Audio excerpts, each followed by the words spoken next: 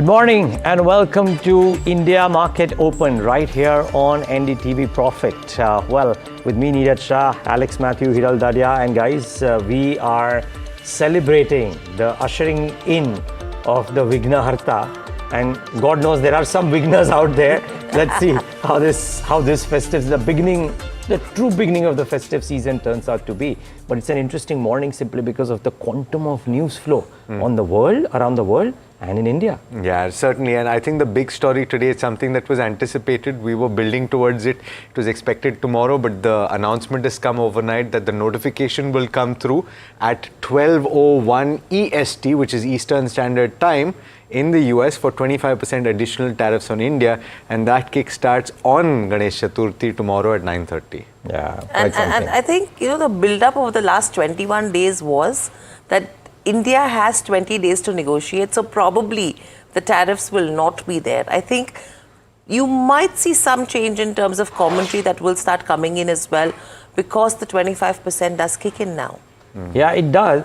So, yes, you are right. The other thing would be that I think all the major global voices which have spoken said that eventually this will be negotiated lower. So I think the belief will now be that the bark is much worse than the bite will be.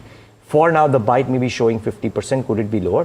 And two, just as everybody else has said, and even our 920 guest today, Trin Nugent, in her ex-post has said, it may not really have a major impact on India per se, except for specific sectors. Now, let's see if GST and some other special packages solve that or no. But India is not the only one, apparently. Yeah, India is not the only one. There is more. And we'll get to that in just a bit. Let's talk about what happened globally, right? So, first off, in the US, you had stocks that dropped, erasing some of Friday's rally. You had the dollar that climbed with the DXY up about 0.8%. I'm talking about the dollar index. And 9 out of 11 S&P 500 sector indices lost ground. You had consumer staples, you had healthcare that dropped the most, over 1% each.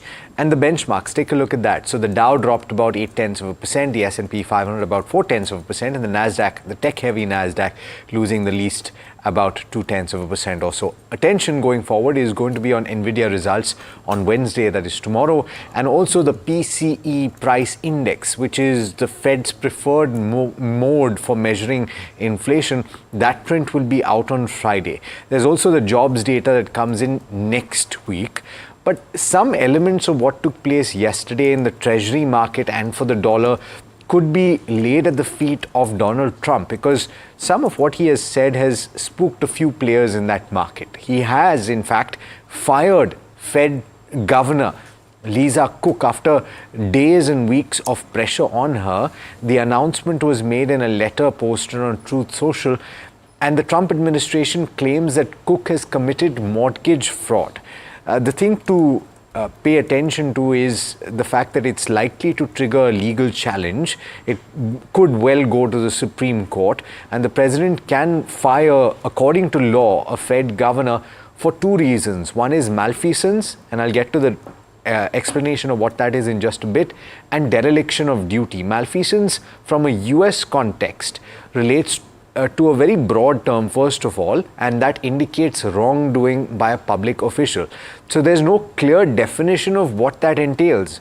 And so therefore they have an argument to make if they are able to prove that there was indeed mortgage fraud.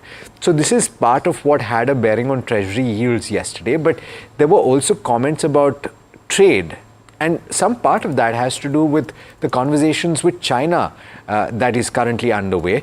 And China, of course, as you know, has the world's biggest reserves of rare earth.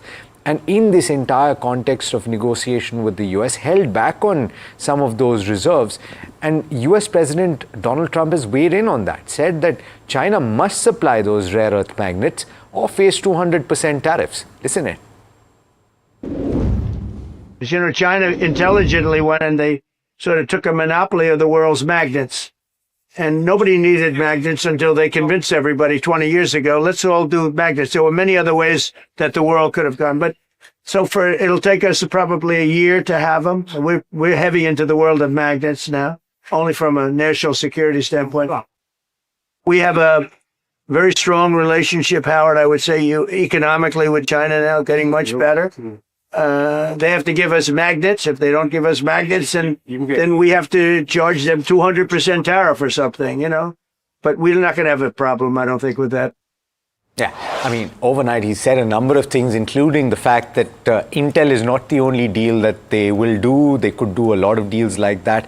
And he also met with the new president of South Korea. And in that meeting, he spoke about his great relationship with North Korea's leader, Kim Jong-un. And he said that he hopes to meet Kim Jong-un in the appropriate future. Of course, the context here is that he has met Kim already 3 times in his first term. And in that meeting with South Korea's new president, he offered to mediate with North Korea. Lee Jae-myung said that he looked forward to Trump's meeting with Kim Jong-un and also talked about the possibility of constructing a Trump Tower in North Korea. I wonder how that will go. Let's also take a look at the Asian markets and see where they are at right now. You have the Nikkei 225 that's down about 1%, Hang Seng is lower, and the Shanghai Composite is also trading with cuts of about 0.2%. But it is important to note, of course, that these indices in China, the CSI 300 index is at a 4-year high, and you also have the Shanghai Composite, which is at close to the highest in 10 years. The implied open at this juncture pointing to a bit of a negative start for the Indian equity market. But this morning we've got Richard Yetsenga, who's a chief economist at ANZ Group, joining us. Richard, thanks so much for taking the time. Question to you, the last time we spoke, we were wondering what the playbook was. It seems like they're going to go ahead with the imposition of that 25% tariff. How do you think that India will likely respond? So far, it's been a measured response. What are the possible responses it can take? Well, I think most economies have taken, at the end of the day, a measured response. If they've threatened things, often it was earlier in this tariff period, closer to April than today, and potentially maybe they've said some things behind closed doors, which we're not aware about in the public domain. So that seems to be the playbook that countries have settled on. My guess would be India follows that and tries to negotiate behind closed doors to end up with a deal that's less punitive than the tariffs that have come into effect now. Richard, good morning, rather good afternoon to you maybe. But in the interim period that details of any such negotiation for India or for some other nation emerges, is that a big issue for an economy like India, wherein exports to the US were what, less than, I mean, in very low single digits, right? I mean, or not even that much. So will foreign voices who look at Indian economy and Indian growth look at this very negatively or otherwise? You raise a good point. In fact, many is probably quite the wrong word. A number of economies are in a similar position to India. It's not about the direct impact. It's about the kind of signal about maybe a sense of losing favour with the US, being a little bit on the outer, of course, and a lot of the trade agreements the US is proposing to other economies have these transshipment penalties in them, which means if you thought you could perhaps end up with product in the US through a different route, they're keen to kind of close those off. So I think you're right. There's no reason for anyone today to think that India's outlook is demonstrably different, given this was expected anyway. But it does make it more difficult for India at the margin. The upside may be if it does prompt some liberalisation steps within India, which opens up markets and maybe break through some barriers which are proving difficult. I mean, that could be something which adds some kind of positives, a silver lining, if you like, to the cloud which is there at the moment. Richard, in the past as well, you have mentioned, that when it comes to Asia, it does have a muscle memory, and this is when it comes to adapting challenges, right? Taking into consideration the tariffs with regards to India, what is the kind of new response that you would see with regards to the new tariff environment? Because India is trying its best, but if India has to adapt to these challenges, how do you see it moving? The global economy has been shifting really since 2016 on tariffs. So we're nearly a decade into this new environment. And it hasn't just been tariffs, of course. It's been kind of the geostrategic flux, which has made countries focus more on their supply chains. India does have the additional challenge of energy imports and where those might go over the period ahead, given the apparent US concern about some of India's energy imports. But even there, we've even seen in Germany, for instance, quite a substantial energy shock a couple of years ago. And with some focused government policy and some efforts to come through, come up with some alternative ways of delivering that sort of meeting its energy needs, the economy's been able to come through. So I think maybe the key message is governments need to be active in responding and recognising the imposts which are there. But the world's not deglobalising. I mean, the US is imposing tariffs. So there are still plenty of opportunities to defray some of those costs. Right, so plenty of opportunities that do lie. But thank you so much, Richard, for joining us on the show at NDTV Profit. Always a pleasure to speak to you. But moving on, Alex has taken us through what's happening around the world. Let's understand what actually happened in the Indian markets for a quick recap. You had the benchmarks which actually outperformed the broader markets in trade in yesterday's session as well. Clearly, it was IT which was an outlier. Strong momentum that did come in terms of IT. Now, for how long the party continues is what we need to wait and watch and see, because a lot of brokerages have turned positive as well when it comes to the IT sector. Infosys, TCS, HCL Tech, these were the names which actually led the gains. In fact, if you talk about Nifty 50 as well, it's ended in the green and gained for almost 7 out of the 8 trading sessions. Apart from that, if you talk about media, that has emerged as the top loser. The reason why media has been under pressure is mainly on the back of Nazara, because that has been a stock which has been under pressure on the back of the Online Gaming Act. Pharma extended gains for 2 consecutive weeks. Bank Nifty and financials also extended a loss for a second consecutive session in a row. And if you talk about the FMCG, third consecutive session of losses is what you've seen on this sector. The broader markets overall actually remained flat in yesterday's session. You had names like Vodafone Idea and Jubilant Foodworks. These were the top gainers, whereas Sundaram Finance and Emami were the losers in the mid-cap space. If you talk about the small cap, eClerx and Action Construction, both of these saw some good momentum as well. I think the question today is going to be, are the sectors, Neeraj, which probably will see tariff impact, see pressure or not? Because textile already has been under pressure last 2 days. Names like Gokaldas, Keytex are seeing a downward pressure momentum. And whether the party continues for IT in today's session as well. Yeah, very likely. But actually, just before we get to the specific sectors, some data which I borrowed from the Ikigai newsletter. So they speak about India's large emerging market underperformance and what that typically does in the when such instances have happened. So Pankaj Tibrewal points out that MSCI India index has underperformed MSCI EM by 18% since mid-April 2025 and almost by 25% in the last 1 year. North Asian markets like Korea and Taiwan have actually seen strong performance in USD terms. Korea is up 34%, Taiwan up 44%. This underperformance by India is the highest in the last 15 years on a TTM basis.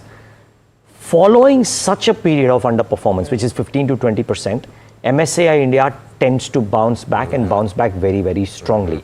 Now, whether this happens today, in the next 1 month, in the next 6 months, anybody's guess, right? Because we could stay sideways for a long period of time, but remains to be seen. You spoke with Victor van der Lind yesterday, right?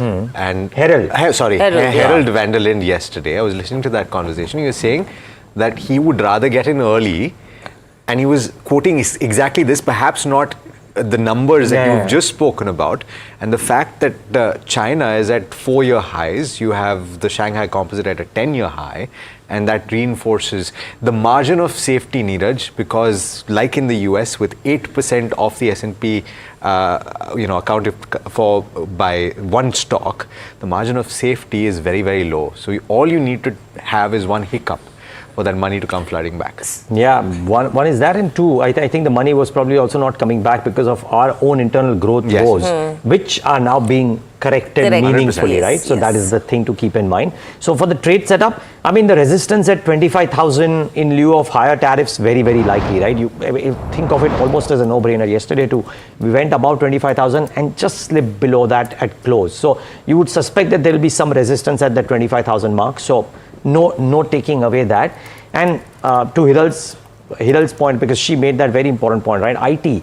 And it may continue the uptick in light of the large underweight positions that the street currently has. Remember though, IT also came off the highs of the day yesterday, 2.8% high, ending up about 2.37%. So interesting to see. But if there is one sector that you may want to bet on currently because of rate cuts, global exposure, blah, etc., it's probably IT. Let's see if it withstands the overall sideways to mildly downward possibility of the session today. I wonder if the derivatives data shows that as well. And let's go across to Puneet to kind of highlight what went ahead in the derivative piece yesterday. Puneet, what has stood out?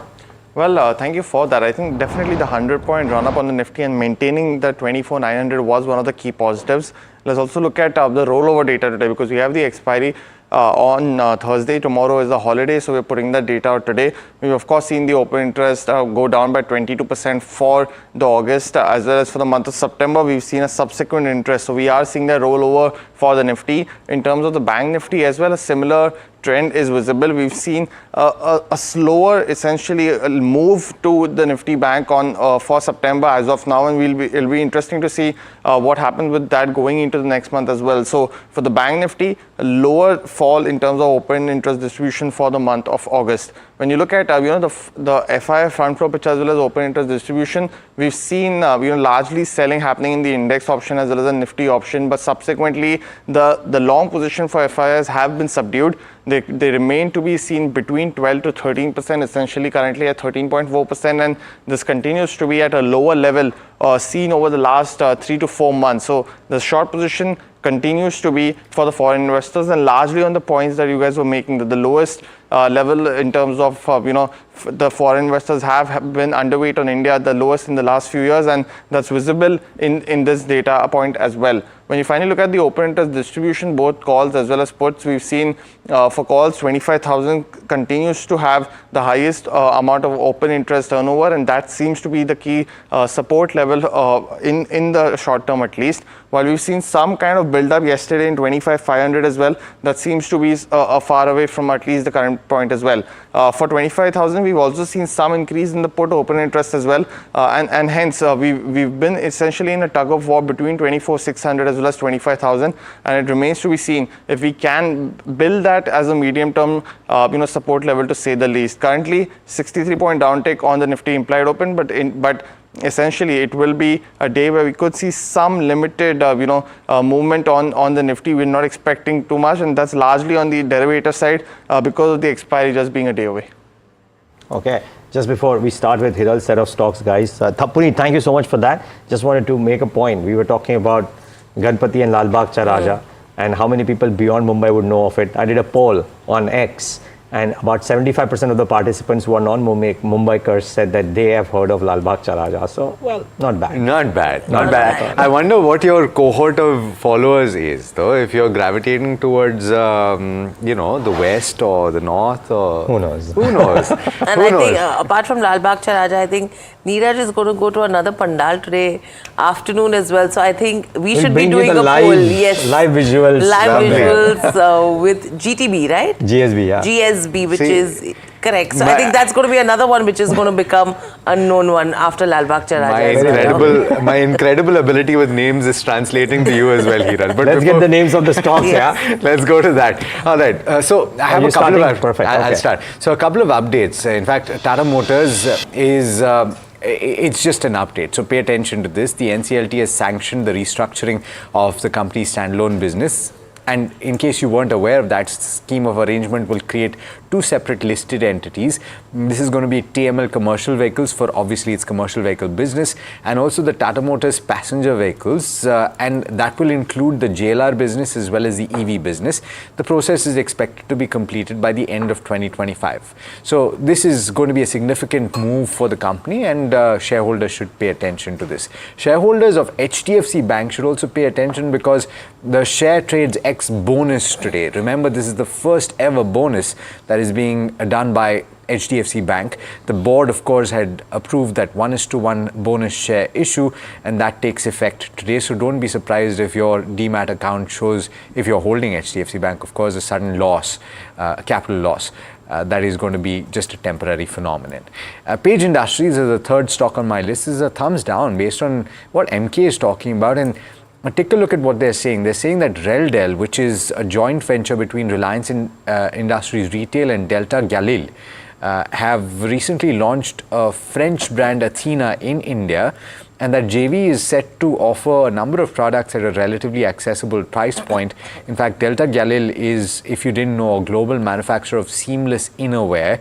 It sells products under various brands including Adidas, Columbia and Tommy Hilfiger. The price difference is about 15% or thereabouts. So the point is that there is increased competition, and that might not be the best for Page. Increased competition, that's always been one of the concerns when it comes to Page Industries, because you have a lot of unorganized players, a lot of smaller regional players that are coming to bite into them as well. So that is a concern which has been there for quite some time. But let me take you through the stocks which are on my list. On number one, we have Page Industries. That's a RBL Bank that is on my list. Now, the news is with regards to where the QIP raise goes, and this is for up to almost 3,500 odd crores. This was approved on the 7th of August of 2024. Now, they are looking at a debt raise as well of up to almost 3,000 crores, and the approval has been taken for a period of around 365 days. Now, due to expiry of approvals, another approval is being proposed, and the proposal for QIP and a debt raise is being considered by the board. In fact, the meeting is proposed to be held on the 29th of August, which is on Friday. In fact, Somit in his khabar confirmed as well, had mentioned this on that RBL Bank on the 30th of July will be considering a potential fundraise. In fact, if you talk about the impact, if 3,500 crores QIP is proposed, this could be a large fundraise. And in terms of the market cap, we know 15,700 odd crores is the market cap of RBL Bank, and the price to book value comes into at around 1 times. The fundraise of 3,500 crores could mean almost a 22 to 23% in terms of the current market cap. So watch out for our RBL Bank in trade. The other one is a Paytm. Now, they've said that they are investing in the subsidiaries via a rights issue. They've said they will invest in Paytm money, and this will be to the tune of almost 300 odd crores and almost 155 odd crores when it comes to Paytm services. Now, what does Paytm money help users do? Because you're talking about a 300 crore investment coming in there. It mainly invests in mutual funds, stocks, IPOs and bonds. In fact, they do SIPs for regular investing as well.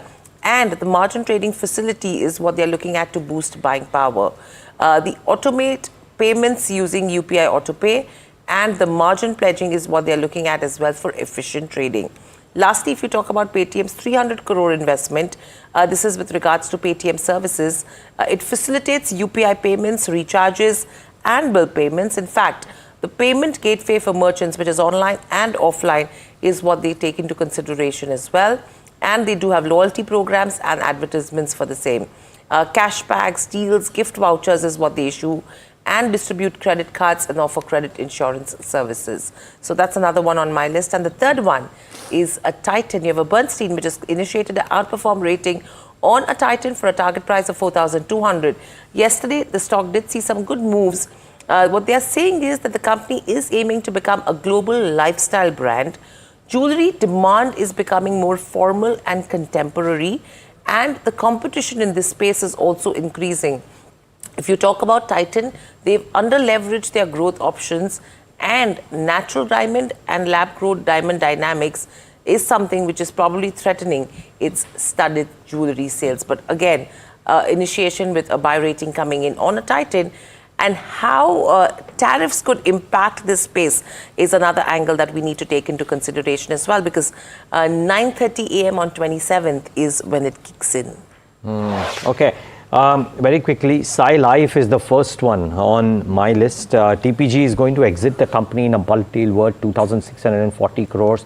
Will sell about 14.72% stake at 860 rupees per share, about a 5.2% discount. So keep an eye out for this one. It had an upgrade yesterday from Jefferies, despite that ended lower, presumably because of this piece of news that was going to come.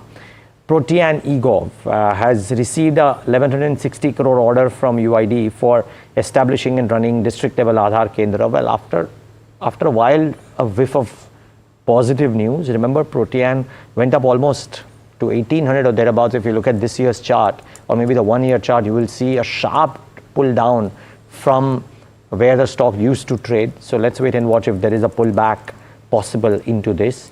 And yesterday's hero in terms of news flow, at least, Mazagon Dockyard. Now they've come out and in good corporate governance signature clarified that it has been in no negotiations with the Defense Ministry since January 2025 for the 70,000 crore submarine project.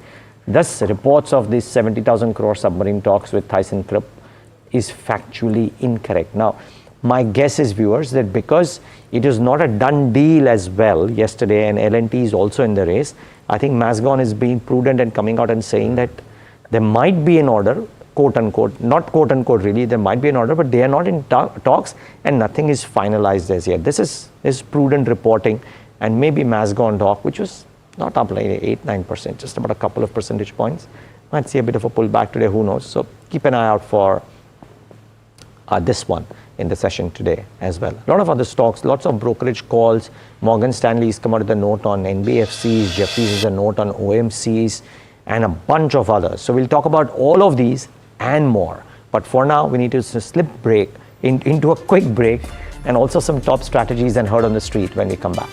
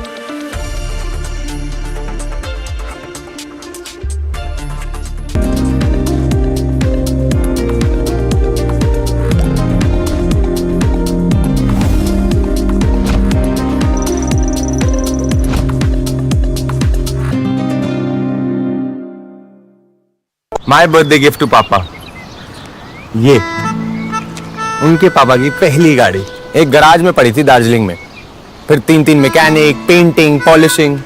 जब इसे finally घर लाया ना, तब लगा life में grow किया है।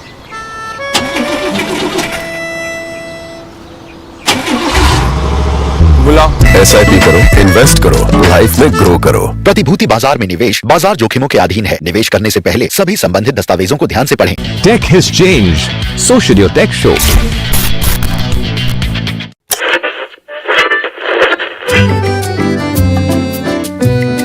They're the force behind some of India's most respected business empires.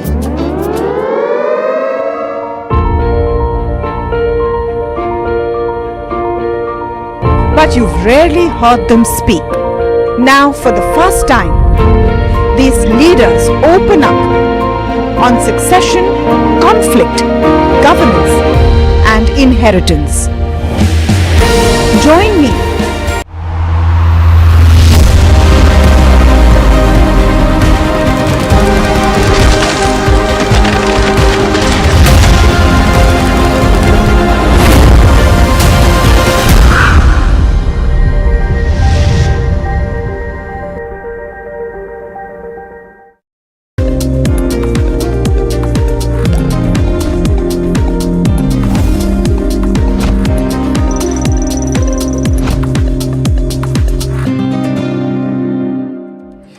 Welcome back. You're watching India Market Open, and one of the big stories that we're tracking this morning before the start of trade is the fact that the US has notified that those additional 25% tariffs will come into effect tomorrow at 9:30 Indian time.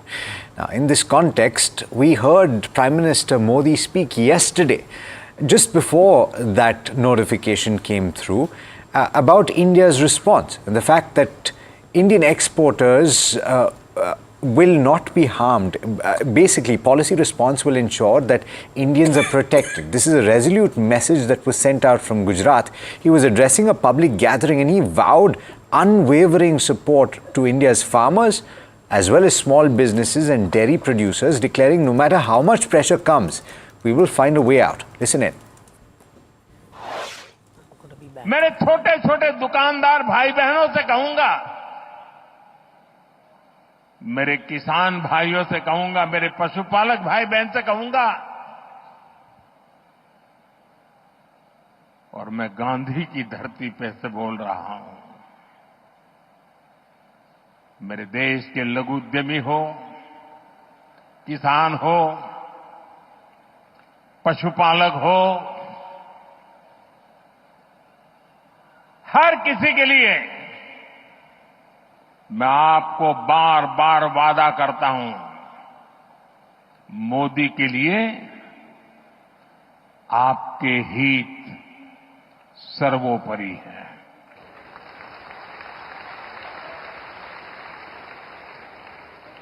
मेरी सरकार लघु उद्यमियों का, किसानों का, पशुपालकों का कभी भी अहित नहीं होने देंगी। दबाव कितना ही क्यों ना आए, हम झेलने की अपनी ताकत बढ़ाते जाएंगे। That's one statement and a very powerful statement that is being made, but then he's following through on that. In fact, key ministries are likely to meet Prime Minister Modi and the PMO at 3 p.m. ahead of that 50% tariff imposition, and Rishabh is joining in with some of the key details about what is on the agenda. Rishabh, we've been waiting for a response. I guess something could emerge after that meeting with the PMO. What are you hearing? Right. The main agenda of this meeting is expected to be a review of the export promotion mission that was actually announced in the budget in February and hasn't been launched yet. But what we're hearing is that it could be launched with a 25,000 crore rupee outlay. Now, remember, this comes with two sub-schemes. One is Niryat Protsahan and one is Niryat Disha. Under Niryat Protsahan, the main vessel of support for exporters will be export credit finance. That is number one. And under Niryat Disha, you have targeted support for export compliance, for diversifying to newer geographies, branding, marketing. You have trade promotion stuff coming under Niryat Disha. So about 10,000 crores is what we're hearing has been assigned for Niryat Protsahan, about 14,500 crore rupees for Niryat Disha. This export promotion mission is awaiting clearance. It is currently with a panel within the finance ministry, the expenditure panel. They are going through it, and it will continue. Then it will move to the cabinet for approval for a fast rollout. So that is what we're picking up in terms of this key meeting today. Thank you, Rishabh, for that. This meeting is going to be absolutely important as well because the Trump administration has actually notified that tariffs do kick in from 9:30 a.m. on the 27th of August, which is tomorrow. But let's get in Manishi Rai Chaudhary, CEO of Emor Capital Partners. Manishi, good morning and welcome to the show. Always a pleasure to speak to you. Hiral on this side. We have now received the notification that it is happening. 9:30 a.m. is the time on the 27th. Not too much of a change that does come in because all of us know what the impact is going to be.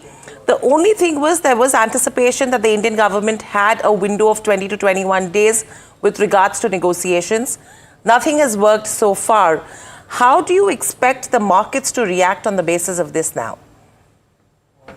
Well, the markets have already had, a flavor of, the kind of, sentiment depression, if I may use that word, could occur. So this has been well telegraphed. So I wouldn't think that the market would react immediately.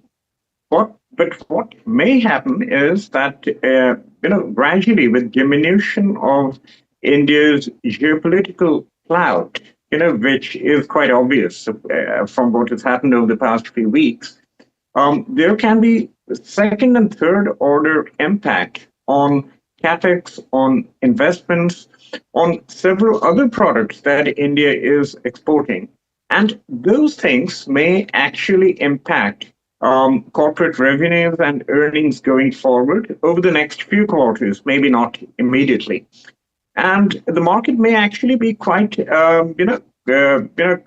sort of adept, or, the market may actually anticipate that going forward. So, the long-winded response but in a nutshell, I would say that one would have to brace for, further underperformance on the part of India. India has already underperformed quite a bit compared to the global emerging markets. And I would think that, at least in the near term, that might continue. The only saving grace might be the large, domestic stimuli that's coming through. We have already seen that in both in monetary and fiscal measures. We could see more of that from what we are hearing. Got it. Manishi, one thing is the economic impact on specific sectors. The other is how much would it impact the markets as well? And my question to you is this underperformance of India relative to the EMs baking some of this in? Because I would guess the problem was twofold. Growth was suffering and the tariff piece didn't work out as we thought. Now, growth is being tackled. Is this discounted enough, or do you reckon it can have a further impact on markets? When you say growth is being tackled, yes. I mean, there has been monetary and fiscal stimuli being pumped in. We have seen a jumbo rate cut from RBI. RBI has a lot of avenue to cut rates further. The real policy rate of India is about 4%. It's almost never been this high, except for 1 or 2 occasions in the past decade. So RBI has a lot of room to cut rates going forward. The government has, in the budget, given a income tax stimulus, a direct tax stimulus over there, and now they're coming up with indirect tax stimuli as well.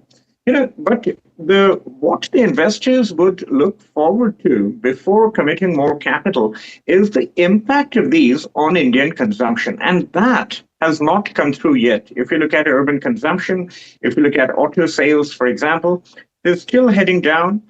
If you look at the commentaries that are coming in from both consumer staples and consumer discretionary markets, they are sounding increasingly cautious. So I think investors would want to have a flavor of the earnings estimates bottoming out and beginning to move up before committing more capital. That's an important point that you raise. Manishi, the point is, however, and a counter argument to that, and hi, good morning, Alex here, is that if you wait too long, you might just have the horse bolt and then you'll be left with a loss of opportunity. In the context that you have major global markets that are running significantly hotter than India, and so there is a valuation gap to that extent, is there a case to say purely on the back of that foreign institutions must look at India with more attention than they have in the recent past? A simple answer to that, Alex, would be not yet. Okay. Yes, the other markets, other Asian markets have been hotter than India. We have seen Hong Kong move up 25%. We have seen Korea move up 30%. These markets, despite this huge outperformance, are way cheaper than India. I mean, today, Hong Kong trades at about 11 times price earnings multiples, Korea at about 10 to 10.5 times. Korea's valuation discount to Asia ex-Japan is about 28%. And the long-term average valuation discount, Korea has always traded at a discount, but the long-term average is about 20 to 22%. So it's still below the long-term average. So despite the fact that these North Asian markets have outperformed India massively, investors can still find much cheaper pockets in these markets than they can find in India. And more importantly, many of these markets and many of the sectors within these markets are actually having earnings estimate revision upwards. Just yesterday I published a report on this where I could identify about 11 country sector combinations which are having a consistent earnings estimate upward revision. None of those sectors are from India. many are from Hong Kong, Korea, China, even if you're from the Southeast Asian pockets. So I think lots to watch out for, and I think the domestic sectors is something, as you mentioned in the beginning as well, that could see some bit of resilience right now, and probably that should be a space one should be watching out for. Thank you, Manishi, so much for joining us on the show and sharing the views. And categorically, we did play the Prime Minister Narendra Modi might, but he's clearly indicating the support to small entrepreneurs as well as farmers. But let's not forget, there is an impact on individual sectors as well. You have textile, which has been trading under pressure. Gems and jewelry is another one which does get impacted as well. But let's head across to my colleague Somit, who's joining us to tell us more in terms of all the sectors which now will actually see an impact because the tariffs kick in tomorrow. Somit, over to you. Well, yes, India and US trade relations are not small. In fact, US is one of the largest trading partner for India in FY25. India exported goods worth nearly 86.5 billion to the US market, which is nearly 2.2% of India's GDP. But do remember that 50% tariff, which is getting applicable from today, will be applicable only on the 67% of the India's export to US. The remaining 33% come under the Section 232, which is generally the pharma products and some electronic items as well. Now, this 67% translates to around 58 billion US dollars, which is nearly 1.5% of the GDP. And theoretically, as per analysts, a 50% tariff could slow down India's GDP growth rate by anywhere from 70 to 80 basis points. So that is the impact that we are seeing when it comes to the economy. But when it comes to sector-wise, auto sector could get impacted because most of the auto ancillaries have a large exposure to the US market. So now BLW, RK Forging, Bharat Forging have an exposure of nearly 25 to 40% to the US market. Tata Motors has an exposure of 23%, followed by Samvardhana Motherson, Balkrishna Tyres, Sansera Engineering and Apollo Tyres, where the exposure to the US market ranges anywhere between 3% to 18%. But again, the exact impact on these companies is still not known, given the fact that these companies have plants in other regions as well. They could shift the exports that they are currently doing from India to those plants as well. When it comes to the chemical companies, UPL could stand to get impacted the most. 20 to 25% of its revenue come from the US market, followed by SRF and Jubilant Ingrevia, which gets around 9% of its revenue from the US market. But these are the companies that have disclosed this revenue that they earn from the US market. But there are a host of other companies that export to the US market. To name a few, Aarti Industries, PI Industries, Atul, Navin Florin, there is Deepak Fertilizer, Vinati Organics, Alkyl Amines and Gujarat Fluoro as well. When it comes to the textile sector, US accounted for nearly 28% of India's textile export. And which are the companies that stand to get impacted the most? Firstly, it's Welspun Living, which has nearly 63% of its revenue coming in from the US market, followed by Trident and KPR Mill, which get around 19 to 38% of the revenue. Then there is Alok Industries, Himmat Singha and Arvind, where the revenue that they get from US market ranges anywhere between 37% to 83 odd percent. Then there are seafood exporters, which are the shrimp exporters and shrimp feed exporters. Those companies are Avanti Feeds, Apex Frozen Food and Waterbase, and their exposure to the US market stand anywhere between 14 to 63 odd percent. When it comes to consumer companies, not many companies that have exposure. Few rice companies that export, LT Foods and KRBL, which have around 10 to 39% of their revenue coming in from the US market. And then there is Tata Consumer, which has just 12% of its revenue coming from the US market. When it comes to the new energy sector, no direct impact to any of the utility companies. But then there are solar PV module companies which could stand to get impacted, because for Vari Energies, if you look at, nearly 57% of their order book is from the US market. But for Premier Energies, it's just 1% of the order book, but they had plans of expanding in the US market, so that could come under risk going forward for Premier Energies. And lastly, when it comes to the oil and gas sector, no direct impact, but if India stops sourcing the 35 to 40% crude that they're currently getting from Russia, that this could lower the discount that they're currently getting on crude. So currently they're getting a discount of around $1.5 to $2 per barrel, and if they change their crude sourcing strategy, then the crude cost will increase by around $2 per barrel. And if that happens, then the marketing margins for the oil marketing companies could take a hit. Here around 0.5 rupees per liter impact comes in with a rise in crude prices of around $1 per barrel. So the EPS impact or the EBITDA impact for RIL could be around 3 odd percent, and for OMCs it could be as much as 10 odd percent. But then there are a host of sectors that we also need to keep an eye out for that get least impacted because of this Trump tariff. There is IT services, then there is FMCG, telecom and real estate. For telecom, real estate and FMCG, nearly 95% or more than that of the revenue comes from the domestic market. For banks, insurance, power, steel, and capital goods company as well. More than 95% of the revenue comes in from the domestic market, so they get least impacted from this Trump tariffs. Wow. Well, that's the sum and substance, right, viewers? Thanks a lot for that, Somit. And as our guests come in, I have one key question to our fundamental guest for the morning, Sunny Agarwal. He and Kunal Rambia join in to talk about their thoughts. Sunny, would it be a case of relative advantages and disadvantages as well? Let's say, for example, for sectors like textiles, chemicals, where India directly competes with China. Donald Trump has said that if China doesn't negotiate, he will jack up the tariffs to 200%. China may retaliate, which is fine. But if India's tariffs are not substantially higher than China, will chemical companies, select textile companies be able to still compete with that 50% tariff? Yeah, good morning, everyone. I think definitely, I think everything is relative. If our competitors are at a higher tariff rate, India can be at an advantage. But one has to keep in mind that at such a significantly high tariff, whether the consumption in the US will be impacted, that is the key point one need to ponder upon, because absorbing such a high tariff is not feasible by any businesses. 25-50%. All these businesses operate at 10 to 12-13% kind of EBITDA margins, and absorbing such kind of tariff is next to impossible. So I think ultimately it is the US consumer which is going to bear the higher tariff, and they are going to pay. At such a higher tariff, even if we are at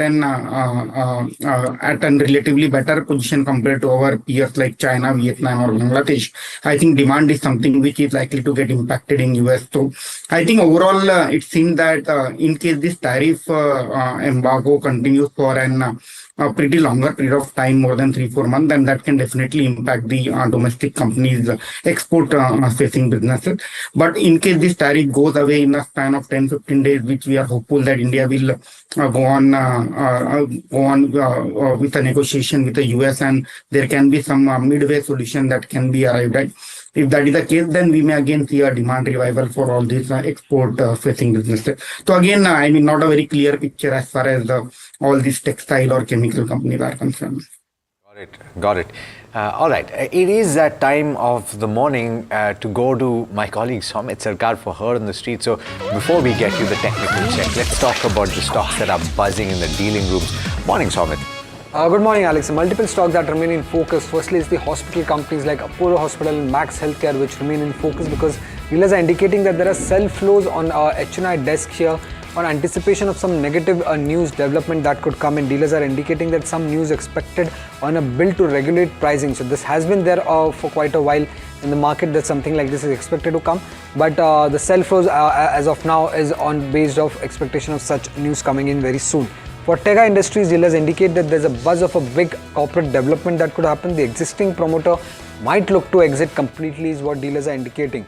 For Force Motor and Kernex Micro, there's a buzz of some order win announcement that could come in for both the counters. For Force Motor, dealers are expecting some defense order win to come in soon. For M&M and Indigo, dealers are indicating that there are sell flows seen at higher levels on institutional desk for both the counters. For Sagility, there's small sell flows seen on anticipation of a potential block deal that could happen soon in this counter. And when it comes to AB Fashion, dealers are indicating that there are buy flows on institutional desk. Both foreign and domestic institutions have been buying this counter. And RBL Bank was part of our segment on August 14, where we did indicate that there could be a possibility of a fund raise very soon. And yes, the bank has announced that they will be meeting on August 29 to consider fundraise. So keep an eye out for RBL Bank as well. The possibility is that there could be a Middle East investor that might be interested in investing in company. Okay. And wasn't it on your list as well today? So certainly various reasons that RBL Bank is in focus. It was on the same thing in terms of the fundraise, right? Meeting. Yeah, absolutely. So let's figure out on the technical levels that you need to watch out for at the start today. And then we'll get into individual stocks with both Sunny as well as Kunal. Kunal, but good morning to you. What is the index strategy that you would have today? Good morning, Alex. Thanks for having me on the show. So as far as the Nifty is concerned, again, it's been almost 105 trading, the regular days, calendar days, and 74 trading sessions. The Nifty is in sideways consolidation itself. The support is placed at 24,850 and the resistance is at 25,150. I would advise our viewers to actually stay away from the indices for this week because it's a truncated week. Tomorrow we are heading for holiday, so better to start trading on index from the next month itself. But these are the levels to watch out for if someone wants to place intraday trades. And for Bank Nifty, the support is at 54,900. Resistance is at 55,700. That's a broad range which one can keep in mind for option trading as well. So if you're staying away from the index, what are the individual stocks that you're suggesting that people consider investing in or trading in? So Alex, the first counter which I like the most is Kolpal. Now this counter has not really performed, but in the recent times it gave a decent bounce from 2150 to as high as 2300. It's been in sideways consolidation, but now the momentum is picking up and yesterday's volumes were pretty good. I think it's making higher top, higher bottom. Considering that, one can initiate a buy on Kolpal with the stop of 2250 and the short-term target can be 2400. If that target is achieved, again, we'll keep trailing the stop loss and we'll hold it for the entire month. I think this is the beginning of a new rally. The second is Coal India. Again, sideways consolidating counter, but it's still in the positive trend with sideways consolidation in the recent times. So with the stop loss of around 370, which is the recent bottom, one can go long and the targets can be 400. This is a short-term trade. And the third is Swiggy. After the recent announcement of removing this counter from index, I think there was some kind of profit booking, but trend is really strong. It's available near the support itself with the stop of 415. One can initiate a buy with the target of 440. So out of three counters, the Kolpal is the positional one. The other two can be short. Okay. So these are the topics coming in. But Kunal, let me talk to you about a couple of sectors that actually get impacted on the back of tariffs. Let's talk about textiles as a sector now. Yesterday, the entire pack did see some bit of selling pressure. Now that they do kick in, the pressure probably will continue as well. What would you advise investors to do with textile companies at the levels that they're trading right now? And any recommendations on this? Good morning, Hiran. So obviously, we have already seen the effect on the counters. The counters have already come down too much. If I just take an example of Arvind, in the recent time, this counter which was trading near to the highs of around 400 is now trading at 290. So, market always discounts these informations well in advance. I think right now, most of these counters are available near good support. I'm not asking anyone to, initiate the buy at this level, but if counters see some kind of consolidation near the present level, and if we see an uptick of higher top, higher bottom on technical front, I think one can definitely initiate buy. So the best counter which we have shortlisted for now is Arvind Limited itself. Counter is trading at 292. I think 275, 280 is a strong support. Considering that, keep a watch on it. If there is a momentum, then with that stop loss, one can definitely initiate a buy. IT was the best performing sector in trade yesterday, but given what has happened overnight and everything that we know so far, you could see a little bit of pressure at the start. I wonder, however, it's anybody's guess. So before we get Kunal's view though, Sunny, I want to know from you, based on what we know, few more people than a couple of weeks back are turning positive on the sector. Are you positive on a few names? And if so, what is the pecking order? Yeah, IT, I think most of the negatives are already in the price, and in case there is an improvement in demand environment as far as IT sector is concerned, I think few names which we like among the IT, so frontline companies, HCL Tech is a name which we are bullish on among the, and along with that Wipro, where we have seen better than expected numbers during the first quarter and expected of execution of a deal pipeline over the period of next 2-3 quarters. So these two names from the frontline counter. Among the tier 2, tier 3 players, I think companies like LTTS and Coforge, basically these are the two names which we are bullish on. And among the small cap pack, we believe the companies like First Source Limited, which is likely to grow at 12 to 13% over the period of next 2 years. So First Source is our top pick among the small cap names. Okay. Hang on. What we'll do is, I think, take a very quick break on this note. We'll be back with some more ideas, the pre-open session around the corner. Let's see how the markets react to the notification of the 50% or the additional 25% duty on India.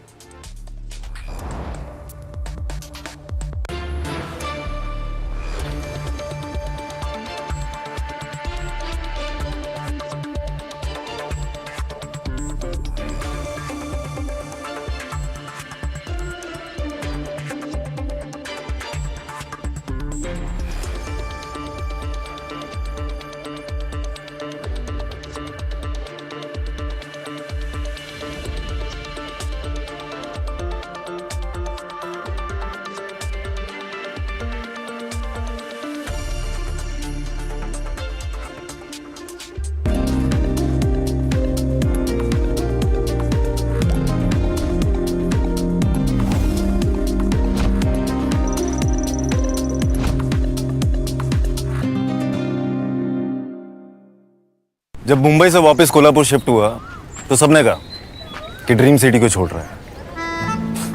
Dream city, तो मैंने कहा dream में तो यही गलियां आती हैं। तो जब ये रियलाइज हुआ कि कुछ बड़ा करने के लिए बड़े शहर में रहने की जरूरत नहीं है, तब लगा कि लाइफ में ग्रो किया। कशित आई, ऐसे बॉय मिलते मुंबई में, चांस ही नहीं। SIP करो, इन्वेस्ट करो, लाइफ में ग्रो करो। प्रतिभूति बाजार में निवेश बाजार जोखिमों के अधीन है। निवेश करने से पहले सभी संबंधित दस्तावेजों को ध्यान से पढ़ें। Tech has changed. So should your tech show.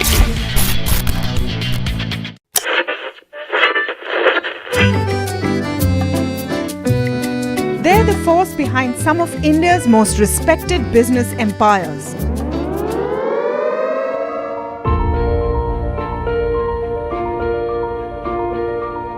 But you've rarely heard them speak.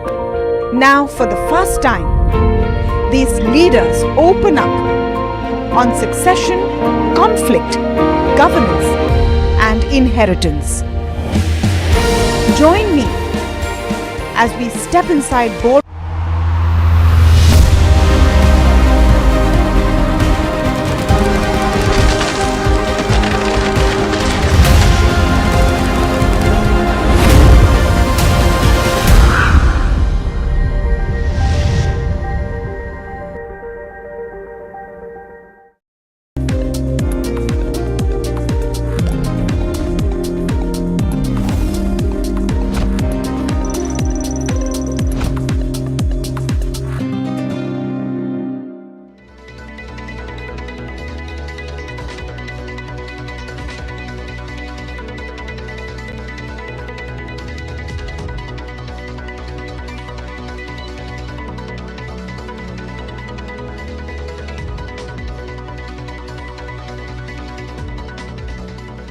Welcome back. You're watching India Market Open. Let's quickly look at implied open because you're seeing a cut of almost around 75 to 80 points. That is what was indicated so far. Currently as well, that it's around 70 points yet again. So 24,920 is what you're tracking in terms of Gift Nifty as well. But let me get in Sunny. Sunny, overall, you know, we've been talking about what happens with regards to where tariffs go. On the other hand, you know, the focus is now in terms of domestic-oriented sectors as well, because they are the ones which are resilient when you talk about any global impact. Which are the sectors that you would recommend that would be on your top buying list right now? And within that, your top picks? Yeah, Hiral, as you rightly pointed out, the focus has shifted to domestic driven stories, and within that too on a consumption basket post announcement of GST rationalization by Honorable Prime Minister on Independence Day. What I feel is that auto is one of the key beneficiary in case the GST rate cut is implemented as soon as by 20 or 22nd of September. And within auto pack, what we like is that within two-wheeler Hero MotoCorp, which we feel is that trading at a reasonable valuation. Again, among the passenger vehicle, Mahindra and Mahindra continue to remain an outlier as far as passenger vehicle as well as tractor segment is concerned. In addition to that, one small cap name, VST Tractor Tiller, which we feel that the company is doing phenomenally well on small farm mechanization as well as on a smaller HP, lower HP tractor, so VST Tractor Tiller. And we believe auto ants is another way to play this entire two-wheeler as well as passenger vehicle story. So among the auto ants name, we like companies like SJS Enterprises, Lumax Auto, Bellrise Industry, just to name the few. Then coming to a discretionary side, we believe that jewelry is a place to be in, which we believe among the jewelry player. Recently, we have seen a very good set of numbers reported by regional players like Kalyan as well as Senco Gold. So these two names we are bullish on. Hotel as an industry is doing well. Within hotel pack, the frontline name like Indian Hotel as well as a mid-sized fast-growing name like Chalet Hotel we are bullish on. And airline again is a way to play the travel and tourism industry. So travel food services, which is a proxy play on QSR as well as then increasing domestic passenger traffic in the airport. So travel food services is one story to ride on. And we believe that with the government giving push to the domestic manufacturing as well as infra and real estate space, we believe cement is the indirect way to ride the lot of sectors. Sunny, a lot of sectors that you're betting big on when it comes to the domestic markets. I think, I think the investors will have to really sit down with a pen and paper to jot down all the sectors and the names on this. But Kunal, coming to you as well, a quick one in terms of the paper stocks. I mean, small names, majorly small cap companies, but a good rally that we saw across the sector yesterday. Do you think there is further momentum left for today's session as well? And there could be, any calls coming in on that front? Absolutely. Here I'm tracking one counter, which is a JK paper, and I'm tracking since quite a long time.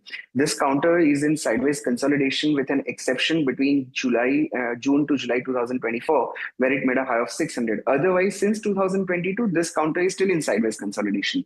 In fact, yesterday's volume were the highest volume recorded in the entire year, and the counter was up by around 17%. So I think now this counter is trying to come out of that broader consolidation of last 3 years, like July 2024. So keep a watch on it. I think if the counter decisively gives a closing above 415, 420 mark, then I think the doors are open till again 550 to 600 kind of level. So yeah, this is a counter which we have shortlisted.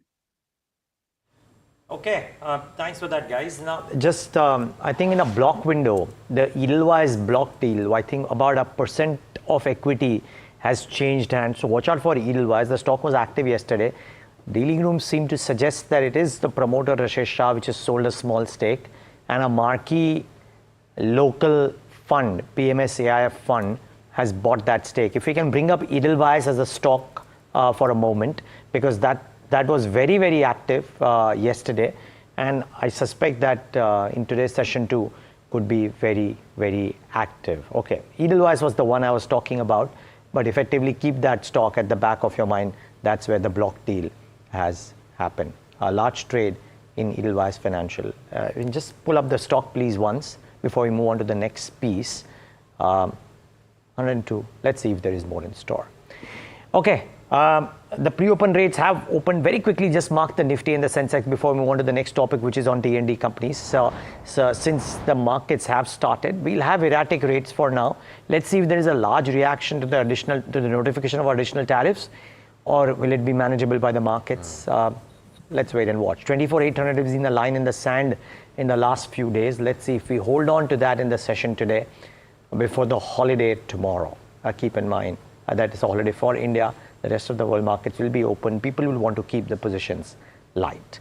Okay, transmission and distribution companies certainly in focus. They are seeing increased buying interest. What's the buzz? Varsha Johnson with a quick deep dive there. Varsha. Well, thank you so much for that. We have been hearing about India adding renewable assets by 2030, but what goes behind lies a huge opportunity over there, which is transmission and distribution sector. Let's see, we can see it from the stock price as well, because a lot of transmission and distribution sector companies have given a good returns to its investors, and despite that, analysts are expecting huge upside potential, even though we have seen a good return. So if you see the upside potential by analysts, that ranges from 8.5% to 40%.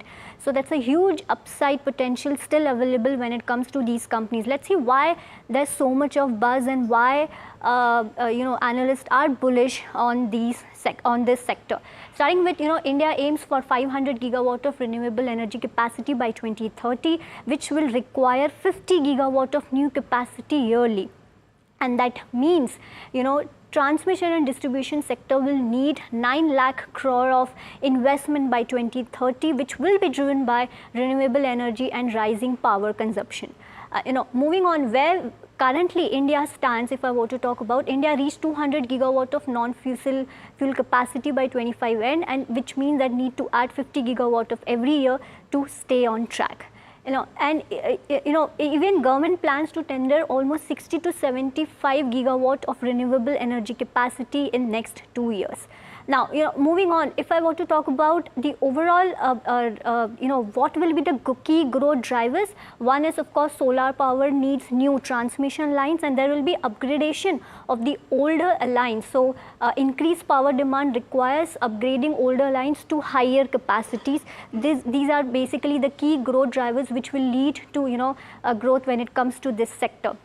Now let's see, what are the order book when it comes to these companies. So Okay, so on to the capex, if I were to talk about, the capex will be over 1.6 lakh crore in the next 5 years, and annual T&D spending is expected to double by 2030. Now, talking about the order book, so these are the order book of few companies. You know, there have been huge growth in order book from FY23 to 2025, ranging from 3x to 5x. Even their book to bill ratio, if I were to talk about, gives us a visibility of, you know, revenue of over for the next few years.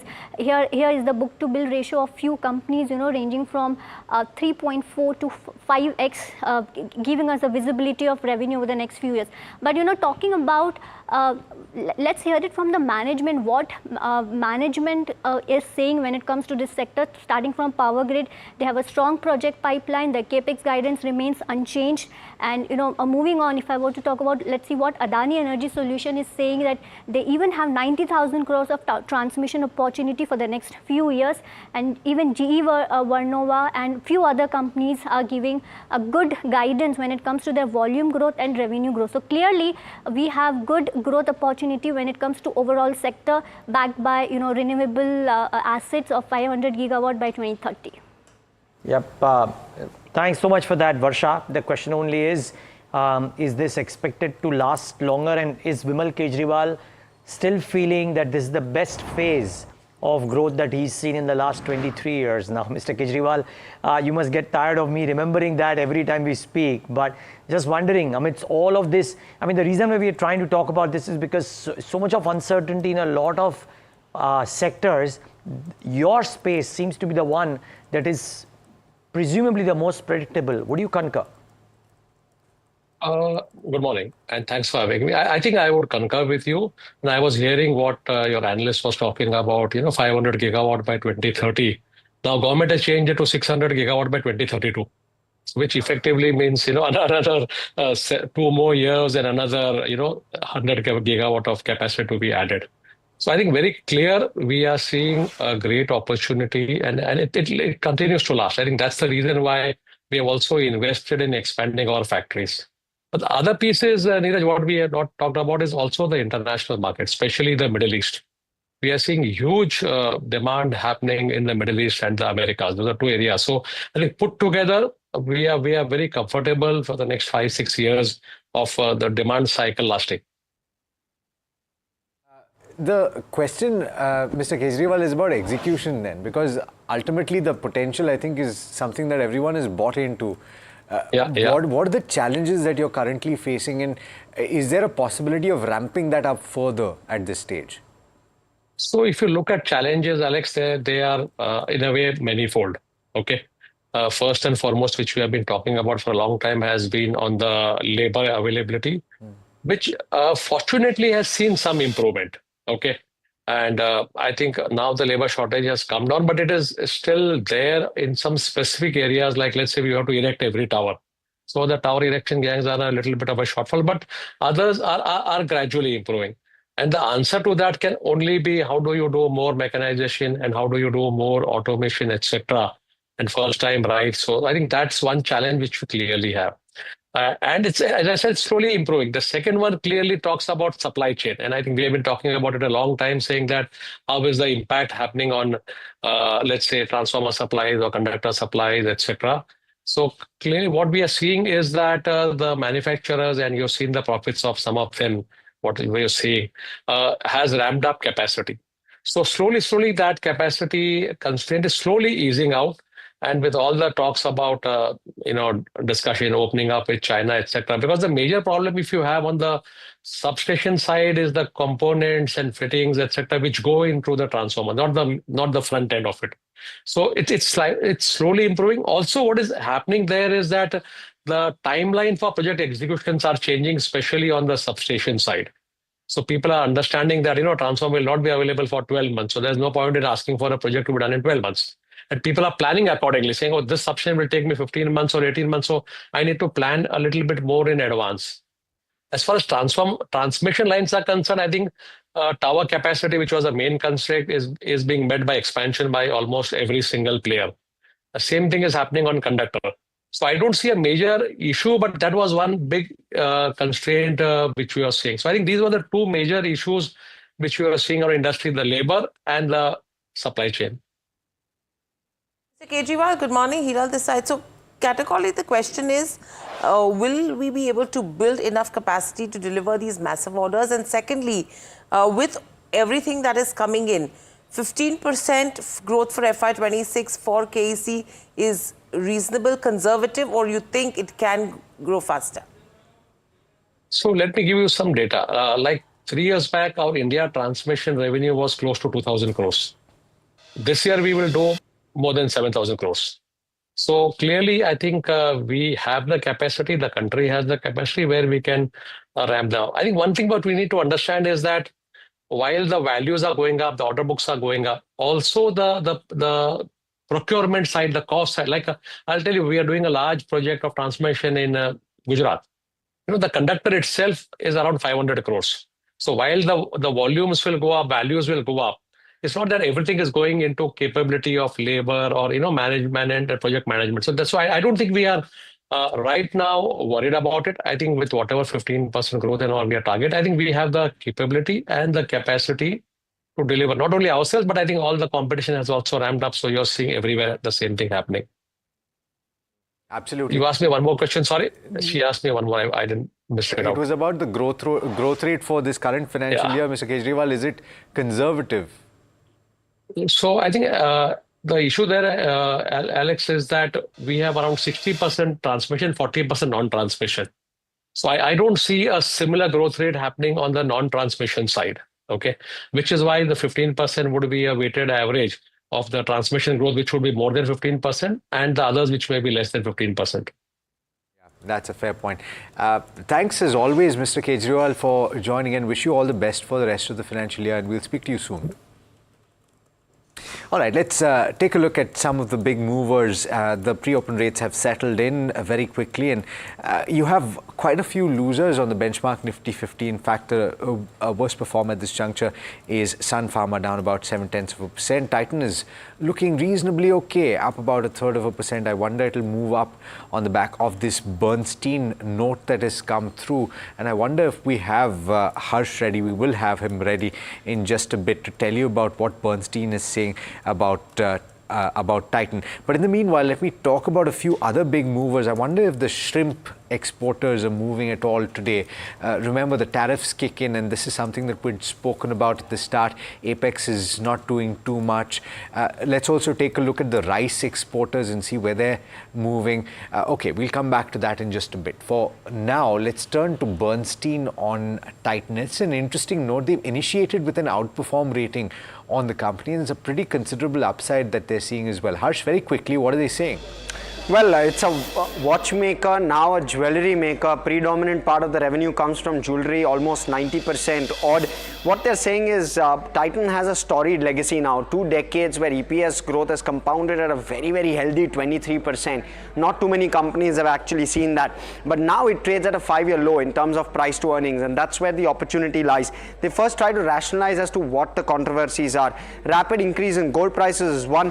Jewelry demand is becoming more formal, is what they're saying, and natural diamond is also threatening the demand. Titan is underleveraged in terms of growth in terms of growth optionality is the key positive that they're seeing here. They're saying international jewelry as well as eye care could be big growth frontiers for the company. They value Titan on the basis of SOTP. They're forecasting an 18% growth and a 25% EBIT CAGR over FY25 to 28. Right, so that's with regards to Titan. In fact, Kunal, let me come to you with regards to where Titan and the other jewelers go ahead of the festive season as well. From a fundamental perspective, probably you'll see buying demand, but what are charts indicating?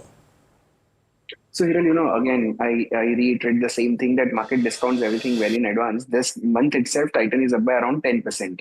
In fact, the bottom was near to 3,300. Now it's trading at 3,600, and it has reached the resistance mark of last 2 years. Counter has not really surpassed 3,700, 3,850 mark.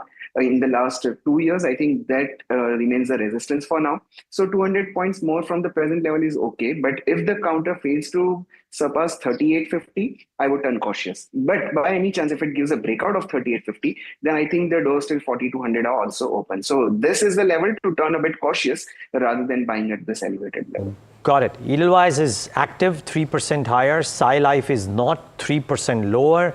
Couple of stocks in news. Signpost, the big newsmaker of yesterday, another 700 crores, but the stock isn't moving for a 15. No, it's the same 700 crores. It's the same 700 crore. Okay, we clarified that. But Sai Life and Edelweiss certainly active stocks. Kunal, any thoughts on either of these two names? Edelweiss 2 days on a trot now has done very well. Absolutely, Neeraj bhai, the counter is shown good momentum, but again, still sideways consolidating. Immediate resistance can be 114, and that can be the potential target. But it's not a positional buy so far on the charts. Okay, so Edelweiss is up and about, just about a minute out. Sunny, is there anything else that you're spotting that is an opportunity beyond what you've already discussed? Yeah, Alex, I think, again, I would like to focus today more on, again, auto sales. I already have discussed that. But again, I feel that auto and auto lines is a sector to be in which offer a pretty favorable risk-reward ratio. And there are many auto lines names which are trading in at a comfortable valuation between 15 to 20 times a 1 year forward price to earning multiple. So I think auto lines... Got it. So, Sunny, Kunal, very quickly, one stock that is on your radar. I think Swiggy should do well with the mentioned stop loss of 415. One can certainly buy. That counter is opening positive also. Got it. And Sunny, will come back to you for you to finish that point, but very close to market open, so I had to cut you there. But keep in mind that it's an interesting morning. Simply, that's the best way to put it. Simply because we do not quite know how the day will shape up, considering the fact that the notification of the additional 50% tariffs has come in. But as we told you, that the overall impact is about 0.7, 0.8% of GDP. Here's how we're starting off, about a 0.25% lower, no surprise there.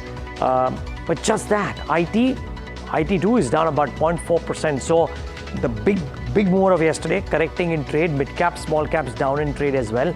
Banks, the domestic facing sector, not doing all that badly. That's the key point. More red than green, I would suspect, on the screen. The only question is, what is withstanding the pressure? Let's get the heat map up on the screen and show you what's moving and what's not. So SBI Life, Titan, HDFC Bank, HDFC Life, you can see all domestic focused sectors doing okay. Some bit of strength in Nestle and Eicher and a Bajaj Auto, but that's about it. Sun Pharma 1.45% lower in trade. There is also a sell call by a key brokerage today. I think BofA has downgraded Sun Pharma, so that one is down. Tata Steel is down, Airtel is down. Actually, it's not necessarily only global focus sectors, right? Because banks are correcting a bit in trade today as well. Volatility is down too. It is not a really big wobble. It is actually akin to a flattish start with a marginal downward bias the way we are starting off right now. So is this the market telling you that this is discounted, or is this just the first few minutes and let's not read too much into it? I would suspect the latter. The first few minutes, let's wait for the markets to rise and see during the course of the day if we have some more selling pressure. There isn't quite much on the gaining side, Alex, to talk about, except maybe a Titan, but a fair degree of losers today. Could it also be ahead of the midweek market holiday? Just not too much action in the way of volumes. We'll have to see how it pans out over the course of the day. I also want to take a look at the broader markets and see where they're at. Just about similar, matching the benchmark, down about 0.25% for the mid-cap index, just about 0.33% for the small cap index. Let's pull up the sectoral indexes. It's more or less going to be mapping that same move that you're seeing in the heat map for the benchmark Nifty 50. So let's pull up the sectoral indices. Yeah, there you go. So more losers than gainers, and FMCG is just about nudging into the green, about 0.1% higher. Not too much in the way of big losers either. Let's look at the bottom of the screen. Pharma is what we spoke about. Sun Pharma, the worst performer in the benchmark Nifty 50. That pretty much is the case in the sectoral index as well. Apart from that, and healthcare, which is losing about 1% or so, not too much in the way of big losers either. But I wonder if there are any movers on the back of the notification that came through on the additional tariffs. And let's look at these in the form of packs, right? So you have the textile pack, and let's look at something like a Trident, let's look at Wellspun Living, let's look at KPR Mills, for example. And I wonder if they're moving too much. Not too much in the way of movers. Trident is down about 0.7%, 0.8% or so for Wellspun. KPR is just about flat. Chemicals, and we spoke about a raft of these and whether or not there's an impact. And they are trading in the red, but not too much of a big move in this pack either. Auto ancillary companies as well, which have a bit of an exposure. You have Sona BLW under a little bit of pressure. Bharat Forge for various reasons. We monitor the Class 8 truck sales in the US. It could have a bearing 1% or so lower in trade today. Shrimp exporters, and we were talking about a few of these names. Waterbase is not doing too much actually. Apex is down about 1.5%, so some impact seen there. Rice companies, LT Foods for one, we were looking at some impact there, but no, it's up in the green today. In fact, KRBL as well, up about 1.6% or so. Let's look at a few more movers, and I must confess that there are fewer stocks on the list today than there are on days in the past. But CLSA on Avenue Supermarts is a note that came through. It is up about 0.8% on the back of that brokerage note. Protean eGov has won an order, 1,160 crore rupees or thereabouts. It's up quite considerably, arguably the stock of the day, and we'll focus on this in just a bit. Bank of Maharashtra, 2,000 crore QIP announced. It's down about 1/3% or so. You have Sai Life, where you have a big deal, TPG Asia likely to exit. It has a bearing on the stock price, down close to 4% at this point. And a clarification coming through from Mazgon Dock Shipbuilders. We spoke about this as well. It was a newsmaker yesterday. It clarified that there is indeed no update yet on a 70,000 crore rupee order for multiple submarines. It's bearing the brunt, but it's effectively erasing what it gained yesterday. So no harm, no foul, I guess you can say from that perspective. I wonder, Hiral, if you have more luck finding more stocks today. Few I've just spotted right now is Protein, eGov and BLS International Services. Both of these on the back of order wins are seeing some smart moves, 11% with regards to Protein, eGov. Again, BLS e-services, International Services also seeing some moves to the tune of around 3 to 4%. From the textile pack, let's pull up Gokaldas and Keytex. I think Keytex is down again, I think 5 to 6% as we speak right now. Gokaldas Exports also seeing a downtick revision to the tune of around 2%. HDFC Bank is trading ex-bonus today, so that will see some bit of an adjustment happening. 1% downtick on HDFC Bank. You have Vedanta also, which is trading ex-dividend today, so again some bit of readjustments happening on that one. 3.5% downtick on Vedanta. And you have a Vodafone, which is seeing some bit of pressure, and this is on the back of the DOT, which has said that they're not contemplating any AGR relief to Vodafone Idea, and this is coming in from PTI as well. So 5% downtick coming in with regards to Vodafone as well. In fact, HDFC Bank, that stock is trading ex-bonus today. Kunal, your views in terms of what our charts indicating for a HDFC Bank and a Vedanta, what would you advise investors to do with both of these? Hiran, so for now, I won't be able to comment on HDFC because the prices are still not adjusted on the price, but on the chart. But for Vedanta, I think, yeah, certainly this counter is still in sideways consolidation. Support is at 430 levels. Resistance is at around 450 levels. So this is the range to keep in mind for short-term trading. But again, momentums are available in other places. So I think one should focus, as a trader, we should be focusing on those momentum holding counters rather than sideways consolidation. Okay, just want to mark something Neeraj spoke about just as the pre-open rates were settling. Edelweiss, that large block has taken place, or large trade has taken place. It is at a high point of the day, up about close to 5%. I wonder if there's a trade here at all. Kunal, would you venture in at this moment, or would you hold your horses? So I'll certainly wait, Alex, for some time. If the counter manages to stay near to this 107, 108 levels, then with the stop of 103, one can certainly initiate a buy and the targets can be 120. But as I mentioned earlier, the positional trade is still awaited. That's the breakout being 125. So short-term trade can certainly be taken, but not a positional trade on it as of. We've lost a little more ground. So take a look at the benchmark now. It's about 0.6% in the red. And in fact, at this juncture, more losers than gainers very clearly. Let's look at the heat map just once again to see if there are any big movers. Yeah, there you go. So ICICI Bank, HDFC Bank. HDFC Bank also you would just take out from that list, but ICICI Bank losing a bit and proving to be a bit of a drag. And the broader market's also losing ground, 0.7% for the mid-cap index, at close to 1% now for the small-cap index at this point, Neeraj. You know, it is now turning out that the start isn't quite the dead giveaway. Kush Bora was making that point that there's a bit of a impact like that the start doesn't quite give you the exact impact of what the market is going to do, which is what we highlighted today as well, by the way. That the early morning trade, the first 1-2 minutes of trade are not quite giving up, but then there is a problem. I wonder though, I wonder if Kunal has mentioned about whether there is a method in going short at these levels or no.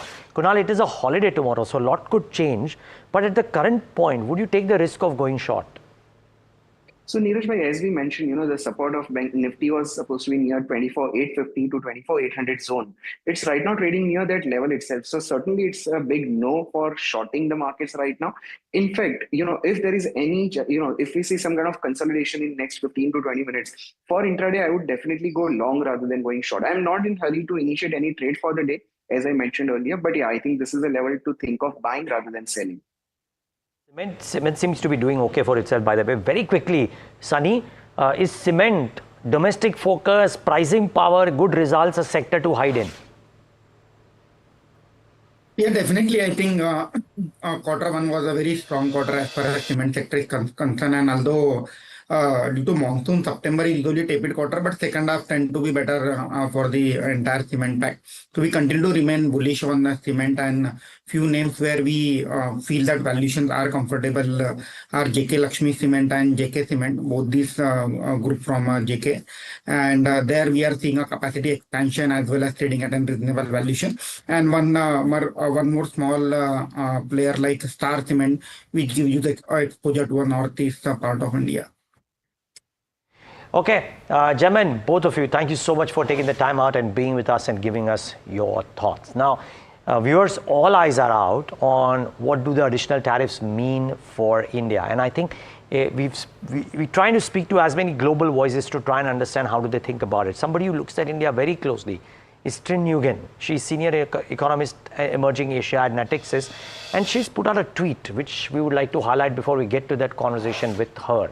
So if you can just show what Trin is saying. She's saying that for the BRICS places, or the BRICS nations, India is the big demand market. They sell more than they import as they have a surplus.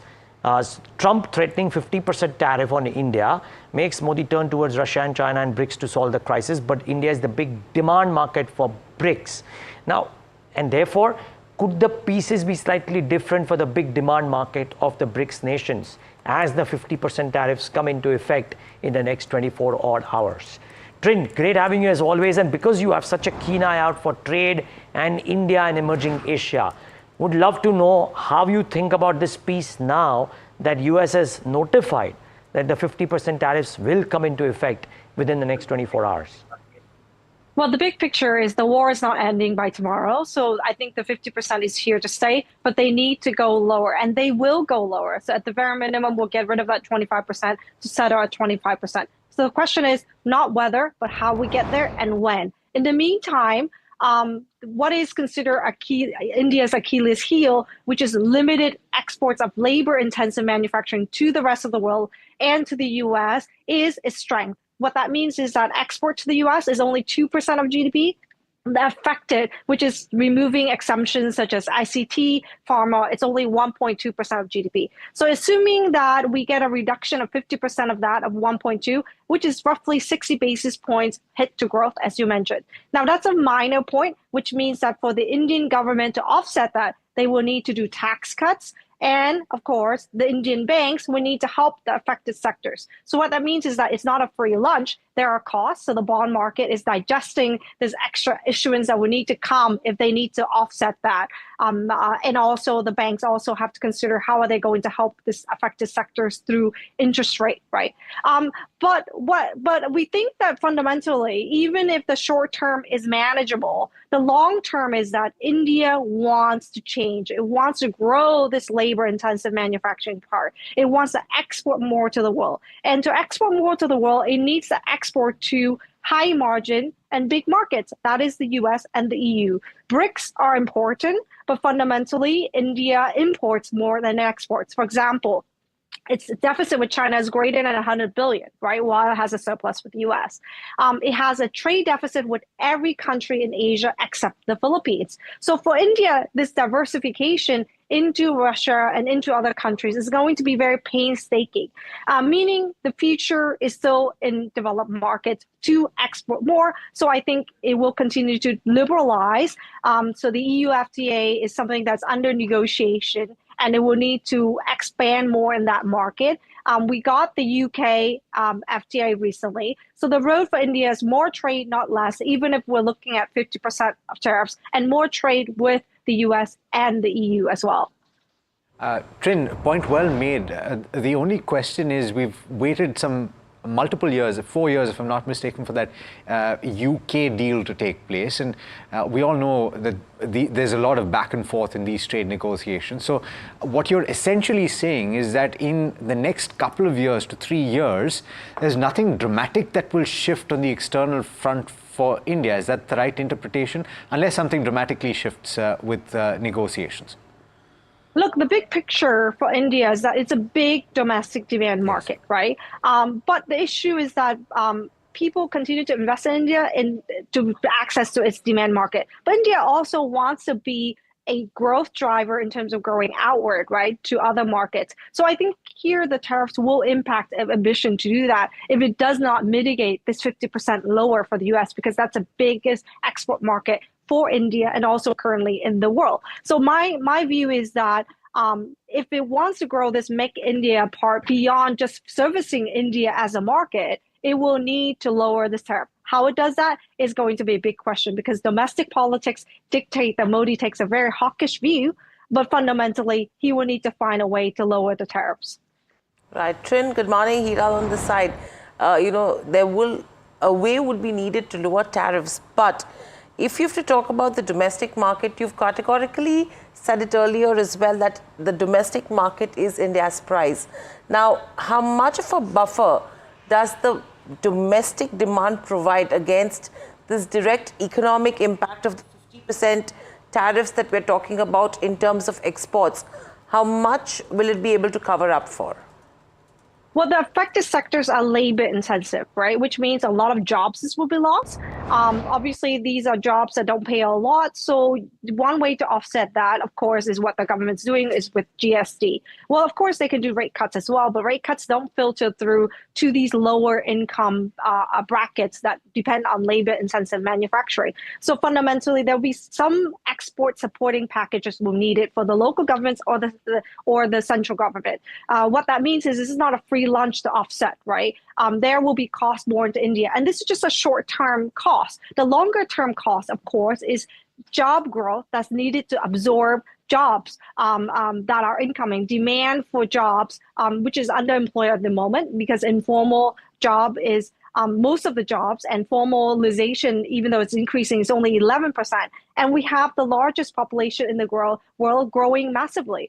So demand pressure will be there. So the cost for India is not the short term, but the longer term. And I think that there's only so much the government can do to limit this, because you need the middle class to grow. And you can't really grow that if you have job losses. Trin, so some things are unfathomable. They will be dependent on a lot of moves that the government would make and reciprocal moves that other governments will make. So let's wait for those. For the near term, therefore, do you believe that if the economic growth impact is not so high, and because the Indian government via both monetary and fiscal policies, so both the RBI and the government are taking steps, and we hear there are more steps in the offing to counterbalance the impact of tariffs as well as spur middle class demand. If all of those take effect, would the markets perceive that to be a net neutral to tariffs? And would you believe, Trin, that the economic impact too could get negated to an extent by stimuli provided by the Indian government? Well, it depends on who you look at. The macroeconomic impact may be neutral, right? So you say, well, look, we're looking at 60 basis point hit. We're going to cut GST, And also, we're going to perhaps front load rate cuts, targeted support for the sectors. All of this will neutralize GDP growth. But on a sectoral level, obviously, that's not going to be the case, right? Export-oriented sectors, particularly those geared towards the U.S., will feel a significant brunt. And the question is, how much support will they get? There will be some support, but is it going to be total? I highly doubt that. So therefore, I do think that the picture is the big picture. The devil is in the detail, of course. Macroeconomically, not a big deal. However, if you look at the bond market, it's digesting this, right? India was upgraded. So it should enjoy a significant rally from that because real rates are very high. But it's digesting on what the government's going to do if it cuts GST, right? And so that means that there is going to be more issues. So therefore, I think the response in the Indian market is going to be very nuanced, even if the macroeconomic environment is neutralized, so to speak. It's interesting that you talk about the bond market trend. I think that there are increasingly Indian companies as a result of that review of the rating that are looking overseas for funding as well in the bond space. And I wonder what the appetite is for global investors looking into the Indian bond markets as well. There has been more interest in the recent past, especially in the context of falling yields in the US. Indicatively, they're expected to fall further. What is your opinion on that? Do you think that more flows will come through in the remainder of the year?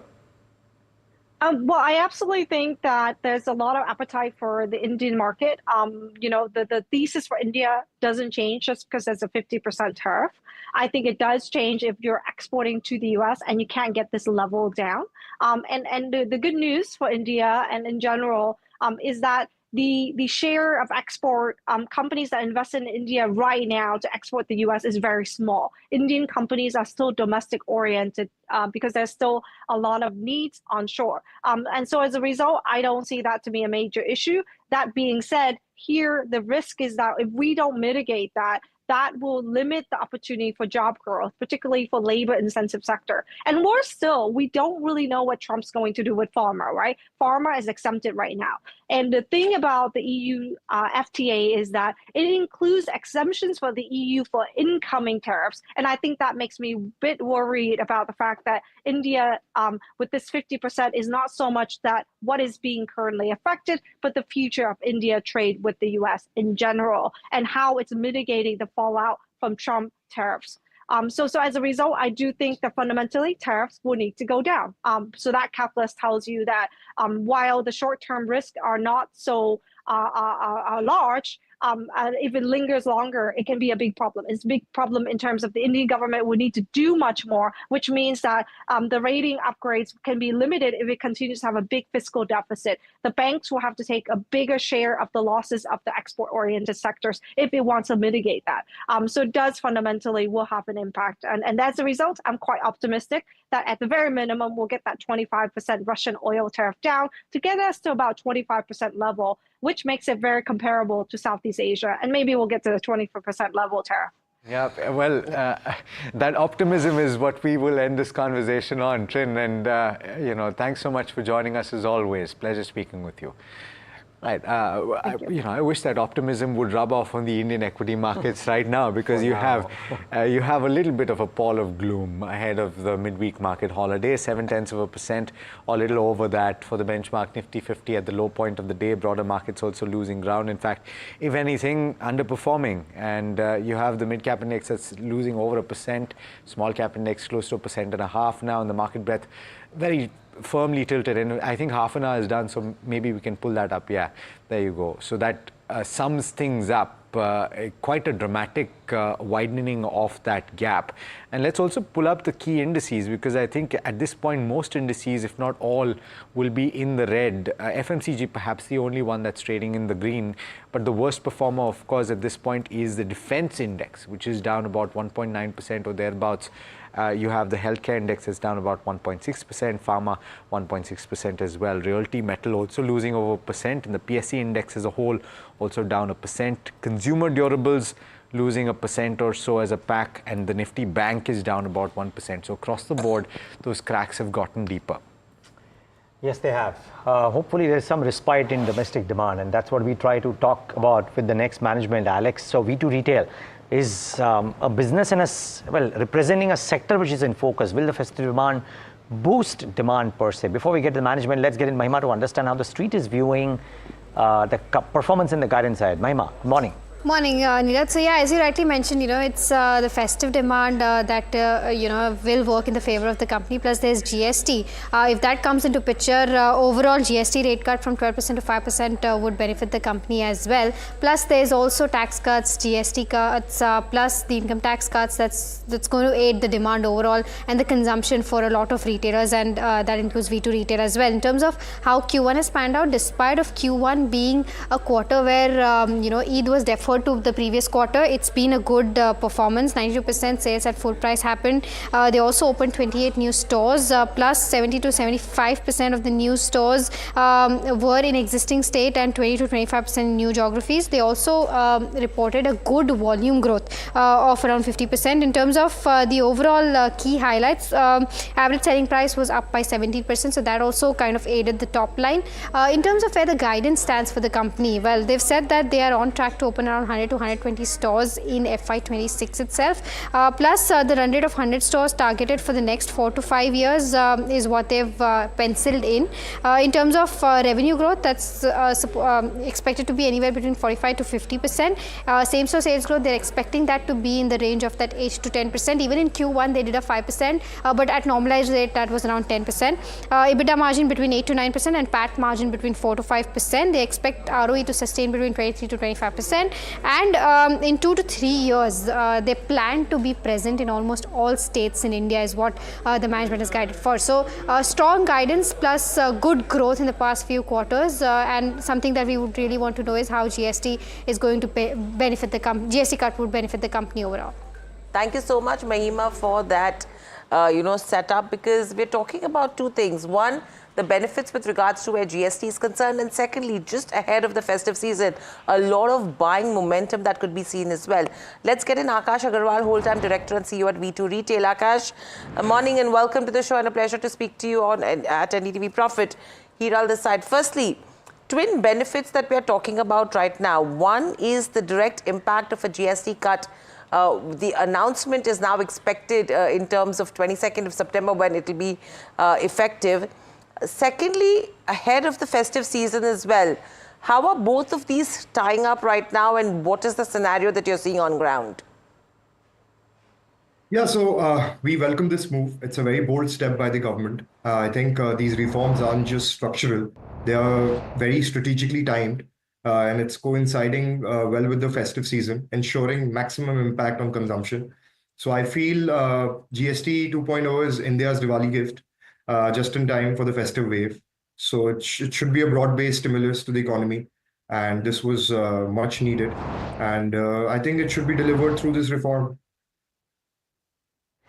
Well, Akash, you are usually confidence personified. Today is no different. So you were very constructive even earlier. Does this add to that bullishness that you had? Or does this help you meet the targets that you had set out at the start of the year? So see, I think this is a win-win for both consumers and businesses. Of course. Simpler tax slabs reduce complexities for the businesses also. So it makes compliance easier. So we feel, higher consumption and higher compliances should offset any near-term revenue loss for the government. But yes, although 94% of what we sell already is below 1,000 rupees. So we are already in the lowest tax bracket. But, it it boosts affordability for the consumers. So at the end of the day, they have more disposable income. So we should see an uptick in demand. So we are very positive about this. I'm sure it's difficult to quantify the uptick in demand, but like, for example, dealers of autos are saying that as a result of this move, there could be a circa 15 to 18% uptick or 15 to 20% uptick in demand possible, right? There's some numbers people are penciling in. You've seen probably such cycles in the past, even though this is an exceptional event of sorts, timed exceptionally well as well. What's the extent of demand uptick that you foresee as a result of this? So car industry or the auto sector is very different. Agreed, volumes are completely different. And each ticket size, I think the difference in GST is around 50,000 to 60,000 rupees. But I would say what we've seen historically in our business and in our sector, there should be a additional growth of about 4 to 5% if everything is as we are expecting it to be. Additional growth of 4 to 5% for the industry with the boost that could come in. Now, do you think you could see an impact in terms of profitability and margins as well, where there could be an improvement that could come in? One, through the input tax mechanism. I'm not sure how much it will translate because, as you mentioned, 90% of your goods are in the sub 1,000 rupees category. But even for the remainder, any benefits that you see on that front? And when you talk about the higher sales volumes that will come in on the back of demand, how do you see the improvement translating into margins and profitability? So at the start of the year itself, we had taken quite aggressive targets, and our guidance was already of a revenue growth of over 50%. And so we don't want to, revise our guidance too much because it's already very optimistic targets looking at the momentum we had for the last 2 years. So I think we are well on track to open more than 100 stores this year. We've already opened 48 stores. And we're already, before this GST reform, already seeing a good demand and a double-digit SSSG. So I think even if we achieve what we had guided for at the start of the year, I think it'll be a very, very good number. And Akash, what is on ground telling you with regards to the festive season? What is the mood check looking like? It is looking better than the last 2 years, definitely. We've seen more customers in the market. We've seen higher footfalls, and we've seen a better demand in all the newer geographies and the newer stores that we've opened. So overall, it's been very positive. And now in September, October, I think you'll get the final result. So hoping for the best. So would it be right to say that your second quarter would be better as compared to the last 2 years in terms of FY26? And even if Diwali is translating into the third quarter, I think the sales will majorly come in the second one. So there has been a festive shift. Durga Puja has preponed, I think, 10 to 15 days. So all the sales that happened in October last year, part of that will be in September. So definitely quarter 2 would be much better than quarter 2 of last year. But if you take the 6 months cumulative also, quarter 2 and quarter 3, we will do much better than last year. And we are on track to do that. Okay. One last question. You reckon that, okay, so there are more moves anticipated. Is this good enough for the time being for the consumer? You have a great sense of the pulse of the consumer, right, Akash? Is this good enough for the consumer for the time being, or do you reckon multiple such measures need to be taken? I think this is one step towards the right direction. It is good enough for the near term, but definitely if we want to offset any negative impacts from the tariffs, and there has been an overall demand slowdown for the last 2 years, there has been inflationary pressure. So definitely there would be a couple or 3, 4 more steps needed for the overall long-term growth of the economy to come back to its old levels. Akash, all the best. We'll look forward to talking to you post your quarter 2 numbers, where we'll probably have a sense of how the Navratri period has gone as well, post the GST reforms kicking in, as our correspondents have stated. Thanks so much for tuning in. Thanks for joining in today and giving us your thoughts. Okay, let's move on. PM Modi is all set to inaugurate multiple projects in Ahmedabad. He's also expected to flag off Suzuki's first global battery electric vehicle, e-Vitara, for export to over 100 countries at Hansalpur, Ahmedabad, and start of production of the hybrid battery electrode at TDS lithium-ion battery plant in Gujarat. My colleague Danish Anand is at the venue. Danish, what do you have for us?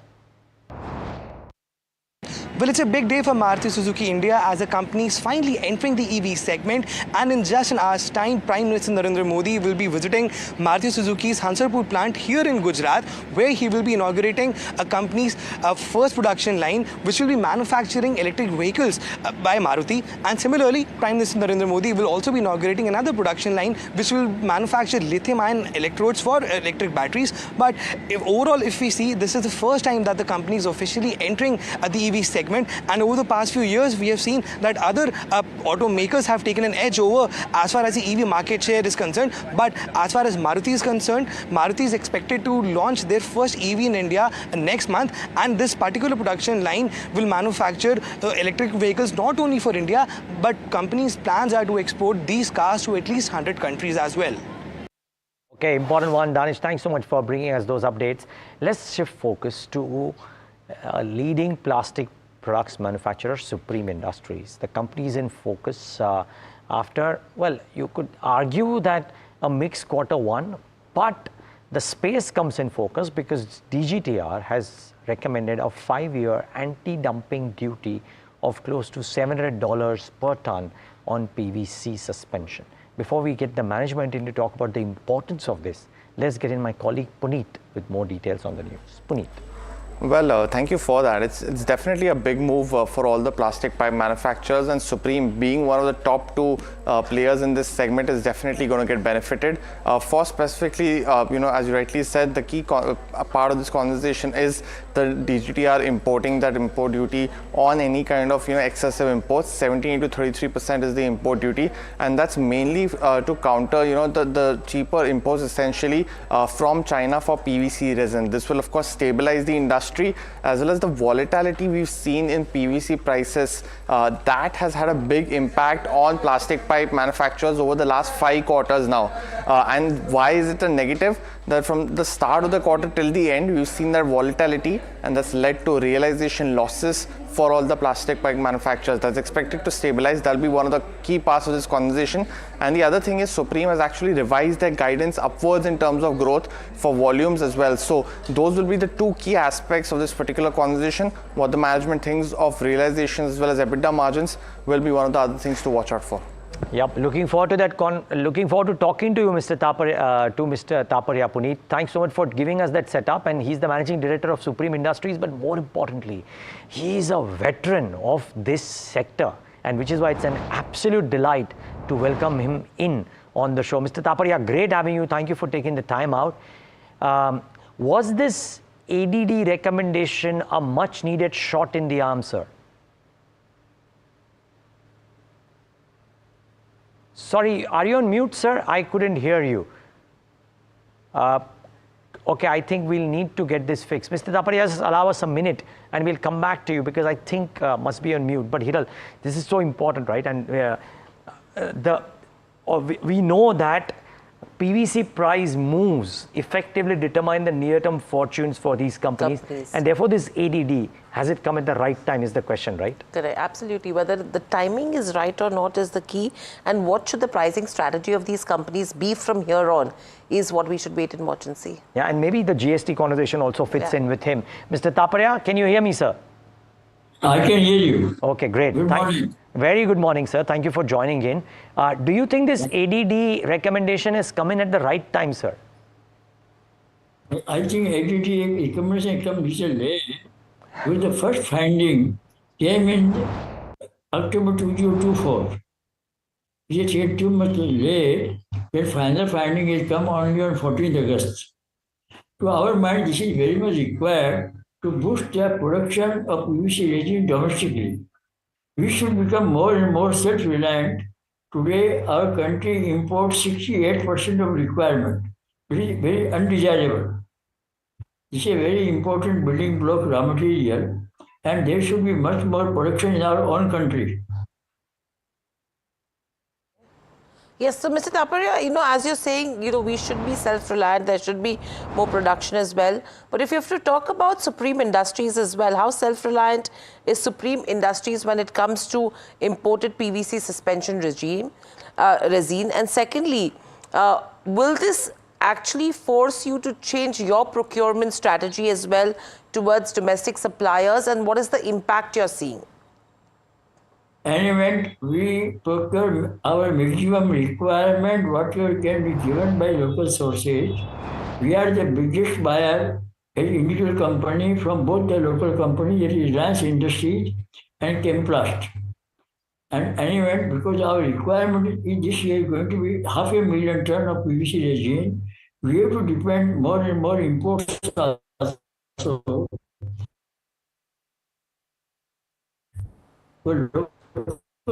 Okay. I think we've just lost that feed for a moment, but viewers, the point that we were trying to make is what typically happens for some of these pipe companies is when PVC prices are falling, dealers do not stock up on inventory because the eventual price of the piping would be dependent also on how PVC prices behave, and therefore stocking doesn't happen. And till the downtrend continues, you do not have offtake from the dealing rooms or dealers per se. It is only when the prices move up that dealers believe that what if prices will move up in the future, and which is why this flurry of activity to stock up happens. And hence, the fortunes of a lot of these companies are near-term fortunes are very dependent on how PVC prices behave. And to add to that, there is absolutely no credit system when it comes to PVC. So, you know, when it comes to a Reliance Industries or a Chemplast that Mr. Taparia was mentioning about as well, both of these companies are the suppliers. They have zero credit period with the buyers. Okay. And that is always a trend when it comes to PVC as a commodity, taking into consideration the kind of price volatility it sees as well, right? And that's a very interesting aspect. In fact, we have Mr. Taparia back with us as well. Mr. Taparia, we were talking about the strategy that, you know, Supreme Industries is going to be following. You mentioned your requirement in terms of FY26. You procure from a Reliance Industries and a Chemplast. But from here on, how will the pricing strategy work for you, and will it be passed on? No, anyway, we are a large importer also. As I told you earlier, the local supply is only 32% of country requirement. 68% requirement of the country is met from imports. So our company also, as you consume 500,000 tons of PVC resin, we have to be large importer also, and we have a very reliable supplier who are regularly supplying goods to us every month. We believe that by this imposition of anti-dumping duty, whenever it is done by the Ministry of Finance, it will encourage the local capacity buildup, which is very much required to take our country to self-reliance in requirement of PVC resin. Sir, one quick question on this whole GST piece. Do you reckon if the GST laws come into effect while the Shraddh period is on and are brought in on the first day of Navratra? We are not aware what is going to be GST rate on our PVC product. We are not aware the way it's going to come down from 18%. Presently, we incur 18% GST rate on our plastic pipe system. Okay. But if it comes down, will it boost demand, sir? 100% will boost demand. Got it. Okay. If it comes down from 18%, 5%, it will be a very good thing for our industry.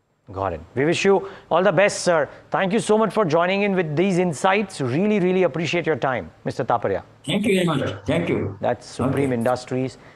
Constructive on if indeed the GST rates were to come off, and hopeful of the ADD ushering in good times as well. Time for a very quick break. On the other side, more news lines up. More importantly, 4 key listings. We talk about them on the other side. Stay tuned.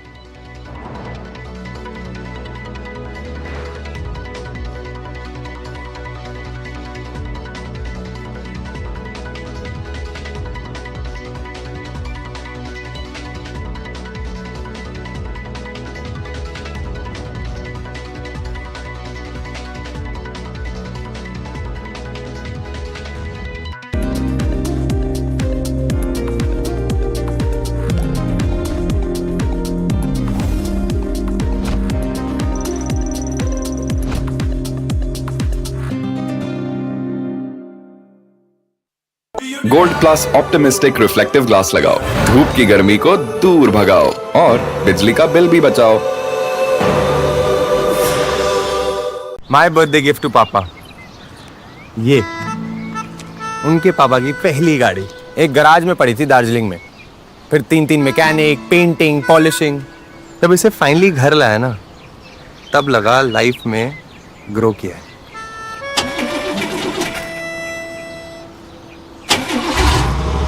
बुलाओ।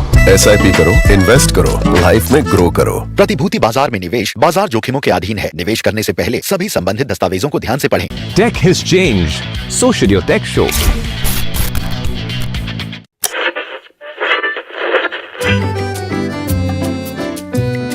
They're the force behind some of India's most respected business empires.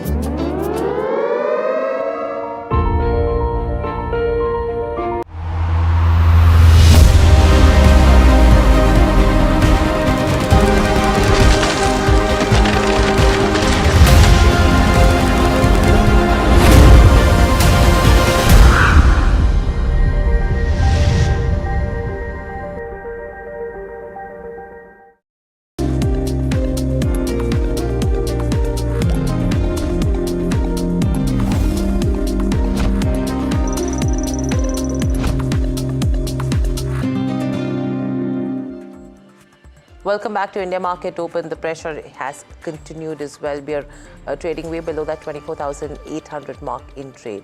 But a couple of listings from the primary markets. You have 4 of them: Gem Aromatics, Patel Retail, Vikram Solar and Shriji Shopping. These are the 4 that we have been tracking right now. But let me head across to my colleague Anushi. Anushi, let's start with a Shriji Shopping and a Gem Aromatics first up. In terms of the listings, what are the key things that you're watching out for? Right, thanks for that, Hiral. So, as we are looking at the day, we are looking at strong set of subscription numbers for a couple of these listings out there. As you mentioned about Gem Aromatics, now this is a Mumbai-based manufacturer of essential oils as well as aroma chemicals that we're looking. That's the business it is into. They came up with a total issue size of 451 crore and the listing comprises of a fresh issue of 175 crore along with the rest of his offer for sale. Now this IPO, if you are looking at the subscription times, that is around 30 times that we are looking at. Well, if you look at something like a Shriji Shipping Global, now the company mainly operates on the west coast of India, focusing on non-major ports and coastal trade over there. IPO proceeds, if we are seeing, will primarily be devoted towards buying dry bulk containers in the Supermax category is what we are seeing. Again, if we see the issue size of this is about 411 crore. Which comprises about which is a total fresh issue size that we are looking at as well. This one had received a 58 times of a subscription in terms of how at the end of the 3rd day if you are looking at. So much for that. Anushi, quick one on the other 2, Patel Retail and Vikram Solar as well. If you could tell us what are you watching out for, because you have the rates. Yeah, we'll just mark the listing before we come back to you. But clearly you have a Gem Aromatics, Patel Retail 18% up move, Shriji Shipping 7%, Vikram Solar around 4 to 5%, Gem Aromatics 3%. I think the star of the 4 today, Neeraj, it seems, is a Patel Retail and a Shriji Shipping so far. Anushi, quick one in terms of Patel Retail. Well, in Patel Retail, if you're looking at now, this is a supermarket chain with 43 outlets. The total size of this being about 243 crore. And again, this is with a fresh issue of about 217 crore that we are looking at. IPO saw about 96 times of a subscription, which is reflected in the kind of listing also that we are looking at in this kind of a market. Coming to something like a Vikram Solar now this is amongst the largest form of the renewable energy space that we are looking at. The production capacity of about 4.5 gigawatts. Now, if we are looking at the IPO total issue size over here, that's about 2,079 crore. This includes a fresh issue component of 1,500 crore. Funds to be used for capacity expansion plans for the business for its phase 1 and phase 2 projects. So these are the 2 other ones in focus.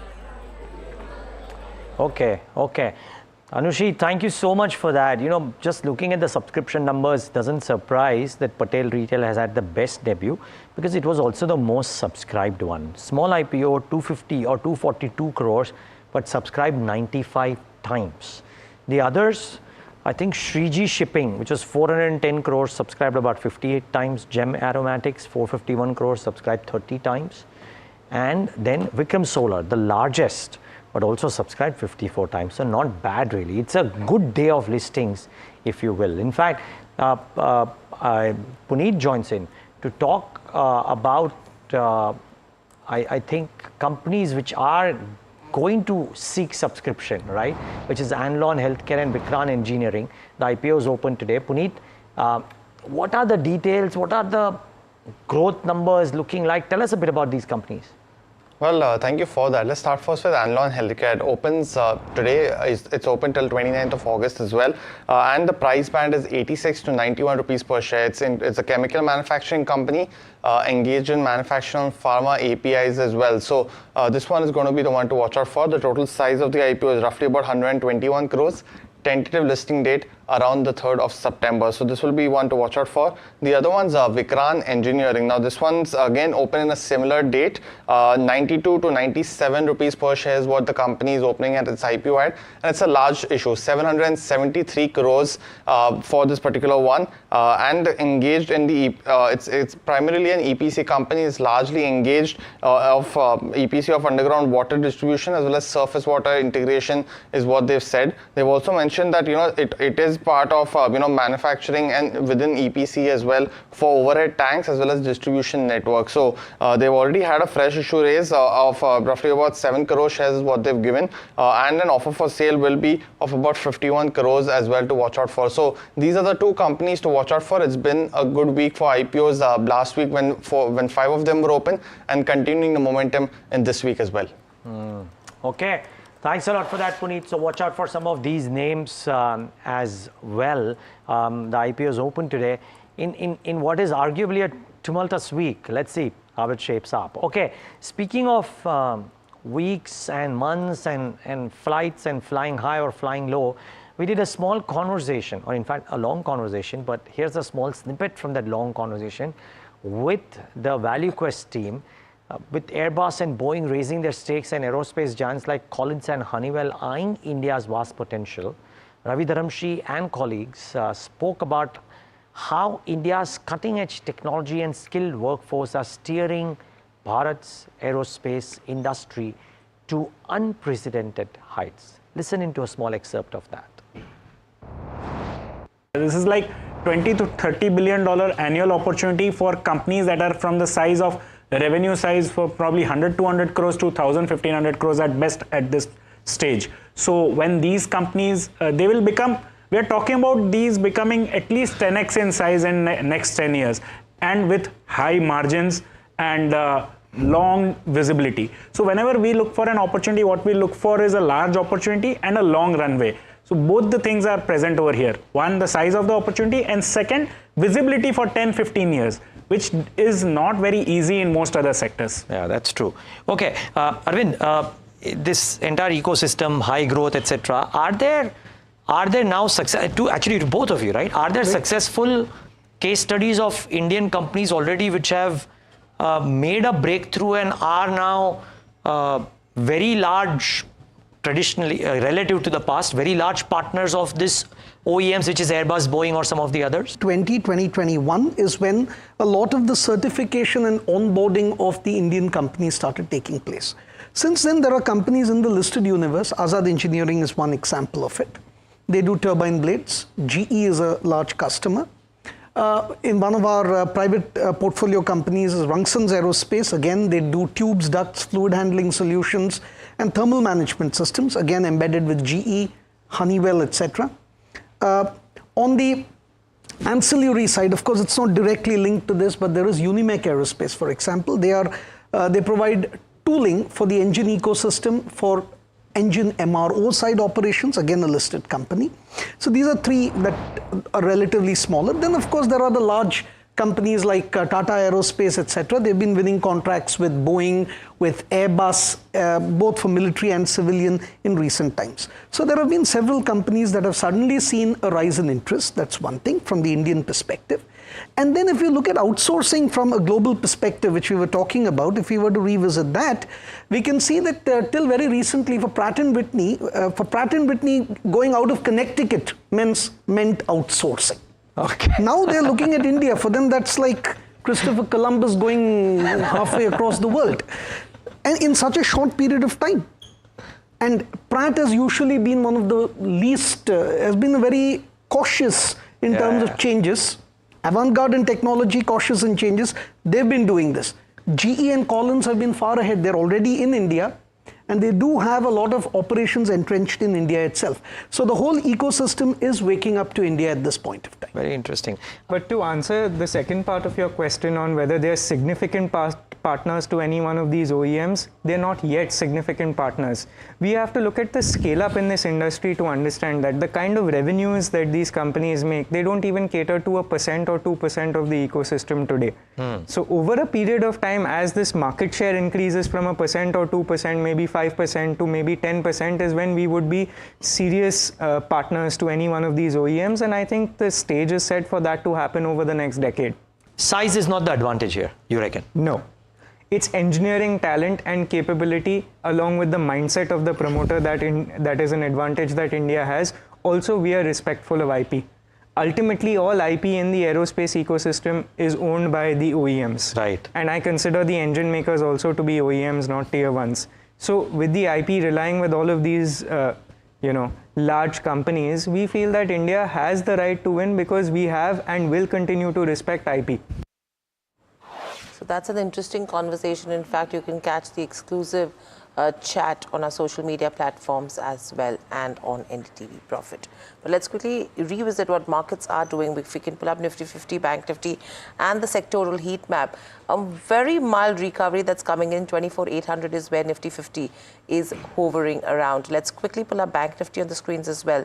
1% lower is what you're seeing. Cuts of almost 530 points in terms of Bank Nifty.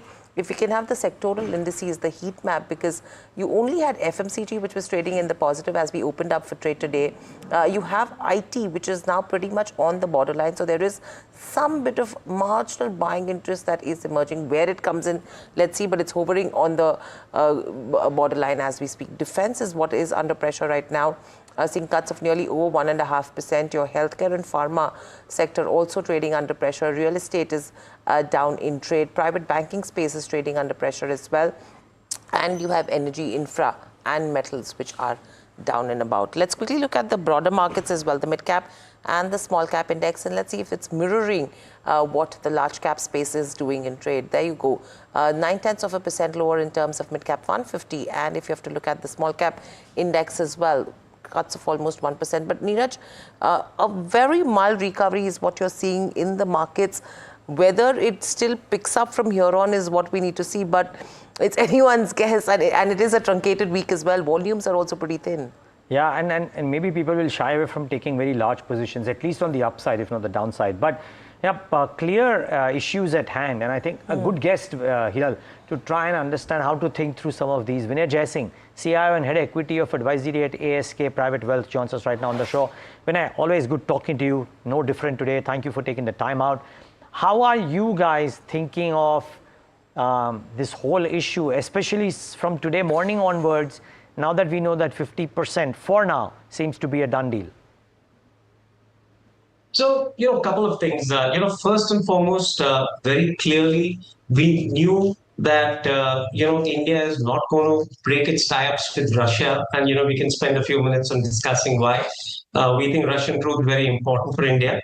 But so we were quite clear that, India won't break its tie-ups with Russia.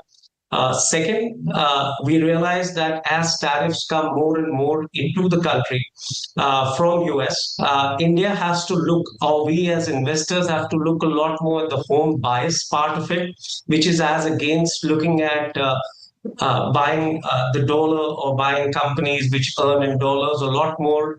It's the domestic market we are a lot more robust or positive about.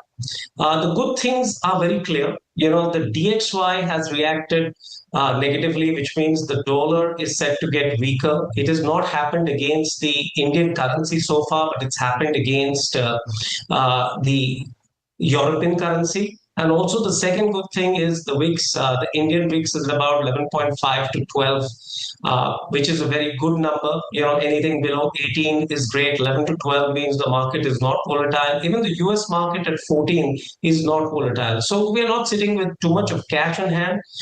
We just tweaking our portfolio to make it a lot more home bias as compared to, looking at a lot more dollar plays, which we would have probably, if we thought that the dollar was going stronger. Our firm view is the dollar is going to get weaker because of US-centric issues on their balance sheet, and interest rates would come down in US. And that would lead to even the rupee getting a lot more firmer. So our home bias view is maintained out here. Right. So Vinay, with everything that you said right now as well, yes, a weakening dollar is something that you're looking at, but the tariffs are a challenge when you talk about the Indian exporters as well. And the key over here is the kind of pivot that will be needed, probably diversifying into other export markets if needed, or even focusing on the domestic markets as well. With this, your Make in India plus China plus one strategy is something that also sees a significant headwind. How do you think will this, slow down the momentum of global companies as well coming and setting up bases in India, and in turn impact the overall outlook? It's an amazing question. So think of it this way, right? If earlier we would have said just buy any company which was into exports in the country where you had a competitive edge, now we're going to say buy those companies where you can see a bilateral treaty between India and the rest of the world. So let's say if you can see in textile, a treaty between India and UK, look at some textile companies out there. In the pharmaceutical and chemical space, if there are some exemptions, not for the formulators, not for the higher end products, but what you make in bulk drugs or APIs or CDMOs, which are based in India, which are selling to US, which have an exemption, look at those. Look at those companies in EMS or manufacturing, which are giving you a domestic bias, replacing US products coming into the country. So that's where our Make in India story would emanate into. Firstly, where there is a bilateral treaty between India and the rest of the world, and I think UK is one prominent region, and that's textiles. Just repeating. Secondly, look at those manufacturing PLI stories, which are selling a lot more in India and replacing global products. And third, if you are looking at US, look at not the higher chain where you could get tariffs coming, but where you're getting exemptions. And exemptions could be in certain pharmaceutical or chemical spaces, certain pharmaceutical spaces. Look at those, but they could be lower rung. They could be the CDMOs, which are supplying to the CVSs of the world, where the brand is probably that of a CVS, but the product coming in is from India. Right.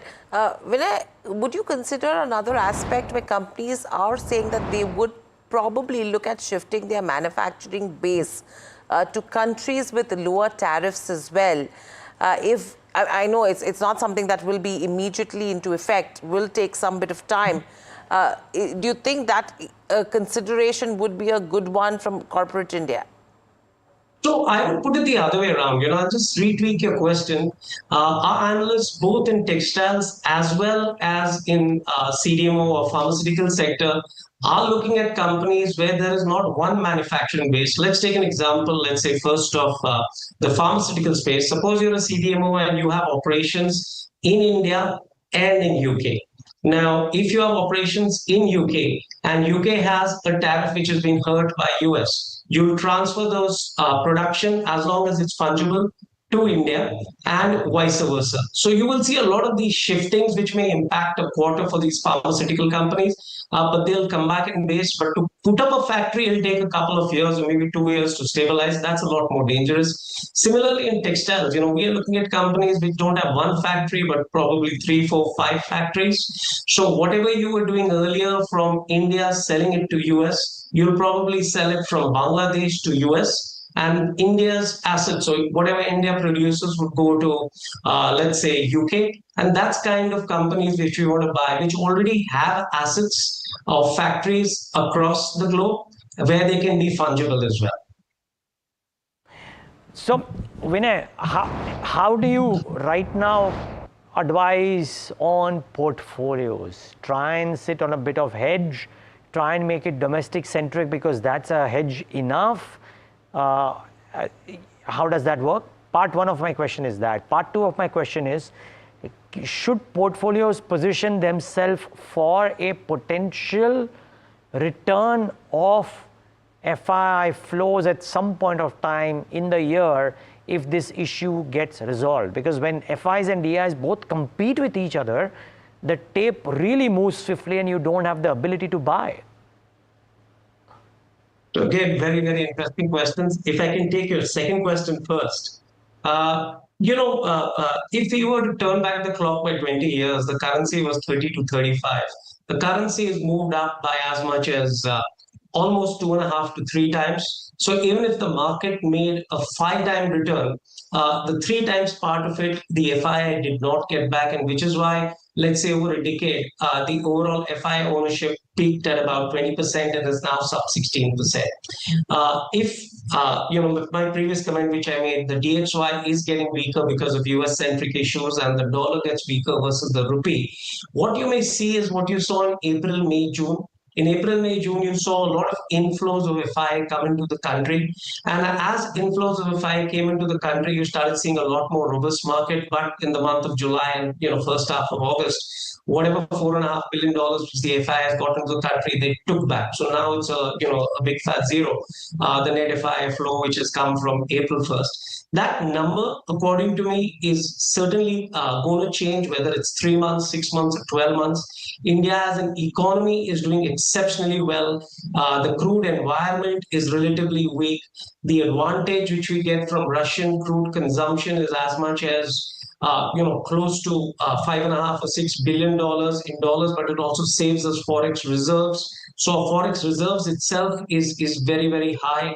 The Indian government has done what it takes to one of the weakest elements India had, which was consumption. They've tried to they've tried to restructure the entire GST, in the last 8 years. This is the first time there's a massive change. You're making it into 2 slabs. You're trying to make products cheaper for the masses. And probably the sin tax products may be a little more costlier. So what that means is the inflation levels too would go lower, which already I think the inflation levels are low in the country. Now, keeping that in mind, that means probably real interest levels are high and that can come down as well, which means the cost of capital for India is coming down, which is all a very bullish signal for the Indian markets to do well. Indian earnings is the second part which is missing. But I think what you may see is if India or the government starts focusing enough on capex, which they've promised. Consumption, they've already given a lever. You've seen the rains come up a little earlier than required. So rural India will start ticking. The question is whether consumption starts moving faster. And I'm hoping the cut in taxes and GST does it. I think India is looking into a very sweet spot, 1 year of almost time correction. And now, your earnings last quarter grew by 6, 7, 8%. Can they grow by 10 to 15%? Or can you look at stocks which are growing at 15% and make your own portfolio? I would come in that. And I think potentially FIs would look into that and come into the country. Again, timing, I am not very clear when that would happen. I was hoping that it happens by April, May, June. I've got surprised because of what's happened in the tariff. This negative news has clearly made India the worst performing market in the last 3 months. On the hedge, just at the cost of being a little repetitive, I would play 2 baskets more than 3. The first is the financial and consumption basket. The second basket which I would play is the capex basket, which are cement companies, which are infrastructure pipe companies, tube companies, power companies. I would play that asset class a little bigger. In terms of Make in India, as I said earlier, I would look at those names where there are multiple factories in the country which are having bilateral treaties in those regions with the countries where they are exporting their products, and that could be a win-win situation. But I don't think I'm going to sit on much cash because India has had a time correction in the last 12 months already. Interesting take. Time correction for India. 2 baskets that you're looking at, consumption, BFSI, and the capex theme that Vinay would be playing out. But thank you, Vinay, so much for joining us on the show and sharing your views. I think, in spite of all the concerns, Neeraj, the last couple of market guests, fund managers, CIOs, we have spoken to, there is one common commentary that's coming in, that no one is negative India from a long-term perspective. They are seeing that reset which is happening as well. In spite of valuations being lofty, in spite of valuations, if you have to compare to peers, we are on an expensive path. The expectation was that growth will slow down, but now there are signs probably there will be a pickup, and I think that's what is keeping everyone really positive when you talk about consumption and BFSI space, because both of them tell you the domestic growth story. And when it comes to capex as well, that's an addition that Vinay is actually making today. Yeah, well, let's see if that growth, the elusive growth, comes back or no. But GST is possibly one way in which some of this can happen, but there could be near-term implications as well, right? So let's first try and understand, and then of course there is tariffs, which has a big bearing too. So let's start off with tariffs first. Understand the impact on each sector. Somit joins in to talk about who is in the firing line and who is behind the bunkers. Somit. Well, yes, US is India's one of the largest trading partner in FY25. India sold goods worth around $86.5 billion to the US market, which is nearly 2.2% of the GDP. But do remember, not this entire basket of goods that we have sold in the US market come under the 50% tariff, which are getting implemented. Only 67% of the India's export come into that basket, which is nearly $58 billion, 1.5% of the GDP, while the remaining are the sectors that come under the Section 232, and this is largely pharma products and some electronic items as well. Now, theoretically, as per analysts, this 50% tariff on the 67% of the imports, the exports that India has been doing to the US market, could impact or could lower the GDP growth by around 70 to 80 basis points. So which are the sectors that could get impacted? Firstly, it's the auto sector here. Auto ancillaries have a large exposure to the US market. So now BLW, RK Forgings, Bharat Forge have an exposure of anywhere between 25 to 40%. Then there is Tata Motors, which has an exposure of 23%.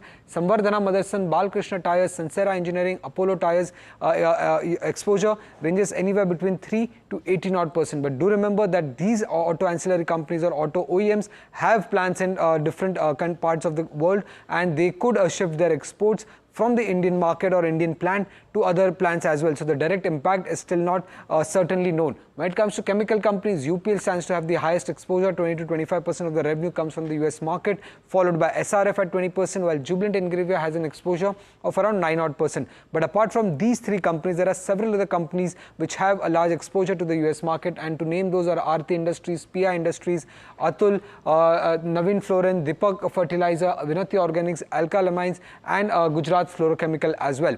Now, when it comes to the textile sector, textile exports account, US accounts for nearly 28% of India's textile exports, and the companies that have the highest exposure come under the list. Is Trident, Welspun Living, and KPR Mill, which have an exposure of anywhere between 19 to 63%. Apart from that, there is Alok Industries, Himmat Singha, and Arvind, which have an exposure of 37 to 83% to the US market. Now, apart from this, is the stock. It's the shrimp exporters and the shrimp feed exporters, which also have a large exposure to the US market. Avanti Feeds has an exposure of 14%, Apex Frozen Food has an exposure of 63%, while Waterbase has an exposure of 40% odd. Consumer companies, not many of them have an exposure. Some rice exporters have an exposure of 39%, that is LT Foods, KRBL exposure of 10%, while Tata Consumer has an exposure of just 12%. Now, when it comes to the energy sector, no impact on utilities and renewable energy developers, but some exposure of the solar module developer that could impact Waaree Energies and Premier. Waaree has an order book exposure of around 57% to the US market, and when it comes to Premier Energies, they have an exposure of just 1% of the order book, but they had plans to expand in the US going forward, so that could get impacted for the company. And lastly, when it comes to the oil and gas space, again, no direct exposure, but given the fact that India sources around 35 to 40% of the crude requirement from the Russian market, and if they are asked to stop that, then the crude cost could go up by anywhere from $1.5 to $2 per barrel, and that could impact the marketing margins for the oil marketing companies and for Reliance Industries as well. Now, the impact for Reliance Industries could be 3% of the EBITDA, and for oil marketing companies, the impact could be as high as 10% on the EBITDA front. So keep an eye out for OMCs and Reliance Industries as well. But most of the sectors stand to not get impacted because of Trump tariffs, because nearly 95% of the revenues come from the domestic market. To name few sectors, firstly, it's FMCG, telecom, real estate, then IT service also gets least impacted from the Trump tariffs. Banks, insurance, power, steel and capital goods, most of them have 95% or more of their revenues coming in from the domestic market, hence no impact of this Trump tariff. Okay, okay. Somit, thanks for putting that into perspective. Trust Somit to do that, and I hope it gave you a great perspective of who might be in the firing line and who might be, as we said, behind the bunker. But it's a wrap on this leg of India market open on a note that the markets have seen a bit of a recovery from the lows, but still under a bit of a cloud. If you have questions around specific stocks, Ask Profit is coming up next, so stay tuned for that.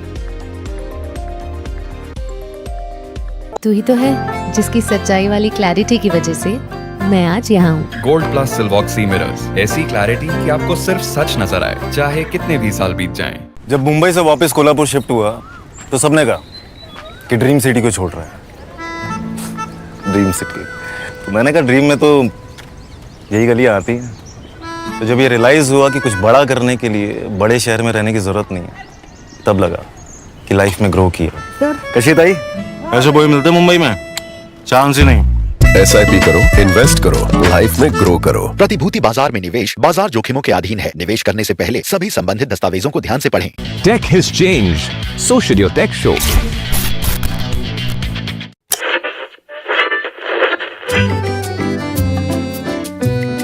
They're the force behind some of India's most respected business empires.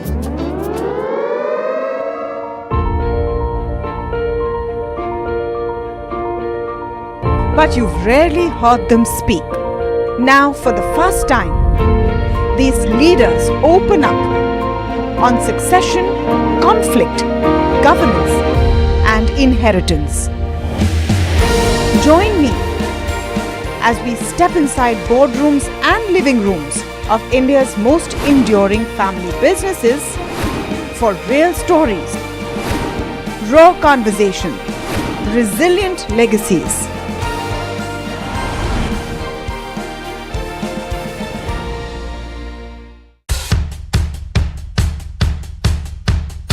The markets move fast. And so should your portfolio. Expert insights, real-time stock picks. Do I buy Ola? Should I hold CDSL for the long term? Buy, sell or hold. The answers you need, straight from the experts. Callers from India and across the world. Connect live, ask, decide and invest wisely. Your portfolio.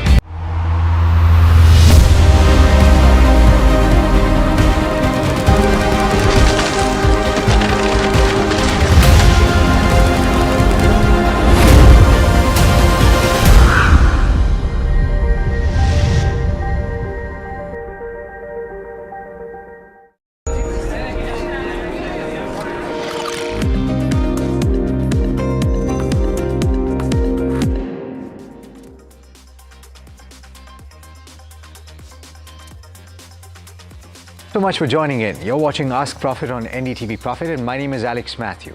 Let's take a look at where the markets are this morning, and it's not the prettiest picture ahead of that midweek market holiday, because there's quite a bit that the equity markets in India are taking account of. First of all, the risk assets that were on a tear at the start yesterday have switched, and you had the overnight handover from the US equity markets were just a tad bit weak.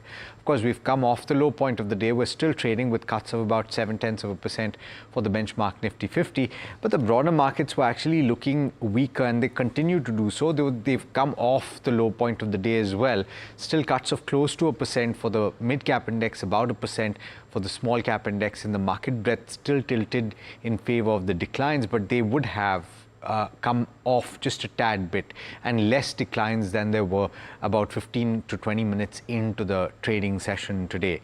But it's mostly a red day for the benchmark Nifty 50. In fact, pull up the heat map for the benchmark as well, and you will see just a couple of stocks, in fact more than they were at the start today. But you have the likes of Eicher that is up about 1.6%, you have Nestle, Hero MotoCorp, HUL, Bajaj Auto and Maruti Suzuki. By the way, Maruti Suzuki in focus on account of its EV plans, and the Prime Minister will speak shortly to inaugurate their facility.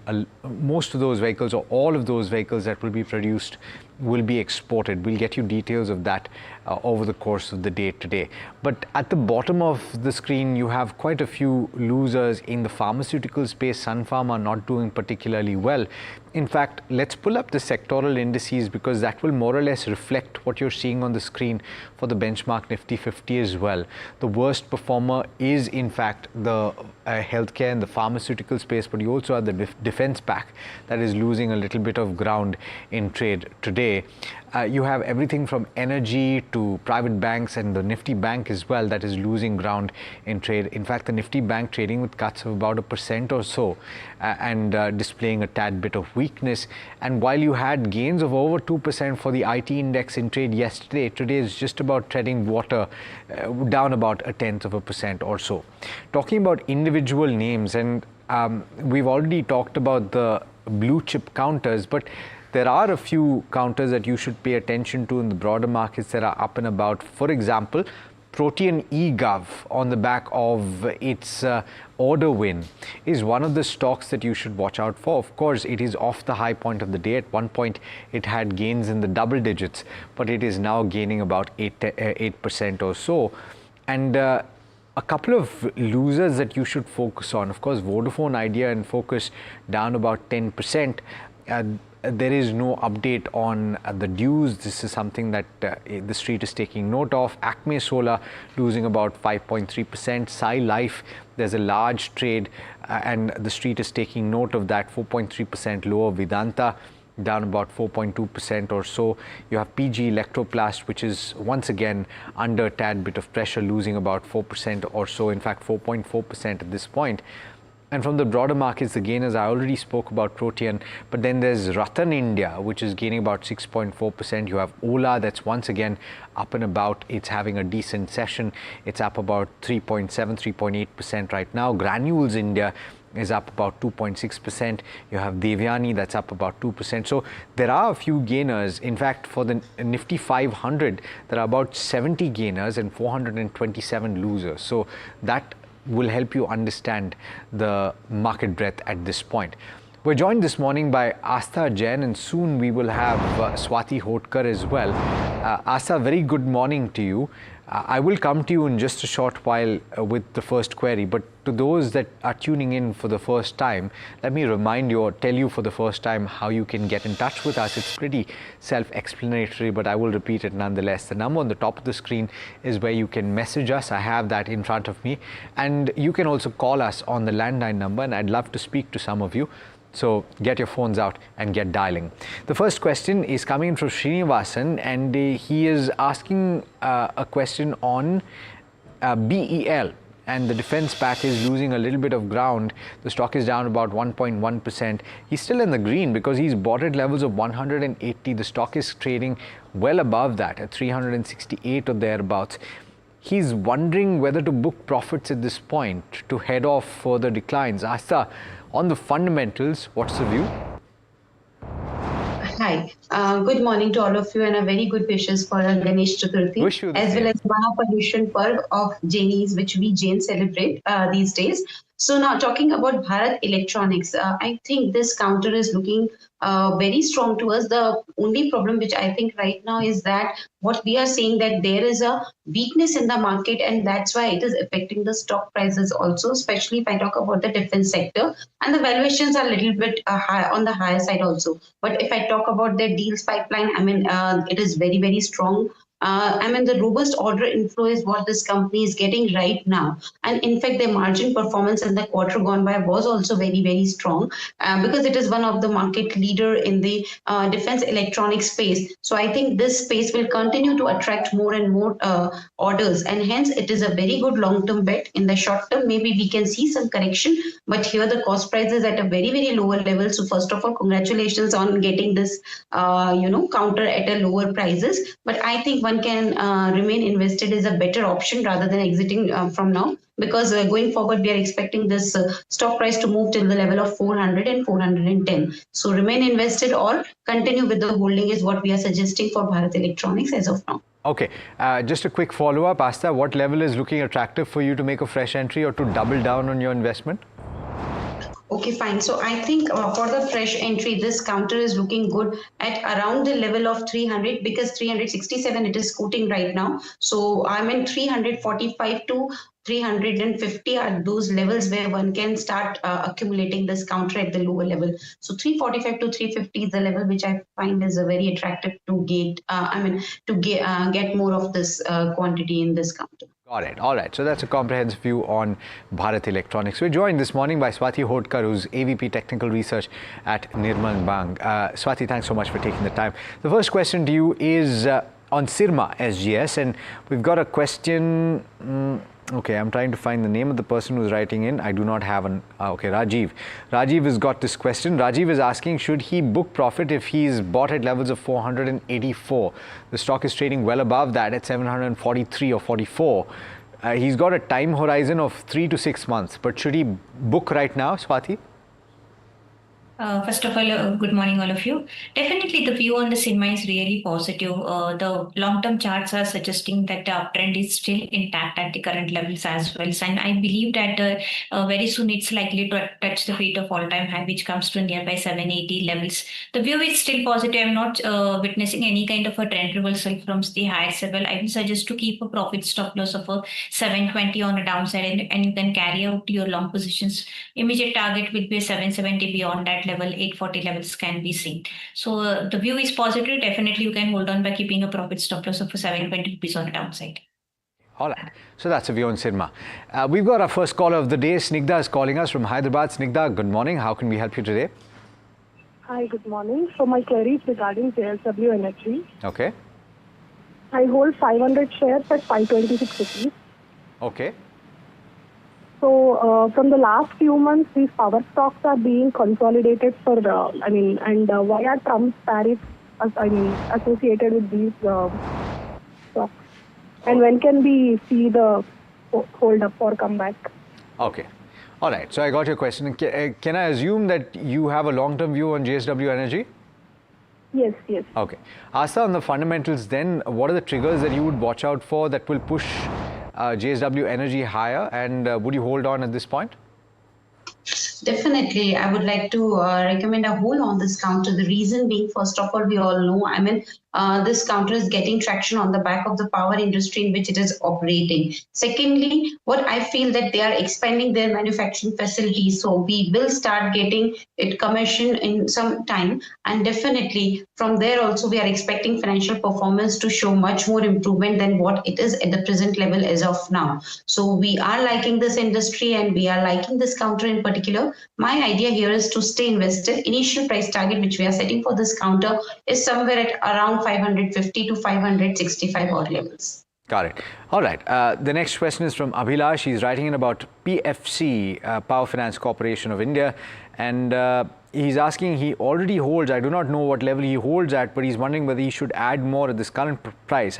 I'm not very certain about his time horizon. He's specified. He's looking for a long-term investment. So I'm coming back to you, Asta, on this one. The expectation is that, and we just spoke about power, right? The expectation is that demand will remain and capacity continues to be built. And so from that perspective, lending is expected to continue for PFC. And with the rates having fallen, the policy rates, you can expect that the input costs, and in this case I'm talking about cost of funds, will reduce for PFC as well. So margins should improve. Would you say that that makes us a good reason to buy at this stage? Definitely. Along with that, I would like to add few more points. First of all, like, whatever margin improvement they have shown, that is good. In fact, their loan growth is also healthy despite of the kind of environment which we are witnessing right now. So it was healthy on quarter basis.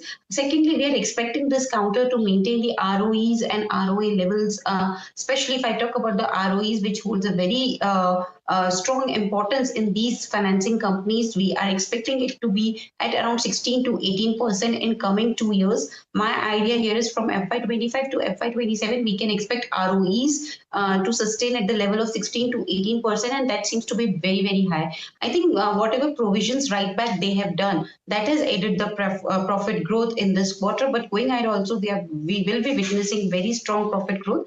This is what we believe, and hence idea here is to stay invested in this counter with a price target somewhere which can be set at around 430 to 435 odd levels. Okay, all right. So that's a comprehensive view on PFC. We've got our next caller, Man Singh, who's calling us from Andhra Pradesh. Man Singh, very good morning to you. How can we help you today? Hi, Alex. Good morning. Good morning. I want to invest in Happiest Mind Technology. Okay. I want to know both the short term and the long term view. Okay. You haven't bought yet. Entry point. Entry point. All right. But on the fundamentals, you've decided that this is a good company to invest in, right? Yes, you have. Okay. So Swati, on the charts then, he's looking for a good entry point because he's identified that this is a good stock to hold. What level is looking attractive?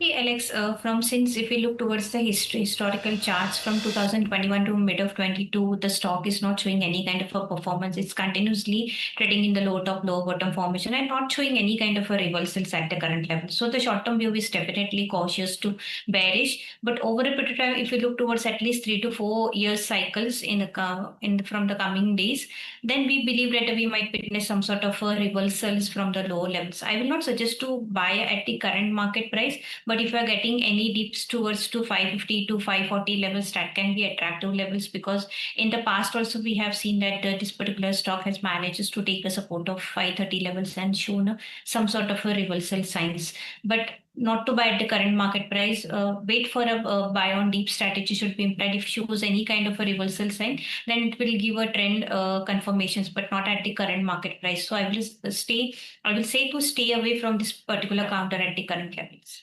Got it. Okay. Aniket Hiremat has got this question and he's asking about Blue Jet Healthcare. Is it a good time to enter this counter for a period of 5 years? Asta, coverage on this, and if so, would you suggest that this is a good level to buy? Healthcare, I think from the perspective of 5 years, definitely one can make entry at this point of the time. This is an IPO stock because the IPO came, I think, a year back or so. I'm not very much sure about the timeline, but yeah, it is an IPO stock,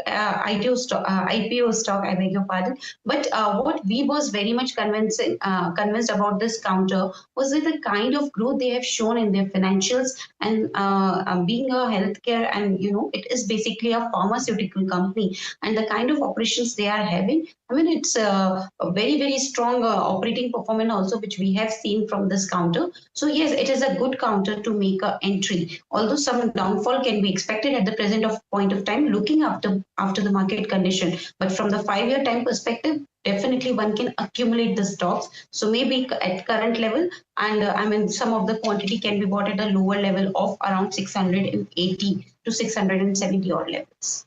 All right. The next question is from Lakshman. Lakshman is asking about Bharat Forge. He's got the stock that he's bought, it's at 1,275. I don't know about the quantity, but he's asking whether to hold or exit at this point. And this is one of the counters that really is facing a little bit of pressure on account of the imposition of those tariffs. It has business in the United States of America, and which is why we track the Class 8 truck sales in the US. Class 8 trucks, of course, are the very large trucks that are sold in the US. But on the charts, on the technicals, Swati, what's the view on Bharat Forge? If you bought at levels of 1,275, would you sell or hold? Alex, I will suggest to hold on this particular counter. Why? Because we have already seen a major sell-off rally from almost 1800 to 1000 levels, and from there onwards, we have seen a reversals. The short-term view is a little bit cautious. Definitely, the counter is likely to witness some sort of a more selling pressures, which might take us stocks towards to 1050, 1100. That will act as a very crucial supports level. So as long as it sustains that levels, I will suggest to hold on. It will take some time to gain the profits in this particular stock because 1250 is acting as a crucial resistance levels. Once it manages to give the breakout of that downward sloping trend line, a trend reversal will be seen and which will take a counter towards to 1350 to 1400 levels. So my long-term view is definitely positive. You can hold on if possible. If a counter come down towards 2050 levels, try to average it out your position so that your buying price will come down and you will gain the profits as soon as it manages to give the breakout of 1250 levels on the higher side. So it's a hold from my end at the current market price. Hold is a view on Bharat Forge. All right, Swati, point taken. We've got a next caller from Bengaluru. Prasad is calling us. Prasad, very good morning to you. How can we help you today? Hi, Alex. Good morning. Good morning. Well, I'm trying to, look at some small cap IT stocks. Okay. In fact, I have 2 or 3 names, which are Hexaway Technologies or Cyient Limited. In fact, I also have another one which is Zensetech. I'd like to know the best one among these, or if they have any other suggestions, that's also welcome. What is the time frame that you have in mind? Around 1 year.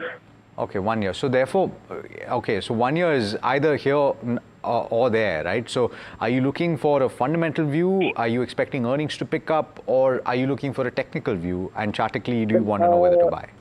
Simply, I'd like to accumulate.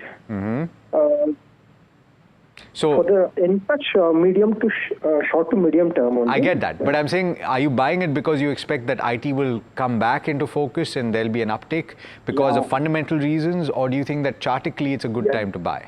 Some of this, like I just want to accumulate some of it. Okay, all right. Let me go across to Asta. Asta, in the smaller cap IT names, and Cyient is something that we've talked about in the past as well, yet earnings have to kind of pick up, right?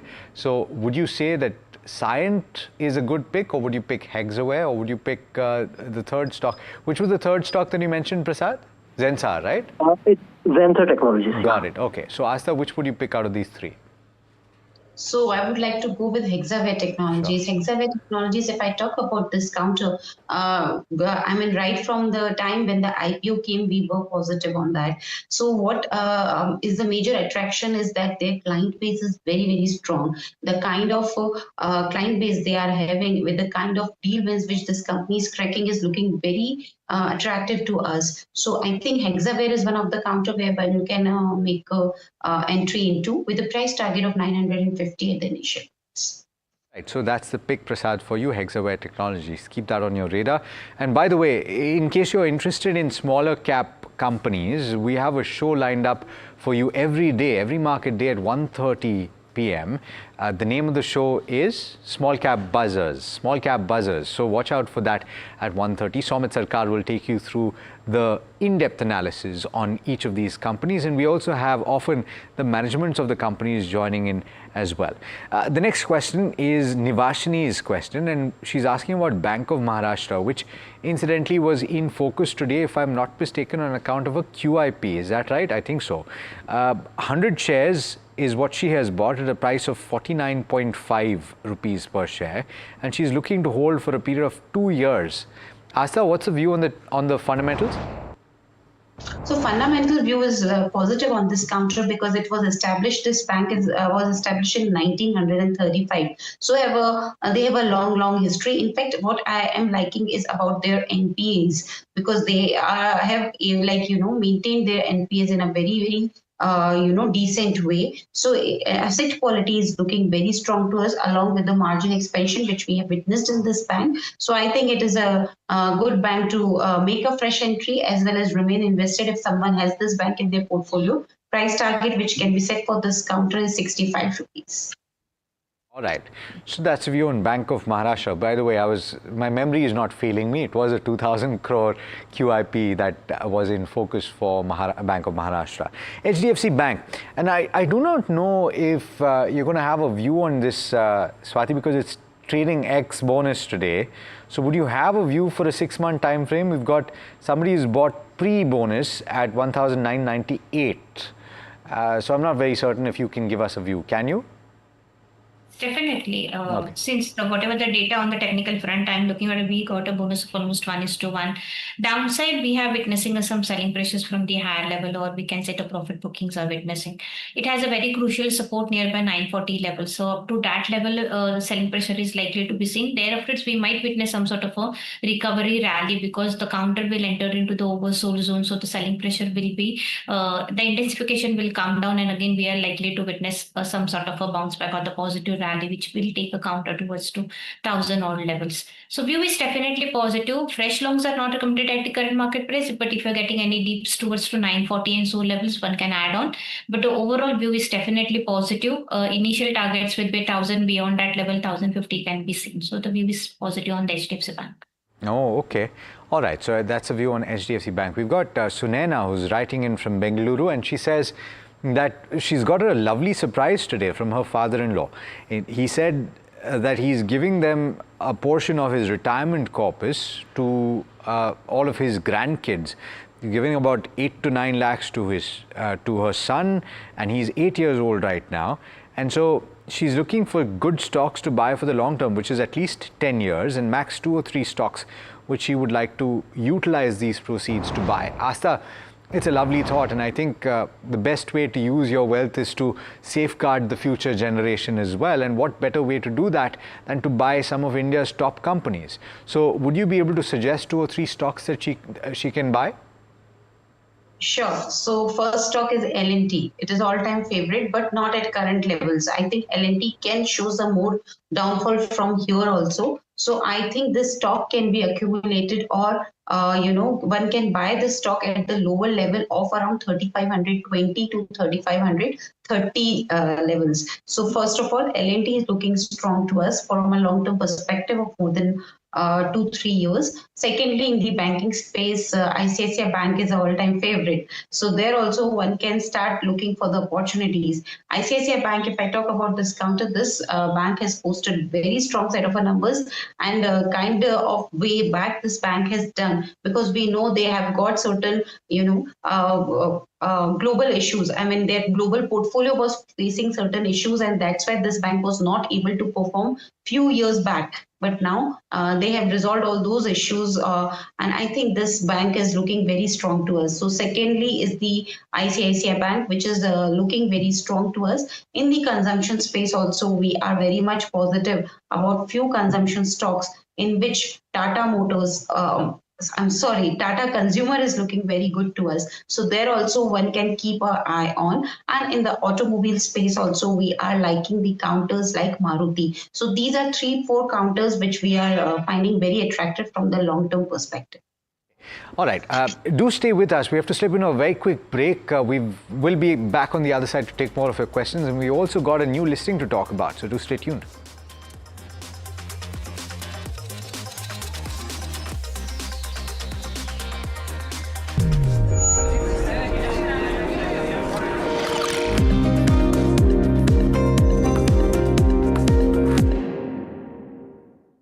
My birthday gift to papa, ये उनके पापा की पहली गाड़ी एक garage में पड़ी थी दार्जिलिंग में, फिर 3 मैकेनिक, पेंटिंग, पॉलिशिंग।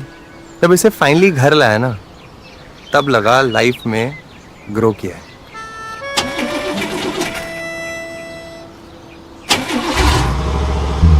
SIP करो, इन्वेस्ट करो, लाइफ में ग्रो करो। प्रतिभूति बाजार में निवेश बाजार जोखिमों के अधीन है। निवेश करने से पहले सभी संबंधित दस्तावेजों को ध्यान से पढ़ें।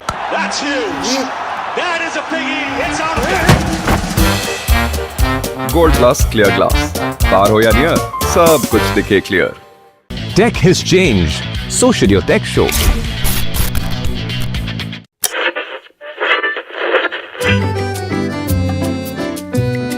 They're the force behind some of India's most respected business empires.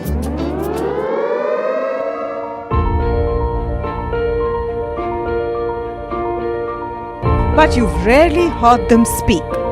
Now, for the first time, these leaders open up on succession, conflict, governance, and inheritance.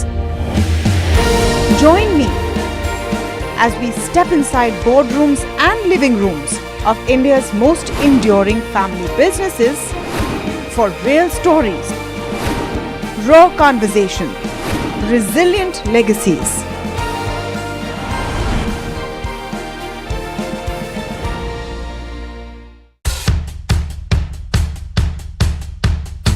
The markets move fast. And so should your portfolio. Expert insights, real-time stock picks. Do I buy Ola? Should I or hold buy time to invest in CDSL that? for the long term? Buy, sell or hold. The answers you need, straight from the experts. Callers from India and across the world. Connect live, ask, decide and invest wisely. Your portfolio, your future. Ask Profit.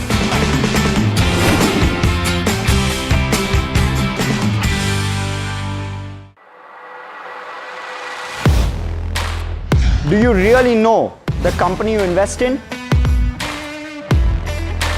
What is the real picture behind presentations and claims? Is the outlook as rosy as the company claims?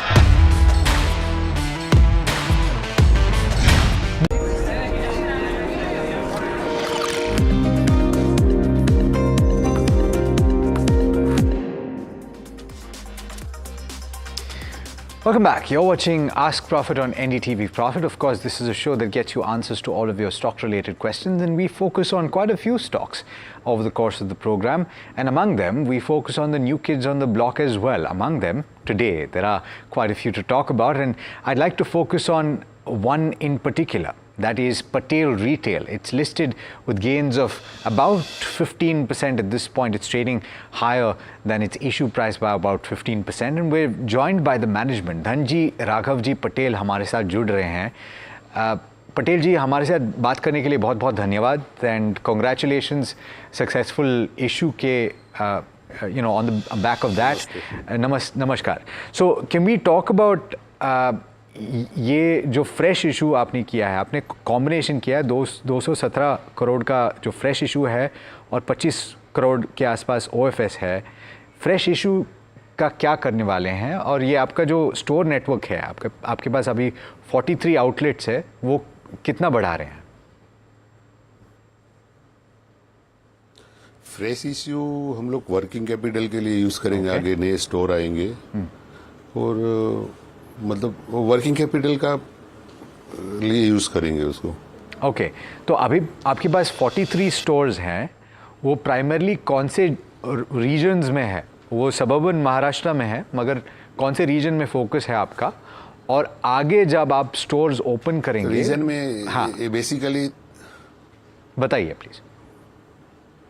Basically ये थाना और Raigarh reason में है. हाँ.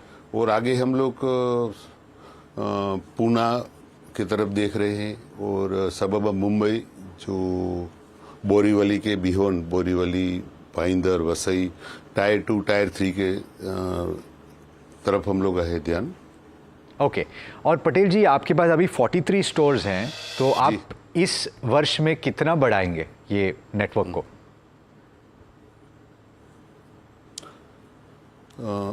43 था form today, आज 45 हो गए ले. ओके. और इस साल में हम 15 से 20 स्टोर ऐड करने का सोच रहे हैं. उसी में से 2 स्टोर आ गए ऑलरेडी. हाँ. और बाकी लाइनअप है सारे. ओके. देखिए आपके रिटेल के जो इंडस्ट्री में शायद सबसे बड़ा जो चर्चा होती है वो है ई कॉमर्स और क्विक कॉमर्स का जो असर पड़ रहा है, और आपका जो शेयर कम होते जा रहा है, ऐसे एनालिस्ट कह रहे हैं, लोग कह रहे हैं. तो आप उसको काउंटर कैसे कर रहे हो? बेसिकली हम लोग का जो टारगेट्स एरिया है टायर 2 और टायर 3, तो वहाँ पे इतना पेनिट्रेट अभी नहीं हुआ है, लेकिन हम उसको डिनाई नहीं कर रहे हैं. हम लोग भी अपना प्लानिंग कर चुके हैं कि हम लोग का ऐप जो है वो कंप्लीट लगभग हो जाएगा 2-4 दिन में. और हमें एक एडवांटेज ये है कि मेरे पास जो एरिया में मेरे अपने जो स्टोर है, मैं उसको डार्क स्टोर में ट्रीट करूंगा और हम लोग भी कमिंग सुन मतलब थोड़े से समय में आ जाएंगे उस चीज में, जो उस चीज का ग्राहक का जो रिक्वायरमेंट है वो ग्राहक को हम कैटर करेंगे। आप लोग भी उस लोकेशंस में क्विक डिलीवरी जैसे कुछ सर्विस ऑफर करेंगे, आप ये कह रहे हैं? ऑलरेडी हम आज भी सर्विस वो दे रहे हैं, लेकिन हम लोग क्विक जो 10, 15, 20 मिनट वाली नहीं, ग्राहक आता है हमारा शॉपिंग करता है और उसको हम होम डिलीवरी कर देते हैं विद इन 5-6 घंटे के अंदर।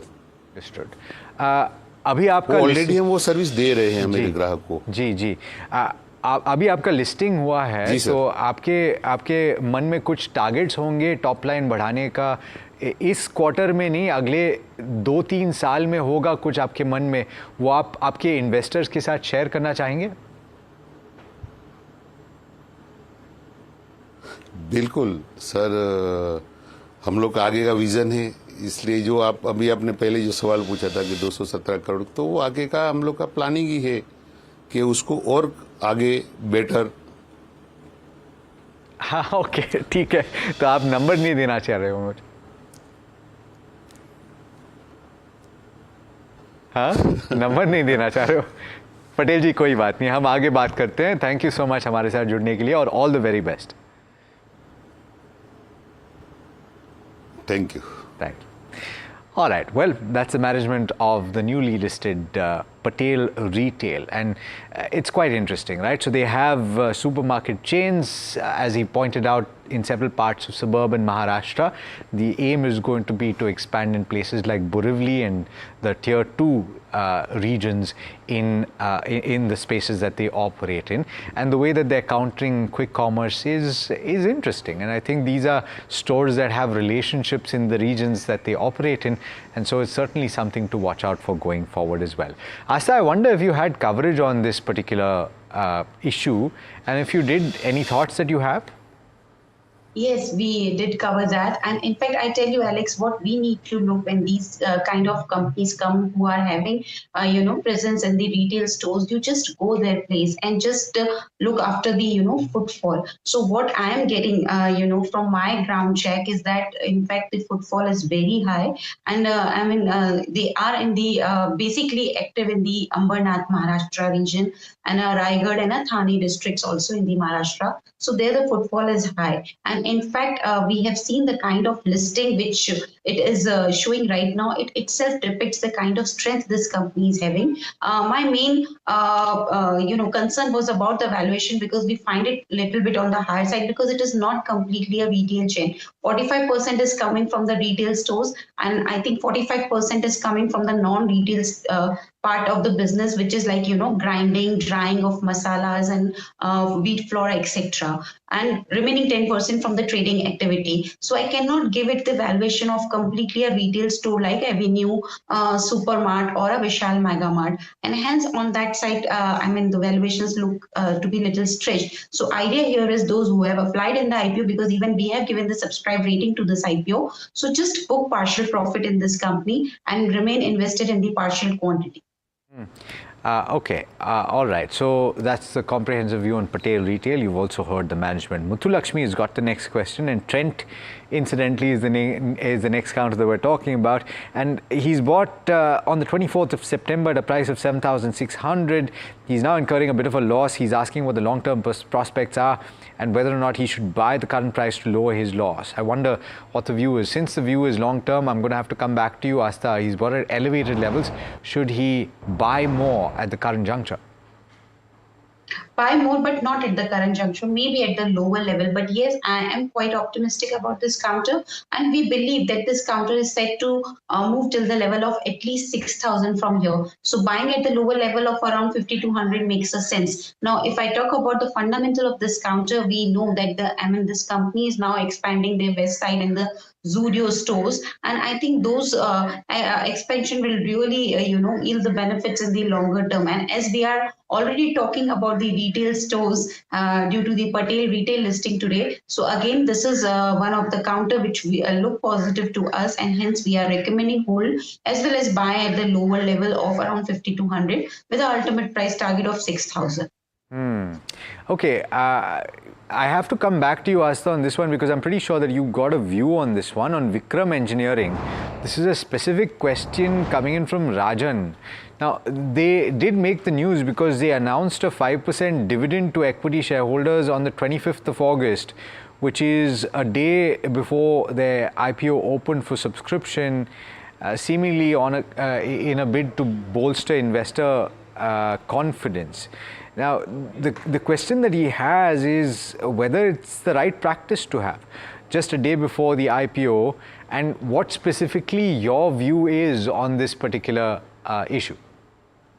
So view is positive, although I cannot comment on the company's decision to, announce this kind of things because this is purely company's decision. But yes, that I'm taking it in a positive way that this company is very much, concerned about their investors' wealth, I should say, and hence it will not, disappoint us. This is what I can take out from this whole event which has happened. Now, talking about the IPO, we are positive on this IPO because order book is very strong and it is one of the fastest growing EPC company. So we have given a subscribe rating to this IPO to our clients as well from the listing gain as well as long-term perspective. So a recommendation here is to go for this IPO from the listing gain as well as long-term perspective on the back of a strong financial performance. First of all, their return ratios, margin ratios looks to be very strong. And in fact, the pricing seems to be decent, not very low, but yeah, it is a decent pricing because they are coming at a price to earning multiple of 32. But if I compare it to the other industry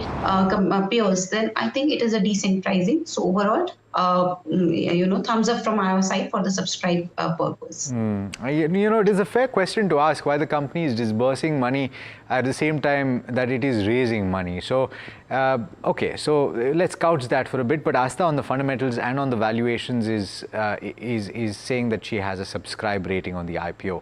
Maheshwar is writing in from Andhra Pradesh, or rather calling us, I should say. Maheshwar, very good morning to you. How can we help you today? Very good morning. Sir, very good morning, sir. Good morning. Please go ahead. Sir, I am asking for BSC, sir. I am holding 1,000 shares at the rate of 2120. Okay. Can I add another 500 quantity, sir? Okay. At the current price we can add? At which price can I add, sir? What is the stop loss? Okay, I got your question. And just to confirm, what is your time horizon? 2 to 3 years, sir. 2 to 3 years, okay. 2 to But 3 since years. you've asked for a stop loss, let me go across to Swati on this one. Swati, BSE has been in focus for multiple reasons. Stock under pressure today as well, down about 2.5%. 2120 is the buy price. Would you buy more at the current juncture? First of all, Alex, the view is a little bit cautious. I would not suggest to take a long positions at the current market price. Yes, but any dips towards 2150 can be a attractive level to take a long positions, but not at the CMP. Downside, it has a very crucial support nearby 2050 levels. As long as it sustains about that level, we might witness some sort of a reversal in this particular counter. So by any dips towards 2150 or 2050 levels in that range, we might see some sort of a foundations building up. Upside, the initial targets from there onwards will be at around 2300 and beyond that level 2500 levels are the good levels to set as a target price. So buy on dip strategies will be implemented. Got it. All right. I'm coming to you, Asta, on the next question. Sterling and Wilson Solar, it is a large part of its ownership is with Reliance Industries. The question is from Kumar, who's writing in from Frankfurt in Germany. And he's asking for the long-term prospects. He says that he's been buying at every dip, but unfortunately he's incurring a loss at this point of as much as 84,000 rupees. Should he hold on for the long term, and what are the prospects, Asta? For the long-term prospects looks to be decent, but not in the shorter term because I think the results were not that very strong. So we are seeing some sort of a profit booking, but long-term perspective is looking good to us because here the time horizon is more than 1 year, 2 to 3 years, as you have said. So yes, one can, accumulate this counter at the lower levels also. But right now, what we believe that this counter, due to not very strong results, may fall more from the current level. 266 it is quoting right now. It can fall till the level of 250 to 240. So don't accumulate at this point of the time. Let it fall till those levels, especially 240, and then make a accumulation or a fresh entry into this counter. All right. Thanks for that, Asta. And by the way, Prime Minister Modi is currently inaugurating Maruti Suzuki's first global battery electric vehicle e-Vitara. And remember, this is an only for export product. So it's going to be sent to as many as 100 countries. And this is at the Hansalpur facility in Ahmedabad. And quite the prospect for Maruti Suzuki. Of course, it is one of the late entrants into the electric vehicle space, but because of the scale that the company operates in, the thinking is that it can scale up pretty quickly. It's interesting that they haven't really announced big plans yet for the EV space in India. But the possibility is, based on pricing, they could make inroads very, very quickly. So watch out for the implications for the likes of Tata Motors and the other players that operate in the relatively more affordable segment of electric vehicles. Remember that Nexon is a favorite at this point, primarily because of the pricing. But let's talk about the next question. It is from the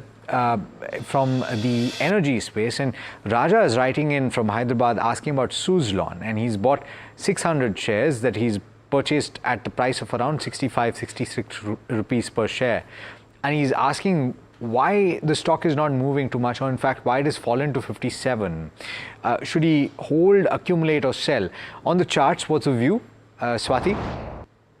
Alex, the view is a little bit cautious, but the interesting observation is that the counter is forming a very cluster foundations nearby 52 to 51 levels. So up to that level, we might witness some sort of a selling pressures, but the long-term horizon will be definitely positive. I believe it has a strong potential to reach up to 63 to 65 levels on the higher sides. Not to exit your long positions. If you want to accumulate the counter, buy on dips towards 252 to 54 in that range, you can definitely take down the long positions, because the RSI is showing that the counter is entering into the oversold zone. So the depth is very limited from here onwards, but upside, yes, definitely 64 levels can be seen very soon. So the view is positive for longer term horizon. Got it. All right. Rahul is calling us next from Visakhapatnam. Rahul, very good morning to you. How can we help you today? Yeah, good morning, sir. Actually, I'm thinking to invest in 5-star finance for long term. Okay. So I just want to know, is it good to hold, is it good to enter for long term, or any other better counter in NBFC space? Okay, I got your question. Asa, what's the view here? In the NBFC space, I mean, there are quite a few options. Which is your top pick? Would it be 5-star finance? So in 5-star finance also, it is one of the decent space, but what we have seen that there was a drop in the asset quality. So I think that was weakened, but going ahead by the end of FY26, I suppose that that will be improving. So that is one of the point, that the asset quality has weakened, and that is why we have seen this counter not performing strongly. In fact, after the result arrival also. So my idea here is that due to the not very strong numbers, it may fall further, maybe till the level of 550 to 540. There one can accumulate this counter. Talking about other NBFCs, so I would really like to go with the Bajaj Finance, because in the whole NBFC space, Bajaj Finance is such a counter which is always looking strong to us on the basis of a strong asset quality with a strong margins. So I mean, these two counters one can look upon, 5-star at the lower level, and Bajaj Finance can be the another counter if anyone wants to make a entry. Got it. Bajaj Finance is something to watch out for, especially in the context of everything that is happening on the GST front. One would assume that if consumption gets a boost, this is something that you should watch out for. NBFC players that operate in the consumption space. Gaurav Baheti from Hyderabad in Telangana is asking about the next counter, and he's got Jyoti Labs on his radar. He's bought at a price of 310 rupees per share, and he's got 49 shares. He's wondering whether there's a possibility of it reaching 450 plus in the next 1 to 2 years. Swati, on the charts, is that a possibility? Yes, Alex, definitely. It has a possibility to reach to around that 420 to 440 levels on the higher side. The interesting observation that we are witnessing a very positive divergence on the weekly charts. The stock has found a very strong formations of a support nearby 320, 330 levels, and from there slowly steady it is rising on the higher sides.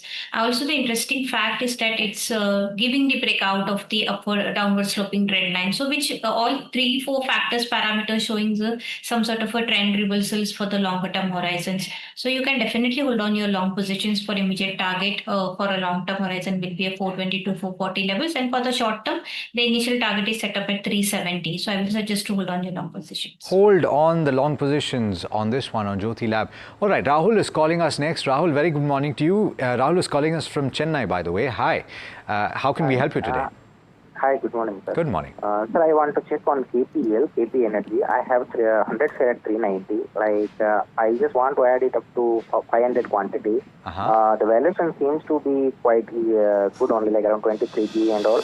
And I've also seen the interview of management on your channel. Yes. And I can see like they are giving guidance of 50 to 60% revenue guidance growth. So probably EPS will also increase accordingly. So I just want to check I want around 50% gain if I hold for a 2 years period. Is it good time to accumulate, or it can fall down below? Any idea or any thoughts on that? Okay.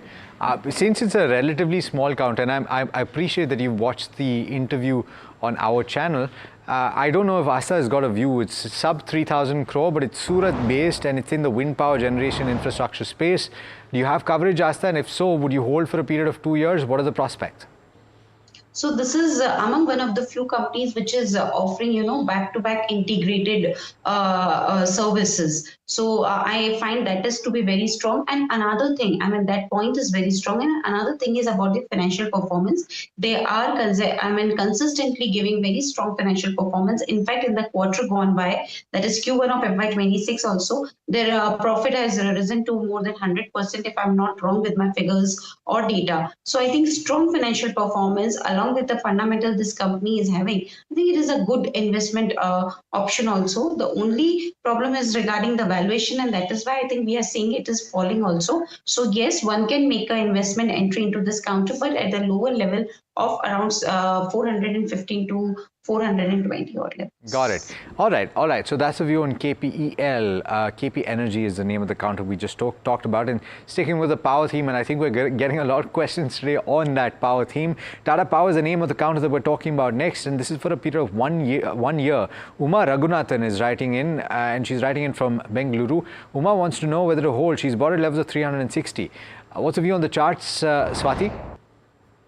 Alex, long-term view is definitely positive. Short-term, as of now, the counter is under the formations of the cup and handle pattern formation. So some period it will be consolidated within the range of a 350 to 400 levels. So up to 50 points consolidation can be witnessed, and thereafter we might witness some sort of a breakouts level. So the near-term view will be a cautious, but any momentum above 400 level will see the trend reversal, and which will take our stocks towards to 440 to 450 levels. So for at least minimum 2 to 3 months, the view is bit cautious. Thereafter, we might witness some sort of a positive momentums, which will take a counter on the high side. So it's all from my end. All right. Shivaji is calling us from Andhra Pradesh. Shivaji, very good morning to you. I'm curious, are you Maharashtrian? क्या sir, हम हिंदी में बात करेंगे sir थोड़ा. आप हिंदी में बात करेंगे. आप महाराष्ट्र के हैं? नहीं सर, हम महाराष्ट्र नहीं सर, आंध्र प्रदेश से बोल रहे हो सर. अच्छा. आंध्र प्रदेश. हाँ, नहीं, आपके नाम सुन के मैंने सोचा कि आप महाराष्ट्र. शिवाजी फ्रॉम आंध्र प्रदेश. शिवाजी फ्रॉम आंध्र प्रदेश. बताइए क्या सवाल है आपका? हम मेसगड्डा शिपयार्ड में 30 शेयर खरीद लिया था सर. ओके. जो एवरेज रेट है 3,160 सर. ओके. अभी होल्ड कर सकते हैं, ले सकते सर, बाय कर सकते सर. ओके. आपका टाइम फ्रेम क्या है? आप कितने समय तक होल्ड करना चाहेंगे? हम और 2 महीने तक होल्ड कर सकते सर. ओके. आपने ये लेटेस्ट न्यूज़ पढ़ा था ना कि कल उन्होंने क्लैरिफाई किया था कि जो 70,000 का जो ऑर्डर था उनके पास आया नहीं अभी तक. आपने न्यूज़ पढ़ लिया था? पढ़ा नहीं सर, पढ़ा नहीं सर. ओके, पढ़ा नहीं तो ठीक है. So that is the reason why the stock is under a little bit of pressure. Forgive my amazing ability at different languages beyond what I normally speak. Let me ask Swati on the charts then, since he's got a short term view, ये hold करना चाहिए या cell करना चाहिए इस time पे? देखिए counters में ओवरऑल अभी शॉर्ट टर्म के लिए व्यू कॉशियस है मेरा। हमें सेलिंग प्रेशर देखने मिल सकता है, क्योंकि अगर आप पास्ट 1-1.5 महीने का भी डेटा देखोगे तो टेक्निकली 20 डीएम में मूविंग एवरेज, जो शॉर्ट टर्म मूविंग एवरेज हम देखते हैं, उसका काफी स्ट्रांगली रेजिस्टेंस फेस करते हुए नजर है। ऊपर 2800 के लेवल्स वो ब्रेकआउट नहीं दे रहे और नीचे में 2600 के लेवल्स का सपोर्ट काफी फॉर्म। तो ये 200 पॉइंट के रेंज में ये पर्टिकुलर स्टॉक खेल रहा है। Breakout on either side will decide the clear trend of the market. So as of now मुझे लगता है कि थोड़ा वेट करना चाहिए, कोई आप बिगवाली नहीं करनी चाहिए। अगर कोई भी डेप्थ आता है 2550 2600 के रेंज में, तो आप एड ऑन कर सकते हो ताकि आपका बाइंग प्राइस नीचे आ जाएगा। ऊपर पॉजिटिव मोमेंटम हमें 2800 के अबाव ही देखने मिलेगा। जैसे ही ये ब्रेकआउट देता है ऑन द क्लोजिंग बेसिस, तो अपसाइड डोर्स ओपन हो जाते हैं 3200-3300 के लेवल्स के लिए। तो अगर आपका नजरिया एटलीस्ट 1 साल के तरफ है तो डेफिनेटली आप होल्ड ऑन कर सकते हैं ये particular stock. Okay, the stock was up over 2% in trade yesterday. This is because of or the expectation that the company had received an order in collaboration with German company ThyssenKrupp to manufacture submarines, but it has clarified overnight to the exchanges that no such order has been received, and it is not in fact in talks with ThyssenKrupp at this stage, which is why the stock has erased all of the gains that it made yesterday. Our next message is coming in from Arjun, who's writing in from Kolkata, and he's got a view that he's seeking on Apollo Microsystems for a period of 7 to 8 months. And since it's less than a year, I will come to you, Swati, on the charts. At 242 or thereabouts, would you suggest a fresh entry? No, not at all. I would suggest fresh entry, because yesterday only we have seen all-time high. We have seen a very spurt rally within a span of 8 to 10 trading sessions from almost 180 to 255 levels. The counter is really positive, but fresh long positions are not recommended because the risk-reward ratio is not favorable. If you're getting any dips towards to 220 to 200 level in that range, you can definitely go for a long positions, but not at the current market. All right, so avoid taking a fresh entry based on the, wow, so 42% over the course of last month is Apollo Microsystems. Manoharan is calling us from Chennai. Manoharan, very good morning to you. How can we help you today? Good morning. I have bought 200 quantity of Wockhardt Pharma. Okay. At average price of 600. Okay. So whether it's a hold or sell, or what is the future prospect? When did you buy this, sir? I have bought just 1 year before. Okay. 1 year before, and your buy price, okay, so let me just see. So therefore you're asking on the fundamentals. Let me just check. The name of the counter is Wockhardt Limited, right? Yes. Wockhardt Limited, all right. And the current price is, so therefore you're sitting on significant gains, am I right? Yes. It went up to 1,900. Yes. It has fallen due to the correction in the market. Yes. Whether it's crossed the high made this 1 month before, or I have to sell it. I got it. So you're looking for a short-term view on the stock so that you can understand whether to book profits at this stage. Am I right? No, I can hold it for long term also. Okay. So then let me get you a fundamental view, Manoharan, on the fundamentals of Wockhardt. Asta, you want to weigh in on this? He's bought at a very attractive level of 600 rupees per share.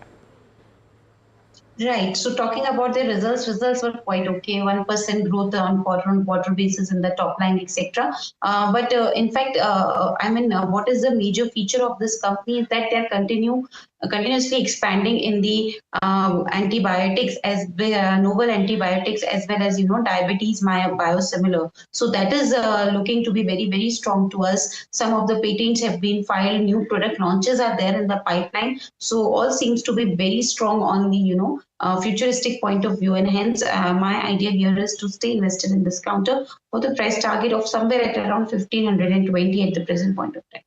All right, so hold on, Manoharan, is a view on Wockhardt.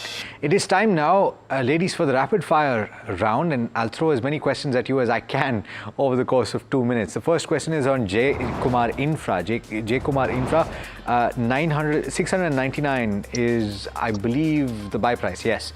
Would you hold or exit with the time frame of 6 months? Mudli wants to know. Swati? I will suggest to hold on this particular positions with keeping a stop loss of 620. Upside momentum can be seen towards to 670 to 700 levels. So it's okay. Shanti Gold is the name of the counter. 235 is the buy price. Arif wants to know whether to hold or exit. What's the view, Asta? hold is this strategy from my side for this company, the price target of 250 to 260. Crompton is the name of the counter we're talking about next. If you have a short-term view, would you add more at these levels? Sunita wants to know. What's the view, Swati? My view is positive. You can add on at the current market price. Upside levels can be seen up to 360 levels. Okay, Tata Motors, we've got Ajit who's writing in from the UA. Ajit who's asking whether it can be accumulated at this stage. What's the view, Asta, on the fundamentals? Yes, accumulation can be done, but at the lower level of around 650. Angel One, we've got Sudhir from Mysuru who's incurring a loss at this stage. He's asking whether to hold or sell. Swati, on the charts? You can hold on this positions. Downside, it can may come down towards 220-250, but that will act as a very good support levels. So you can hold on to a particular counter. Garden Reach Shipbuilders is the name of the counter. 2565 is the buy price. Would you hold for a period of 1 year? Swati, what's the view?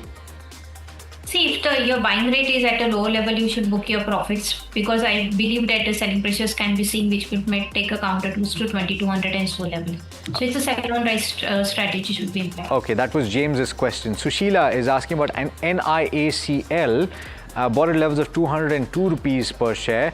Would you hold, Asta, on the fundamentals? Sorry, I don't track this counter, so cannot comment. Swati, any view on NIACL? Yes, the counter is under the consolidation phase. You can hold on by keeping a strict stop loss of 180 rupees. Upside can be seen towards 230 to 220 levels. Okay. Asta, Swati, as always, absolute pleasure having you on the program. I think we've covered quite a bit of ground today. We've done over 30 questions. So thanks so much for taking the time. And that brings us to the end of this edition of Ask Profit. It's been an absolute pleasure bringing it to you. Do stay tuned. Up next is Know Your Company, and this is NDTV Profit.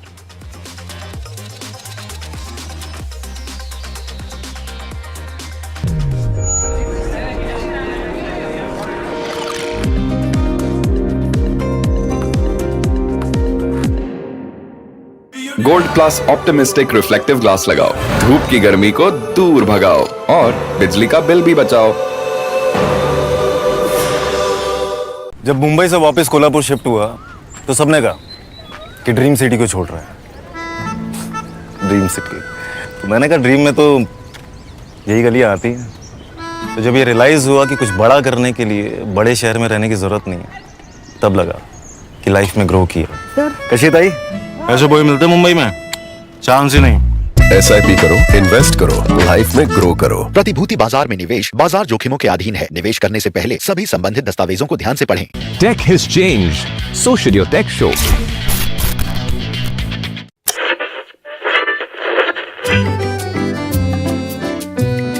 They're the force behind some of India's most respected business empires.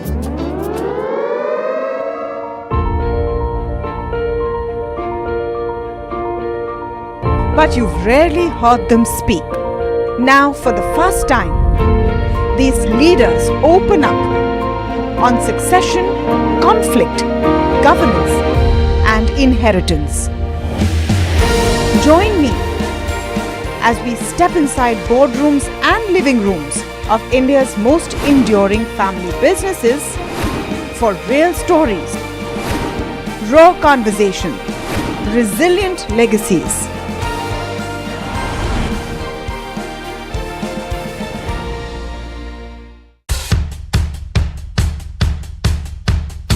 The markets move fast. And so should your portfolio. Expert insights, real-time stock picks. Do I buy Ola? Should I hold CDSL for the long term? Buy, sell or hold. The answers you need, straight from the experts. Callers from India and across the world. Connect live, ask, decide and invest wisely. Your portfolio, your future. Ask Profit.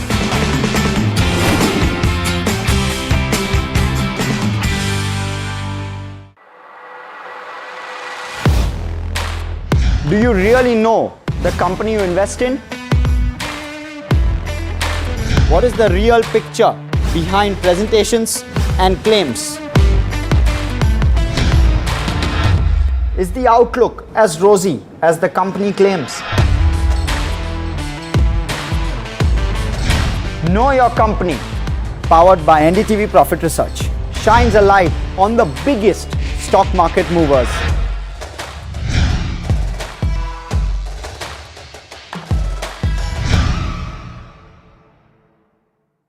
Tech has changed, so should your tech show.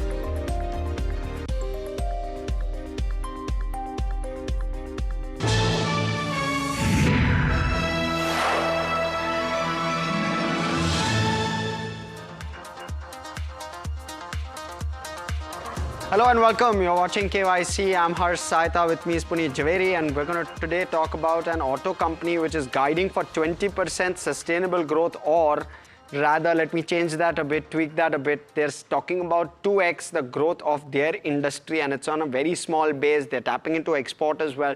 So all of that likely to aid the numbers overall. But let me start off with what I want to know with regard to SJS Enterprises. Very, very strong clip of growth is what they're guiding for. I want to know whether they're doing the 20% sustainably is what one can expect over the next 5 years.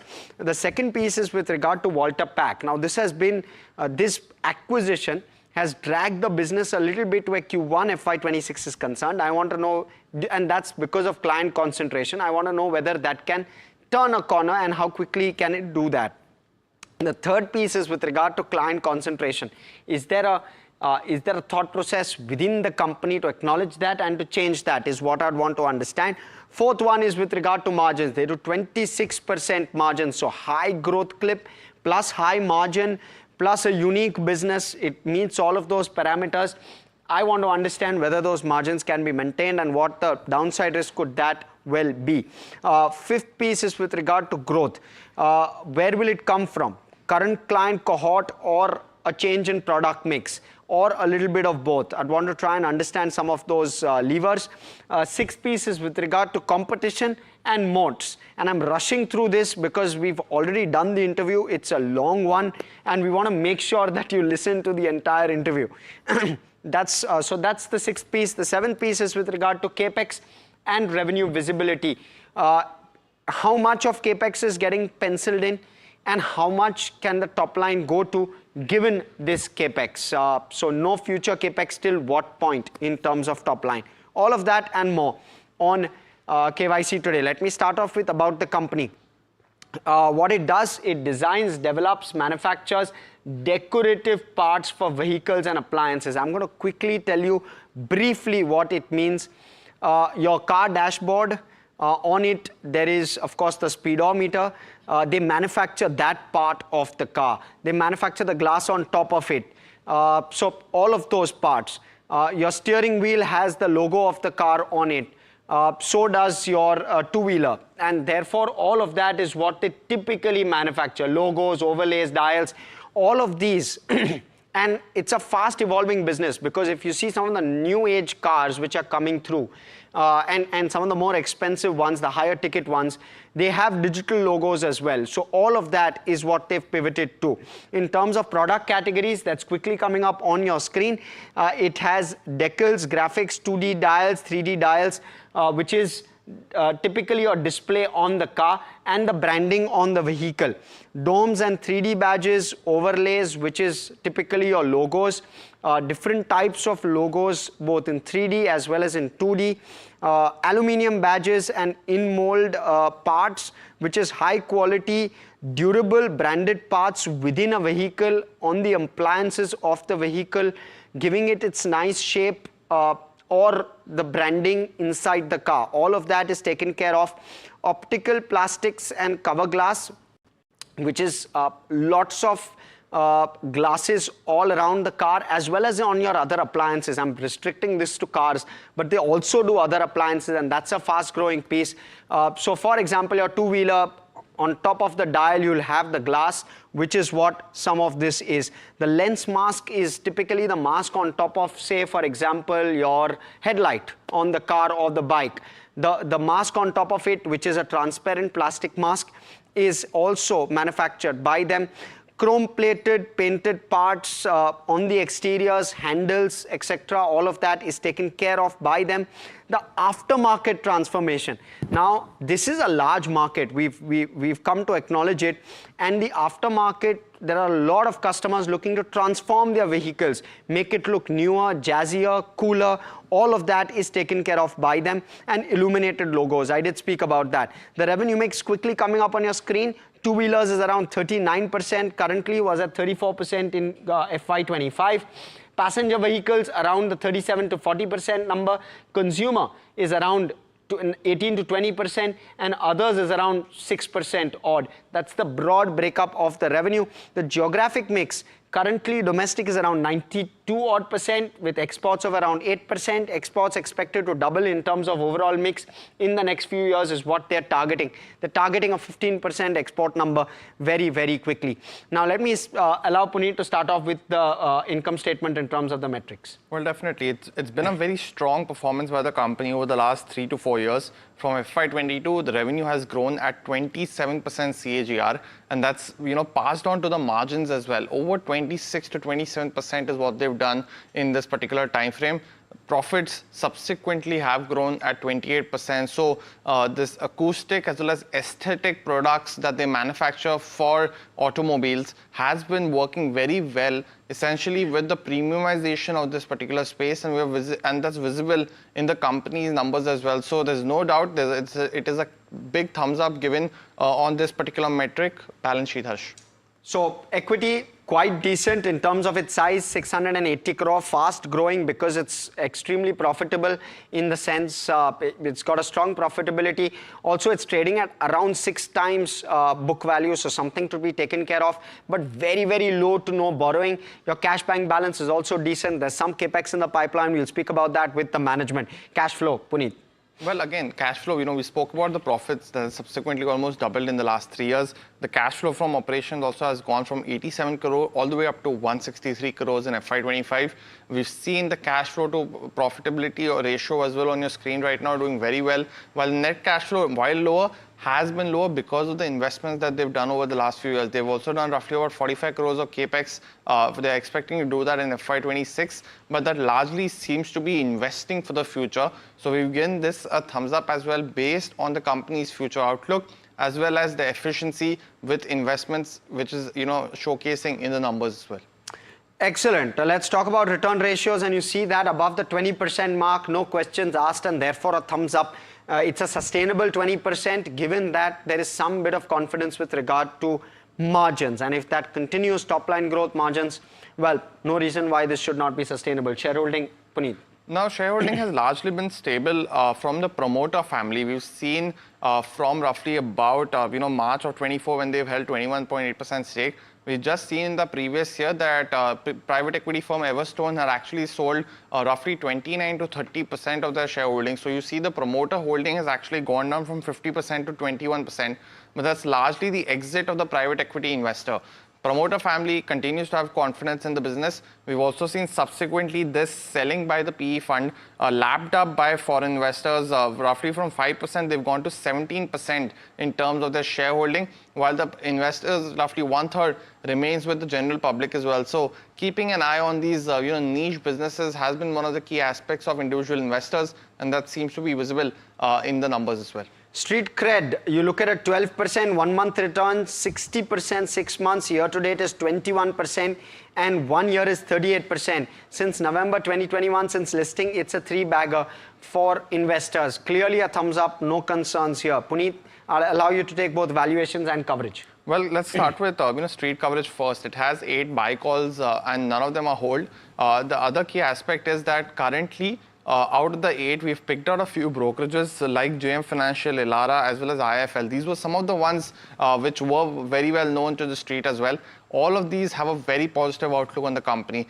Roughly the target price ranging from 1400 all the way up to 1700 For Elara, they've actually raised that post Q1 earnings as well, which was in the end of July. So it is a positive outlook on the company, and you'll hear from them as well. In terms of valuation, while there is not so much comparison available in terms of listed players, because the company also mentions that this is a very wide industry. A lot of players do a lot of smaller aspects of the business, but with SJS largely organizing it and getting it under one umbrella, that seems to be one of the company's moats, and currently trading at over 34 to 35 times price to earnings. For FY26, based on the coverage from the analysts, it trades at roughly around 28 to 29 times price to earnings. And while there are much more established players amongst the auto ancillary space that trade at similar valuation, the lack of any one particular company with this kind of segments as well as granularity seems to be why Street is giving this kind of valuation to a company sub 5,000 crores in terms of market cap. But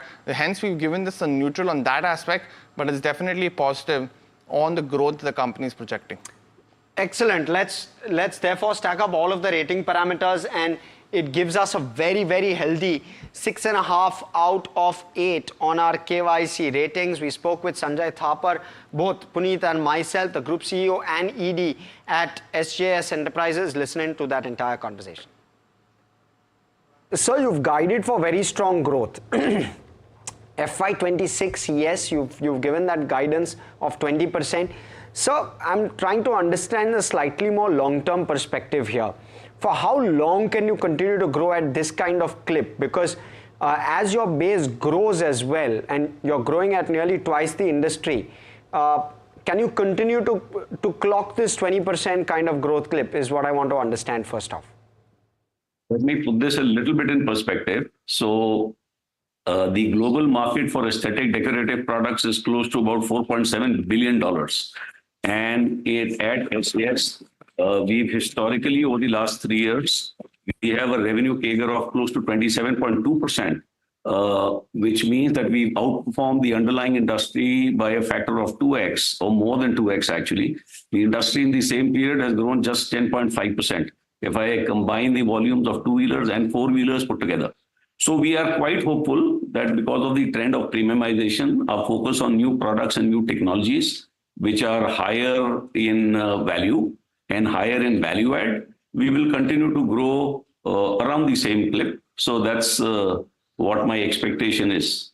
Oh, so would 5 years be the right kind of view or visibility to take in terms of this 20% growth guidance? Can we pencil in that next 5 years at least the 20% growth clip will continue at the very least? We don't guide in terms of percentages. So what we say is that there's an underlying industry that we will outperform. So our guidance for the current year was that we will be 2x of the industry growth, and we'll continue doing that. So think of us as a high growth, high profit company, which is still tapping the opportunity set globally. So we've positioned ourselves as a global supplier, and we are very excited about the opportunities that lie ahead of us. Mr. Thapar, very good morning to you. Thanks so much for joining in. It's Puneet this side. We spoke recently post our Q1 earnings as well, and largely you seem to be quite positive with the acquisition of Walter Pack as well as your consumer business as well. Given that you are outperforming the industry, you're roughly at about 760 odd crores for FY25 in terms of revenue. Could we anticipate that this could lead to almost doubling in the next 3 to 4 years, given the new products that you integrated are still to see a bigger impact in your existing businesses? So could that be a fair assumption given the strong margin profile as well? I think that's a fair assumption. So I'd be disappointed personally if we don't double our sales in that period of time. So yes, directionally, you are absolutely right. And Mr. Thapar, essentially in terms of growth, it's quite obvious that you are outperforming the industry. Just talk a little bit about Walter Pack as well as the consumer business, because your auto business is growing at a fair click, and that's well known. With chrome plasting as well as something that you've spoken about is a very big business, as well as with the export opportunity. Which business do you think will lead the growth for you specifically? Is it these two new verticals that you expect? And what is the expectation of some that you can quantify for the consumer business as well? What can we look at? Look, the way we look at ourselves in terms of a growth opportunity is through the lens of the customer. So what does the customer want from a global supplier? He wants a company that can offer him the best-in-class products at a cost that is very competitive and with no delivery hiccups. So over the years, we've proven our supply chain capability. I export to more than 220 locations across 22 countries, whether it was COVID, whether it was the container blockage. So we've earned that trust. So that makes us very confident that we are a company who's recognized by marquee OEMs across segments, whether it is automotive, whether it is consumer. So we've grown well, and we have a track record of growing large mega accounts. Coming back to Walter Pack, so I think that is a game changer as far as us. So we've, with that acquisition, created a capability set that we lacked at SJS, both in terms of tooling for complex in-mold formed parts, also some specialized know-how in terms of 2K molding, and that is a carrier. Think of it as a force multiplier for SJS, because we have a very strong printing background, printing on different substrates. And with this acquisition, we've actually, what we've done is we've created a very niche set of components. And Walter Pack is one of the very few suppliers, Walter Pack Spain I talk of, is one of the very few suppliers globally in this area of in-mold formed decoration parts. And with this acquisition, I think we are at the forefront in terms of technology. These are expensive parts. But we see the trend of premiumization that happens in India. So typically you launch high-end expensive parts in premium top-end segment of vehicles. Slowly customer demand for such aesthetics percolates down to the mid-segment and the entry segment. And we see the market growing very rapidly once that happens. So we are, I think, strategically in a very good position as far as Walter Pack goes, both in terms of technology. This is a long lead item because tooling is very complex. It takes close to about 8-9 months to make a tool. So I would say in the period of 4-5 years, you should see significant contribution coming from the in-mold form parts. We see a lot of demand for chrome plating, especially in the export markets. So we could possibly see a lot of business growth in that area as well. And largely to say, what are the growth drivers? So four-wheelers as a business segment will grow very rapidly for us, as will consumer businesses, thanks to the new technologies that we are launching. Mr. Thapar, on Walter Pack, Q1 was a slightly softer quarter. When do you start to see recovery there? Of course, reasons well known, there's some bit of drag coming in with regard to clients. When do you see a recovery there in terms of your top line, and what does Walter Pack do to your margins? Are you able to maintain that 25-26% kind of margin number? I think we've proven that. So historically, we've maintained margins north of 25%. So 25-26% is what historically we've delivered, maybe 3 years or 5 years now. And after the acquisition of Walter Pack as well. So I think the truth lies in the numbers. So Walter Pack is an important component to our overall strategy. Where do we see? So since this was an acquired business, there's a legacy set of customers that we have. So as a company, we de-risk ourselves by saying we should not be too dependent on one single customer. So in fact, consolidated basis, no customer constitutes more than 15% of my top line. But that is not true for these subsidiaries that we have. These are basically acquisitions. So there is a legacy set of customers. So we are fast gaining traction with other customers as well. And I expect that that balance of customer concentration should also reduce over time. And we already have good visibility for orders that are coming in. But as I said earlier, Walter Pack parts are large in-mold form parts which require tooling time. So I would imagine that over the next 1 year or so, we should see Walter Pack coming back and it being a more diversified play, reducing the customer concentration that we currently have. Mr. Thapar, one question on your kit value specifically, because we've spoken about this in the past. You were at somewhere around 1,200 to 1,500 for passenger vehicles. You've now gone to roughly between 4,000 to 5,000 post Walter Pack's acquisition. Now, you've had some huge guidance. You're mentioning that this will double in the next 3 to 4 years. Could you specify if this will be done via new products like cover glass amongst others, or will this be with increasing your current business with your current clients, the top 7 to 8 that you cater to? So where should the growth come from? So growth comes from both these areas that you mentioned. So yes, displays continue to be a very strong opportunity set. SJS is well poised to address this market because of our inherent nature of the products that we've done for a number of years. So aesthetic parts, and cover glass is also an aesthetic part that requires printing. And we are in the process of examining what more can we do in the cover glass business. So we don't want to restrict ourselves to cover glass. The overall displays as a category is very interesting for us, and we are positioning ourselves to address that market. The kit value that you mentioned, you're right, from 5,500 odd rupees potentially per four-wheeler, it is likely to go up to 10,000 per vehicle over the next 3 to 4 years. And SJS is, I think, strategically absolutely in the right direction. And Mr. Thapar, just a follow-up, what would be, the kind of addition that you think that cover glass could do to your products? Is it one of the most game-changing aspects? Because it seems to be that your current products are adding a lot of value, but this one is a high, the price of that per vehicle is also high and the margins are also better. So what kind of addition do you think that could get you?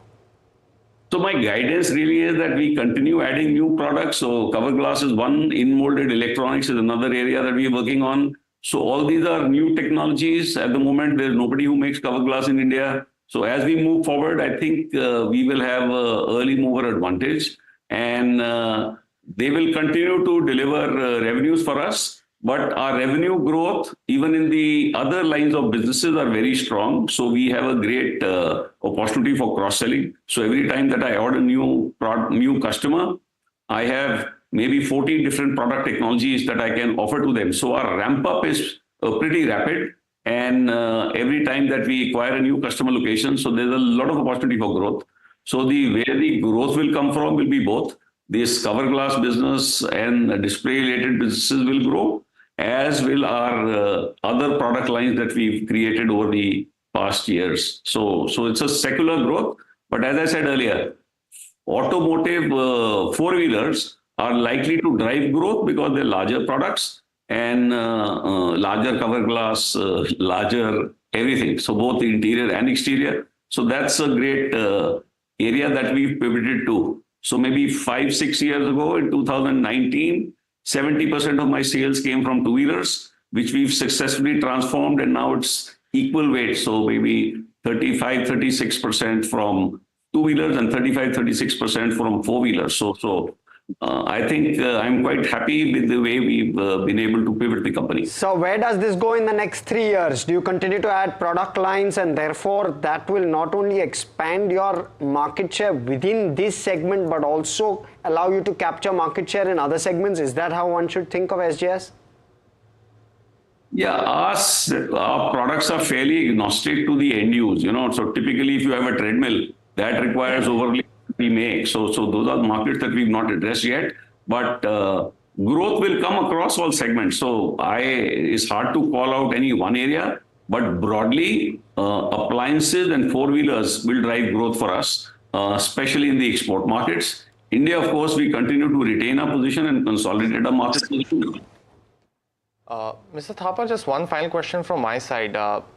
Essentially for two-wheelers as well, you mentioned that the share has gone down from roughly 70% in 2019. You are adding new clients. You've added Hero in the last couple of quarters. Could you just give us some sense of the competitive intensity in this space? Because it's a high volume product. We're also expecting some kind of cost increases because of ABS. So what does that do for you, for example, in terms of the cost increasing essentially? So what is the current conversation that you're having with clients, and who are you actually competing with? Because for the first time you've gotten Hero, and Hero sells over 50 lakh motorbikes. So just some sense on that sense as well. No, so let me correct you. Our two-wheeler business has not come down. It has increased. The share of course, four-wheelers has also increased. Understood, sir. The overall revenue. Businesses have grown tremendously, so therefore that weight has come down. So that's the point. Yes, we are very optimistic about Hero, so that's a good addition to our portfolio. and we continue to develop new models for them. And as I've stated earlier, we would potentially look to consolidate and gain a significant market share with that, as is our endeavor with all customers. So coming back to ABS does not impact us really, because what we do are PVC films and special materials for their logos. So there is not much of a challenge in terms of ABS, because we don't do plain vanilla molding. You know, the business that we are in is high value add decorative products that are long lasting. And that is what is our DNA as a company. And that translates into, it's a very complex business, batch mode operation. So competition intensity is extremely difficult. So there is, I don't know of a single company in India or overseas which has as many products as I have in my portfolio. So we have close to about 14 different technologies, and most of the competitors that we have focus on just one or two. And I think what helps us with that is to position ourselves as the supplier to go to when a designer looks at improving aesthetics in a vehicle. So they're happy to do that. We have a styling studio which designers come and work along with our designers to formulate specs. And we do this pro bono. So we also have rapid prototyping capability. So we supply products with a very short turnaround time, and that I think engages us even more deeply with our customers very early in the development. Well, he also spoke about CapEx, and he said that CapEx, which is in the pipeline over the next 2 years, will take their top line from the current sub 800 crore to 1400 crore nearly. So that's broadly the guidance. But, that's all the time we have from Puneet, myself, and everyone who puts this show together. Thanks so much for watching. Hope you found it productive. Of course, stay with us on NDTV Profit.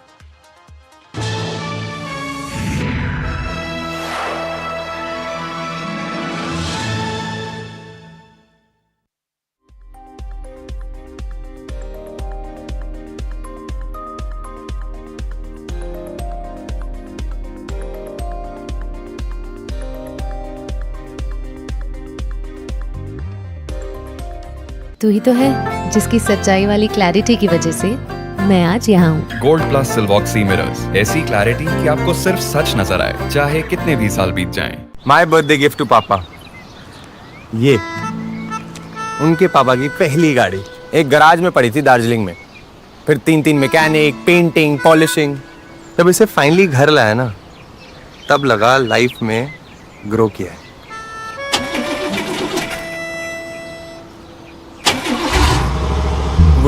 SIP करो, invest करो, life में grow करो। प्रतिभूति बाजार में निवेश बाजार जोखिमों के अधीन है। निवेश करने से पहले सभी संबंधित दस्तावेजों को ध्यान से पढ़ें। Tech has changed. So should your tech show.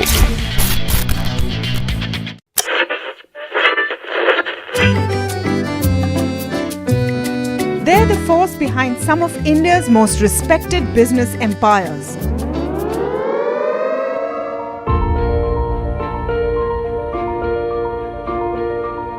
But you've rarely heard them speak.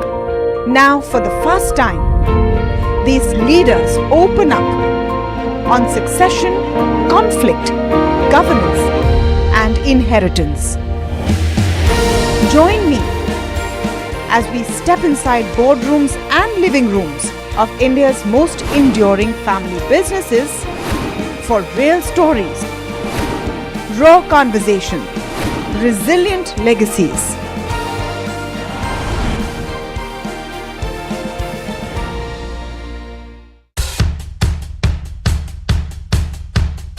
The markets move fast. And so should your portfolio.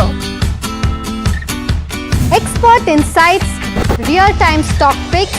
Do I buy Ola? Should I hold CDSL for the long term? Buy, sell or hold. The answers you need, straight from the experts. Callers from India and across the world. Connect live, ask, decide and invest wisely. Your portfolio, your future. Ask Profit.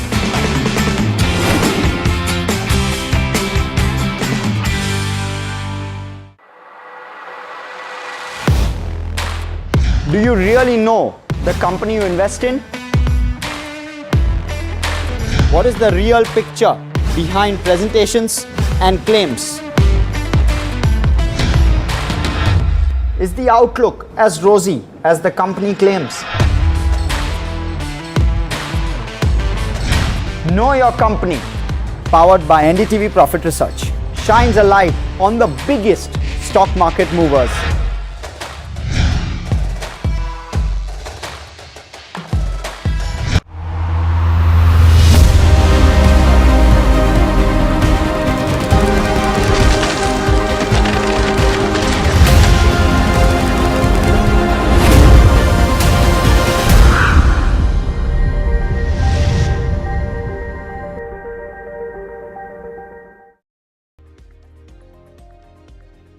The US outlines plans to implement a 50% tariff on products from India ahead of the deadline. PM Modi says we'll find a way out despite the pressure. And a tepid day of trade on Dalal Street. Nifty sub those 24,900 levels. Sensex also sheds over 500 points. Most sectors in the red. Auto FMCG remain resilient. PM Modi is going to be launching projects worth 5,400 crore rupees in Gujarat. Also flags off Maruti Suzuki's first global battery electric vehicle, e-Vitara, for export to over 100 countries. And the government is looking at an inventory-based model for e-commerce exports. Sources say this will in fact let e-commerce giants buy products directly from Indian sellers to sell overseas. Commerce Ministry holds meetings with different stakeholders.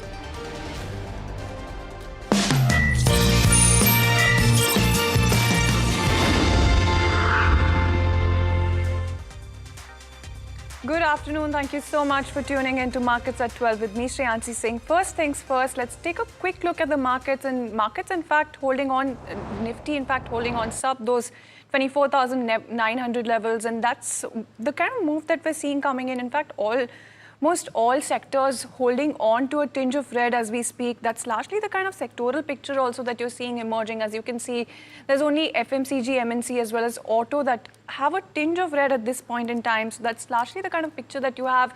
Even when you take a look at the Sensex, let's also quickly take a look at the Sensex, because there also you have the Sensex shedding about 500 odd points, 540 points at this point in time.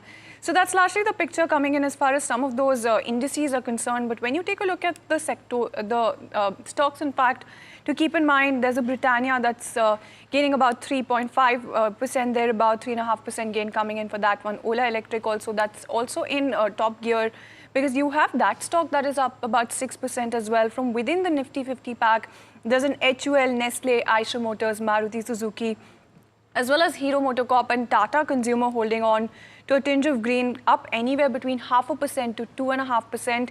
When you take a look at this list of losers as well, there's a Shriram Finance, Sun Pharma, Dr. Reddy's, Tata Steel and Bajaj Finance, some of your top losers from within the Nifty 50 pack. But let's also move on, get you a very important story, because you do have key ministries that are likely to meet the PMO at 3 p.m. and this is ahead of the 50% tariff hit. In fact, we do have Rishabh who's joining in with those very important details. Rishabh, this is something that we have all been keeping in the spotlight. This is something that we're watching out for. What makes it to the agenda when it comes to this meeting? Right. The main agenda of this meeting is expected to be a review of the export promotion mission that was actually announced in the budget in February and hasn't been launched yet. But what we're hearing is that it could be launched with a 25,000 crore rupee outlay. Now, remember, this comes with two sub-schemes. One is Niryat Protsahan and one is Niryat Disha. Under Niryat Protsahan, the main vessel of support for exporters will be export credit finance. That is number one. And under Niryat Disha, you have targeted support for export compliance, for diversifying to newer geographies, branding, marketing. You have trade promotion stuff coming under Niryat Disha. So about 10,000 crores is what we're hearing has been assigned for Niryat Protsahan, about 14,500 crore rupees for Niryat Disha. This export promotion mission is awaiting clearance. The It is currently with a panel within the finance ministry, the expenditure panel. They are going through it, and it will continue. Then it will move to the cabinet for approval for a faster rollout. So that is what we're picking up in terms of this key meeting today. Well, absolutely. That is one meeting that we're keeping an eye on. But Rishabh, stay with us for now, because the government, in fact, is also examining inventory-based models when it comes to e-commerce exports. Tell us a little bit more about this one as well then. Right, the government is also looking at the feasibility of running certain pilot-based programs that basically entail large e-commerce operators like Amazon and Flipkart to operate as an inventory rather than a marketplace model that they have been following so far. Now, under these discussions, this will require the easing of FDI rules or foreign direct investment rules, because currently companies can only operate in a marketplace sort of a model where they cannot be holding inventory on their person. But we are seeing that might be seeing a little bit of a tweak, because that is the representation that certain industry leaders in the e-commerce sector like eBay, Amazon, Flipkart, the likes of eBay and FedEx have also made in terms of representations to the government. And what this will allow is it will ease sort of the access that small exporters and small MSMEs get via platforms like Amazon. Remember, a payment cycle for a small vendor on a platform like Amazon could come up to about 21 days. It could take about 21 days for them to receive that amount of money. But if they sell it directly to an Indian entity like Amazon, which will have an entity based in India, that payment cycle will be reduced drastically and definitely will have an impact on profitability. What will also happen is that Amazon, this will help Indian businesses also facilitate customs clearance processes faster, and it will give sellers greater access to international markets. So this is a proposal that is at the deliberation stage right now. Nothing has been decided, but we have our eyes peeled on it. Well, absolutely. Nothing is certain when it comes to these updates. But tell you what, we'll keep getting more updates as soon as they trickle in. For now, let's also take a look at some key commentary that we, in fact, are getting in when it comes to the retail space, because the word that is coming in from the management of V2 Retail actually is that they should see an uptick in demand because of GST relief. In fact, that's the word coming in from Akash Agarwal, who's a whole-time director and CEO of V2 Retail. He also highlights that GST reforms are a win-win for both consumers and businesses. Let's go across and listen into a slice of that conversation. I think this is a win-win for both consumers and businesses. Simpler tax slabs reduce complexities for the businesses also. So it makes compliance easier. So we feel, higher consumption and higher compliances should offset any near-term revenue loss for the government. But yes, although 94% of what we sell already is below 1,000 rupees, so we're already in the lowest tax bracket. But it boosts affordability for the consumers. So at the end of the day, they have more disposable income. So we should see an uptick in demand. So we are very positive about this. All right, then let's move on. Let's shift our focus to the primary market space, because it's actually 4 listings that you've seen for Dalal Street debuts. One of them, of course, is Gem Aromatics, and that's a company that has made a muted market debut. The company, in fact, listed with a 2.5% premium on the NSE. In fact, let's also get in Agnidev's conversation with Yash Vipul Parekh, who's the MD and CEO at Gem Aromatics, to also try and understand what he talks about, the plans for expansion, growth roadmap as well for the company after the listing. I'd like to ask you to explain for the benefit of our viewers, what exactly is it that your company does? You just got listed, there will be more investors waiting to jump in onto the company. So what exactly does Gem Aromatics do? So we make ingredients that go primarily into flavors and fragrances, and with our new capacity expansion happening for our unit number 3 in Dahej, under 100% subsidiary Crystal Ingredients, we will be going in for far more value-added chemicals, specialty molecules and performance chemicals as well. So in essence, the bulk of the business as it stands today is making ingredients that go into flavors and fragrances. Right, so flavors and fragrances, but with the capacity addition, is it the same industry you will be staying in, or are you expanding beyond the given niche? Right, so the new capacity expansion, majority of it is happening at our unit number 3, which is in Dahej, Gujarat. We would be expanding both in flavors and fragrances, and also in the value-added chemistry. There are a lot of, in the value product chart, there are a lot of other adjacent products that go into performance chemicals as well. So we would be entering there. For example, we would be going from phenol to anistol. And becoming a fairly large producer of that particular chemistry on vapor phase-based molecules, highly technology-driven, with a focus on catalysis. So yes, we would be going into adjacent specialty chemicals as well. And what kind of a revenue windfall do you see coming from this capex? I know you can't talk future numbers, but in general, like if you can give me a ballpark estimate. I don't know if I can do that at this stage, but by all means, certainly the capacity expansion that we had planned to a large extent that has been successfully completed. And as we are ramping up, we expect a major bump in our capacities to be operational as of August 2025. So we'll see that uptick happen reasonably soon. Right, so moving on, I'd like to ask you about the use of your IPO proceeds. If I understand correctly, a part of that is going into debt reduction, which also includes your subsidiary Crystal. But can you tell us more about this subsidiary and how it works in tandem with the parent organization?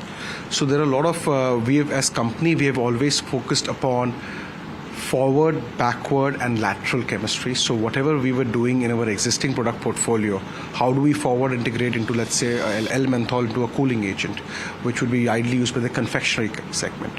That's an example of forward integration. If we were making a product called synthetic anethol, how do we go ahead and make a backward integration from there and bring in cost efficiency? If you're making a natural version of a particular product, how do we make a synthetic version? So in essence, we try to figure out how our existing units, all of them can be working in tandem and provide a holistic solution to a customer. So in other words, if a customer is thinking about mint, clove, for example, they will always have to consider GEM as a reliable supplier of this. All right, and there you go. That's the word coming in from one of the 4 companies that have listed, made their Dalal Street debut today. But let's move on. Let's get you the list of stocks that you should be keeping on your list at this point in time, that you should be looking at, because there's Sai Life Sciences, that's the first one. And that is where you do have the US private equity firm, that is TPG, that is likely to exit the company. You're talking about a block deal that is worth about 2,600 crores thereabout. TPG Asia is the one that is going to be selling 14.7% stake, and it's going to be at 860 rupees per equity share. So 860 rupees per a piece is what you're looking at in terms of the floor price. That is at a 5.2% discount to the last closing price on NSE. So that's one stock to look at, Sai Life Sciences. As you can see, that counter is down about 4.5%, taken a sharp knock. That's one counter, but let's also quickly take a look at Protein eGov, because on the flip side, that's the one where you've seen an order win boost coming in, because that stock is up about 8.2% on the back of that order win to the tune of about 1,100 crores from UIDAI. And this is an order for establishing and running district level Aadhaar Kendra. So that's clearly working out very well for the stock. As you can see, 8.5% thereabout uptick coming in for Protein eGov. But let's also quickly take a look at Mazagon, because on the flip side, you do have this counter that has in fact issued a clarification when it comes to the negotiations with the Defense Ministry. They've given a clarification following those media reports of the company's 70,000 crore rupees submarine order. And you do have them clarifying that there have been no negotiations with the Defense Ministry. So that's the key wording coming in as far as Mazagon is concerned. That stock as well holding on to losses of about 2% coming in at this point in time. So those are the 3 stocks that you should be taking a look at, except the ones that we've already discussed. But tell you what, in the spotlight is the PM speech at this point in time. PM Modi, in fact, is going to be inaugurating Maruti Suzuki's first global battery electric vehicle, that is e-Vitara, for export to over 100 countries. Let's go across and listen in to the word coming in from the Prime Minister right now. श्रीमान Keiichi Ono-san, Suzuki motor corporation के president Toshihiro Suzuki-san, Maruti Suzuki India limited के MD Hisashi Takeuchi-san, chairman RC Bhargava, Hansalpur plant के सभी कर्मचारी, अन्य महानुभाव, देवी और सज्जनों, गणेश उत्सव के इस उल्लास में आज भारत की मेक इन इंडिया इस यात्रा में एक नया अध्याय जुड़ रहा है। ये make in India, make for the world हमारे उस लक्ष्य की तरफ एक बड़ी छलांग है। आज से भारत में बने इलेक्ट्रिक व्हीकल्स 100 देशों को एक्सपोर्ट किए जाएंगे।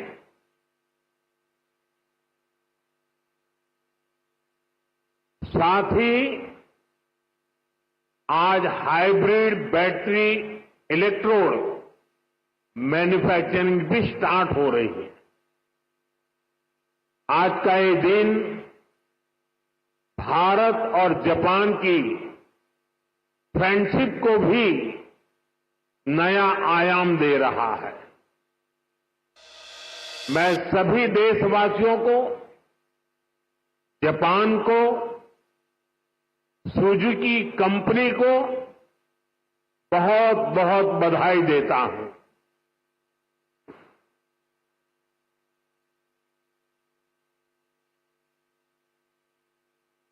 एक प्रकार से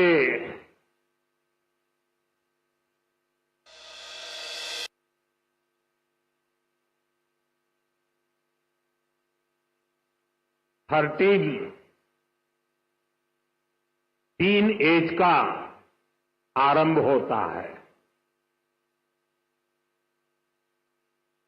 और टीन एज पंख फैलाने का कालखंड होता है, सपनों की उड़ान भरने का कालखंड होता है और टीन एज में ढेर सारे ख्वाब उभरते हैं। एक प्रकार से पैर जमीन पे नहीं होते हैं टीन एज में। मुझे खुशी है कि आज मारुति टीन एज में एंटर कर रहा है।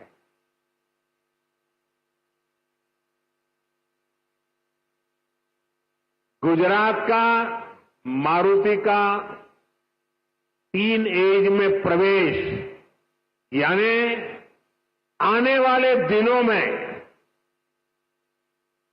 मारुति एक नए पंख फैलाएगा, नए उमंग और उत्साह के साथ आगे बढ़ेगा, ऐसा मेरा पूरा विश्वास है।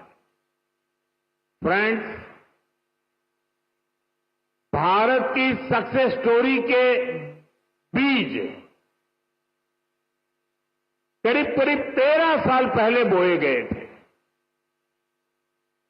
2012 में जब मैं यहां का मुख्यमंत्री था, तब हमने मारुति सुजुकी को हंसलपुर में जमीन अलॉट की थी। विजन उस समय भी आत्मनिर्भर भारत का था, मेक इन इंडिया का था।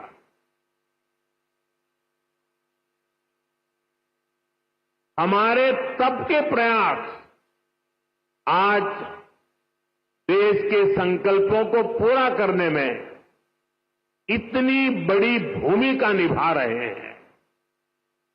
साथियों, मैं इस अवसर पर स्वर्गीय ओसामू सुजुकी सान को हृदय से याद करना चाहूंगा। हमारी सरकार को उन्हें पद्म विभूषण से सम्मानित करने का सौभाग्य मिला था। मुझे खुशी है उन्होंने मारुति सुजुकी इंडिया का जो विजन देखा था, वो आज हम इसके इतने बड़े विस्तार के गवाह बन रहे हैं। साथियों, भारत के पास डेमोक्रेसी की शक्ति है और भारत के पास डेमोग्राफी का एडवांटेज है। हमारे पास स्किल्ड वर्कफोर्स का बहुत बड़ा पूल है, इसलिए कि हमारे हर पार्टनर के लिए विन विन सिचुएशन बनाता है। आज आप देखिए, सुजुकी जापान भारत में मैन्युफैक्चरिंग कर रही है और जो गाड़ियां बन रही है वो वापस जापान को एक्सपोर्ट की जा रही है। ये जापान और भारत के रिश्तों की मजबूती तो है ही, भारत को लेकर ग्लोबल कंपनियों के भरोसे को भी ये आपके सामने प्रस्तुत करता है। एक तरह से मारुति सुजुकी जैसी कंपनियां मेक इन इंडिया की ब्रांड एम्बेसडर बन चुकी है।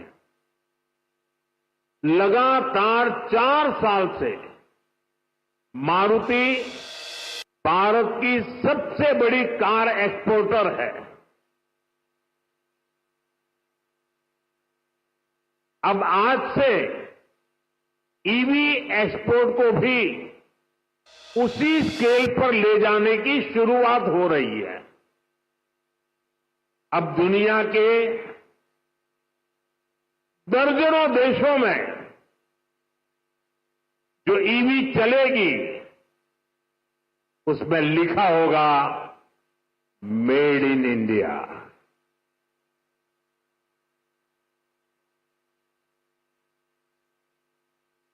फ्रेंड्स, हम सब जानते हैं ईवी इकोसिस्टम का सबसे क्रिटिकल पार्ट बैटरी है। कुछ साल पहले तक भारत में बैटरी पूरी तरह इंपोर्ट होती थी। ईवी मैन्युफैक्चरिंग को मजबूती देने के लिए ये जरूरी था भारत बैटरीज का भी निर्माण करे। इसी विजन को लेकर 2017 में हमने यहां टीडीएसजी बैटरी प्लांट की नींव रखी थी। टीडीएसजी की ही नई पहल पर इस फैक्ट्री में 3 जापानी कंपनियां मिलकर भारत में पहली बार सेल मैन्युफैक्चर करेगी। भारत में बैटरी सेल के इलेक्ट्रोड भी लोकल लेवल पर तैयार होंगे। ये लोकलाइजेशन भारत की आत्मनिर्भरता को नई शक्ति देगा। इससे हाइब्रिड इलेक्ट्रिक व्हीकल्स के कारोबार में और तेज गति आएगी। मैं आपको इस ऐतिहासिक शुरुआत के लिए अपनी अनेक अनेक शुभकामनाएं देता हूं। साथियों, कुछ साल पहले उस समय तक ईवी को केवल एक नए ऑल्टरनेट के तौर पर देखा जाता था, लेकिन मेरा मानना रहा है ईवी कई समस्याओं का ठोस समाधान है। इसलिए पिछले साल मैंने अपनी सिंगापुर विजिट के दौरान कहा था, हम अपनी पुरानी गाड़ियों को, पुरानी एम्बुलेंसेस को हाइब्रिड ईवी में बदल सकते हैं। मारुति सुजुकी ने इस चुनौती को स्वीकार किया और केवल 6 महीने में एक वर्किंग प्रोटोटाइप तैयार कर दिया। अभी मैंने वो हाइब्रिड एम्बुलेंस का प्रोटोटाइप देखा भी है। ये hybrid ambulance PM E drive scheme में पूरी तरह फिट बैठती है। लगभग 11,000 करोड़ रुपए की इस योजना में ई एम्बुलेंस के लिए भी बजट निर्धारित किया गया है। हाइब्रिड ईवी से पॉल्यूशन भी घटेगा और पुराने व्हीकल्स को ट्रांसफॉर्म करने का विकल्प भी मिलेगा। साथियों, क्लीन एनर्जी और क्लीन मोबिलिटी ये हमारा फ्यूचर है। ऐसे ही प्रयासों से भारत तेजी के साथ क्लीन एनर्जी और क्लीन मोबिलिटी का एक रिलायबल सेंटर बनेगा। साथियों, आज जब दुनिया सप्लाई चेन डिसरप्शन से जूझ रही है, ऐसे समय में लगता है कि भारत ने पिछले दशक में जो नीतियां बनाई वो देश के कितने काम आ रही है। 2014 में जब मुझे देश ने सेवा का अवसर दिया, उसके बाद से ही हमने इसकी तैयारी शुरू कर दी थी। हमने मेक इन इंडिया अभियान शुरू किया। ग्लोबल और डोमेस्टिक मैन्युफैक्चरर्स दोनों के लिए देश में अनुकूल वातावरण बनाया। भारत में मैन्युफैक्चरिंग एफिशिएंट और ग्लोबली कॉम्पिटिटिव हो, इसके लिए हम इंडस्ट्रियल कॉरिडोर्स बना रहे हैं। हम प्लग एंड प्ले इंफ्रास्ट्रक्चर बना रहे हैं, लॉजिस्टिक पार्क्स बना रहे हैं। भारत कई सेक्टर्स में मैन्युफैक्चरर्स को प्रोडक्शन लिंक इंसेंटिव का बेनिफिट भी दे रहा है। साथियों, हमने कई बड़े रिफॉर्म्स के जरिए इन्वेस्टर्स की पुरानी कठिनाइयों को भी दूर किया। इससे इन्वेस्टर्स के लिए इंडियन मैन्युफैक्चरिंग में इन्वेस्ट करना आसान हुआ है। इसके परिणाम हमारे सामने हैं। इसी दशक में इलेक्ट्रॉनिक्स प्रोडक्शन लगभग 500% बढ़ा है।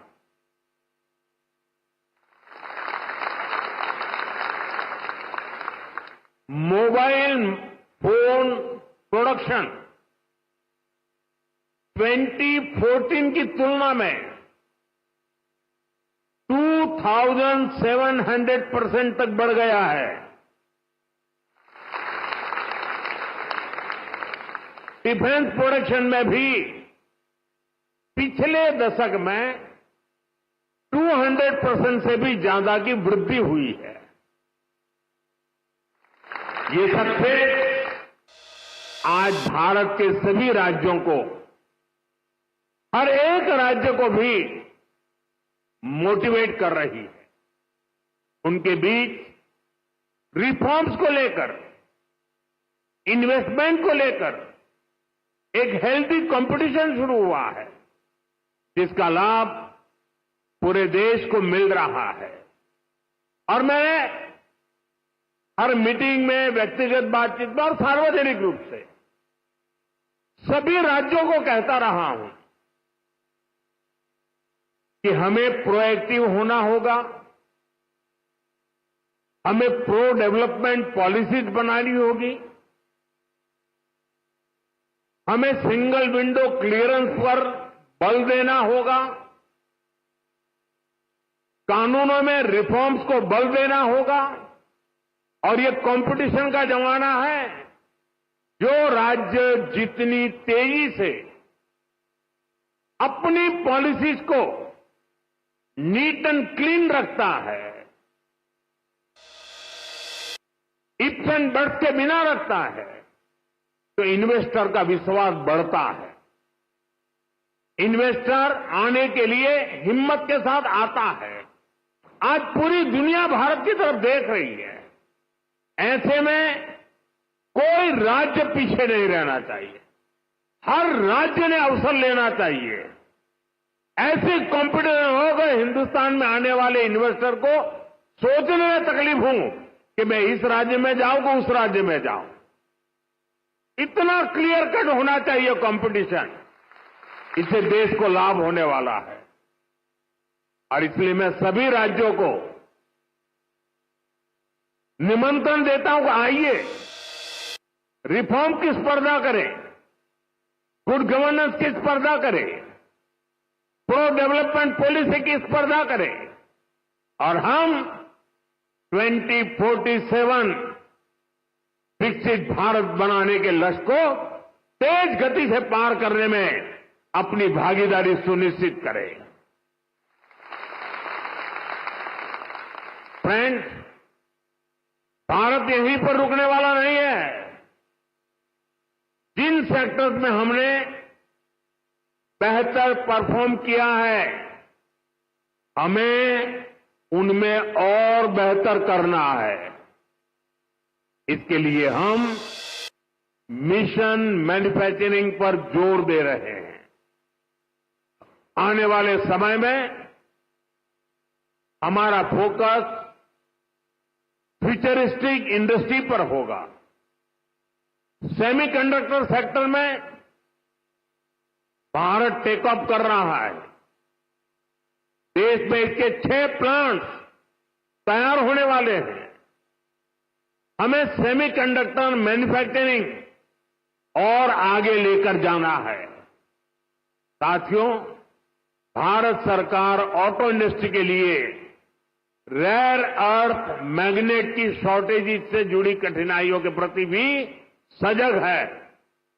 इस दिशा में देश के सामर्थ्य को बढ़ाने के लिए हमने नेशनल क्रिटिकल मिनरल मिशन भी लॉन्च किया है।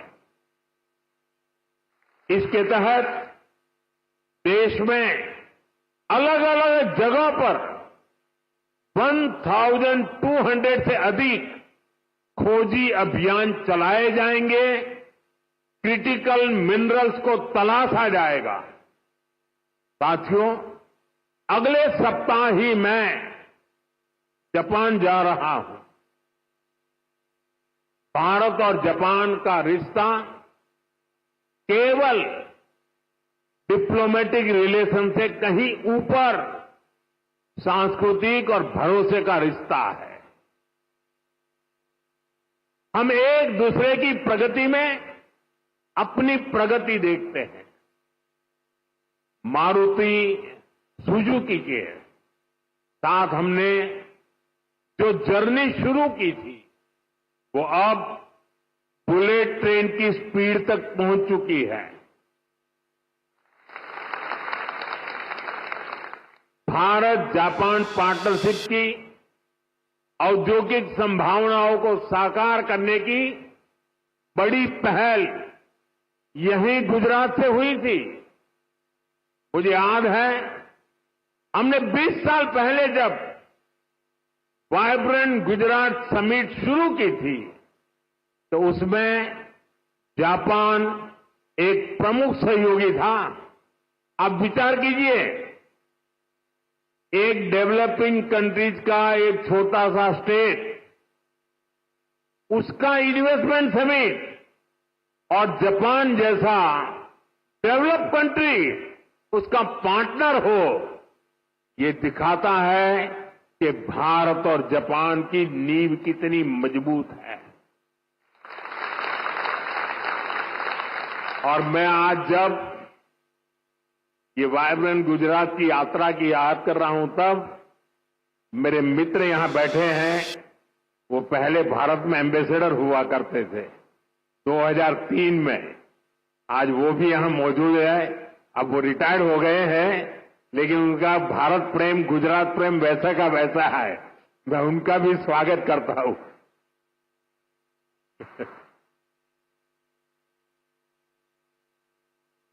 गुजरात के लोगों ने भी जापान के लोगों का उतना ही आत्मीयता से ख्याल रखा। हमने इंडस्ट्री से जुड़े रूल्स एंड रेगुलेशंस जापानी भाषा में प्रिंट करवा कर दिए। जब मैं गुजरात में था, हर छोटी चीज पर मैं ध्यान रखता था। इवन मेरा जो विजिटिंग कार्ड होता था ना, वो भी मैं जापानी में बनाता था।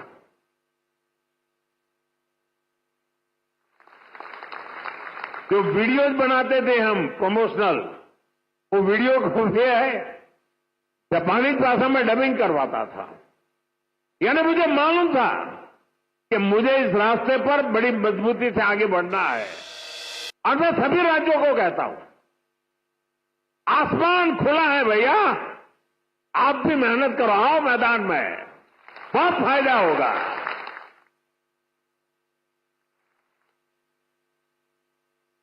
मुझे याद है शुरू में जब जापान के हमारे साथी आते थे तो मैं नया नया उनकी निकटता मेरी बढ़ती चली जा रही थी, उनकी हर चीज को मैं समझ पाता था।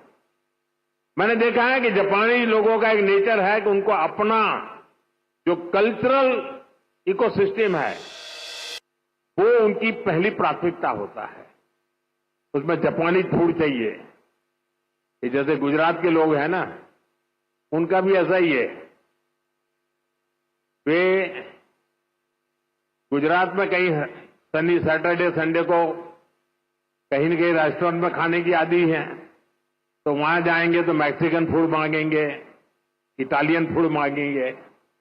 लेकिन गुजरात के बाहर कहीं जाएंगे तो गुजराती फूड खोजते रहते हैं। All right, then there you go. That's the Prime Minister talking about making India for the world, monitoring the situation also when it comes to rare earth magnets. In fact, he's also talked about how clean energy and mobility clearly are the future. That's all the time that we have on this edition of Markets at 12. Thank you so much for tuning in, but you don't go anywhere because Profit Buzzers takes all the action forward.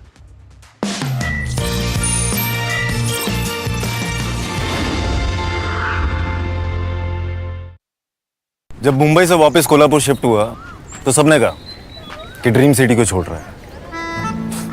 Dream city, तो मैंने कहा dream में तो यही गलियां आती हैं। तो जब ये रियलाइज हुआ कि कुछ बड़ा करने के लिए बड़े शहर में रहने की जरूरत नहीं है, तब लगा कि लाइफ में ग्रो किया। कशी ताई, ऐसे बॉय मिलते मुंबई में? चांस ही नहीं। SIP करो, इन्वेस्ट करो, लाइफ में ग्रो करो। प्रतिभूति बाजार में निवेश बाजार जोखिमों के अधीन है। निवेश करने से पहले सभी संबंधित दस्तावेजों को ध्यान से पढ़ें।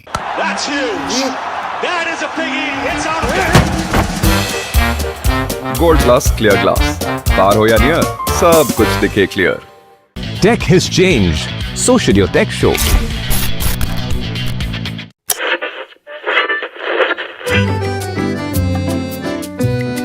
They're the force behind some of India's most respected business empires.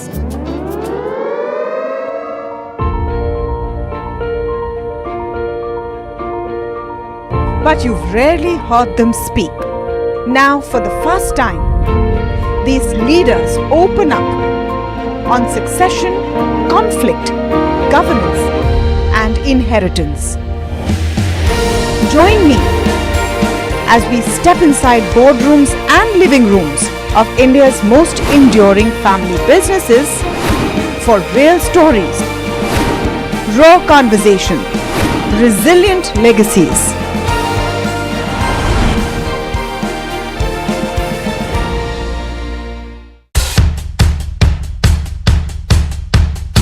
The markets move fast.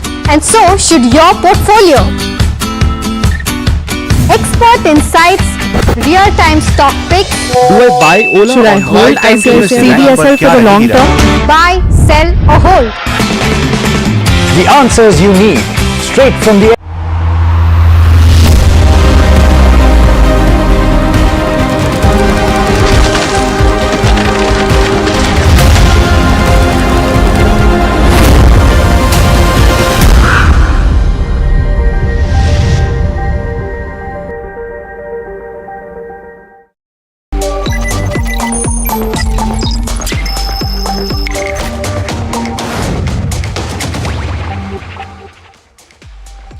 Hi, thanks so much for joining in. You're watching Profit Buzzers on NDTV Profit. My name is Alex Matthew. It's a little bit of a tepid day of trade for the Indian equity markets ahead of the midweek market holiday. But let me start by wishing you season's greetings.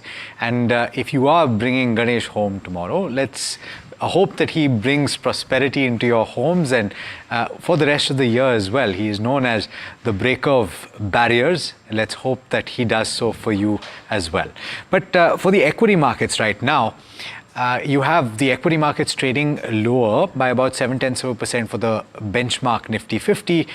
The bank Nifty, as you just saw on the screen, down about 1% or so, and the broader markets also trading with cuts. But they have recovered from the low point of the day. You have the mid-cap index, for example, that's trading with cuts of about 1% or so, I would think. And you have the small cap index that's trading also with cuts of maybe a little over that, 1.3% or so for the Nifty small cap.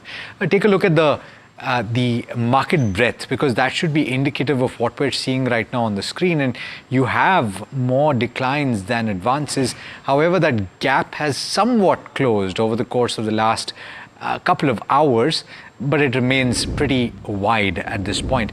Most sectors are currently trading in the red. Whether you look at the banking index or you look at the defense index, which is trading with the most cuts, down about 2% at this point. You have realty that's also under a little bit of pressure.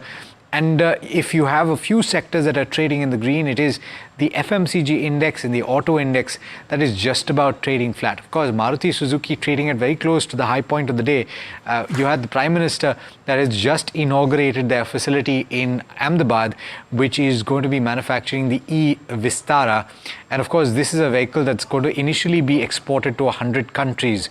This is a significant development because it is the first battery-operated car from the stable of a Maruti Suzuki. They are late entrant in the space, but as you know, their distribution capabilities are better than any other automotive company, and so therefore they could close the gap even in the domestic market when they do choose to sell that vehicle. We've got Prashant Tapse, who's a Senior Vice President Research Analyst at Mehta Securities, joining us. Prashant, thanks so much for taking the time as always. I wonder what you make of the tone and tenor of today's trade, because it seems like there's a little bit of caution, there's a little bit of wondering, I think, whether or not the imposition... Thanks so much for taking the time as always.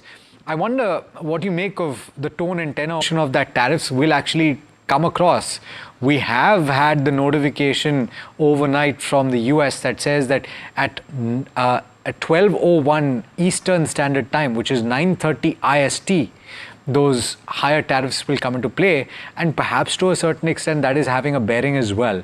What do you make of trade? I think again, yes, markets are on the cautious note. The headlines, you just made it out. But again, there are some expectations saying that there may be some kind of harsh dialogues or harsh update from the Trump administration with respect to some kind of tweaking of the percentage of taxes. So I think worried investors are taking some kind of profit out of this market and taking some kind of hedge position towards the next week. But because this week is very much crucial for us, tomorrow is a holiday for Ganesh Chaturthi. Again, we have a event on Thursday for expiry. Again, there is a GDP update. So overall, this weekend we have very crucial time for the market. So investors are, as well as traders, are taking some kind of profit out of the markets. How do you say that in Marathi? Wish you a happy Ganesh Chaturthi. Alex, I am a South Indian guy. like me. Okay, but I know a little Marathi. I'll have to learn how to say that, and maybe I will. See, I've got somebody telling me Ganesh Chaturthi cha Hardik Shubhechha. Very good. So we learned something new today.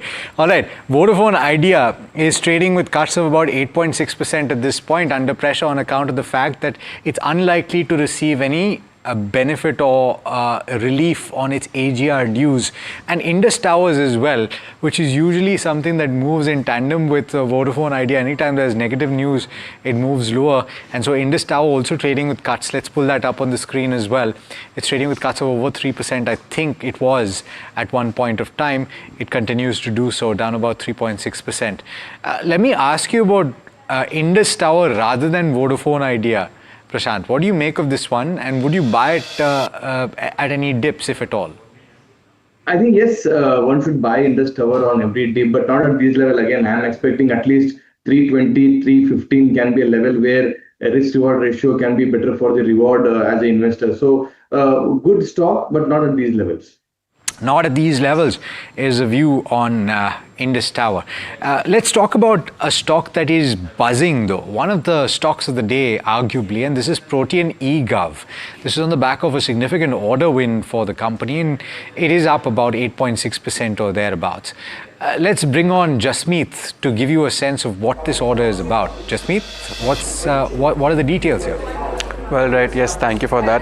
The stock is buzzing and it hit almost 12% intraday. Let's quickly understand why is this happening. While this is happening on the back of order win, company has won an order worth 1100 odd crores. While the order is from the Authority of India, where they are providing Aadhaar Kendra services. While this services will be provided across Andhra Pradesh, across 188 districts. While the service includes providing enrollment, walk-in based interviews, as well as Aadhaar updation, and this service is spread across 6 years. That means the total revenue of 1100 crores over the span of 6 years. While let's understand a bit history about this particular company. Company had recently lost PAN 2.0 order, which was worth roughly 1500 odd crores, and the share had plunged from 1400 odd rupees up until 800. While now this is a positive news for the company. Apart from this, company has recently won an order worth 100 crore as well. Now when you look at the key financials of how the company performed for FY25, we see the revenue is around 830 odd crores, while when you look at the profits, they stagnate around 94 odd percentage. So it's something to watch out for how the stocks react going ahead in the market today. All right, yeah, it is trading with gains of close to 8.5%. Of course, it was higher in trade. It's given up some of those gains, but still holding on. And I do want to talk about IT as a pack, because in trade yesterday, Prashant, this was very clear as the big winner. Today, of course, some of that is being reversed, and you have 7 out of the 9 constituents of the Nifty IT that are trading with cuts. Tech Mahindra, Emphasis losing the most ground, 0.75%. Wipro also about 0.7% lower. Infi also about 0.6% lower. TCS, Persistent are bucking the trend and just about staying in the green. I wonder if you would initiate a long on any of these names, and if so, which would they be? Because I think a lot of people on the fundamentals are starting to turn positive once again on some of the IT companies. Yes, after this meeting of Fed chairman, there were some kind of hints of the interest rate cut in the month of September's meeting. So that gives some kind of comfort level for an analyst to have a H2 as a better second half for IT companies. Where if the interest rates are cut again, the companies which are based out of US will have some kind of room to spend more on the IT expenditures. So that can be a business opportunity for all the Indian IP companies. So that is one reason why all the analysts are getting some kind of optimistic, which was not there few months back. So overall in this pack, I think TCS should be one stock. One should focus more on that, and even Infosys. So I will go with the leaders only, time being, considering the market conditions. Got it. All right, Prashant. So let's take a pause right now. We've spoken about a few stocks. We will speak about more. But for now, let's take a mid-market check on the F&O space. And Vansh is joining me in studio to tell you about the key developments here. Vansh, one aspect has stayed the same, which is the fact that you have FIIs that continue to remain more short than long on the Indian equity markets. But then what's the latest in the option space as well? So basically, we have seen the FII long-short ratio at the lowest level since since the beginning of the August expiry. Now, clearly, we can see the long-short ratio standing at 85%. Now, in terms of Nifty, if we talk about, we are seeing a strong resistance in terms of 25,000 mark, which is a psychological level, and 24,700 mark, which is acting as a strong support. So clearly, this is what the markets are indicating in terms of the F&O cues that we are looking at. Got it. All right. All right, Vansh, thanks so much for getting us that quick update. Let's talk about a couple of other counters that are in focus, and one of them is Edelweiss, and this is a stock that was buzzing right from the start today. It's a large deal that has taken place, a block deal that has taken place, 6.43 million shares exchanging hands, and dealers have indicated that it was Rashesh Shah that sold the shares. Abacus has bought those shares. The stock is up about 4%.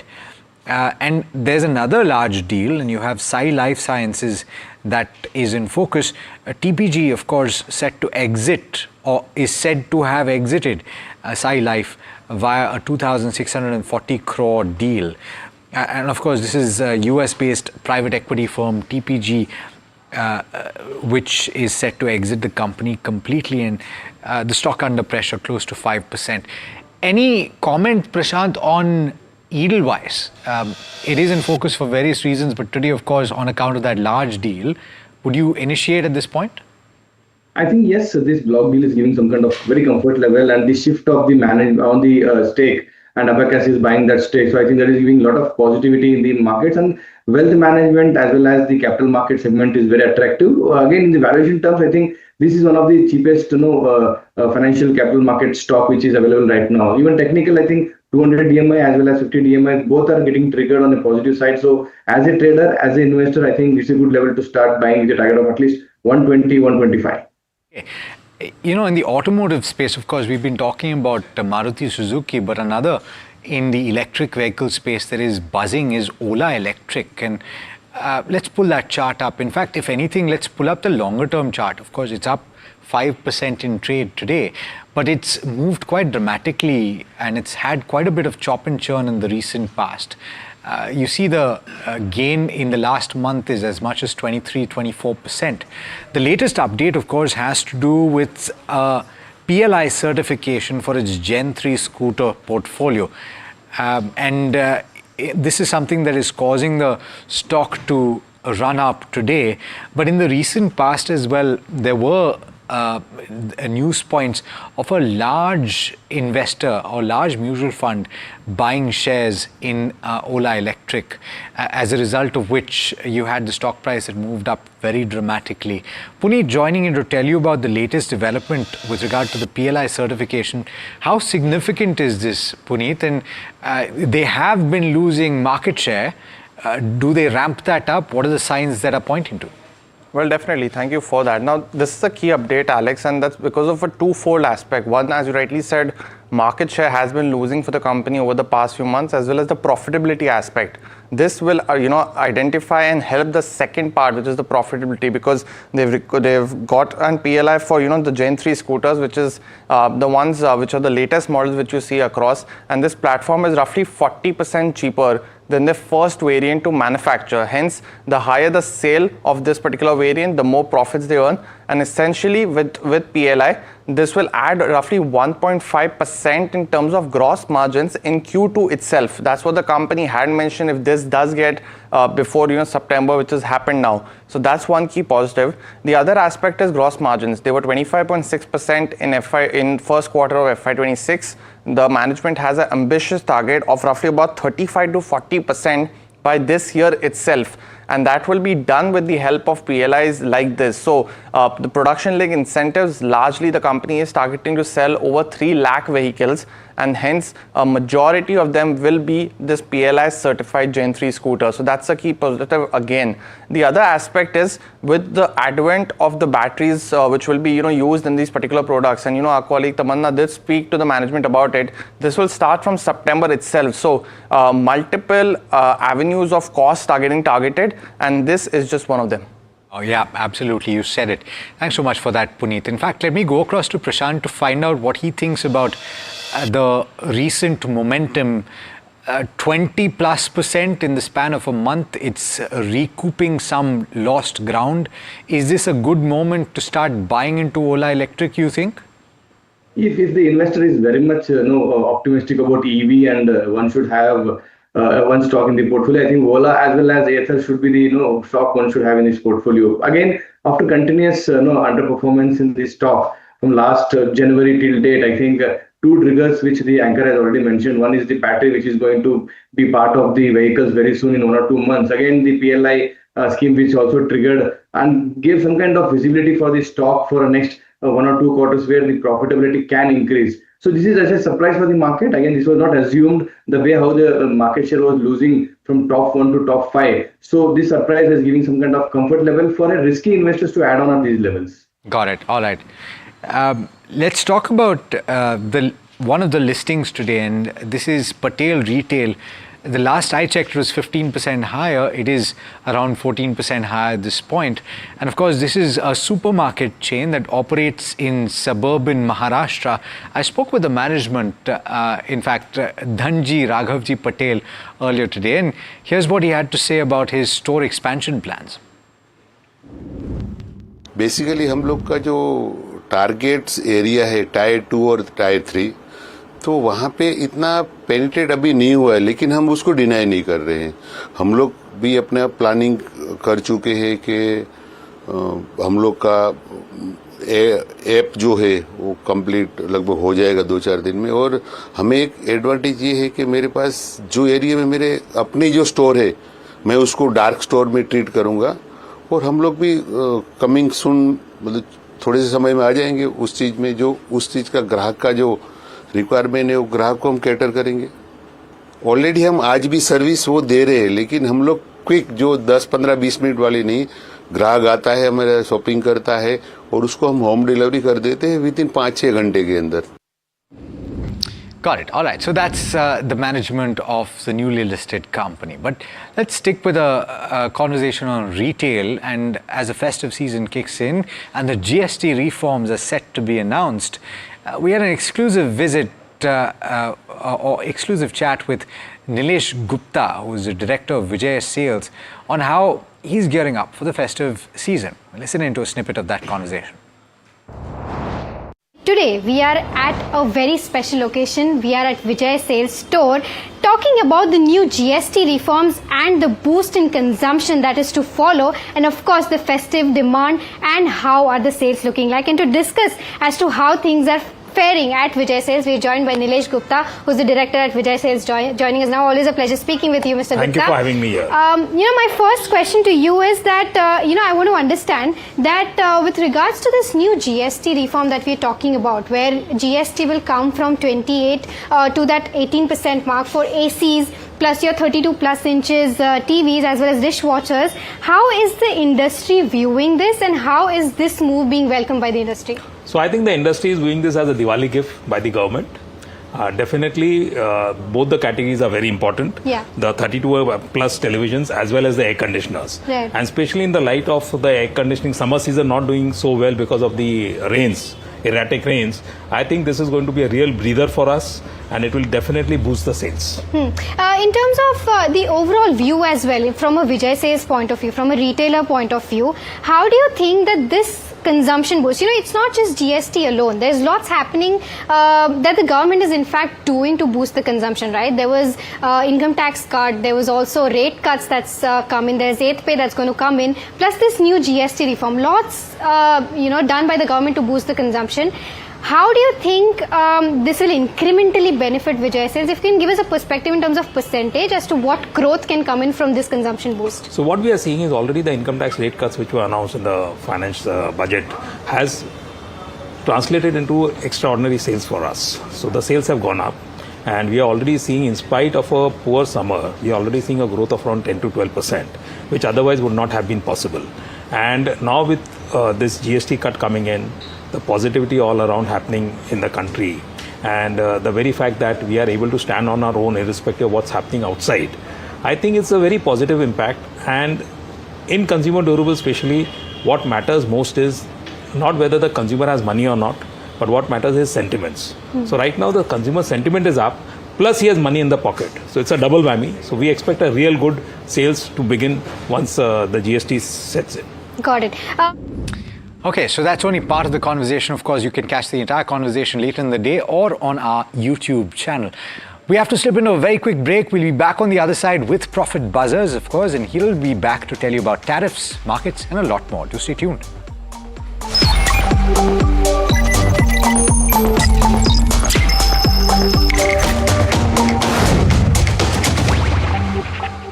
Gold plus optimistic reflective glass लगाओ, धूप की गर्मी को दूर भगाओ और बिजली का बिल भी बचाओ. My birthday gift to papa, ये उनके पापा की पहली गाड़ी एक गैराज में पड़ी थी दार्जिलिंग में. फिर 3 मैकेनिक, पेंटिंग, पॉलिशिंग. जब इसे फाइनली घर लाया ना, तब लगा लाइफ में ग्रो किया है.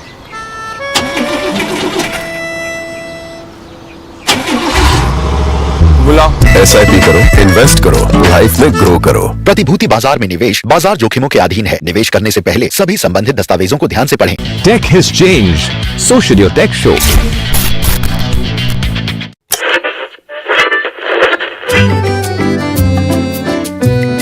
They're the force behind some of India's most respected business empires.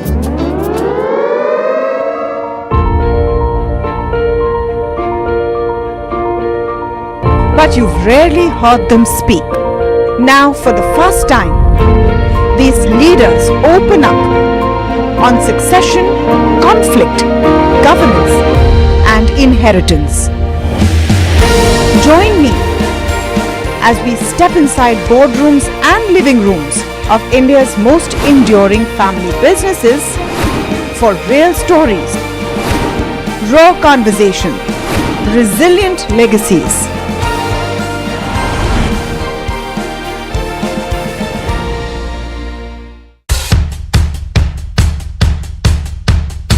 The markets move fast. And so should your portfolio. Expert insights, real-time stock picks. Do I buy Ola? Should I hold CDSL for the long term? Buy, sell or hold. The answers you need, straight from the experts. Callers from India and across the world. Connect live, ask, decide and invest wisely. Your portfolio, your future. Ask Profit.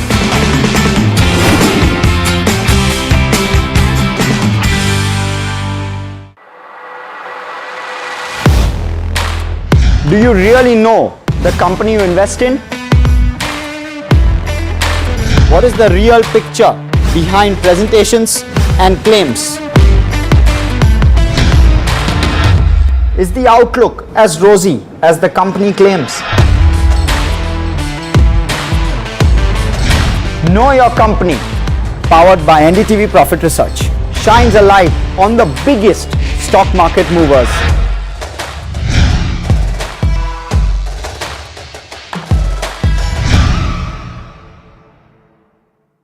Tech has changed. So should your tech show.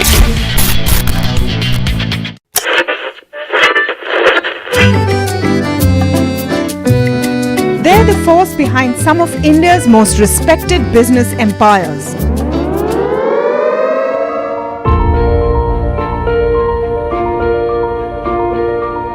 But you've rarely heard them speak. Now, for the first time, these leaders open up on succession, conflict, governance, and inheritance. Join me as we step inside boardrooms and living rooms of India's most enduring family businesses for real stories, raw conversation, resilient legacies.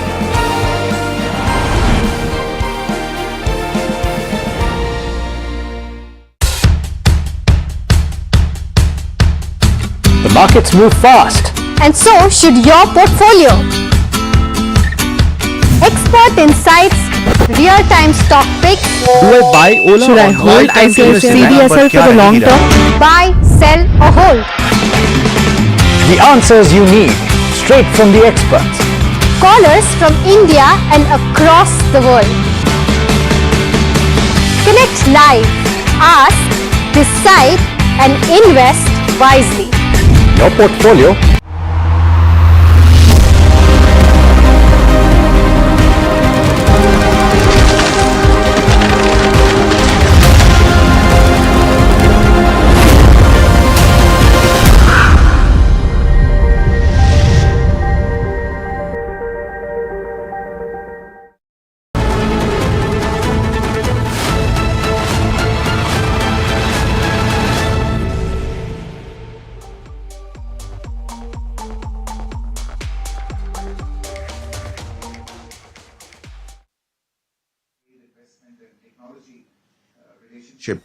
Between the two countries.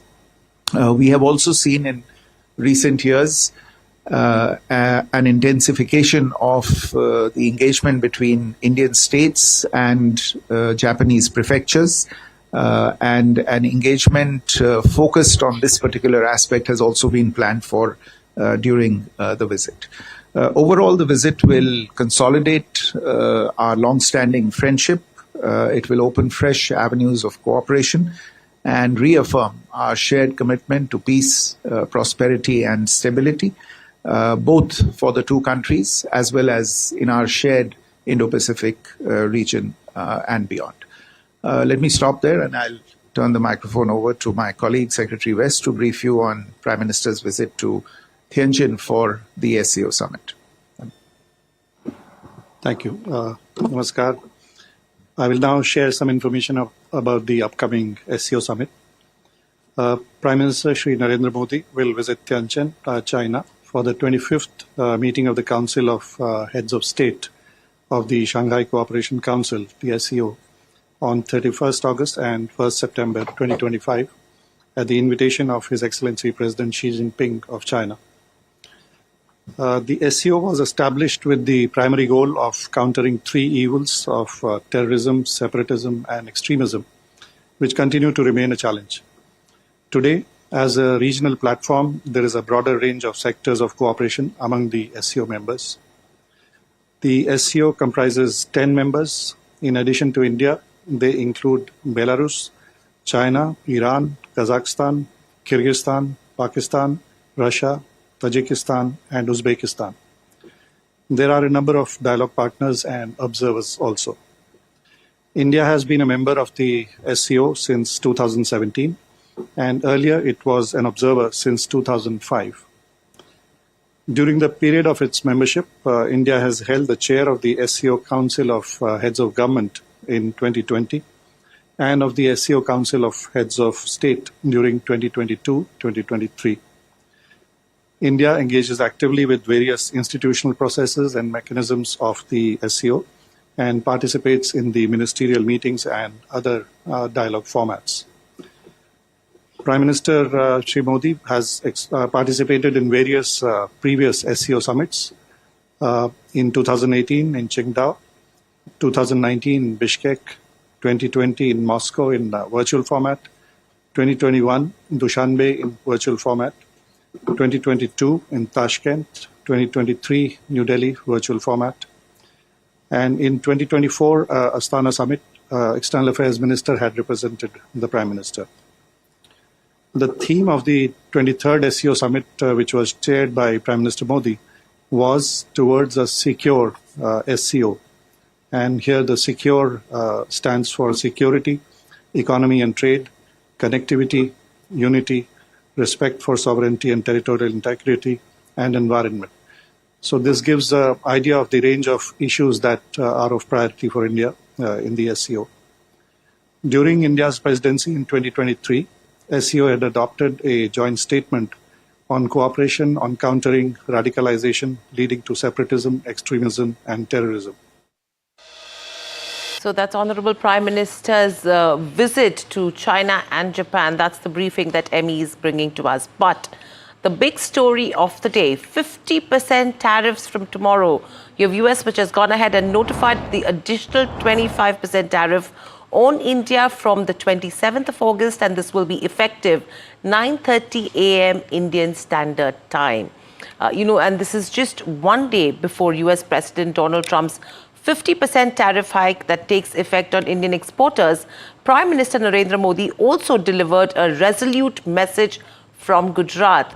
He addressed a public gathering, vowed unwavering support for India's farmers, small businesses, dairy producers, declaring no matter how much pressure comes, we will find a way out. Let's quickly first listen in. मेरे छोटे छोटे दुकानदार भाई बहनों से कहूंगा, मेरे किसान भाइयों से कहूंगा, मेरे पशुपालक भाई बहन से कहूंगा, और मैं गांधी की धरती पे से बोल रहा हूं, मेरे देश के लघु उद्यमी हो, किसान हो, पशुपालक हो, हर किसी के लिए मैं आपको बार बार वादा करता हूं, मोदी के लिए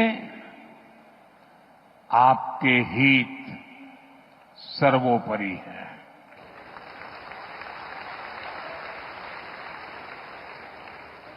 मेरी सरकार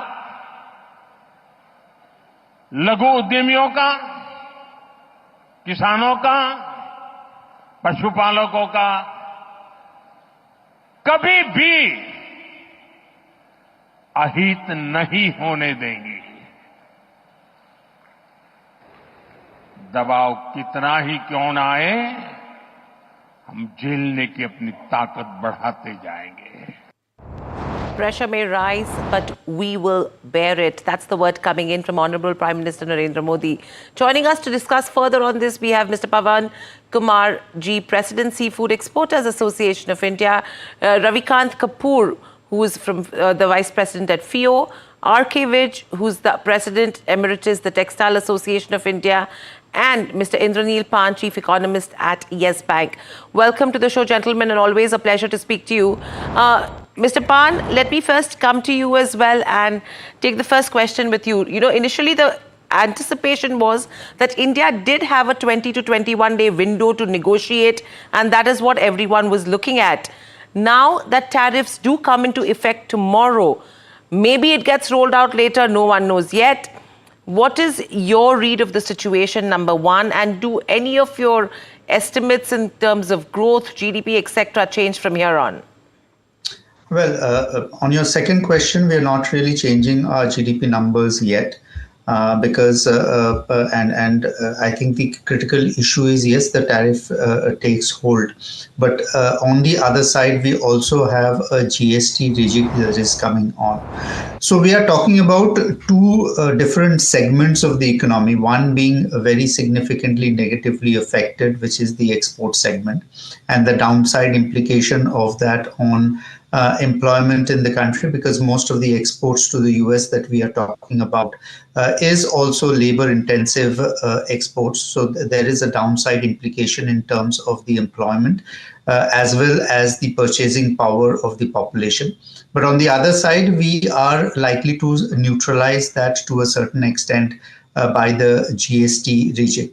So it's a very difficult story at this point in time, and there are two diverging sort of pulls that are present in the economy on the growth side. And from that perspective, we have still not altered our headline GDP number, though some of the internal numbers may actually be changing. The other important issue is that while the GST positively impacts from a price perspective the services sector, we still don't have tariffs on the services sector. And that restricts itself to the goods sector. So that should be another enabler in terms of the headline GDP number that we look at. In terms of the overall hit purely from the tariff, we are estimating a 0.2 to 0.4% sort of hit, depending on about a 20% sort of exports to the US from India being critically impacted. That's the first round hit that we are estimating. 0.2 to 0.4% in terms of GDP hit, Mr. Pan, is basis 25% tariffs, so you're saying basis 50% tariffs? So it's basis the 25% tariff. It's very difficult to assess what happens in terms of the 50% tariff. I think other guests on your panel will be more sort of suitable to answer this particular question. So at 25% tariff, what I've heard from exporters is that they'll possibly be able to absorb a certain bit, and they would not really cancelling orders. But the situation may drastically change with the 50% tariff, and therefore I would expect other guests on your show to actually sort of pin down in terms of the sectoral perspective how it impacts the overall performance of the sector. Absolutely. So that's going to be more important. In fact, let me also get in Ravikant Kapoor, Vice President for Ravikant.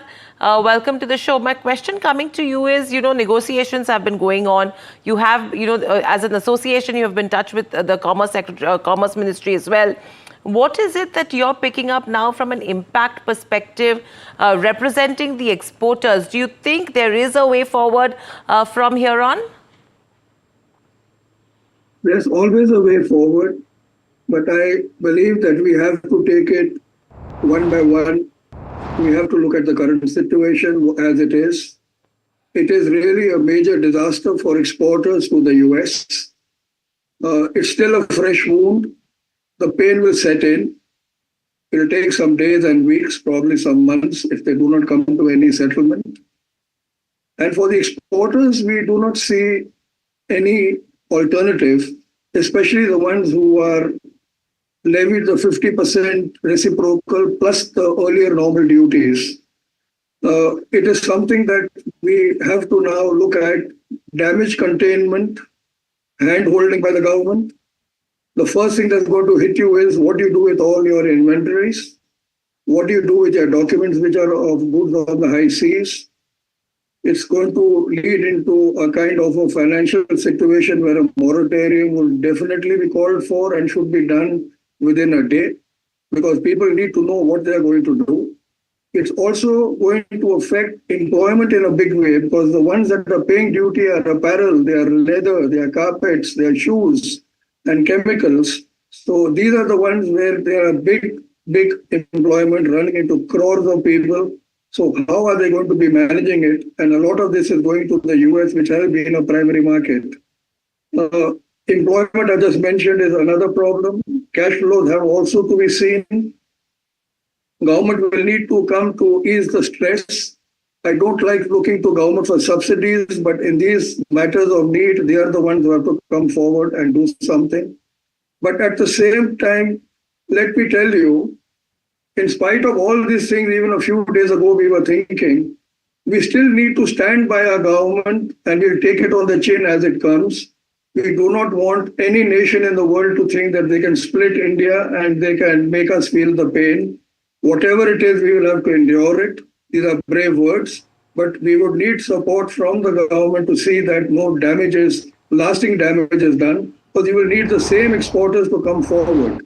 Absolutely. I think this is something which is important. In fact, let me take in a question with Mr. R.K. Vij, President Emeritus Textile Association.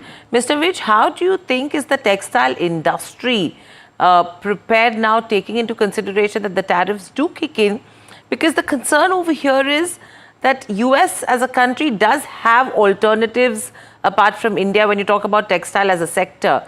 Here, the question now is India becomes less competitive. Is the solution to move to other markets, or do you think the quantum that India used to export to the US as well will go down? The China plus one strategy, all of that is on the backyards now. You are very right that with this 50% tariff on Indian product, specifically textile, you know, the textile is the, this gives a employment after agriculture. Is the maximum employment comes from textile. And of course, we are exporting to US $10 billion of carpet, home textiles, knitted fabric, woven fabric. That is a situation is there. The big markets in India is Panipat, Ludhiana, Bhadoi, Surat, and major is Tirupur. From Tirupur, we are about 60 to 70% of our cotton garment we are exporting at a price. So, of course, that problem is very difficult. But we Indian, we textile are will overcome this problem. As during the COVID, we overcome this problem. We will overcome this problem. How to overcome this problem? There are two parts are there. One part, what we as a textile owners we have to do, and what we need to support the government only for 3, 4, 5 months. So the first point is that what we should do, we should find out the new market immediately. We should develop new designs. We will reduce our cost. We will find out the domestic market. Our domestic market is very, very strong. So we will, because if 10 to 12 billion in a year, so 1 billion per month, 3 billion, we have to consume, export our goods are to consume in the domestic market. Now, what we expect from the government? We are thankful to our respected Prime Minister that the long pending GST problem is going to solve in the month of September. The 12% GST rate they are abolishing, so 5% and 18% will be there. So textile already in the today's newspaper was there, the 5% textile will come. My only submission from because in a textile, we have 25 units all over India and they are giving us the feedback. The textile comes in the two parts. One part is textile industry and one major part is the man-made fiber which come under the chemical ministry. The textile ministry, the raw material is viscose and cotton. And for man-made fiber, which is world over, it is growing. And we have to grow in India also. The basic raw material is PTA MEG, which comes under the chemical ministry. So we want only one GST rate. So there should be no inversion of duty, which we are facing from the last 7 years because we are buying at 18% and we are selling at 12%. Got it. So this is the we request. The second thing we request for the MSMEs. Stay with us.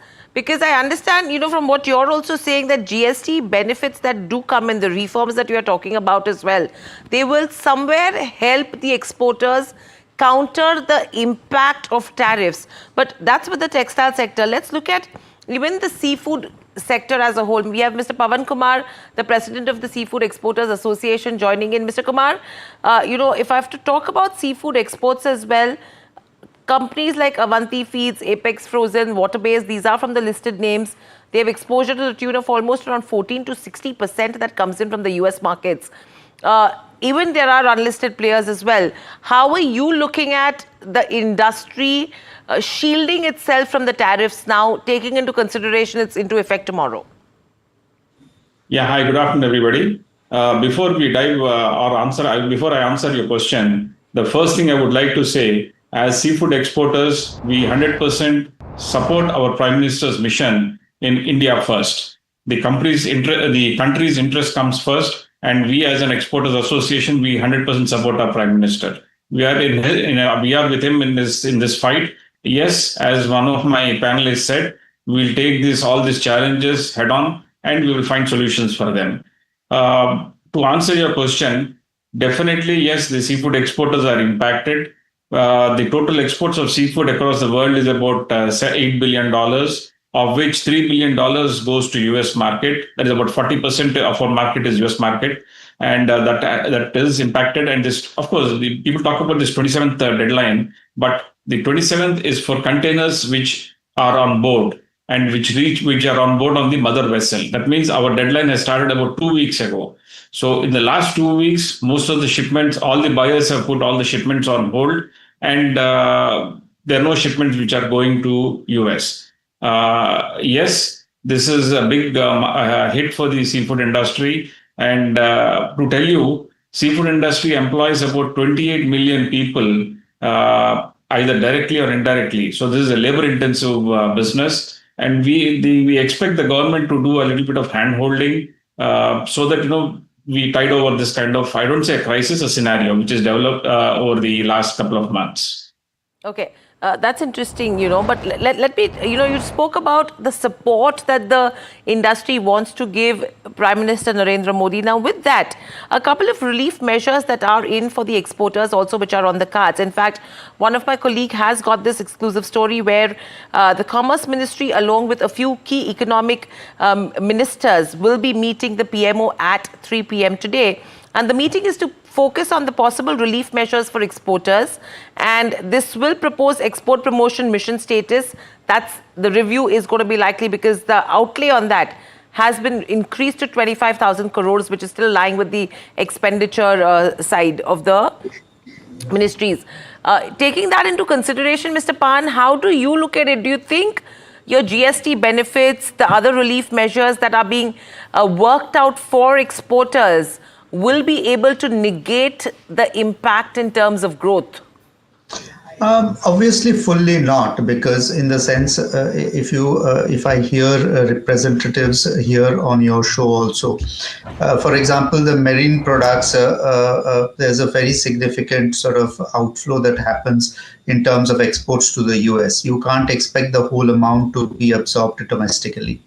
We also heard the textile segment. Now, textile segment, my understanding is, and I may stand corrected, there are certain textile manufacturers in India who cater to very principally the European and the US markets, and their standards, quality, design, and therefore pricing is totally different than what can be absorbed by the Indian market.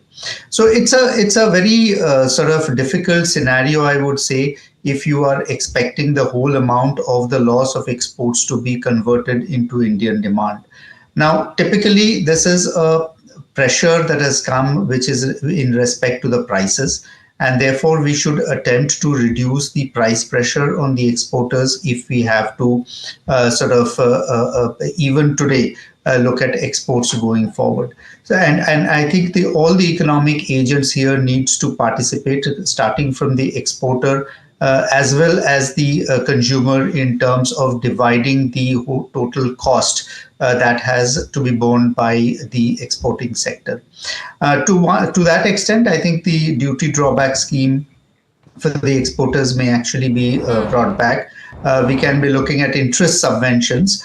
The larger issues in terms of newer markets, upping the productivity, and therefore looking at more value add within the export sector, while in a longer term perspective definitely serves the purpose, but can't really do much in terms of taking out the immediate pain for the exporters. Understood. We are running short of time, but Mr. Vij, your closing comments, 30 seconds. Ma'am, I'm just telling you, 25% penalty, we want the government, at least for the small manufacturers of the government should give a duty drawback of 10 to 15% only for a small period of 4 to 5 months who are exporting to USA. This is the one thing, and they should release some amount of liquidity to us and refund our GST, which has blocked in our books. And that is something I think all the industries will want as well. Mr. Kapoor, anything that you would want to add? Yes, ma'am. I would like to say that we have to think also long term. Immediately finding new markets is not so easy. But the Atmanirbharta that the PM has been talking about is very important. We are already talking about energy, and I think that is the number one problem that we are facing today, and that is the gravamen of the whole charge today. We have been talking of using ethanol, electric vehicles, solar, wind. We would like to add nuclear to go up in a big way. And also, lastly, we are blessed with a lot of coal reserves. I think we need to look at that and start using our coal. At least President Trump has been talking of green coal, whatever that means. But we must certainly look at that as an energy source, and we should not shy away from it. If nations around the world want to pressurize us on oil, let's go back to coal and see through research and development what we can do with it. I think having an energy security in-house or inland is very, very important also. Absolutely. I think and lots that the government is trying to do as well. But thank you, gentlemen, so much for joining us on the show, running out of time. And with your ask, in fact, yesterday, RBI Governor also said that they have been easing out the norms and have made sure that there is enough liquidity in the banking system. He also said that he will pay more attention to the sectors exposed to the tariffs. Let's quickly listen in as we wrap the show. There are few sectors, if these tariffs remain, then there will be a few sectors. 45%, as you are aware, are outside the tariff regime, but the remaining 55%, some of them, like gems and jewelry, textiles, apparel, shrimps, MSMEs that you mentioned, there will be some, there can be a potential impact on them. The government on its part has set up, and I mentioned, alluded to those reforms that the government is looking at. The government is also looking at free trade agreements, some of which has already been in the works for some time. And we, on our part from the Reserve Bank, we had, as you are aware, we have been on an easing cycle. We reduced repo rate by about 100 basis points. We have provided ample liquidity to the banking sector, and whatever else is required to support the growth of the economy, and including those of sectors which are impacted more. If it so happens, we will not be found wanting in our job.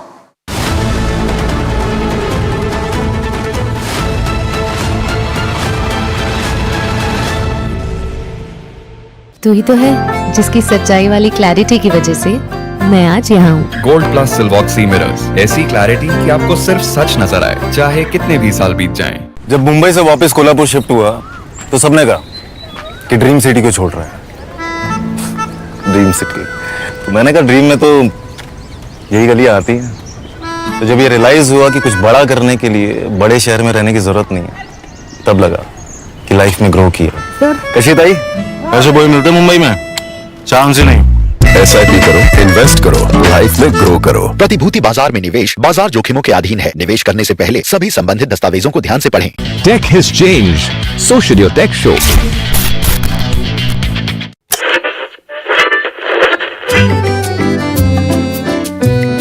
They're the force behind some of India's most respected business empires.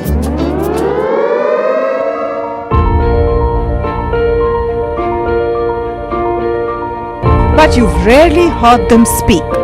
Now, for the first time, these leaders open up on succession, conflict, governance, and inheritance. Join me as we step inside boardrooms and living rooms of India's most enduring family businesses for real stories, raw conversation, resilient legacies.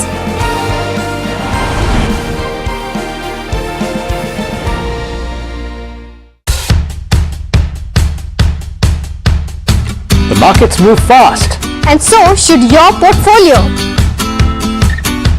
Expert insights, real-time stock picks. Do I buy Ola? Should I or hold buy ICICI CDSL for the long term? Buy, sell or hold. The answers you need, straight from the experts. Callers from India and across the world. Connect live, ask, decide and invest.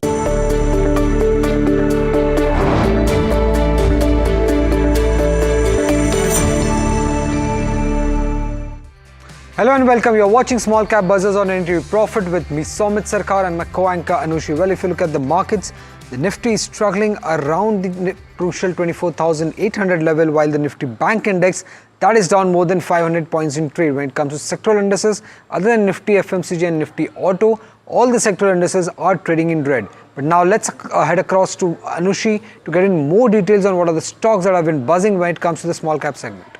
Samit, as you just mentioned about the benchmark indices struggling to keep hold of that mark, something of that thought is playing out with the mid cap and the small cap indices as well. Now, if you look at the Nifty mid cap 150 and the small cap 250 index in pressure, down about 1% is what we are looking at, and small cap 250 seeing even deeper cuts over here. Just some of the names that we are pulling out, where we are seeing some of this pressure building up in terms of mid cap 150 losers. We are looking at the likes of Vodafone down about 8.4%, and this is on the back of TOT, not AGR relief not being on cards for the company. So that's why we are looking at pressure building on this stock. 4% downtick in KPR Mill as well. In fact, the stock is down about 17% in this past month itself. Indus Towers, another stock that we are seeing pressure building onto in the mid-cap space is what we are seeing. Coming to the small-cap 250 picture, if you are looking at JK Paper, which was in focus yesterday, up around 15% or also, is now seeing some bit of correction, down about 5%. Yesterday, the update was in terms of, there being a more update in terms of how there would be minimum price bands to curb cheap imports coming into the picture. Angel One is again another stock seeing about 4% of a downtick as well. Now, if you're looking at some other active securities in picture, we have the new listings which are in focus. That includes the likes of Patel Retail. If you're looking at that, that's up around 14%. Vikram Solar again 11% up. And Protein EGAV is another stock in focus, and this is on the back of a significant order win that we are looking at. So this is the overall picture that we are seeing in terms of, the small cap and the mid-cap index building up. But over to you, Samit. Well, thank you, Anushi, for that extensive market check. Well, let's go across to our first management on the show today, Gurusharan Singh, the Chairman and Managing Director of RSCL Geartech. So, firstly, to start off with, FY25 was, we have seen a subdued performance, just 1% revenue growth. Margins were also kind of lower compared to what we had seen in the previous year. What is your outlook when it comes to FY26? Any guidance you can share on the revenue growth number, margin front? Yeah, good afternoon, Somit. First of all, it's really my pleasure to interact with you. But yes, you are right that last year the margins were really the top line and bottom line were under pressure. But you know, there were global challenges and the US election and all such stuff was the real effect on this market. But now things are really looking up. First of all, our Indian domestic scenario is really improving a lot. And I really feel that the coming year should have a very, very good year for the automotive sector per se and auto components manufacturer in particular, because we have actually a global presence. Because if I speak about my company, we have a global presence. And we have a very, very good renowned place in our domestic market in our core business of, like you have already displayed, transmission gears and shafts and all that stuff for premium segment of motorcycles, fast cars, commercial vehicles. And so I personally feel this year should be better than the previous year. Any numbers if you can share with us, any revenue target that you have for FY26, any target that you have for EBITDA margins? Yeah, this year we should be growing at least 15 to 20% as compared to last year, because as you rightly said that last year we had a very, very nominal growth of only 1%, but this year we have our targets to grow at least 15% year on year. And of course, our EBITDA margins also should be better because the market dynamics are really going very positive because as I explained, that both overseas and as well as domestic segments are really showing trends of growth. Hi, Mr. Singh. This is Anushi joining in as well. You know, you spoke about the 15 to 20% growth of this year. Just want to understand this in deeper. What are the key drivers which will lead to this kind of top line growth? And if you can give us a range also, you know, margins we are seeing fluctuating in the range of 20 to 25% for FY26. What's the kind of number that we should have in place? You know, I'll be very honest with you, all these, first of all, these Indian markets are very, very flexible markets. Volatility is there into the global markets. So, of course, whether it's a top line or a bottom line, it has to be range bound. But our target is that to, like you said, that 20 to 25% is the EBITDA margin. So if you really see, so 20 to 23% should be the average line. So plus or minus 1 or 2%, it has to be there. And we always maintain that our EBITDA margin should be a plus 20. And of course, one always wishes for highest margins. And coming on the top line, yes, as I said, 15% is a range bound, plus or minus 1 or 2% here or there will always happen, because market dynamics are really today, markets are not very, very I'll say they are not very, very, you can't predict them what's going to happen tomorrow, because there's a volatility across the globe and there are geopolitical scenarios. Right, sir. Despite all this fact, yes, Indian markets are really going very strong. Right. So as you were mentioning that you are a global player, and we can also see that you have tie-ups with multiple global auto OEMs. So any issues that you have faced since the Trump tariffs have come into effect, and any logistical issues, anything, any conversations that you have had with your clients regarding sourcing or changing the changing a sourcing strategy, anything on that front? So, first of all, I'll explain you that if I really see our company, we are not having much exports to US. Our real exports are to Europe and to Japan. So rather, since European FTA is now around the corner, so rather we see that there will be a uptime coming for us. But coming back to US tariffs and all, because eventually, even if the European market, European OEMs are producing the product, so it's not for the European market, they are for across the globe, and US as such is a major player. But we personally feel that between Europe and US, tariffs will not be that robust or that strong, which the way US is putting tariffs for India or some other select Asian countries. So eventually, I personally feel that Indian industry, it may have some effect of the tariffs, but I personally feel that eventually this tariff thing should settle down. But coming to the shifting of businesses or global strategies, we are into technology product exports. OEMs will not really change strategies so fast because their validation times are very, very long. Anything to change from one source to another, from one region to another, any time taken is not less than 1.5 to 2 years. So no customer will really change the strategy on such short-term things. But we personally feel this tariff thing is a short-term thing. So rather we are getting many new RFQs from resourcing of products from European buyers, from American buyers as well. So, we feel that globally the strategies are being redefined, and India as a country has to come as a beneficiary out of this. Because I personally feel, if I really see my company, our company is really getting the new business opportunities out of this global scenarios happening. So this is, if I really place this situation into the entire of Indian industry, I personally feel all the industry will be getting benefited out of this scenario.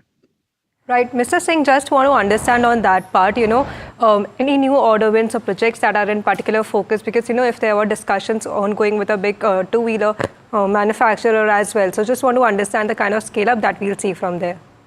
Yeah, I will be, in fact, we already disclosed in the stock market also, we already tied up with the very, very large two-wheeler manufacturers from India. Because as you may be knowing that we are actually catering to premium segment into the automotive industry, whether it's two-wheelers or the passenger cars or the commercial vehicles. If I really, since we are discussing this two-wheeler business, because, Indian aspirations are now increasing. We personally feel in coming times, ICE engine with 250cc plus engine size will really have a very, very exponential growth.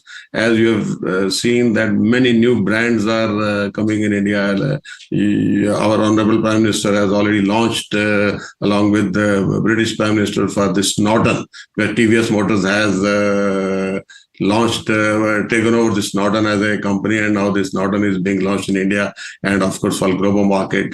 And likewise, since I'm bound by NDA, I can't disclose the name, but that is another major premium motorcycle manufacturer, and if I am correct, they are probably world's one of the largest premium two-wheeler manufacturer. So this is how the premium two-wheeler industry is really set to grow in coming times in a big way. All the Indian OEMs are really focusing on higher cc of engine size with ICE as a basic technology, and segments may range from 250cc, 300cc to up to 1.2 liters. Like Norton has really launched is going to launch a 1.2 liter motorcycle in India. Probably this is going to be the first motorcycle being produced in India for such higher engine size. And likewise, all other OEMs are also doing the same. Right. As you can see in your revenue split, around 39% of your top line comes in by catering to two-wheeler segment. Given the fact that there are talks of GST rate being cut for two-wheelers that are less than 250cc, any breakup that you could give us or any idea that you could give us how much that can benefit you? How much do you cater to less than 250cc bikes and how much do you cater to more than 350cc bikes? I wish this, the government's thought process on GST really takes shape for the automotive industry. And if really two-wheelers, because right now two-wheelers are attracting 28% of GST, and now there are talks, I do not know whether it's going to happen, but yes, if it really gets down to 18%, I personally feel this will be a very, very big boost to the automotive industry in two-wheelers, on passenger cars. Because, I will just give you an example. I was sitting one of my customer, and they say customer made one statement that their two-wheeler customer come to dealership will change the brand or change the model just for 500 rupees to 1,000 rupees. And if really the customer gets now 10% reduction on GST, I can very well imagine that it's going to be a very, very big boost to the two-wheeler industry. And coming back to our industry, since we are already catering to majority of two-wheeler industries because we have two major customers already, Yamaha and Piaggio. We are already working with them as a single source supplier for many, many other products. Likewise, we are working with TVS for their BMW motorcycles, and of course, again for the premium segment. And this new edition for this Royal Enfield, such this new two-wheeler platform really is going to give us a big boost here. Mr. Singh, just my final question to you is about the promoter holding that I'm looking at. Like last quarter in March, that was around 51% or so, and that has come around 43%. So just want to understand the shift in terms of the promoter holding which is there. Yeah, so in fact, if you really see our numbers, we actually organized some preferential allotment for from the primary market for basically raising some fresh equity, because gear industry is a very, very capital intensive industry. And although until now we were managing through our borrowings and our debt to equity ratio was really very, very comfortable, but we still felt that it is a time has come where we draw the balance and we should raise some fresh equity by preferential allotment. So because of this, the promoter holding, it is not that we have diluted the shares, but since there was a fresh allotment of equity, so this has come down marginally. And one more thing, our company had equity from government of UP organization called Pickup. So they were also holding equity for last probably about 40 years. So since now company is really growing, so they also wanted to get some advantage of it. So they also diluted some of the equity into a secondary market. So due to these reasons, our promoter holding has come down. But if you really see personally, my own holding or the promoter group, we are maintaining our absolute numbers in the same numbers, and we have really plans to increase it further. Yeah. Okay. Thank you so much, Mr. Singh, for joining and sharing that perspective on the company. So that's our RACL Geotech in focus for you. With that, let me welcome in our guest for today's Chakri, Lokpriya, Chief Investment Officer of Equities, LGT Wealth, joins us. Welcome to the show, Mr. Lokpriya. Firstly, I just want to ask about the company's overall outlook. Now, if you have seen FY25, overall muted growth, but the management remains focused on FY26 targets about 15 to 20% growth with margins of over 22%. What's your outlook on this stock? Sorry, which stock you said? This is RACL Geotech that we're talking about. Okay, look, so basically, I think in terms of this company, given the fact, their exposure to the US is very low, that therefore their earnings are protected that way in terms of the next year. And, it'll take probably time for companies, including RACL, to find new markets and penetrate. And given that they're strong in Europe and Japan, they'll find the room to expand their markets further. On the other hand, so that way this company is protected, and, ICE engines will continue to be in demand, given the Trump's shift in policy away from green. And that again is to the benefit of RACL. Right, another stock that remains in focus is Protean eGov. This is after the company announced 1,160 crore of order win coming in from UIDAI, that is to establish and manage district level Aadhaar Seva Kendras across 188 districts in India. Now the contract spans over 6-year time frame, and it covers Aadhaar enrollment, updates and related services through both appointment-based and walk-in models. Now let's go across to Jasmeet to understand more details about this new order win. Well, right, yes, thank you for that. Before we go ahead and understand the new order win, let's quickly understand a bit about the company. While company operates in the IT service space where they create a public infrastructure in digital format, while the company was previously known as NSDL e-governance structure. Now about the order win, company has won an order worth 1100 odd crore, while this order is spread across 6 years. While the order is from Unique Identification Authorities of India, where the order is received from Aadhaar Kendra. This order is to fulfillment of Aadhaar services that would involve walk-in enrollments, updation and other services, and this is spread across 188 districts of service. While if you look at the revenue per year basis, it's 6 years over the term of 1100 odd crores.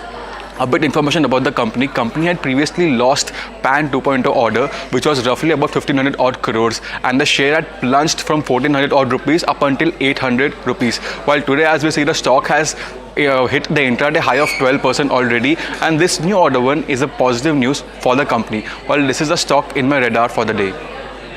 Well, thank you, Jasmeet, for that information on Proteniga. Well, let's move across to our next management on the show today, Mr. D. Balaji, Executive Director with Kingfa Science and Technology. Sir, firstly to start off with, on the fundraise, good afternoon, sir. So, firstly to start off with the fundraise that you have done, what are the plans how do you plan to utilize this funds that you have recently raised, and can you just give us some outlook on the company's growth plans as well? First of all, we have already finalized the deal with SBI Mutual Fund. Okay, they are investing for 75 crore and another 25 crore from another fund. We have already called for the EGM for shareholders approval. The utilization will mainly go for building the second stage of our plant at Chakan near Pune, which will take around 187 crore. Then simultaneously, we will also be building a separate R&D block and an office and administration building, which will take around 44 crores. We are also looking for a land acquisition in Chennai. We would like to have a latest quality equipment installed at a new plant, which will come up at Chennai. The land alone will be coming to around 42 crore rupees. And for the Chakan and the newly built plant at Bhiwadi, we will be adding more lines. The Chakan second phase plant will have 6 lines, and the Bhiwadi will have 7 lines, which will take 102 crores. Apart from that, the general corporate cost will be around 125 crore.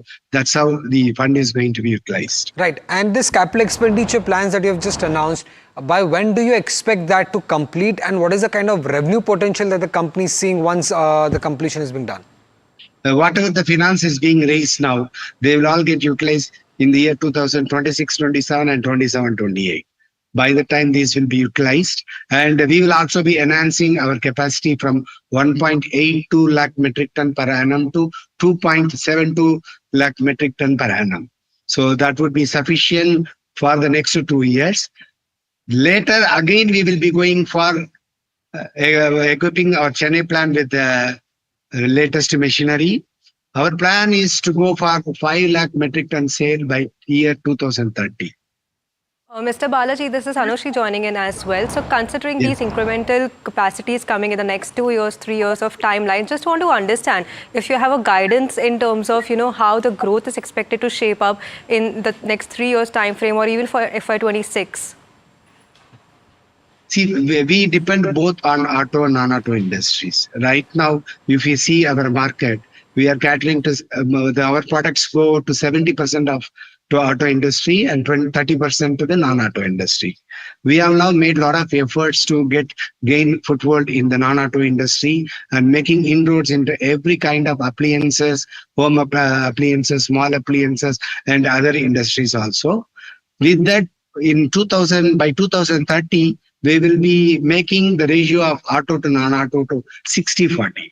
That will really jump our share in automobile as well as non-automobile.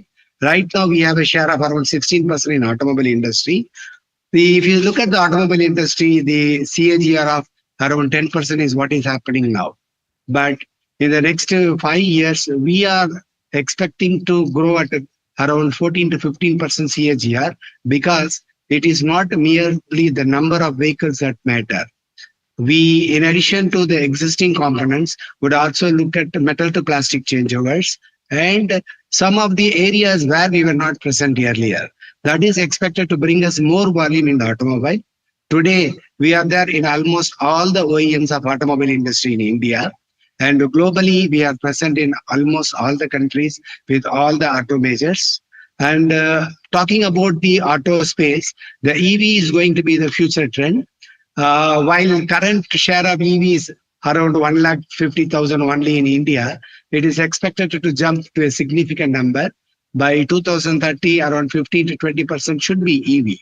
And if you look at Kingfa, we have all the approvals in place for the EV vehicle. Right. We are a supplier to the top 5 EV vehicle manufacturers in the world. Right, sir. And we're very confident we can horizontally deploy it in India. Right. How much does how much revenue do you currently get from EVs, and what are you expecting this number to be 2 years down the line, sir? See, this goes with the trend also. Okay. Right now, we have presence in all the EV manufacturers in India. So with all their products, we are expected to go with all the new programs. So that is going to be sizable. If you look at that overall space, in auto industry itself, as I said, we will jump from 16% share for us to something around 27% share. See, currently, we are selling more than 1 lakh of ton to the automobile industry itself. We expect this to triple by the year 2030. And by around 2028, we will be crossing the 2 lakh metric ton mark. Balaji, just want to understand, you have about 8% of contribution coming in from exports. Of this, how much does US contribute to the export mix that we are looking at? If there are any sort of challenges, in terms of the tariffs or in place from this particular market? We have a plant at Detroit, USA. But right now, we export very little to the US. Our current exports are mainly to Thailand, South Africa, and Morocco. So the tariff-related issue is not a concern for us. Rather, it will be given opportunity to keep the supplies happening from India to other countries. Okay. Thank you so much, Mr. Balaji, for joining and sharing that outlook on the company. So, Kingfa Science and Technology in focus on the back of its plans for FY26. Chakri, let me come to you on this one. You heard the commentary from this as well. It's not a company that comes often on the channel to speak about their outlook. Just want to understand from you, what's your overall take on this one? Yeah, from hearing what they say, from an industry perspective, lightweighting of the automotive industry and other industries is an important trend. And there, plastic components play an important role where Kingfa is a fairly decent player. And, they're also fortunate the fact that they don't have US presence.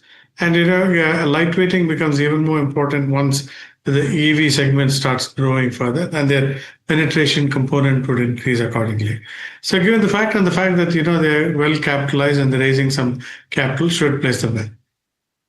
Right. Well, thank you, sir. Thank you for joining us and giving us your perspective on the stocks that were discussed. Well, with that, it's a wrap on this edition of Small Cap Buzzers. Stay tuned and keep watching NDTV Profit.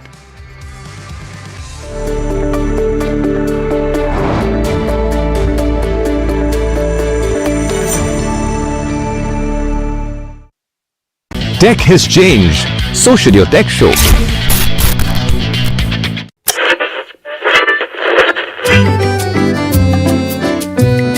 They're the force behind some of India's most respected business empires.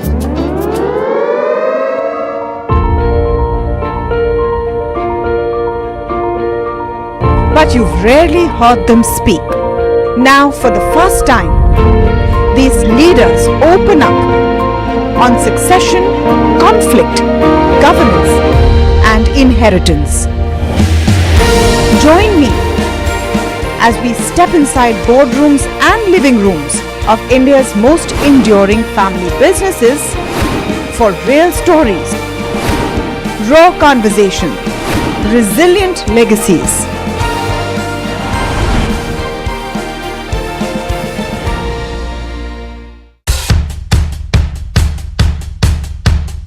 The markets move fast. And so should your portfolio. Expert insights, real-time stock picks. Do I buy Ola? Should I hold CDSL for the long term? Buy, sell or hold? The answers you need, straight from the experts. Callers from India and across the world. Select live, ask, decide and invest wisely. Your portfolio, your future. Ask Profit.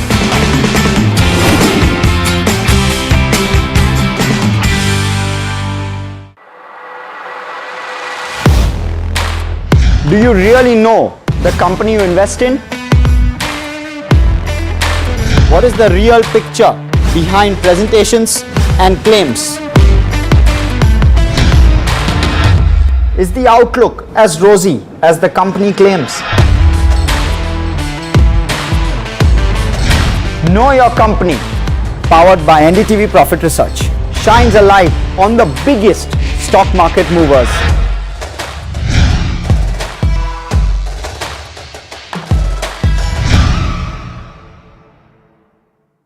Tech has changed. So should your tech show.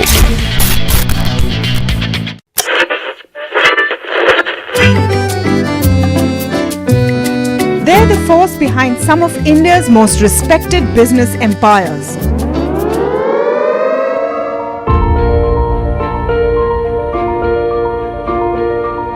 But you've rarely heard them speak. Now, for the first time,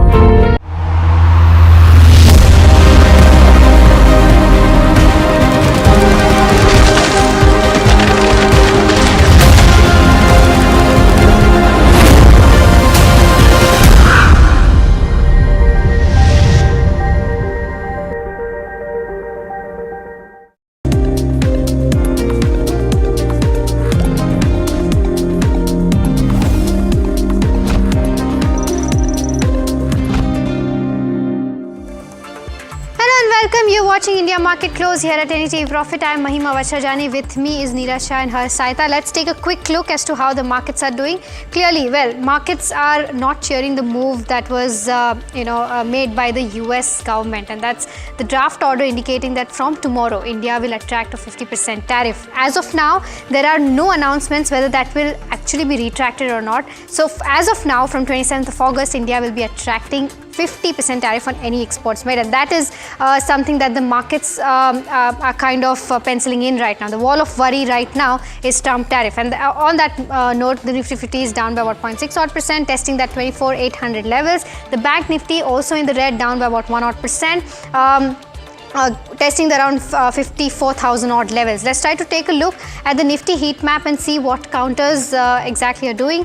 Some counters, especially the consumption names, that are the defensive names, doing fairly well. HUL, Eicher Motors, Maruti, Nestle, Hero MotoCorp. Eicher leading the pack with about 3.5% of gains. HUL leading the second in the line, up by about 2.6%. But counters that are not doing well include Sun Pharma, which is down by about 3.3%. Shriram Finance down 3%, Tata Steel, Bajaj Finance, Adani Ports, Indocent, Trent, BEL, all counters in the red and down by about 1.5 to 2%. Let's try to take a look at the sectoral heat map and see how sectors are doing well. Some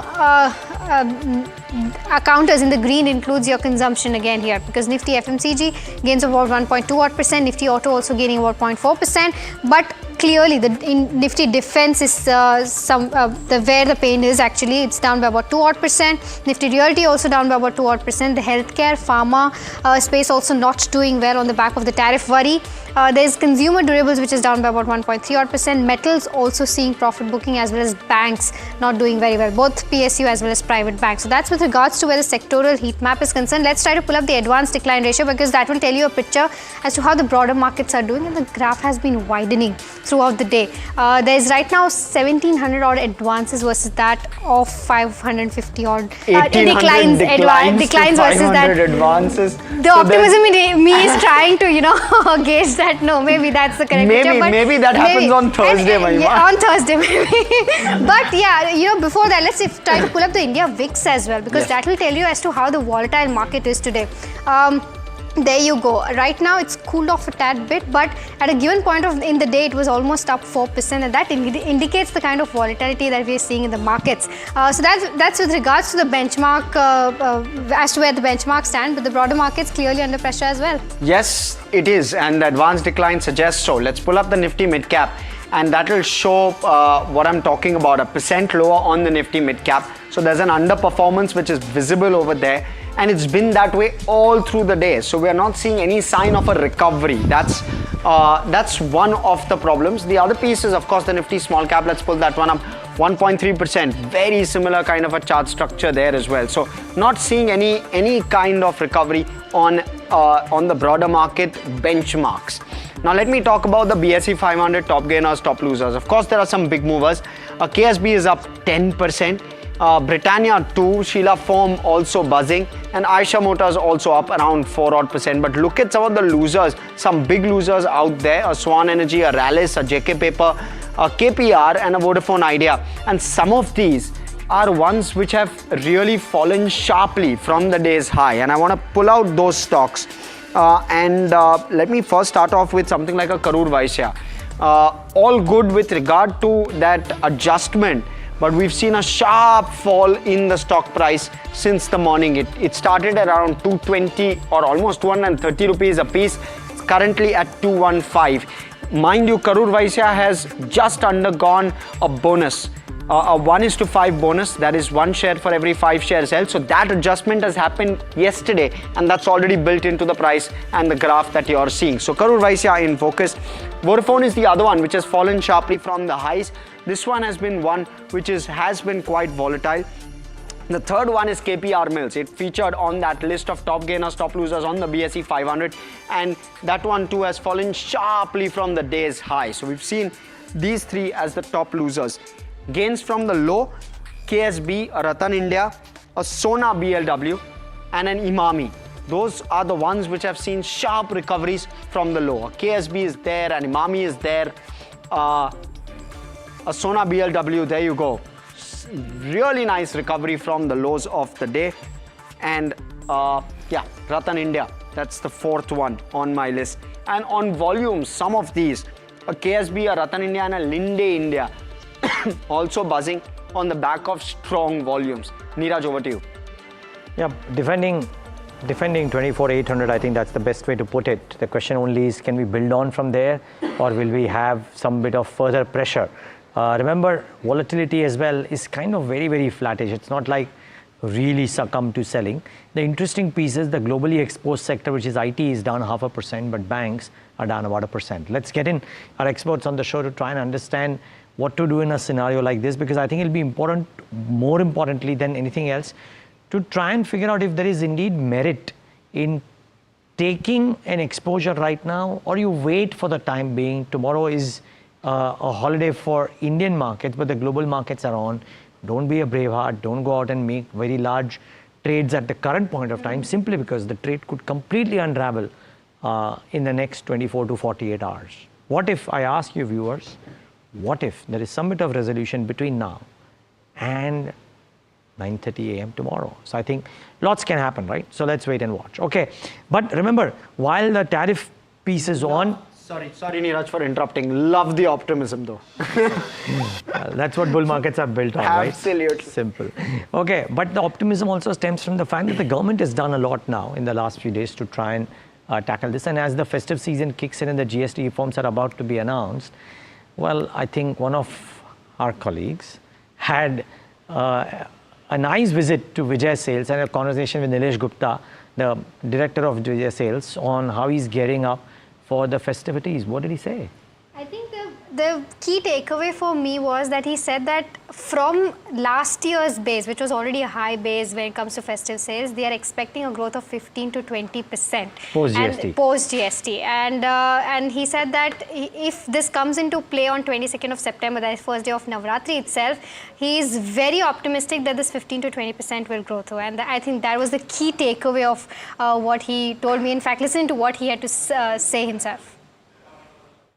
Today, we are at a very special location. We are at Vijay Sales store talking about the new GST reforms and the boost in consumption that is to follow, and of course the festive demand and how are the sales looking like. And to discuss as to how things are faring at Vijay Sales, we are joined by Nilesh Gupta, who is the director at Vijay Sales, joining us now. Always a pleasure speaking with you, Mr. Gupta. Thank you for having me here. My first question to you is that, I want to understand that with regards to this new GST reform that we are talking about, where GST will come from 28 to that 18% mark for ACs, plus your 32 plus inches TVs as well as dishwashers. How is the industry viewing this, and how is this move being welcomed by the industry? So I think the industry is viewing this as a Diwali gift by the government.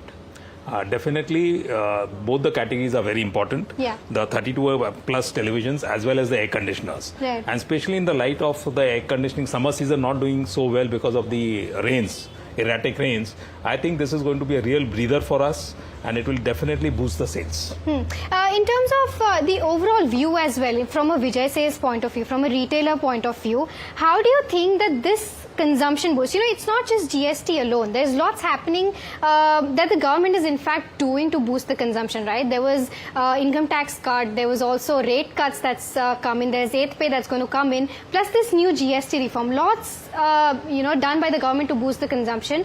How do you think this will incrementally benefit Vijay Sales? If you can give us a perspective in terms of percentage as to what growth can come in from this consumption boost. So what we are seeing is already the income tax rate cuts which were announced in the finance budget has translated into extraordinary sales for us. So the sales have gone up, and we are already seeing, in spite of a poor summer, we are already seeing a growth of around 10 to 12%, which otherwise would not have been possible.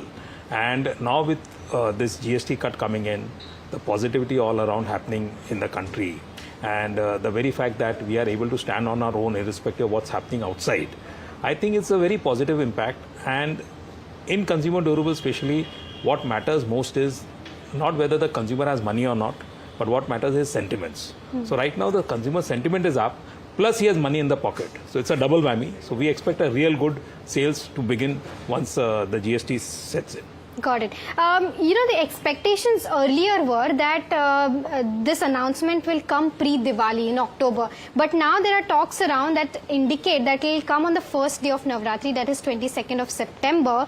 I believe this is a welcoming move again, because if it were to happen in October, a lot of sales could have been deferred and that would impact your Q2. Is that reading correct? You are bang on. Had it come in October, because the Diwali sales begin from first day of Navratra. And then people are waited, especially those who are going to plan to buy larger size TVs and air conditioners. But since it's expected on the first day of Navratri, I think it will be a double whammy. Again, season plus price cut, plus the offers which the brands are going to give, which they give every Diwali, the retailers offers. I think this year we are looking at a bumper Diwali. Absolutely. But in case this doesn't happen in Navratri and maybe pushes to Diwali, how do you plan to manage your inventory? Because I believe that you will have to, if it doesn't come in September, you will have an inventory overload and might have some costing impact for a month or two. So I think costing impact of the inventory will not be there, because your input you are going to take whatever you are going to pay to the brands, and the output will be there, and the difference is going to be passed on to the consumer. So I think from cost impact to the retailers or to the distributor will not matter. So nobody is going to stop taking the inventory because in case there's a delay, but we hope that it comes on the first day of Navratri. Absolutely. And from the first reading of it, since Ganesh Chaturthi starts tomorrow, how is the festive demand overall looking like? What is the first customer sentiment that has come in so far? It's a very positive customer sentiment, and as I said, in spite of a poor summer, we're seeing a growth of 10%, which is very good. So I think consumer sentiment is high, the festive spirits are high, and we expect real good. Well, that's on the consumer durable side of things. But with tariff coming into effect tomorrow, auto and auto ancillaries also in the line of fire. With the highest US exposure, here's Somit with the list of sectors that may get affected and stocks, of course. Somit. Well, yes, US is one of the largest trading partners for India. Now, if you look at FY25, India exported goods worth nearly $86.5 billion to the US market, which is nearly 2.2% of India's GDP. Now, do remember that not everything that India has been exporting to the US market comes under the 50% tariff category. The 50% tariff category is applicable only on the 67% of the India's export to the US market. Now that translates to around 58% of $58 billion, which is nearly 1.5% of the GDP, and the remaining are the sectors that come under Section 232, and some of them are also exempt. Now theoretically, if you look at products that come under the, theoretically, if you look at the 50% tariff, is expected to impact nearly 70 to 80 basis points of the GDP growth as per analysts. And the categories that are exempted are nearly are auto, some of the auto ancillaries, some electronic items which includes chips, mobile, some metal products, some copper and its byproduct as well. Now let's look at the sectors that stand to get impacted. The most auto and auto ancillaries have the highest exposure to the US market. Samvardhana Motherson, Balkrishna Tyres, Sansera Engineering, Apollo Tyres have US exposure of close to 3 to 18%. Apart from that, if you look at chemical stocks, that those have exposure. UPL 20 to 25% of its revenue comes from the US market, SRF 20%, Jubilant Ingrevia 9%. But apart from this, there are multiple other companies that have a large exposure to the US market. To name a few, it's Aarti Industries, PI Industries, Atul, Navin Florent, Deepak Fertilizer, Gujarat Fluoro, SRF, Vinati Organics and Alkylamines as well. Apart from that, it's the textile sector that could get impacted the most because US accounts for nearly 28% of India's textile exports. And the companies that have the highest exposure to the US market, firstly it's Welspun Living with 63% exposure, Trident 38% exposure, KPR Mill 19% exposure, Alok Industries, Himmat Singha and Arvind have an exposure of anywhere between 37 to 83%. Then there are shrimp exporters and shrimp feed exporters that also get impacted. Avanti Feeds has a revenue exposure of 14%, Apex Frozen and Waterbase has a revenue exposure of anywhere between 40 to 63%. When it comes to consumer companies, very few of them have an exposure. Some rice exporters like LT Foods and KRBL have an exposure of anywhere between 10 to 39%. Tata Consumer has an exposure of close to 12%. When it comes to new energy companies, no impact largely on utilities and renewable energy developers, but some impact we could see on solar PV cell module companies because Vari Energies is one of the companies which has nearly 57% of its order book coming in from the US market, while Premier Energies just has 1% of its order book coming from the US market, but they had plans to expand in the US market, so that could get impacted going forward. And lastly, when it comes to the oil and gas space, no direct impact, but India currently sources around 35 to 40% of its crude requirement from Russia. And if they plan to change that, then the crude cost could increase by around $1.5 to $2 per barrel. And this increase in crude cost will directly impact the marketing margins of Reliance Industries and OMCs. Now, if you look at the EPS or the EBITDA impact for Reliance Industries on the consolidated level, it could be around 3%. For oil marketing companies, it could be around 10% because every $1 rise in crude oil prices impacts the marketing margin by around 0.5 rupees per liter for the oil marketing companies. But there are a host of other sectors that stand to not get impacted at all because of this Trump tariff, and those are the domestic focused companies, sectors like FMCG, telecom, real estate. Nearly 95% or more of their revenue comes in from the domestic market. IT services again does not get impacted because of Trump tariffs. Apart from that, there are sectors like capital goods, insurance, bank, power and steel companies which have most of their revenue coming in from the domestic market, and hence they do not stand to get impacted from the Trump tariffs. Okay, important ones, and thanks so much for bringing us those details, Somit. Let's get in an expert voice to try and understand what to do in a scenario like this. What is it that they in their portfolios are doing? Manish Sonthalia, Director and Chief Investment Officer at MK Investment Managers, with us on the show. Manish, always good talking to you, and you know this, but thanks for taking the time out, especially today, because it's interesting that we are now on the cusp of the tariffs possibly coming in. The US has notified that they take shape and form unless something changes in the next, 18 odd hours. What does it mean for the markets? So, Neeraj, the tariff of 50% has been digested by the markets with today's correction. It's an event which has basically played out.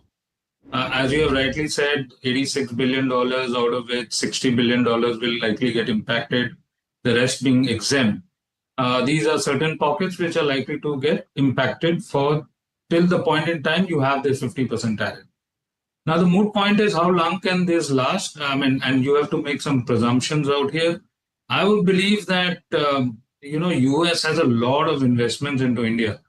And this 50% tariffs mean that basically it is a sanction. And all of these guys are likely not to export anything with 50% tariffs. And by and large, if they have to absorb the entire 50% or even 25%, basically the margins are not going to come through.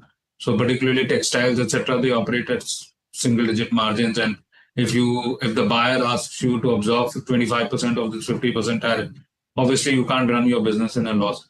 Similarly for other sectors. So all in all, I would like to believe that this number of 50% will get whittled down somewhere down the line. You don't know when, but likely in the next 3 to 4 months to anywhere between what other countries are paying. By and large, 15 to 20%.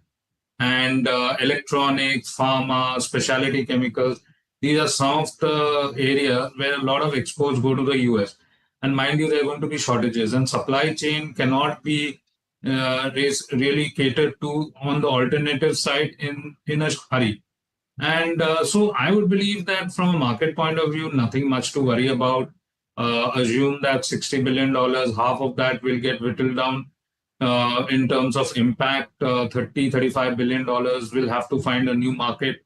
Government will do its bit in terms of helping the exports to other markets. RBI will do its bit in terms of lowering further rates, enhancing liquidity, and that is how this whole mitigation of the tariffs is likely to play out. As it is 1.5 to 2% on GDP, the growth rate 50 basis point will be taken care of by incentives given by the government and the central bank. So I would believe it is a buy on dip market, buy at 25,000. There's nothing much to lose on the downside. Okay, Mr. Manish, hi, Mahima also joining in.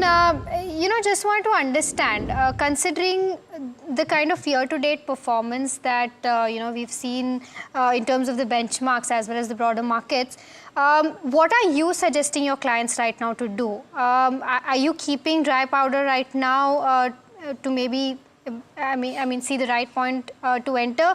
Or are you deploying your money? And if yes, where are you deploying it?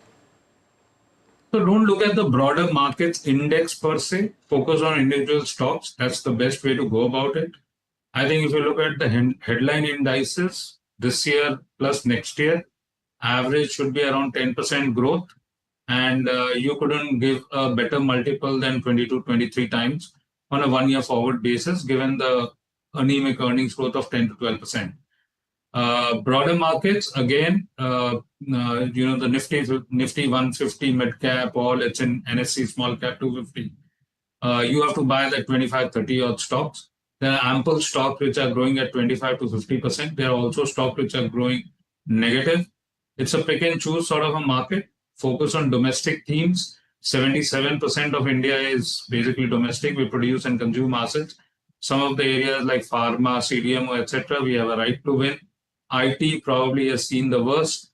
Real estate is swimming in the economy is swimming in liquidity. Credit demand in the system is not that adequate given the low cost of capital. Will find its way into speculative demand. So real estate, capital markets, all in all, these are NBFCs to say the least, and public sector banks. Now the private sector banks, because this quarter, first quarter, has seen a bit of stress building on to lending financials balance sheet. MFI in any case was a worry. You still have another 2 quarters to go, for the full provision to come through. So there are certain pockets which look okay. Valuations is something which one needs to keep an eye for. This is the only big worry in the market. Not everything is viable, not everything is sellable. I think if we stick to reasonable price earnings growth multiple, given that markets today are trading at 2 times price earnings growth, there's ample room to pick and choose. Got it. Manish, Harsh joining in, if I were to venture more towards IT and try and understand what it is that is in store for the IT sector and the space as a whole, there's just so many moving parts. So trying to understand possibly 25, maybe even a 50 basis point rate cut, would that be enough sufficient to drive the sector earnings and growth? Would that make a comeback likely in the next year? So basically, the mid-tier IT companies are likely to fare better than large-cap IT companies because the buzzword is today AI disrupting jobs. And, large-cap IT companies are hiring maybe 500,000 or thereabouts sort of employees, and all of them are not reskillable. Because if AI is to disrupt segments of the IT, then people needs to be retrained. This is more doable in the mid-cap IT names. They would be more nimble-footed. And from that point of view, mid-tier IT companies' growth should be better than large cap IT companies growth. Not to say the least that order book positions for both large cap and mid cap IT companies are swelling. It's just that execution has been in a limbo for some time due to the slowdown issues facing the developed markets. But valuations at the same time have corrected significantly. And I think from this point of view, from looking at this lens, we think that there is ample margin of safety in the IT names. Whatever correction had to happen has already happened. And given that on a 1 year forward basis, these are trading at lower than historical valuations, I'd be venturing out more in favor of mid-tier IT companies than large-tier. Manish, one final question. You attended a clutch of investor conferences, I presume. It is still the conference season. What has stood out? Last year, you had told us about the, the recycling theme, if you will. What has stood out this year? Consumption. If you speak to entrepreneurs and, the conferences that we attended, ask one simple question: what do you make of the tariffs? He said that, everybody is gung-ho on the domestic market per se, more so after, our Prime Minister has announced the GST rate cuts. I would believe that consumption is going to come back big time. Last few years, especially post-pandemic, it is all about investment-related themes, right? Whether it be power, whether it be renewables, whether it be defense, railways, capital goods, valuations have gotten very full. This time around, the heavy lifting of growth for the economy, the 6% or 5.5%, given the impact of tariffs, will be done by consumption. Last 2-3 years, consumption has not done well because of very high inflation, very high taxes. That is moving at the margin in favor of the middle class.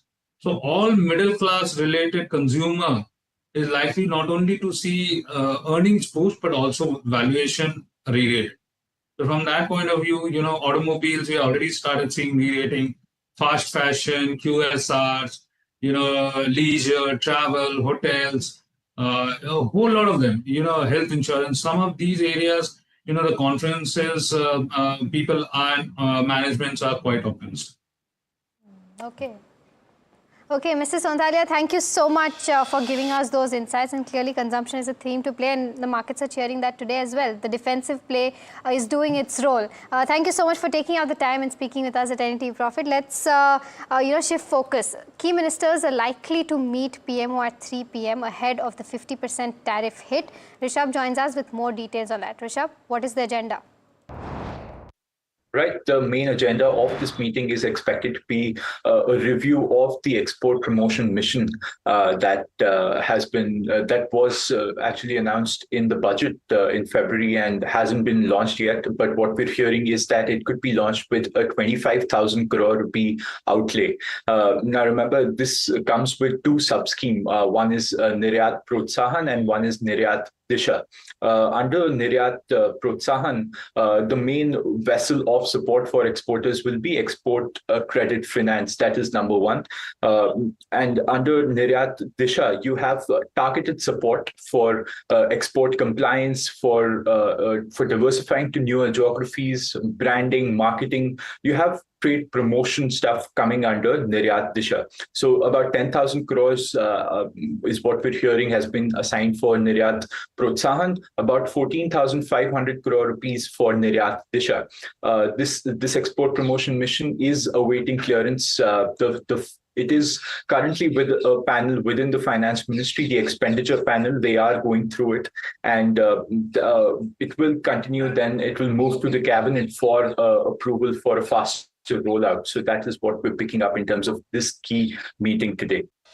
All right, Rishabh, thank you so much for giving us those updates. We'll keep a close track on that story as well. Now, time to look at the stock of the day. Vodafone Idea in focus. The stock has cracked after the news around AGR dues. My colleague Soumya joins us with more details and the kind of moves that the stock has seen today and what's the cause. Well, if you look at Vodafone Idea share prices on intraday basis, the stock was down nearly 11%, which is the biggest move that we have seen since May 19, 2025. Now, why this move we have seen in Vodafone Idea? Because earlier, in fact, last week, Thursday, Friday, there was this news report which suggested that company might get in some relief on the AGR dues, but yesterday or today's PTI report does indicate that Department of Telecommunication is not contemplating any such AGR relief to Vodafone Idea, and that's the main reason why the stock is down 11% in trade. Now, why this relief was very important for the company? Because this AGR dues needs to be company needs to start repaying this AGR dues from FY26, and if you look at the amount that the company needs to now pay, if you calculate the spectrum and the AGR dues, that amount stands at close to 19,000 crore rupees. That is the amount that they have to pay at the end of FY26, a total of spectrum and the AGR dues that the company needs to pay. Now, if you compare this to the cash EBITDA that the company generates, is just 11,300 crore rupees. So it clearly shows that the company might not be able to pay this spectrum and AGR dues by the end of FY26. So hence this was quite important. Apart from that, if you even look at the fact that the company has been trying to raise debt from the bank, but it has not been able to do so, and that has also led to more losses for the company so far, because the company has not been able to conduct more capital expenditure, and less capital expenditure has also led to lower network upgradation, which has impacted the company's subscriber and the market share as well. If you look at since FY18, the company has lost close to 22 crore subscribers, and the market share loss has been nearly 24 percentage points. On the financial side, if you look at, the company has been reporting losses for 30 consecutive quarters, and the cumulative loss amount is more than 2.1 lakh crore rupees. Now, because of this drop in the share price of Vodafone Idea, even Indus Towers has been falling because it has a collateral damage that has been happening, because Indus Towers gets nearly 1/3 of its revenue from Vodafone Idea, and any lower capital expenditure or less funding coming into Vodafone Idea will indirectly impact Indus Towers as well. Okay. Thank you for that, Somit. Thanks for breaking that down for us, both with regard to Vodafone as well as the bit with regard to Indus Towers. Piyush Pandey, telecom analyst, Centrum Broking, joining us on exactly this. Piyush, what do you make of it? And as an investor of Vodafone, what should one do? Because one day the stock is flying, and the other day you have another negative announcement which is keeping a lid with regard to the way the stock has actually reacted the previous day. So how should one look at Vodafone very, very objectively? Actually, it has become sort of like a speculative stock. So I would say, despite Q1 being a little better quarter, the concerns remain, like concerns regarding loss of customer base, debt remains very high, and also like they need to do a significant part of the 4G and 5G capex. So the company requires some relief from the government. Also, they need to raise funds from the banks and other investors to complete the remaining part of the capex program. And so as such, I would say they have made certain good positives in the first quarter, but challenges remain. And I would say, in the absence of a near-term fundraise, along with some help from the government, the situation remains somewhat precarious. So it's sort of like, I would say, more of a speculation is involved, and it might be even best. If it gets relief from the government, then the stock can do well. If it doesn't happen, then it might just remain at current ₹7 to 8 levels. So fundamentally, I would say the sector has become sort of like a duopoly with Bharti Airtel and Jio, and Vodafone is sort of struggling, losing markets here. So it's just like a duopoly where two players gain markets here, and they have the pricing power. So now you are seeing in a sector-wise better ARPUs and the right. Yeah. So if you look at Vodafone Idea, there have been a couple of rounds of fundraise, one in 2019, one in 2024, I believe, and 2023. Apart from that, there have been multiple rounds of debt conversion into equity. But despite all this coming in, the company has not been able to turn around, has not been able to gain subscriber base. So what is that one factor that Vodafone Idea would need for a turnaround going forward? Yeah, of course, there has been multiple rounds of fundraise as well as debt equity conversion. But in fact, I would say this was the last Q1 was sort of where some sort of positive we are seeing, like where the churn drastically reduced, and company was able to add a reasonably good number of 4G and postpaid customers. So I would say that the company has reached a stage where I would say any significant fundraise and any help can materially change its condition. Like, so 2 to 3 years ago, I would say the gap was significantly much larger between our top two players in Vodafone. But now I would say they have launched 5G in say 13 circles, plus quality of the network has improved. So I would say the time is, time is right when any sort of help to Vodafone Idea can really help it to, uh, uh, I would say, emerge as a somewhat stronger player. Well, sir, shifting focus from Vodafone Idea to Industars. Now, one of the other major overhang on Industar, apart from Vodafone Idea, is the fact that they have yet to announce that dividend. So, what is your internal estimates suggesting? By when can the company announce their dividend policy, or will they go ahead with some other form of cash utilization policy? Can there be a acquisition as well? See, I think currently in the tower industry, we have just two big players. Like say, one is like say Indus, and other is like say Brookfield. And the sense is that like say Indus might look to acquire some of the smaller players in the industry. Like so, industry has roughly 6, 7 any material players. So out of which Indus might look to acquire, and with scale, they can get a better pricing power.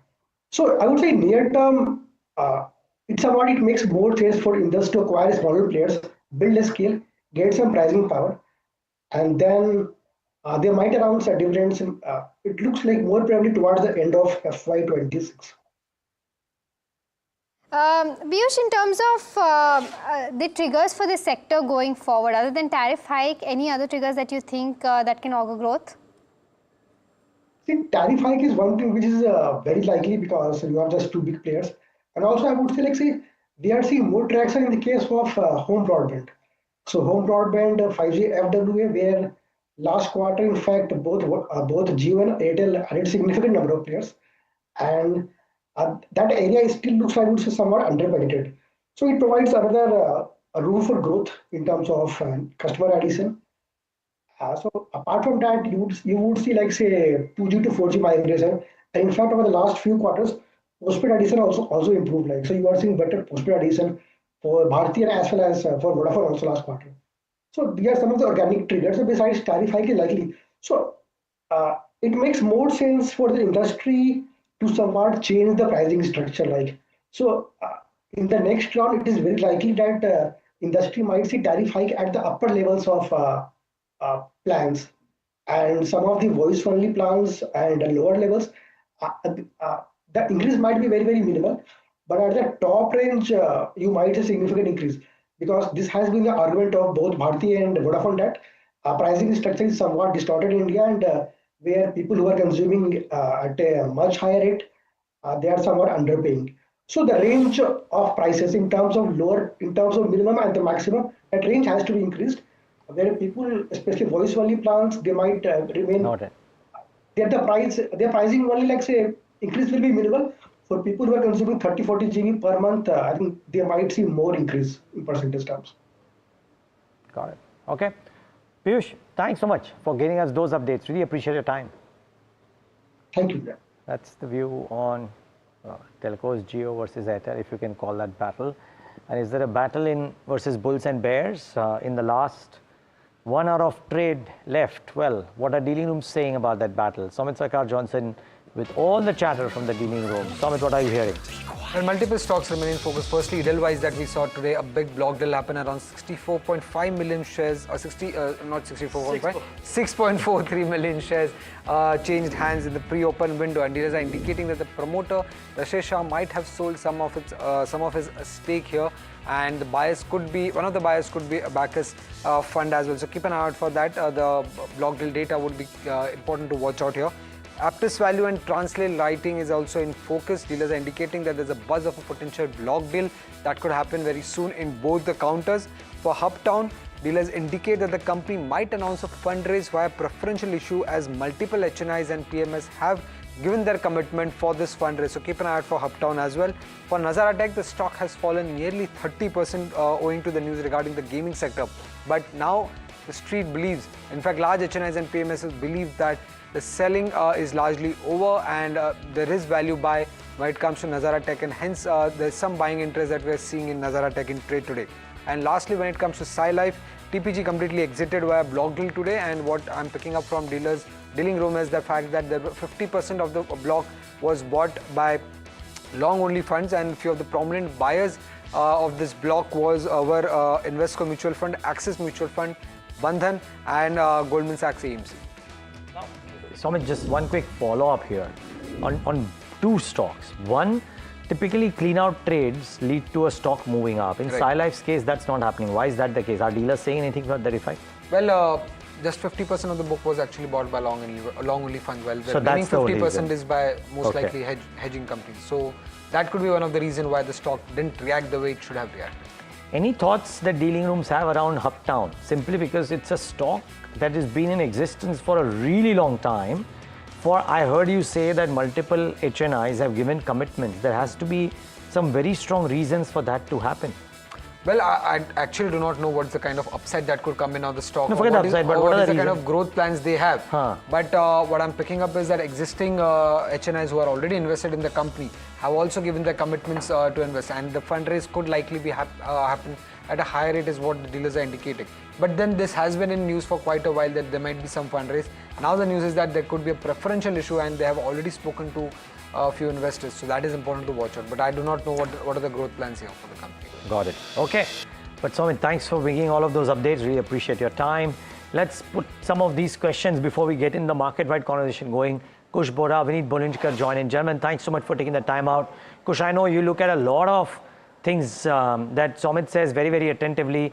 For 3 or 4 very interesting names today. What did you make of any of them? Sure. Hi, Neeraj. I think first of all, very good afternoon to and wishes of Ganesh Chaturthi to you and to all the viewers. To you as well. A couple of names that do actually stand out for me. First one is actually Trans Rail. This one's actually been consolidating for some time. The downtick is on fairly low volume support near the 20-day moving average. I would keep this on my radar for a sharp up move, in the coming days. The other interesting stock is Uptown. While you were, conversing with Sumit, I actually happened to look at the monthly chart, for Uptown. And the last 3 months, the stock has more than doubled and the volumes have been staggering. So definitely there is some accumulation going on in Uptown. So definitely one to be kept on the radar. And as a contra buy, and in fact, there is something even that Sumit mentioned, is Nazara Tech. Deeply oversold now. I think the selling seems to be coming to an end. At least the volumes on the downside have actually stemmed. 200-day moving average support kicking in. So this could see a rebound, maybe not a V-shaped recovery, but at least, if you want to start initiating some sort of, a buy, Nazara at these levels does make like an interesting, entry point from here. Okay, all right, that's an interesting one. Nazara makes a good entry point right now, as the view Kush has. But with that, it's time to slip into a very short break. But before we slip into a quick break, let's hear Maruti Suzuki's chairman, R.C. Bhargava, talking about scaling up EV production and demand in the segment. Listen. So the scaling up is essentially going to depend on how much demand grows. We are using one line of the plant. One line normally has a capacity of 250,000. How much of that we will use will depend on demand, and can scale it up if the demand grows adequately. Even announced domestic sales. Yes. Domestic sales still to be announced yet. Till that time, all that is going to get produced will be exported. Globally, what is happening, what we have seen, is that whether it's the United States or whether it is all the major European countries, Germany, France, UK, Spain, Italy, or it is now even China, EVs and hybrids are both selling, with hybrids being slightly ahead in all these countries except China. China EVs are ahead of hybrids. But in recent couple of years, even in China, the hybrid sales have accelerated substantially. So the picture as it looks globally is that there are customers who prefer EVs and there are customers who prefer hybrids. The government seems to be pretty neutral in all these countries because the tax rate, again except China, between EVs and hybrids is very similar in the USA, in these European countries, and Japan, of course, is mostly hybrid.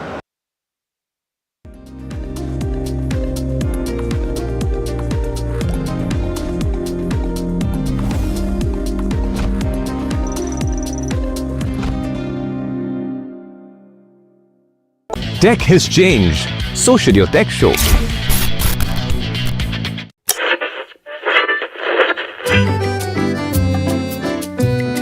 They're the force behind some of India's most respected business empires.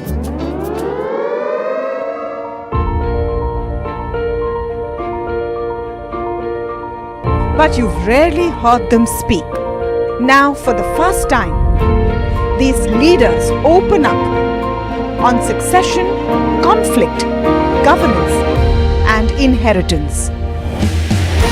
Join me as we step inside boardrooms and living rooms of India's most enduring family businesses for real stories, raw conversation, resilient legacies.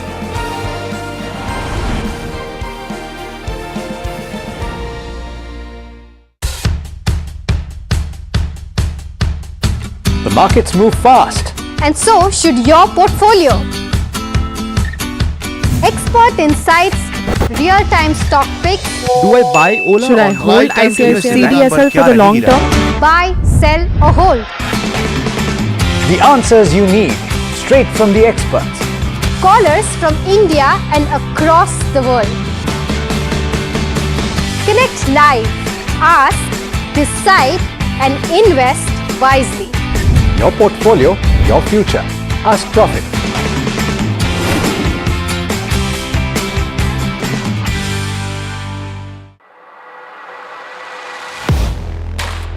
Do you really know the company you invest in? What is the real picture behind presentations and claims?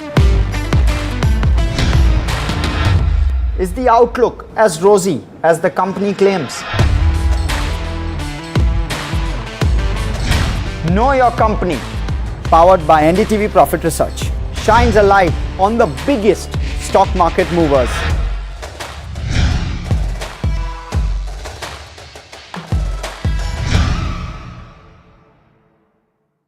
Tech has changed. So should your tech show.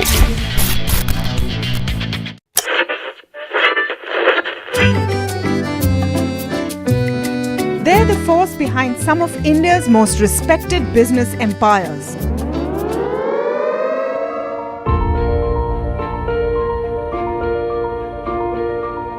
But you've rarely heard them speak. Now, for the first time, these leaders open up.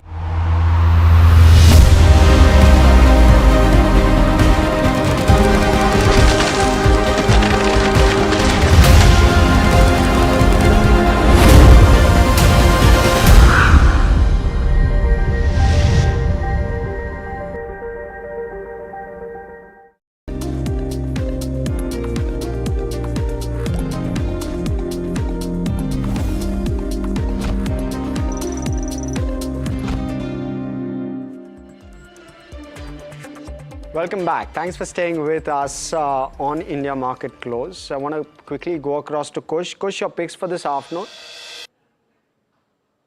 Sure, Harsh. I've got two long calls. One is Dalmia Bharat. The stock seems to be holding ground. It has been consolidating with some positive bias, interesting volume moves on this one. Not very big, but still, about 20 days moving average. So that's also a healthy sign. 2390, 2435 are the targets. 2300 is the stop loss. CG Power is one stock that had held the ground for the most part. In the slip that the market gave in the last few minutes, it slipped into the red, but it's still consolidating above the 50-day moving average. So can still be considered on the long side. The volumes on the downside aren't really as big. So I do believe that the relative strength is apparent on the CG Power. 690, 700 are your targets, and 670 is where you place that stop loss. So that's the take coming in. Vineet, very, very quickly on some of the power financiers. Do you have a view? Because we've seen a bit of a slip on both of those power financing stocks. I'm not sure whether we're seeing that same move on IREDA, but Vineet, your take? I think Irita is extremely overvalued according to me, but the other two stocks definitely are a good stock to buy into. I like both REC and PFC. Between the two, Vineet? Both of them, because one is the parent of the other, right? So both of them are good to go with. Great dividend yield plays, and have got a long runway of growth ahead of them. Right? Okay. So watch out for those. Vineet, just wondering, are you cautious right now or are you constructive? I'm constructively cautious. So continue to remain skeptical of this bull market. I think, as we spoke last time, the credit event is very near now. In the US, their balance sheet is just out of, has got a lot of stress. They need to fund it. And Trump has gone berserk with all his actions, and none of them are yielding result. So I think they're going to go in for a hard landing instead of a soft landing. Inflation is going to go through the roof, and that is going to be a tell on interest rates all over the world. So I think we will see the equity risk premium contract, and to add to that, we need to get our export house in order because of the tariffs. So long way to go. Very a lot of headwinds to pass. So remain constructively negative on the markets. Well, okay, thanks for that, Vineet. And Kush, we'll come to you in a moment. We want your market view as well. But we have 5 minutes with Jonathan Shizel. He's Deputy CIO, Westminster Asset Management and Johnson right now on the show. Jonathan, thanks so much for joining in. The ask of having you today or having your opinion today is because as things stand, there is additional 25% tariffs on India coming on in the next less than 24 hours. Now, do you think this has been baked in, or do you reckon this can have ramifications for Indian equity markets? No, I think, good morning. It's hard to believe, looking at where the indices are, that the additional tariffs is baked in, to be honest. Yes, we all know India is primarily a domestic-focused economy, and the impact will be hard in certain sectors, but broadly speaking, I guess India will be impacted than more export-orientated economies. But yeah, I think your point's a valid one. I don't think it is baked in. I think there is still a certain degree of hope that something will be agreed before the deadline. Okay. So should that not be the case, Jonathan, you suspect that there is downside here. Would it be market-wide, or would you believe that investors might make an exception to the domestic-facing sectors and maybe punish the export-oriented ones? Or would you believe it will be a lower tide which will carry all boats along with it? I think probably initially you might get some India-focused selling. I think we've seen, the index, we're not at all-time highs. The index has been struggling a little bit of late. So I guess we've seen some of that. You might see a little bit more, but absolutely agree with you. I think the India-focused players might switch to more domestically focused industries and away from the exporters. But, if you look at tech stocks and some of the other sectors, they've already been in a pretty miserable place for some time. So you could argue that there is some negativity beginning to be priced in. Jonathan, Harsh here. Give us your perspective. FIs have been consistent sellers. What's it going to take to tilt the scales? Yeah, I think the macro actually is looking pretty good in India. I think the issue has come, India just had done so well compared to China over the last 5 or so years. And obviously Chinese markets have been roaring ahead.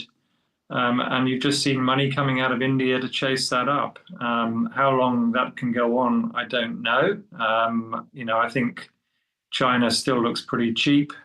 So it probably can go on for a little bit longer. Ultimately, with the dollar weakening off, it's good for the entire complex. So, I still think there will be passive money coming into India. But that said, the India growth story still looks pretty good to us. Yes, this wobble with tariffs creates uncertainty, but it's at the end of the day, we're not too far off the highs. We shouldn't get too negative. And Jonathan, how are global markets, bond yields tying into everything that's happening? Give us that perspective. Rate cuts on the annual as well. So how should one look at it? Where is the risk reward more balanced? What are asset classes you're looking at? Yeah, I think it's tough at the moment. I guess a lot of people are worrying. They listened to the Fed governor's speech at Jackson Hole, and they've assumed we've got a whole bunch of interest rate cuts coming, ahead. They've begun to question that over the last day, maybe after the initial reaction. But I think probably markets are a little bit too optimistic for the rate cut expectations out of the Fed. Maybe we'll get one and then a long pause. But clearly at the moment, everybody still is focused on what Trump is doing with the Federal Reserve and clearly the balance of that particular committee with some of the actions he's taken overnight. And that is what is leading to a lot of questions from investors' minds.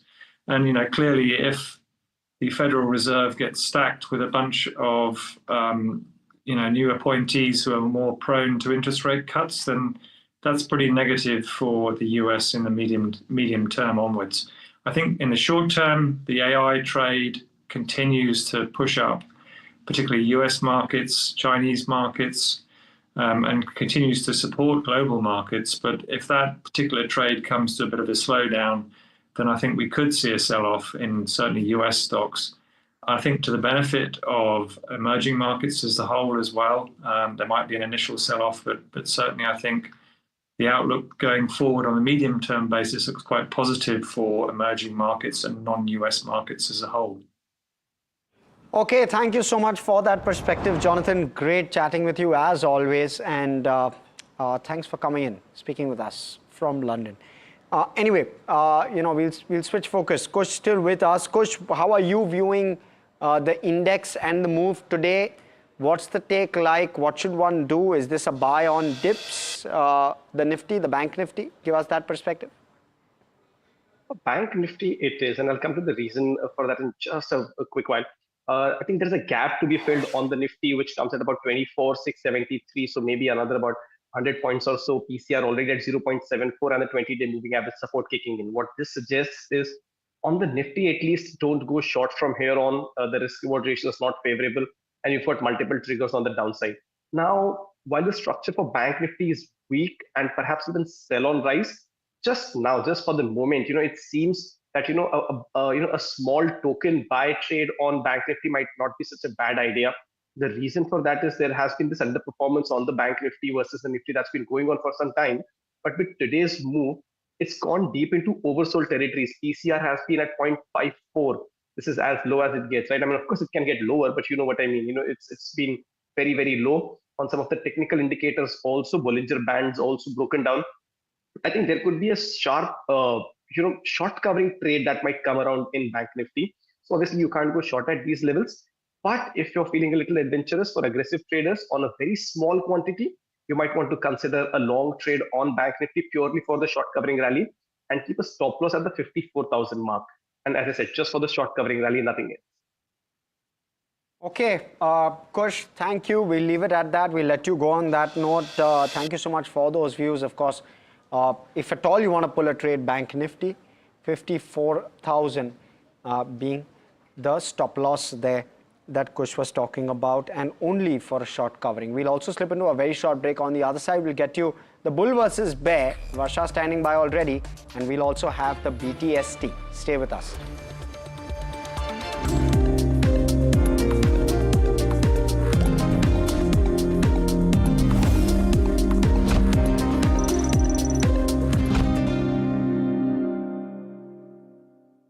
Tech has changed. So should your tech show.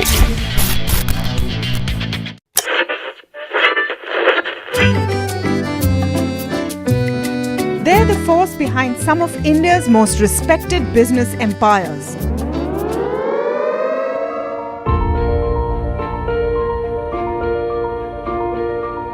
but you've rarely heard them speak. Now, for the first time, these leaders open up on succession, conflict, governance, and inheritance. Join me as we step inside boardrooms and living rooms of India's most enduring family businesses for real stories, raw conversation, resilient legacies.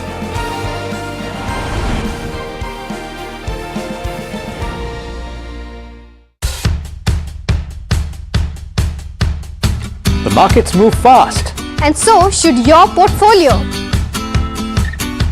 Expert insights, real-time stock picks.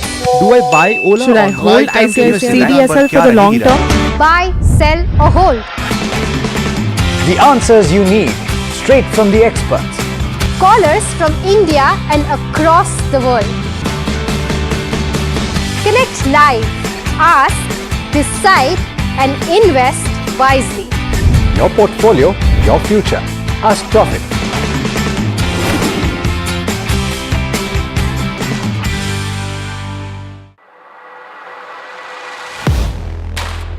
Do you really know the company you invest in? What is the real picture behind presentations and claims? Is the outlook as rosy as the company claims? Know Your Company, powered by NDTV Profit Research, shines a light on the biggest stock market movers.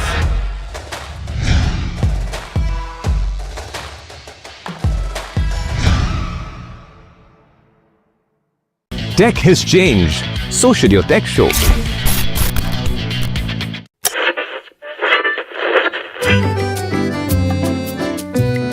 They're the force behind some of India's most respected business empires.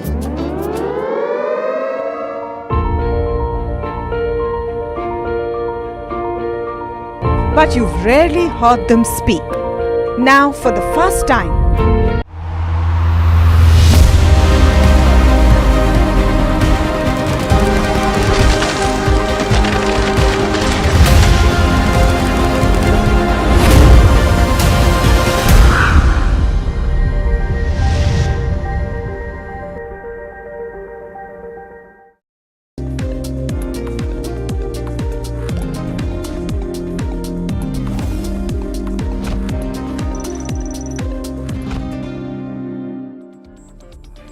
Welcome back. You're watching India Market Close. If you look at the markets right now, the pressure does continue. Let's pull up Nifty 50 and Bank Nifty on the screens as well. We are below that 24,800 mark. 24,750 is where Nifty 50 is hovering at. Cuts of around 0.9% coming in there. Bank Nifty as well. 1.2% is the kind of cuts you're looking at on this front. And let's quickly look at the sectoral indices and then we'll see the broader markets as well. In terms of individual sectors, FMCG was the one which was seeing some gains that continues. But apart from that, everything else is under pressure. In fact, if you talk about defense, real estate, and the PSU Bank Index, they are seeing deeper cuts in today's session. Broader markets as well were pretty much in line with what the benchmarks were doing. So if you look at the mid-cap and the small-cap index, similar kind of cuts that you're seeing at the day's lowest levels. But moving on to our bull versus bear segment today, we put the spotlight on Sun Pharma. And if you talk about Sun Pharma as well, in terms of 2025 as a year, it's not been a really encouraging year for a Sun Pharma because the cuts have been to the tune of almost 15 to 16% in 2025 so far. The stock currently is also trading at the day's lowest levels. What's ailing the counter? Varsha joins us with the bull and the bear case scenario. Varsha, over to you. Well, thank you so much for that. Sun Pharma is under pressure now. One of the reasons is because BofA has downgraded Sun Pharma. But let me start with the bull case over here, wherein the specialty portfolio, if you see, has seen a strong upliftment. But BofA has came out and they expect slower ramp up in new specialty drugs like Lexilvi and Unloxit. Now this is because Trump has yesterday said that he's going to reduce the prices of drugs from to 1500 to 1800%, and this may, and because of this, Sun Pharma may have to reduce their drug prices. But this is one of the bear case that the company has. But moving on, the good case over here is that inorganic growth. So Sun Pharma will be, the positive thing here is the growth will be led by inorganic growth when it comes to their dermatology and of course their oncology portfolio also. But there is a near-term headwinds and EPS cuts would be there. Now this is because of the increase in R&D cost and of course increase in the taxation part, which will hit profitability in FY26 and FY27. But the good thing over here is, if you see, they are well positioned when it comes to their India formulation growth.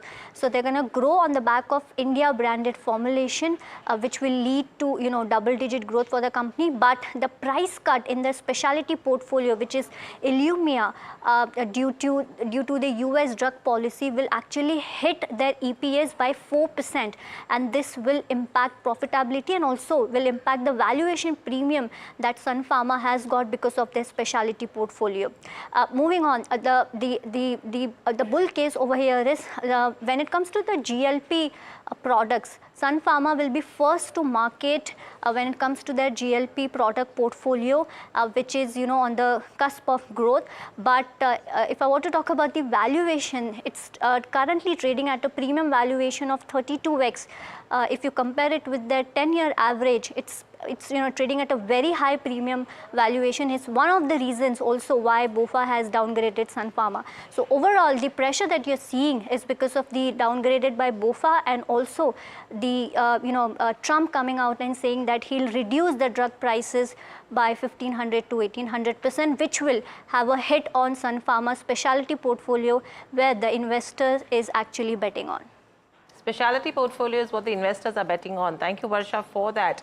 Vineet, coming to you, if you have to look at a Sun Pharma with all the details that even Bank of America Merrill Lynch is looking at, with regards to the downgrade, how are you looking at us, taking the US tariffs into consideration as well? What would your view be on a Sun Pharma with the kind of correction that you're seeing today? And in this 1 year itself, the stock has lost 15 to 16%. Would you be a buyer at current levels, or would you go with the bear case scenario and say best is to stay away and look at something else from the pharma pack? No, see, Donald Trump's tariffs are an overhang on pharmaceutical companies. And my view is to simply let the story play out on the downside and let things clarify before taking a call. I think there is no love lost in not buying these stocks at current levels. So no love lost in not buying these stocks at current levels. Aditya Agarwala, in fact, let me welcome him as well from InvestFed. Aditya, welcome to the show. Your top calls for today, BTST. Let's start with that. Good afternoon. Thanks for having the show, Edel. So a couple of buy recommendations I have on my list. The first one is Hyundai. Stocks looks quite interesting. In fact, the entire auto sector is doing well. Picked up a Hyundai from that for a target of 2650 on the upside with a stop loss at 2440 on the downside. The second stock is from the FMCG space, ITC. That also seems like it's formed a near-term bottom and can see an upside from current levels. So for a target of 425 on the upside, I'll be a buyer here with a stop loss on the downside at 395. Okay, Vineet, auto, that's been one space which has relatively done better given everything that's happened around GST. Are you constructive that space? And of course, we had Maruti as well, which unveiled its EV, which is here for export as well. What's the sense on that? So I would tend to go with Aditya and believe that, the auto space is going to do very well, especially the EV models that are being launched. Mahindra's looks very good. We like Ola. That stock is also looking very interesting. And Maruti also should do very well because, they're launching their e-Vitara globally. And we think that the Russian market is going to be a new growth market for Indian automobile exports. Because if you've seen, they've been buying a lot of Chinese scrap, and Indian, auto stocks perform much better than the other engines out there. So we believe that a very big market is opening up there and is going to be positive for all auto companies. Okay. Okay. You know, the issue though with the market is that we're closing at the lowest point of the day. That is the worry, that we are now right at the low point with the indices 1% lower, 24,800, which was the recent swing low, completely taken out. And the banks are the one which are the leading culprit. You would have estimated otherwise, but the bank nifty is the one which is really sulking in trade. 1.23% lower for the Nifty bank. So this is not turning out to be a very, it's turning out to be a weak afternoon, if you will. We started off remotely okay. It's not going down very well. Aditya first and then Vineet, but Aditya, a trade maybe on the Nifty bank, a view there, because it's looking fairly wobbly today. Afternoon, Neeraj. Absolutely. In fact, anything, it seems like it's headed slightly lower from current levels as well. So I would not hurry into going long on Bank Nifty just yet. My sense is it can slide all the way down to 54,100 to about 54,000. That's where the real supports lie. Once Bank Nifty settles around those areas, maybe one can actually look at a fresh long addition. Tomorrow being a trading holiday, I would not also like to take any position on the index, either on the long side or on the short side. See how global markets behave tomorrow and how we open day after tomorrow. It will be a better idea to take in trade once markets open fresh on Thursday, which is also an expiry day. If that's a fair call, and you know, I mean, we know fundamentally Vineet is not very constructive, but Vineet, this banking weakness today in particular, any specific reason, or this is market-wide correction, and because banks such a heavy weightage, they are cracking? I think it's more got to do with, with the economy kind of slowing down. We've still not seen good follow through despite interest rate cuts. Probably, I think after September or October, once the GST meeting, GOM meets and approves it, I think we could see some pickup out there. But I think till that point in time, all across markets are going to be weak and banks are no exception. Okay, well, so it's looking wobbly, and if growth were to come back, let's see if the GST rates come in and therefore does it bring back consumption and therefore the multiplier effect, but otherwise it's off. You would suspect that today is also the weakness because tomorrow is a holiday. You do not want to go into a weekend where the future is uncertain. What if something else were to happen and you're caught on the wrong foot? I would suspect that could be the other reason. So just go easy into this holiday. I just wonder though, just looking at the derivative positions, Aditya, if indeed there is some resolution between now and the time that the tariffs are to come into effect, could there be a bout of short covering? Could that be swift? Do you see that in the FNO positions as we speak?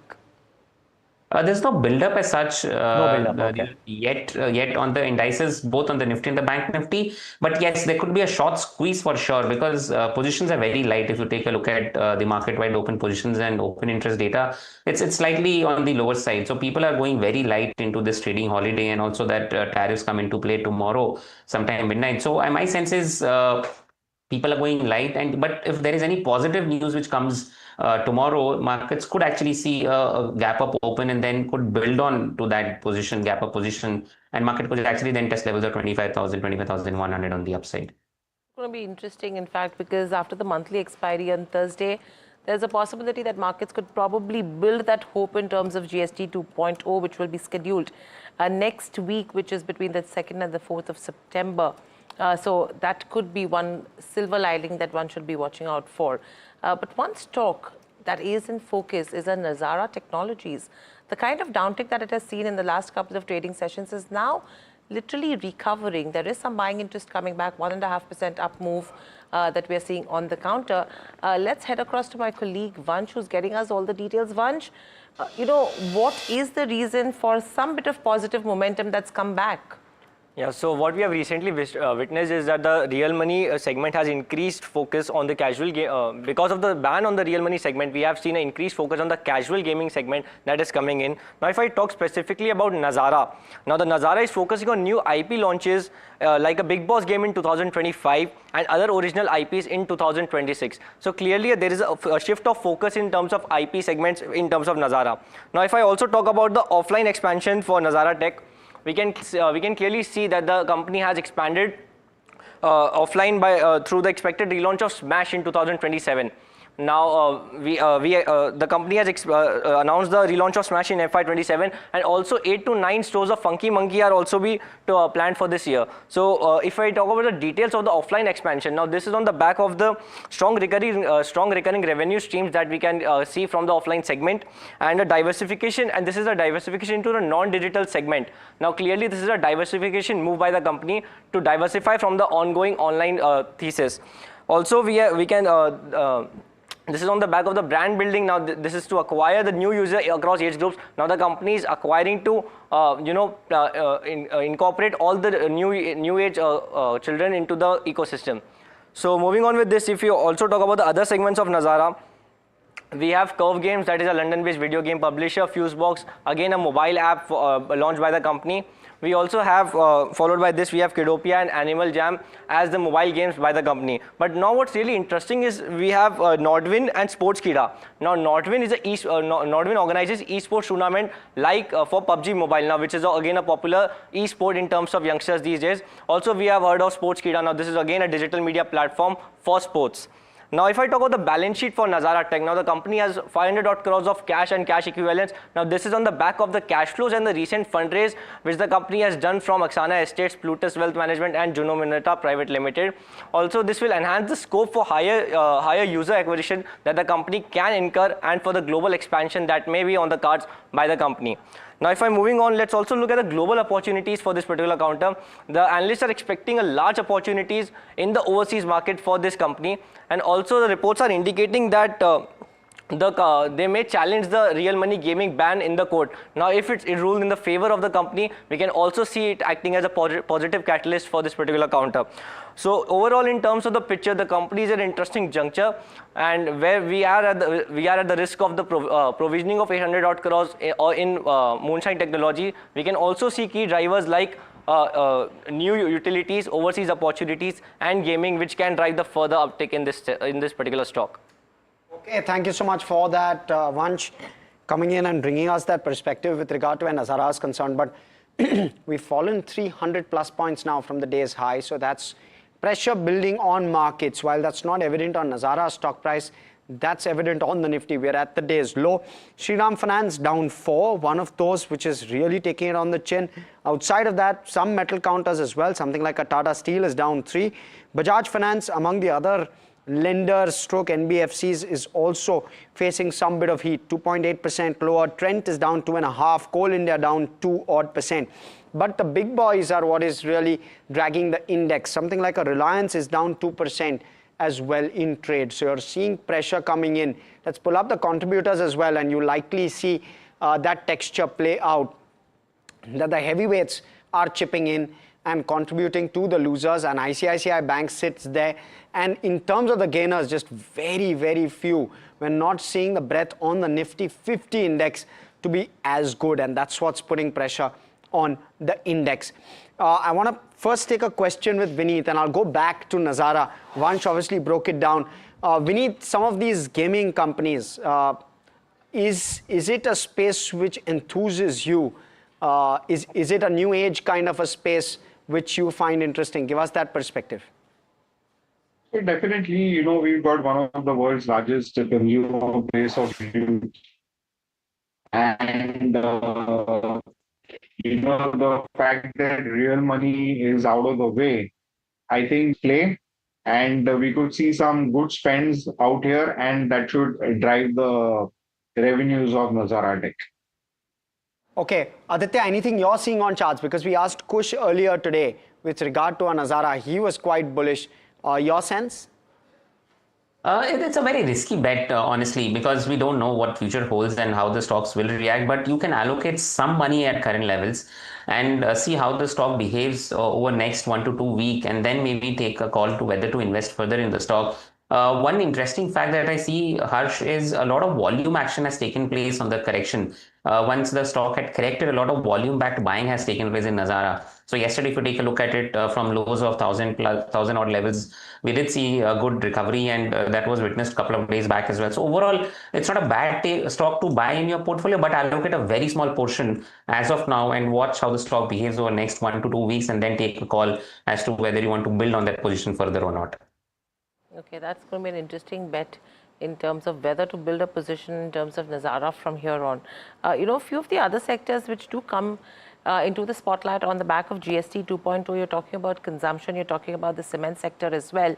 Vineet, let me come to you. If you have to look at the cement counters and if you have to look at consumption, what would you bet on, taking into consideration that GST is expected to come in favor? And secondly, the way valuations are currently for FMCG as well, they're slightly below, not the most expensive. So definitely FMCG will do well over a period of 12 to 18 months. And I think those are the stocks to go with.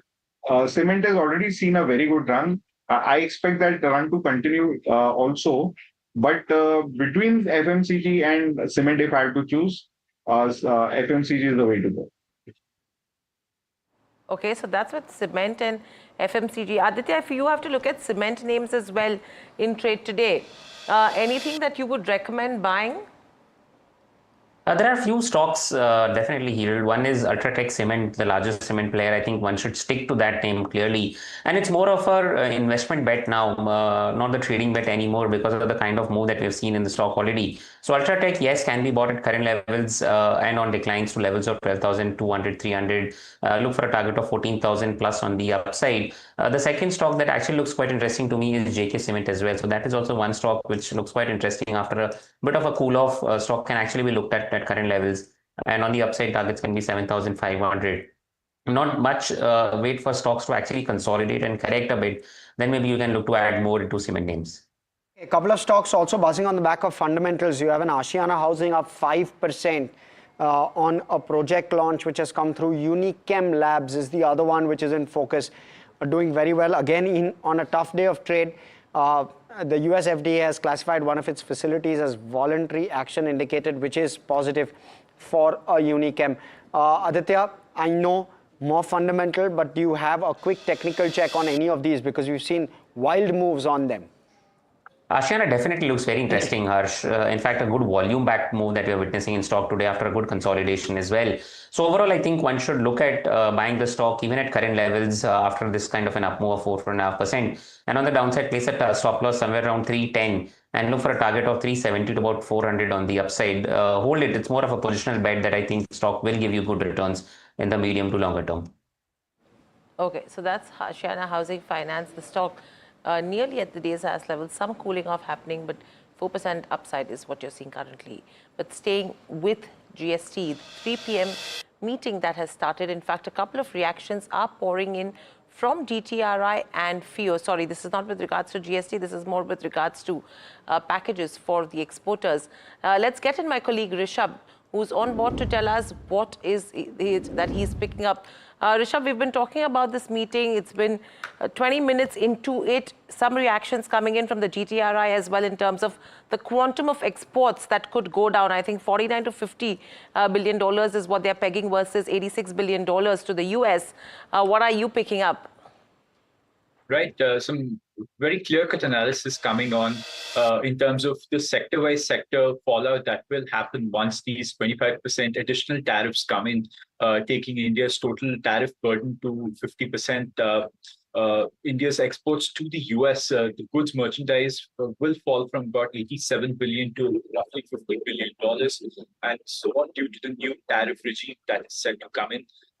What we're seeing is that while about 30% of India's exports to the US will remain duty-free, these will include, of course, pharma, semiconductors, all of these exempted and electronics. All of these exempted make up about 30% of India's exports. 4% will face roughly 25%, but a bulk of India's exports, 66%, will face 50 tariff 50% tariff, which will render them uncompetitive versus other manufacturing economies like China, Bangladesh, Vietnam, Philippines, Indonesia, as well as Vietnam.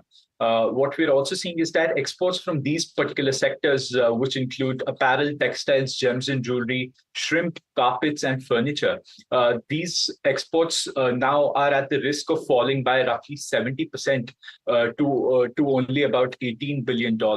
And this will, of course, put a lot of jobs at endangerment as well. What we're picking up from the Federation of Indian Exports Organizations, this is a cluster of Indian exporters, remember, all of them have also raised alarm over potential sectoral fallout that might happen post these 50% tariffs coming in. What they're saying is that a pricing disadvantage of about 30 to 35% will kick in once these tariffs come in. And this disadvantage is, again, vis-a-vis manufacturing economies like China, Vietnam, Cambodia. What we're seeing already as a result of these tariffs is the fact that you have textile manufacturers and apparel manufacturers in Tirupur, Noida, Surat, already having shut down. They're already witnessing quite a bit of a slowdown in their respective sectors. What we're also seeing is that they are calling desperately for government support. That is something that is possibly being discussed in the meeting today, an export promotion mission that is worth about 25,000 crores over a 6-year period. And that is something that we have our eyes peeled on so far. Yep, most certainly. Something to watch out for sure. And all means to come in domestic, keep an eye out for that. Rishabh, thanks so much for getting us that. And we'll, of course, get you updates from this, the outcomes of these as and when they came in. You know, we kind of just taken trading ideas, but 6 minutes left to go. And with the way we are ending, it might be prudent to try and get see if any of the charts have worsened or contrarian, if there are any stocks which are bucking the trend and be worth logging into. Aditya, I know we're asking too much, but because the markets have just come off even more and below 24,700 now, anything else on your list? Nothing really. I like I mentioned, I do not want to take a lot of positions tomorrow being a trading holiday. I'm okay missing out on some kind of a gain, even if we witnessed on Thursday morning.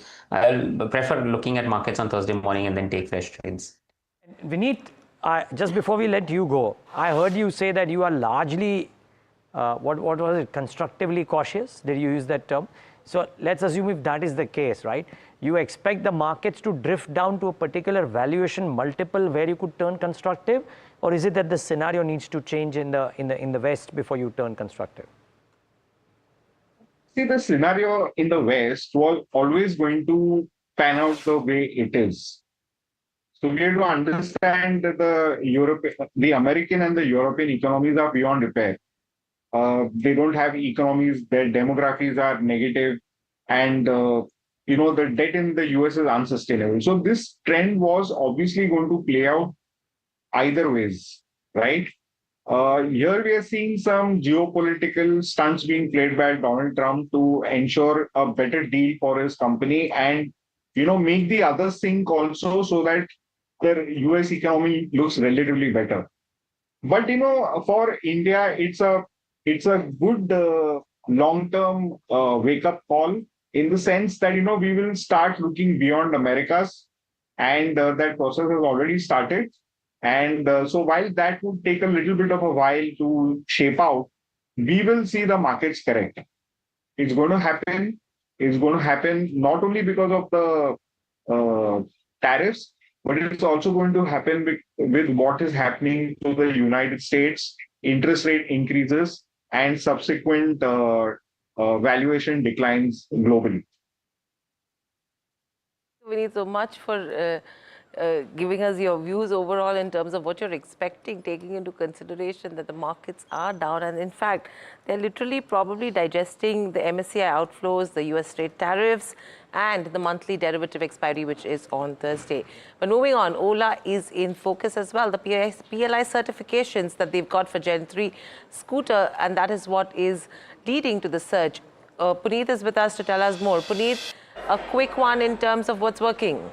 Well, thank you for that. So generation 3, which is the lower cost effectively scooter to manufacture for electric, is now compliant by PLI. That's what the company has said. Now this is very important for the company's gross margin targets, because at the end of Q1 they've said that once they get PLI for these generation 3 scooters, they will add roughly 1.8% to their gross margins for the year of FY26. For Q1, they did about 25.1% of gross margins, with the whole year target is roughly between 35 to 40%. So while market share has been faltering for the company, they will be focusing on PLI as well as the added benefit of cells, which they had spoken to our colleague Tamanna about as well. So both these factors will be effective in lowering cost as well as increase the gross margin to 35 to 40% with the overall target of 3.2 lakh scooters to be sold. So this looks to be step one. The other aspect has to be followed up with cells to be integrated by Navratri of 2025.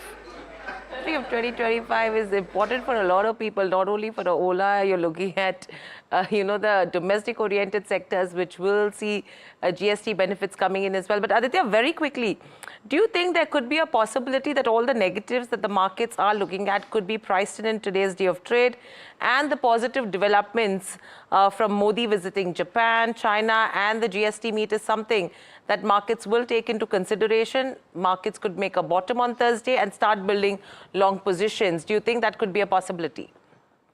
A possibility, yes, Hiral, but I don't think so markets will see any kind of a sharp up move as well. It's more of a range that we are trading into, and that range is likely to continue.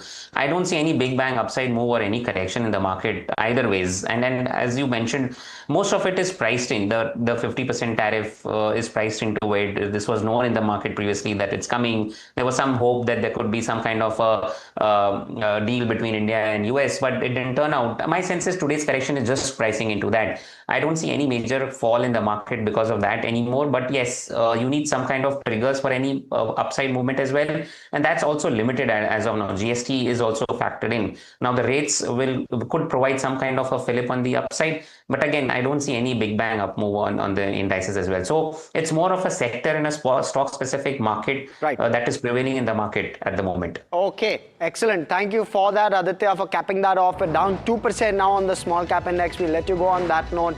Thank you so much for joining us and giving us those views this afternoon. Half a minute to go to close. 1% lower. We are holding 24,700 at this point. So that's probably the only positive at this level.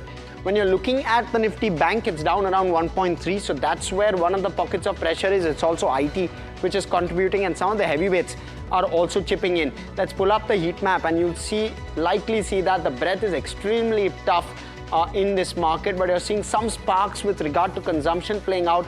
ITC, Maruti, HUL, Nestle, some of those names doing okay. TCS surprisingly sitting in the green, 0.5%, despite the Nifty IT down over 0.5% in trade. So that one is a bit of an outlier. Asian Paints has closed absolutely flat as well on an otherwise weak day, so not bad. What's not doing well? Some of the lenders, of course. Trent within the consumption basket is sitting in 2.5% in the red. Also, you have RIL, which is down 2%. I did speak about that. Dr. Reddy's also. So some bit of pharma also impacted. Let's look at the sectoral heat map on your screen now. FMCG up around 0.9. So that's the one pocket which is doing okay. Auto has outperformed, but still down 0.5% odd. Realty taking a bit of a knock, 2.3% lower. Now that Realty index is below the 900 mark. The Nifty India Defence Index also down 2+%. The small cap index down 2 as well. PSU, banks, pharma in pain, evidently so. Metals too down 1.7. The private banking index is down 1.4, relatively okay, but still underperforming the Nifty Bank, which is down 1.25. So it's not looking pretty, at least as we close today. When you're looking at the advanced decline as well, largely it's just worsened, very, very likely. It has nearly 2,000 declines to just about 400 advances, so that's not looking pretty either. The Nifty mid-cap and small cap, the small cap was down 2. The mid-cap also down 1.5% now. At the day's low is where we've closed on the mid-cap. The small cap too, very similar texture, right at the day's low, 1.9% lower on the Nifty small cap. So real pressure building up. We'll have to wait and watch as to what Thursday does, essentially. Let's look at the BSE 500 top gainers, top losers, and that too more tilt towards the losers. Some of the losers have slipped even more. JK Paper down 8 now. Second straight day of decline on a JK Paper. Some of those stocks were showing some zing yesterday, sorry. So down 8% after what it did yesterday. Balrampur is down 6 as well. Naveen Fluorine down 5.5. So some pain evident there. The gainers far and few, but still there are a couple of them, especially within the auto space, which is standing out, and also IT, HUL also within the consumption pack. Britannia, HUL, both of those Nifty 50 plays sitting there. Now let's look at what to watch out for, and of course the key is going to be what happens with regard to tariffs, or whether any change happens with regard to tariffs. Let me put it differently. But those are some dividend related adjustments which are likely to come through. So you'll have those to look out for. Also, you will have expiry of lock-in on an Orient Tech, which is likely to happen, 53%, and you'll have IPO listing of Mangal Electricals, that's a transformers company, which is also expected to happen Thursday. So you want to watch out for some of these cues. But completely out of time on an otherwise very, very difficult day. And from all of us here, of course, wishing you and yours a very, very happy Ganesh Chaturthi and a great festive 10 days from all of us. Well, for the moment, from Neeraj, Hiral, Mahima and myself, thanks so much for watching. Stay with us here on NDTV Profit. Market Express will take the action forward.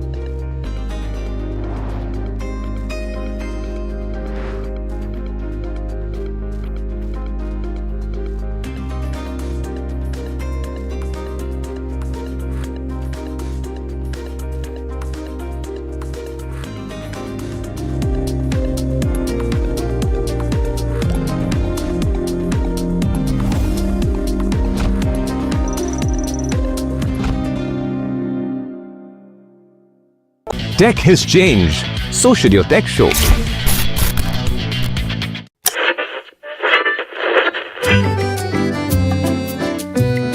They're the force behind some of India's most respected business empires.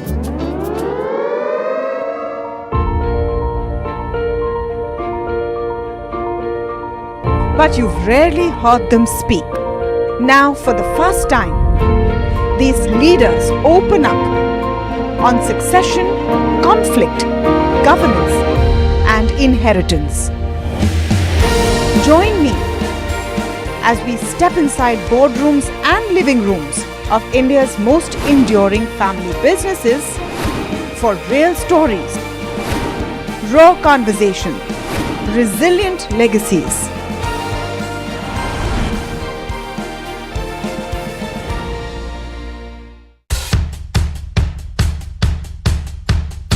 The markets move fast. And so should your portfolio. Expert insights, real-time stock picks. Do I buy Ola? Should I hold CDSL for the long term? Buy, sell or hold. The answers you need, straight from the experts. Callers from India and across the world. Connect live, ask, decide and invest wisely. Your portfolio, your future. Ask Profit.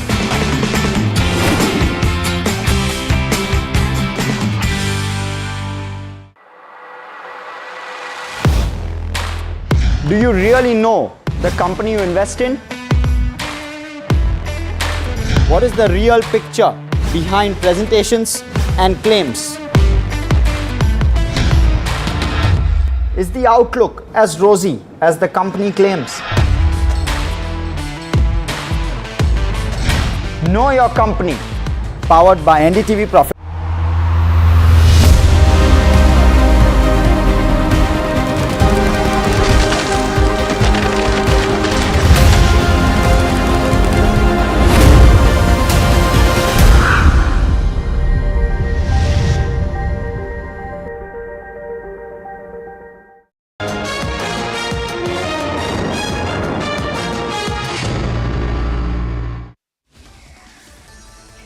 and welcome viewers. You're watching Market Express and I'm your host Himakshi Bahugna.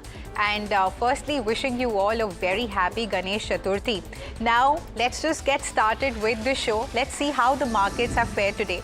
So, Indian markets slumped in trade today as Trump's tariffs on India dragged down overall sentiment. Nifty and Sensex also dropped substantially to end near their intraday lows. The Nifty lost over 250 points to end below its long-maintained support level of 24,800 levels. The 30-pack Sensex also saw cuts of around 820 points to wrap up the trading below 81,000. Now, which is less than 1/4 of the listed counters ended in the favor of the bulls. Broader markets traded under a lot of pressure. The mid and small cap indices ended almost 1.5 to 2% lower. Reliance, Bharti Airtel and L&T were the biggest draggers on the Nifty, while HUL and ITC collectively uplifted the index by over 20 points. Now on the sectoral front, Defence, Realty and PSU Bank were the top laggards. FMCG was the only sector in the green today, and on the back of expectations that consumption would actually improve. An early festive season is also expected as the government eases interest rates and also cuts the GST. Although the market momentum dragged the Nifty FMCG index lower, it still ended the day about a percentage point in the green. HDFC Bank shares trade ex-bonus today ahead of the record date. Shareholders to get one bonus share for every share held. Record date falls on a public holiday, so price adjusted today. Bonus aims to reward investors and improve stock liquidity. Karur Vaishya Bank is back in the bonus spotlight with its first issue since 2018. The bank has announced a 1:5 bonus ratio, meaning shareholders will receive one bonus share for every 5 shares held. Now, this move is aimed at rewarding long-term investors, improving the liquidity in the counter and also encouraging more retail participation. So the announcement was made on 24th of July 2025, marking a strategic step to widen the shareholder base and also enhance the trading volumes. Protean eGov wins a 1,160 crore order from UIDAI to actually run the Aadhaar Kendra across 188 districts for 6 years. So the project includes enrollment updates and walk-in services. This also comes in after losing the PAN 2.0 contract. Despite handling PAN 1.0, FY25 sees a dip in the revenue, margins and profit. MK says the anticipated GST rate cut is delaying the auto conversions, but demand may surge 10 to 20% in Q3 or Q4 due to a nearly 7.5% on-road price drop. So dealers can claim ITC's later easing inventory concerns. However, high stock levels may dampen festive stocking, and also the cess treatment remains a key watch point. RBL Bank plans to raise up to 3,500 crore rupees through a QIP. It also seeks to borrow up to 3,000 crore rupees in debt. The board will discuss these proposals on August of 29. Now, this follows the expiry of prior approvals from August 2024. Bank of America has downgraded Sun Pharma's rating from neutral to underperform, cutting its target price from 1,730 rupees to 1,570 rupees. Now, the brokerage cites concerns over the company's specialty business, including execution risk for new launches. Now, also, the premium valuations are at risk, and the ongoing issues with its largest specialty drug, Ilumya, remain an overhang. India's stock market is pricey but justified by high returns and strong growth potential. A robust regulatory system lowers perceived risk. However, short-term slow growth and declining returns are concerns. India remains the costliest among emerging markets. Here's a look at stock calls on different sectors by Jefferies. So the oil marketing company space first. BPCL stock fell 10% but has a solid earnings outlook. It also trades at similar valuations to HPCL despite entering a high spend phase. HPCL faces higher risk from new projects and potential tax hikes. Jefferies also prefers BPCL for its strong earnings and attractive price. Now to Jeffries on the auto sector. So auto registration rose in August with tractors up 32% and two-wheelers or trucks up 6 to 7%. Passenger vehicle sales also stayed weak, growing just 1%. Buyers are delaying purchases, expecting a GST cut to boost the demand. Jeffries favors M&M and TVS with Maruti and Eicher as next picks. Now let's move to Nomura's take on India's cement industry. The brokerage house says the industry is set for higher prices, a potential GST cut and brand upgrades by mid-tier players are also driving the price increases. West Bengal announced a hike of 11 rupees per bag, and the smaller players also struggle to hold the market share. CLSA strongly backs Avenue Supermarts, predicting a 36% stock rise. DMart leads in customer ratings and engagement. Low prices and wide product range drive its success. It excels in review quality and volume across metro and small towns. Morgan Stanley keeps an equal weight rating on Aavas Financials. The target price is cut to 1,750 rupees from 1,860 rupees. Loan growth forecasts for 2026 to 28 are lower to 16%. Slower growth leads to reduced returns and valuations. Morgan Stanley boosts target prices for HDFC Life and SBI Life. HDFC Life's target rises to 890 rupees, SBI Life's to 2,250 rupees. Now both maintain overweight ratings. ICICI Lombard's target increases to 1,910 rupees with an equal weight rating. Morgan Stanley raises HDFC AMC's target price to 5,415 rupees from 4,910 rupees. The equal weight rating remains unchanged. Asset under management forecast for 2026 to 28 are increased by 1%. The outlook reflects steady growth expectations. Morgan Stanley raises AB Capital's target price to 330 rupees from 320 rupees. The overweight rating stays unchanged. Earnings forecast for 2027 to 28 are up due to lower provisions in the NBFC business. Higher revenues and lower costs boost the HFC business outlook. BofA retains an underperform rating on Siemens, raising the target price to 2,800 rupees from 2,564 rupees. So BofA views that one round of earnings cut is done, but anticipates another due to ongoing challenges. The brokerage sees a smart infrastructure segment as overly optimistic by the street, while the digital industry segment suffers from weak private capital expenditure. Despite the valuations near long-term averages, earnings are expected to disappoint, largely due to execution issues and sluggish demand. BofA projects limited growth with an earnings CAGR of just 10% over FY25 to 27. This is amid the margin pressures and also the macro uncertainties. Bernstein initiated coverage on Titan Company with an outperform rating and a target price of 4,200 rupees. Titan, originally a watchmaker, has expanded into jewelry and also aims to become a global lifestyle brand. Bernstein notes the jewelry market is evolving formal contemporary styles amid the growing competition. Despite this, Titan has under-leveraged growth opportunities. A key long-term risk is the rising share of the natural diamond and lab-grown diamond dynamics, which could hurt margins on studded jewelry sales. However, Bernstein expects the near-term 1 to 2 year impact to be muted, with growth driven by product innovation and brand strength. Prime Minister Narendra Modi has inaugurated Maruti Suzuki's production line for the e-Vitara, a battery electric vehicle to be exported to 100 countries.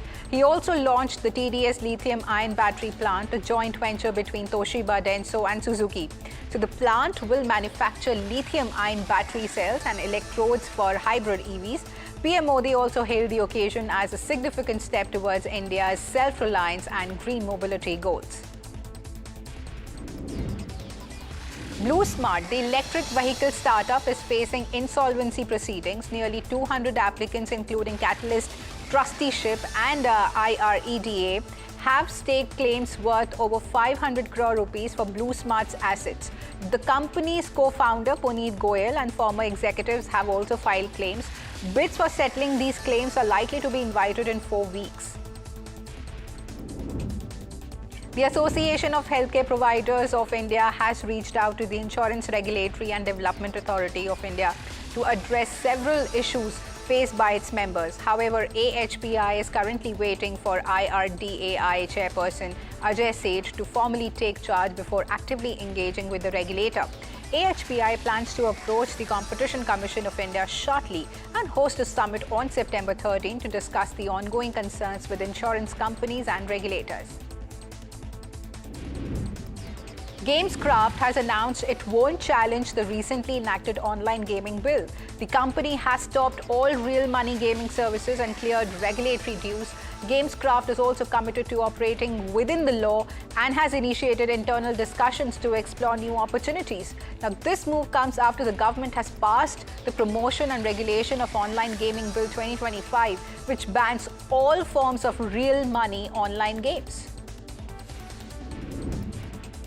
Bihar has launched a new scheme to promote entrepreneurs' HIP among specially abled persons. Now, under this initiative, the state government will provide a 5 lakh interest-free loan and a 5 lakh subsidy. Now, this move aims to empower individuals with disabilities and enable them to start their own businesses. Mercedes-Benz Pensions Trust has sold its entire 3.8% stake in Nissan Motor for approximately $325 million, marking a complete exit from the Japanese automaker. The shares were sold at around 341 yen each, about 6% below the previous close, which led to a drop in Nissan's stock price by around 6% on the Tokyo Stock Exchange. So Mercedes-Benz stated that the stake was part of pension assets since 2016 and not strategically important, describing the sale as portfolio streamlining. Nissan is also undergoing restructuring amid tariff pressures and intense industry competition, with efforts to restore profitability underway. Apple is set to launch its 4th retail store in India, and it's coming to Pune. Located at Kopa Mall in Koregaon Park, the store will open its doors on September 4. This marks Apple's 2nd store in Maharashtra, following one in Mumbai. The new store will offer customers a chance to experience Apple's latest products and services, including the upcoming iPhone 17 series, which is expected to be unveiled on September 9. Ola Electric has received the production-linked incentive certification for its Gen 3 scooter portfolio. Now, this certification is expected to boost the company's profitability from Q2 of FY26 onwards. The PLI scheme aims to incentivize domestic manufacturing and increase India's share in global supply chains. Elon Musk's XAI filed a lawsuit against Apple and OpenAI in U.S. federal court in Texas, accusing them of conspiring to stifle AI competition through monopolistic practices. Now, the suit claims Apple's partnership with OpenAI, embedding ChatGPT into its operating systems, unfairly excludes XAI's Grok app from App Store rankings despite high user ratings. XAI seeks billions in damages, arguing the duo locks up the market. OpenAI dismissed the action as harassment, while Apple offered no immediate comment. Musk amplified the claims on social media. Experts note that Apple's smartphone dominance bolsters the case, but it may also be seen as a business tie-up. The litigation could actually set precedent for an antitrust battle. The Enforcement Directorate conducted raids at the residence of AAP leader and former Delhi Health Minister Saurabh Bharadwaj and 12 other locations in connection with 5,590 crore alleged hospital construction scam. The investigation focuses on financial irregularities, cost overruns and delays in 24 hospital projects sanctioned during the AAP government's tenure. Despite spending 800 crore rupees, the flagship ICU hospital project is only half complete. AAP leaders claim that the case is politically motivated, while the BJP alleges widespread corruption during the AAP rule. The case originated from an ACB complaint filed in August 2024. The Supreme Court of India formed a special investigation team to probe complaints against Vantara. a zoological rescue center in Jamnagar, Gujarat, conceptualized by Anant Ambani, hearing petitions by advocate Jaya Sukhin alleging illegal animal acquisitions from India and abroad, mistreatment, financial irregularities and money laundering. A bench of Justices Pankaj Mittal and P.B. Varale ordered an independent inquiry. The SIT is chaired by former Supreme Court Judge Justice J. Chelameswar, includes former Chief Justice Raghavendra Chauhan, ex-Mumbai Police Commissioner Hemant Nagrale and IRS officer Anish Gupta. Heavy rainfall has triggered landslides and mudslides in parts of Jammu, causing several roads to close. In Doda, which remains one of the most severely affected areas, a girl died after a house collapsed in Bhalesa.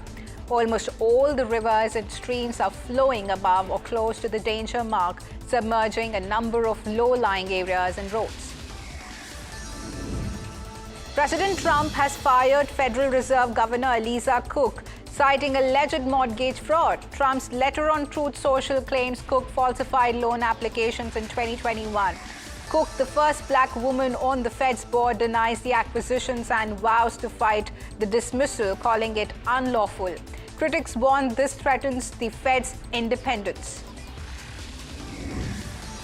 US President Donald Trump has announced that American universities will admit 6 lakh Chinese students. Now, this comes despite his administration's earlier visa policy to aggressively revoke visas for Chinese nationals. Now, the move has sparked criticism from his own supporters, with some calling Chinese students CCP spies and a threat to US opportunities. The American president, however, warned Beijing to ensure Washington access to rare earth magnets or face 200% tariffs. But he assured that trade tensions between the world's two largest economies will not affect Chinese students and they would still be allowed to study in the US. Chinese President Xi Jinping will gather more than 20 world leaders at the Regional Security Forum in China next week in a powerful show of global South solidarity in the age of Donald Trump, while also helping sanctions hit Russia pull off another diplomatic coup. Aside from Russian President Vladimir Putin, leaders from Central Asia, the Middle East, South Asia and Southeast Asia have been invited to the Shanghai Cooperation Organization Summit, that is the SCO Summit. So this will be held in the northern port city of Tianjin from August 31 to September 1st. Liverpool 16-year-old prodigy Rio Numoha made history on Monday, scoring a dramatic 100th-minute winner in a 3-2 Premier League victory over Newcastle United. At 16 years and 361 days, he became Liverpool's youngest ever goal scorer and the 4th youngest in Premier League history, just 1 day older than Wayne Rooney's record. So the Nigerian-born star subbed on the 96th minute, sealed the Reds' perfect start, leaving St. James Park stunned. Indian shuttler Lakshya Sen faced a heartbreaking first-round exit at the BWF World Championships in Paris. The 24-year-old lost in straight games to world number 1 Shi Yuqi of China in a 54-minute battle at the Adidas Arena. So, despite a spirited fight and the long rallies, Lakshya Sen could not win. This marks another setback for the 2021 bronze medalist, with India's hopes now resting on PV Sindhu and HS Pranoy. Indian weightlifting star Mirabai Chanu made a sensational comeback, clinching gold in the women's 48 kg category at the Commonwealth Weightlifting Championships in Ahmedabad. The Tokyo Olympic silver medalist lifted 193 kilograms to 84 kilograms snatch and 109 kg clean and jerk, setting new Commonwealth records. Despite injury setbacks, Chanu's triumph secures a spot in the 2026 Glasgow Commonwealth Games. India's Chanabam Rishikanta Singh also won gold in the men's 60 kg, lifting 271 kilograms. Chaos erupted at the US Open as photographers sparked a 7-minute delay during Daniil Medvedev's loss to Benjamin Bonzi. Akar, who entered the court at match point, claims he was instructed by a security official and now calls the backlash a lynching, saying, "I'm a victim and totally innocent." The Usta revoked his credentials and Akar is seeking legal advice. Medvedev who raged at the Empire's call, faces a potential fine.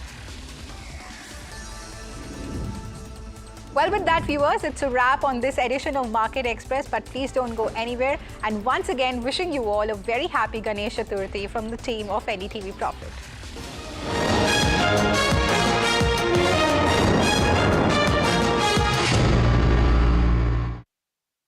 Tech has changed. So should your tech show.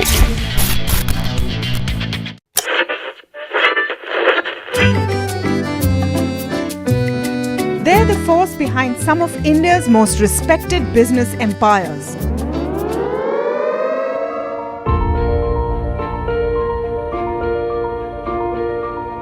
But you've rarely heard them speak. Now, for the first time, these leaders open up on succession, conflict, governance, and inheritance. Join me as we step inside boardrooms and living rooms of India's most enduring family businesses for real stories, raw conversation, resilient legacies.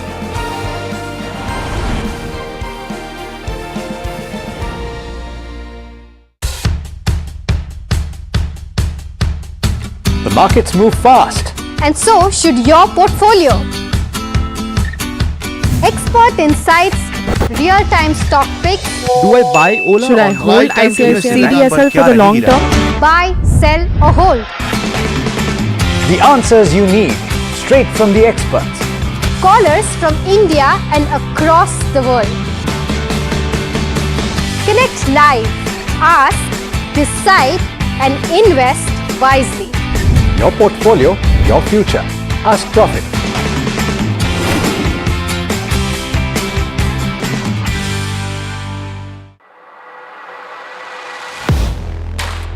Do you really know the company you invest in? What is the real picture behind presentations and claims? Is the outlook as rosy as the company claims? Know Your Company, powered by NDTV Profit Research, shines a light on the biggest stock market movers.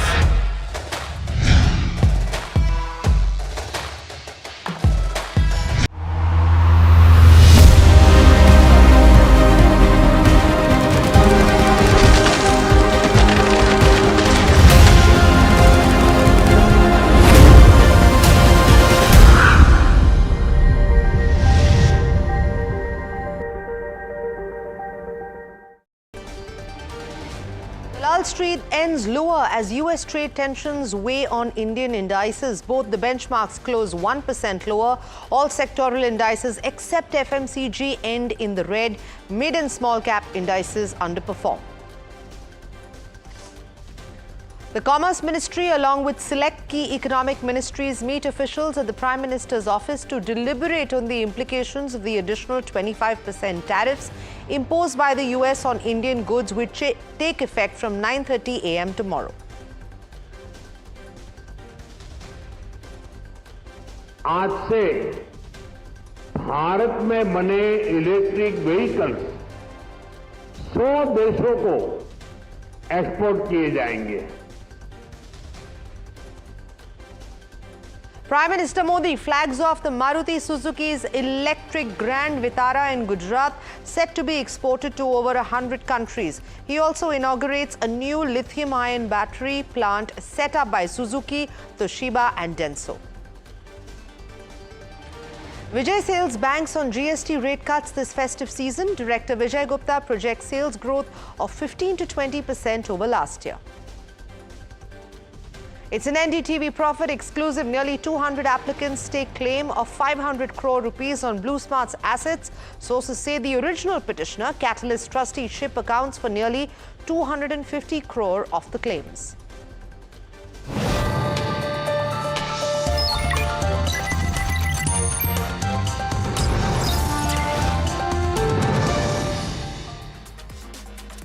Good evening. You're watching Profit 360 on NDTV Profit and I'm Sanjana. Let's get into our top story this evening. Maruti Suzuki shares gained over 2% after Prime Minister Narendra Modi flagged off the company's first electric Grand Vitara. The automaker is positioning this as its first global EV with plans to export to more than 100 countries. The Prime Minister also inaugurated a lithium-ion battery manufacturing facility in Ahmedabad set up by Suzuki, Toshiba and Denso to support hybrid and electric vehicle production. Marking the occasion, the Prime Minister said, now EVs made in India will run in dozens of countries around the world. Let's listen in. Make in India, make for the world. हमारे उस लक्ष्य की तरफ एक बड़ी छलांग है। आज से भारत में बने इलेक्ट्रिक व्हीकल्स 100 देशों को एक्सपोर्ट किए जाएंगे।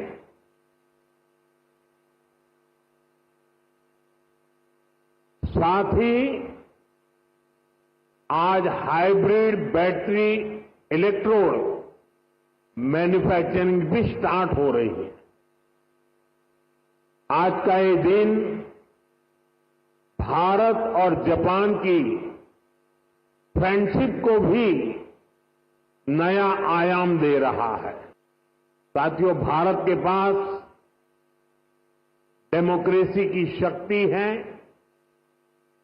और भारत के पास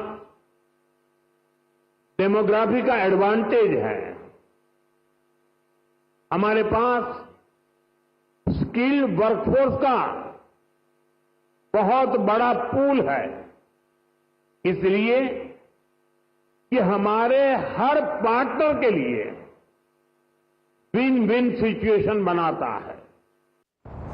Meanwhile, NDTV Profit's Danish Anand spoke to Maruti Suzuki's ED Rahul Bharti on the company's plan to service 100 markets for the sale of e-Vitara. Let's listen in. Today you have officially entered the EV space and you're starting from exports. First of all, what is the rationale behind this decision that instead of launching the car in India first, we are focusing on exports? See, there are about more than 100 markets that we have to service. So some sequencing has to happen. And we'll try to cover all markets, but we'll try to cover all of them within this financial year itself. So how important is the Indian EV market for you, considering that your local competition, the other companies, they already have many EV products, and legacy player like Maruti is entering EV space after such a long time. So how do you plan to really compete with the local companies here? Having a product is not sufficient. One, you should have an excellent product. Two, you have to back it up with after purchase support. And Maruti Suzuki has devised an E4Me program, which gives customers a lot of confidence. If anybody is in doubt whether he should buy EVs or not, our E4Me campaign ensures that he gets total confidence and peace of mind. For example, first, of course, the product. So it's a product which is designed fresh on an EV dedicated platform. It's not an IC engine converted platform. An IC engine converted can have several design compromises, but it's freshly designed as an EV. It has several safety features like fire safety, advanced fire safety, advanced crash protection, 7 airbags as standard, and many more such features, 500 kilometers range. The performance is really good. So that's about the product. But at the same time, customers are worried about what happens. They have many apprehensions. So Maruti is here to give them total confidence. The first thing is we'll have a home charger with every car. We will have fast chargers in at least the top 100 cities of India. And while the top 100 cities account for more than 90% of sales, we will go 10x. We will cover the 1,000 cities with service support. For those service, we have trained technicians. And we are going one level deeper, and only a market leader can possibly go to that level of depth. We are covering about 130 ITIs in the country to churn out 4,000 trained service technicians who can handle high voltage products like EVs or hybrids. 4,000 every year, and at the end of that, they're free to join anybody, whether Maruti Suzuki or competition. But at least it will help increase BEV adoption in the country. Right. So considering that there is only just one production line which is dedicated to EV manufacturing, in the months or years to come, what are your bigger plans for EVs? How do you plan to bring up and scale up the EV production in comparison to ICE? So we have 3 production lines in Gujarat, each one of capacity 250,000. Our third line is making this eVitara. It is flexible to make both EVs as well as IC engine vehicles. And we will be adding a 4th line, which will be an EV dedicated line. So we have sufficient capacity. Meanwhile, let's take a look at how the markets fared today. We saw benchmark indices falling sharply by over 1% as investor sentiment weakened after the US drafts notice on additional tariffs on Indian imports. Sensex dropped 910 points to 80,700 level, while the Nifty declined to 24,690. All sectors closed in the red, barring FMCG. But to bring us more, my colleague Puneet joining in with more details. Well, it was a day which was under pressure for the Nifty, and we've seen that across the day today, with the advances just at roughly between 420 to 430 stocks and the declines at roughly around 1900 stocks today. We saw continuous pressure. The Nifty lost over 200 points from the day's high, and that pressure continued in the mid-cap and the small-cap index as well. For the Nifty specifically, it closed at its lowest point over the last 7 days, and barring the FMCG index, largely we saw all the other indexes being in the red today as well. Some notable stocks which were lower were Vodafone Idea as well as JK Paper. We saw some gains on stocks like IPCA as well as Craftsman Automation on the BSE 500, but that largely seems to be a day which was under pressure and continued to do so. Apart from that, we've seen Shriram Finance as well as Sun Pharma fall the most, and that was specifically for the Nifty. I mentioned Nifty fell 200 points from the day's high, but something like a Midcap 150 saw drags from Vodafone Idea as well as FACT as well. The Midcap 150 has fallen for the 4th consecutive day, and there seems to be any kind of lack essentially of a particular trigger to boost the markets going forward. Apart from that, we also saw the small cap 250 fall nearly 2%, and that was led by Swan Energy, Balrampur Chini Mills, amongst some of the key stocks that impacted the small cap index today. Finally, in terms of sectors, we've seen the realty index largely, along with the PSU Bank and oil, have the major essentially drag on the Nifty, while we've seen that all sectoral indices largely continued to be under pressure throughout the day as well. The Nifty FMCG was the only one which offered some kind of solace, up 1% in trade today. We saw some positive gains on stocks like Britannia and as well as something like an HUL, but that largely seems to be one of the key aspects of a continuous pressure that we've seen across the market, and we'll be hoping of some positive start on Thursday morning, with tomorrow being a market holiday. So very happy Ganesh Chaturthi to all of you. And meanwhile, plenty of primary market action today as 4 companies made their market debut. Shriji Shipping, Gem Aromatics, Vikram Solar and Patel Retail all listed on the bourses. Anushi now joining us with more details. 4 new IPOs which have listed today. Firstly, I'll start off with Vikram Solar. Now, this is amongst the largest renewable energy space players that we are looking at, with a production capacity of 4.5 gigawatts. Now, total size of this one was about 2,079 crore with a fresh issue component of 1,500 crore. As if we saw that the IPO had received decent subscription of around 56 times. So this was in focus. Along with that, something which clocked in strong gains today was Patel Retail. Now, if you look at this this company, this is a supermart chain with about 43 outlets across suburban Maharashtra and under the brand Patel's R Mart. Now this total size of this one was 243 crore. IPO consisted of 217 crore of a fresh issue size and was subscribed about 96 times at the end of day 3.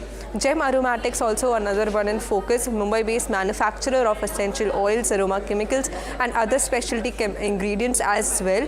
This was a relatively smaller one with a 451 crore of an total issue size with a fresh issue component of 175 crore. This one had also received a 30 times of an IPO subscription level. So all these three that we've seen have received decent subscription numbers as far as we've seen.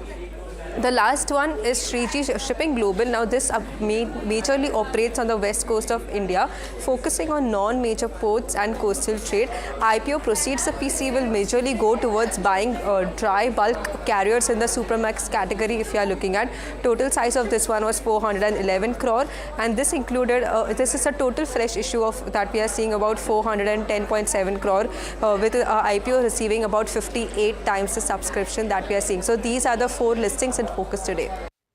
Thanks for that, Anushi. And moving on, according to a report by the Global Trade Research Initiative, the US's new 50% tariff regime is set to hit India's exports hard. The move is expected to weigh most on labor-intensive sectors like textiles, gems, jewelry, shrimp, carpets and furniture, making them less competitive against global peers. My colleague Rishabh now joining us with more details from GTRI and FIO's statements and the latest on the Prime Minister's office deliberations. Rishabh, what are you hearing? Right. What we're picking up is that a meeting is underway between the PMO as well as key economic ministries, including the Commerce Ministry. What we're hearing is that talks will revolve around the status of India's Right, we seem to be having some connection troubles with Rishabh. We'll try and get back to him in just a moment, but this is the latest that's coming in right now. This is a report that has come out by the Global Trade Research Initiative saying that the US's new 50% tariff regime will hit India's exports hard. We're looking at most amount of impact in labor-intensive sectors like textiles, like gems, jewelry, carpets and furniture, making them less competitive. Let's just move on now and we'll try and get back to Rishabh in just a moment. But the deadline for the potential 50% tariff from the US is set to expire tomorrow. But to understand the gravity of the situation, we also spoke to several prominent figures, including the President of Seafood Exporters Association of India, the Vice President of FIO, the President of the Textile Association of India, and the Chief Economist at Yes Bank. My colleague Hiral asked them about the ongoing uncertainty, especially given the initial anticipation of a 21-day negotiation window. Let's listen in from this insightful discussion. We're not really changing our GDP numbers yet. Because I think the critical issue is, yes, the tariff takes hold, but on the other side we also have a GST regime that is coming on. So we are talking about two different segments of the economy, one being very significantly negatively affected, which is the export segment, and the downside implication of that on employment in the country, because most of the exports to the US that we are talking about is also labor intensive exports. So there is a downside implication in terms of the employment as well as the purchasing power of the population. But on the other side, we are likely to neutralize that to a certain extent by the GST regime. So it's a very difficult story at this point in time, and there are two diverging sort of pulls that are present in the economy on the growth side. And from that perspective, we have still not altered our headline GDP number, though some of the internal numbers may actually be changing. The other important issue is that while the GST positively impacts from a price perspective the services sector, we still don't have tariffs on the services sector, and that restricts itself to the goods sector. So that should be another enabler in terms of the headline GDP number that we look at.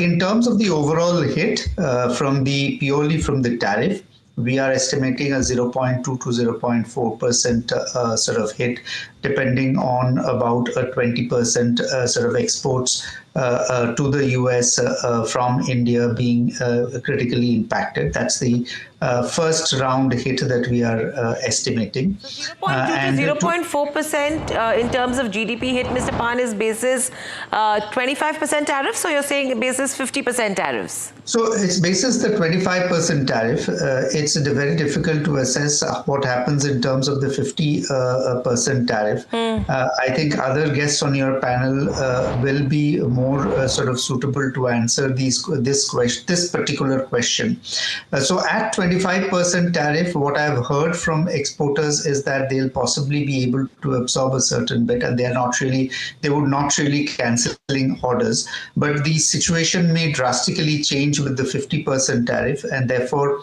I would expect other guests on your show to actually sort of pin down in terms of the sectoral perspective how it impacts the overall performance of the sector. Absolutely. So that's going to be more important. In fact, let me also get in Ravikant Kapoor, Vice President for you. Ravikant, welcome to the show. My question coming to you is, negotiations have been going on. You have, as an association, you have been in touch with the Commerce Ministry as well. What is it that you're picking up now from an impact perspective, representing the exporters? Do you think there is a way forward from here on? There's always a way forward. But I believe that we have to take it one by one. We have to look at the current situation as it is. It is really a major disaster for exporters to the US. It's still a fresh wound. The pain will set in. It will take some days and weeks, probably some months, if they do not come to any settlement. And for the exporters, we do not see any alternative, especially the ones who are levied the 50% reciprocal plus the earlier normal duties. It is something that we have to now look at: damage containment, hand-holding by the government.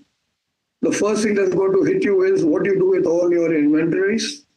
What do you do with your documents which are of goods on the high seas?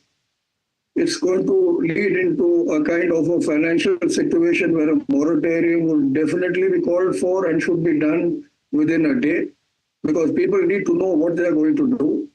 It's also going to affect employment in a big way, because the ones that are paying duty are apparel, they are leather, they are carpets, they are shoes and chemicals. So these are the ones where there are big employment running into crores of people. So how are they going to be managing it? And a lot of this is going to the US, which has been a primary market. Meanwhile, the Communications Ministry has sought an extension on America's postal duty order as India Post is facing technical and operational issues. This is ahead of the order by the US scrapping duty-free parcels valued up to $800. The request has been placed with the Commerce Ministry and the MEA. My colleague Aishwarya Patil now joining me on the phone line with exclusive story details and more details on this. Aishwarya, over to you. Well, as you rightly mentioned, the U.S. did pass an executive order which earlier had exempted up to $800 of duty-free allowance. Now, what the Communication Ministry has done is requested the Ministry of Commerce as well as Ministry of External Affairs to extend the implementation time of this U.S. Postal Service executive order. Now, India Post is saying that in order to streamline the operations and also to ensure technical readiness, that is the reason why they need an extension for all of this. Essentially, what the executive order does is that all of these parcels that are being sent to the U.S. under $800 or so will now not be able to be processed by a lot of these airlines as well, because what they're asking of the airlines is to collect duty on behalf of the U.S. government and then get these parcels to the U.S. And airlines such as Air India, Lufthansa Cargo, Swiss Cargo are all unwilling and do not have the systems, as they say, to collect the duty for U.S.-bound emails as well. Of course, a little bit of a background, if you will, on this order is that it was effective The order came through and it is effective. It will be effective from August 29, 2025 for all countries, including India. India Post has already suspended all the parcels from the 25th of August going forward to the US. Only letters and documents or gift items under $100 will continue to be accepted going forward from here. So that's the story so far. We'll keep you updated as and when we hear on the developments further from the ministry sides as well. Right, Aishwarya, thank you so much for that update. The Communications Ministry seeking this extension will continue tracking these key developments and bring you all of the details. Moving on, Vijay Sales is betting big on the festive demand and GST rate cuts. Director Nilesh Gupta told NDTV Profit that he expects sales growth of 15 to 20% during the festive season this year over the last. Here's a snippet on how the retailer is gearing up for celebrations. Today, we are at a very special location. We are at Vijay Sales store talking about the new GST reforms and the boost in consumption that is to follow, and of course the festive demand and how are the sales looking like. And to discuss as to how things are faring at Vijay Sales, we are joined by Nilesh Gupta, who's the director at Vijay Sales, joining us now. Always a pleasure speaking with you, Mr. Gupta. Thank you for having me here. My first question to you is that, I want to understand that with regards to this new GST reform that we're talking about, where GST will come from 28 to that 18% mark for ACs, plus your 32 plus inches TVs as well as dishwashers. How is the industry viewing this, and how is this move being welcomed by the industry? So I think the industry is viewing this as a Diwali gift by the government. Definitely, both the categories are very important. Yeah. The 32 plus televisions as well as the air conditioners. Right. And especially in the light of the air conditioning summer season not doing so well because of the rains, erratic rains, I think this is going to be a real breather for us, and it will definitely boost the sales. In terms of the overall view as well, from a Vijay Sales point of view, from a retailer point of view, how do you think that this consumption boost, it's not just GST alone. There's lots happening that the government is in fact doing to boost the consumption, right? There was income tax cut, there was also rate cuts that's coming, there's 8th pay that's going to come in, plus this new GST reform. Lots, done by the government to boost the consumption. How do you think this will incrementally benefit Vijay Sales? If you can give us a perspective in terms of percentage as to what growth can come in from this consumption boost. So what we are seeing is already the income tax rate cuts which were announced in the finance budget has translated into extraordinary sales for us. So the sales have gone up, and we are already seeing, in spite of a poor summer, we are already seeing a growth of around 10 to 12%, which otherwise would not have been possible.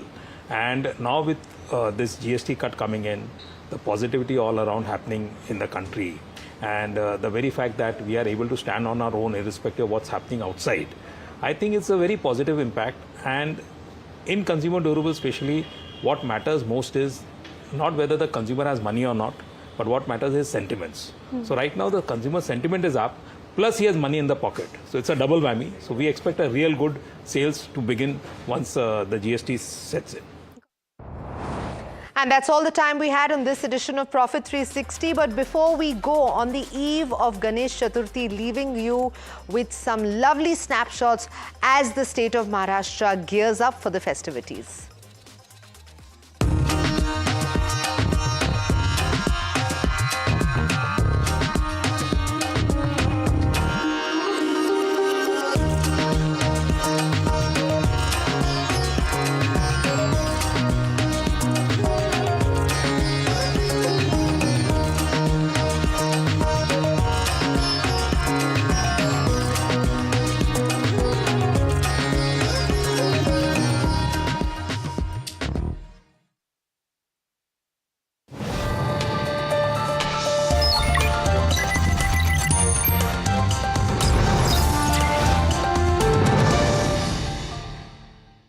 Tech has changed. So should your tech show.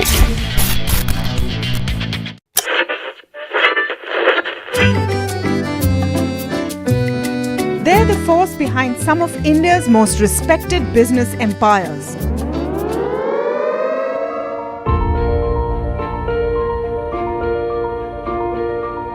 But you've rarely heard them speak.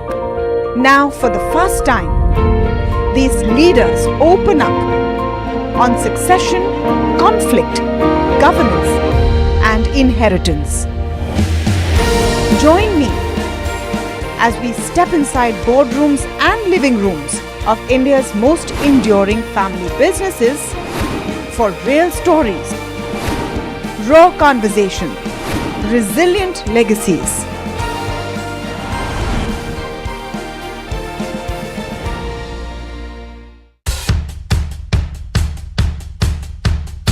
The markets move fast.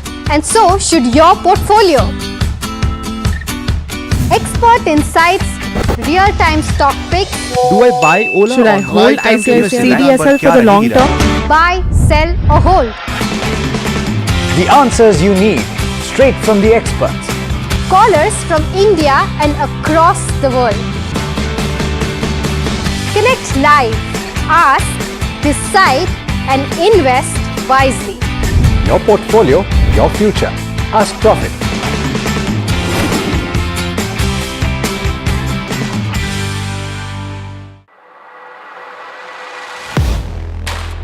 Do you really know the company you invest in? What is the real picture behind presentations and claims? Is the outlook as rosy as the company claims? Know Your Company, powered by NDTV Profit Research, shines a light on the biggest stock market movers.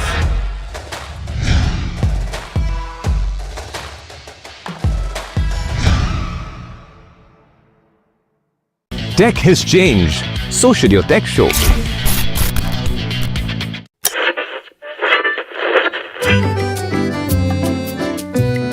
They're the force behind some of India's most respected business empires.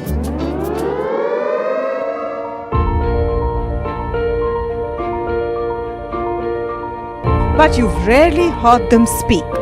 Now, for the first time, these leaders open up on succession, conflict, governance, and inheritance.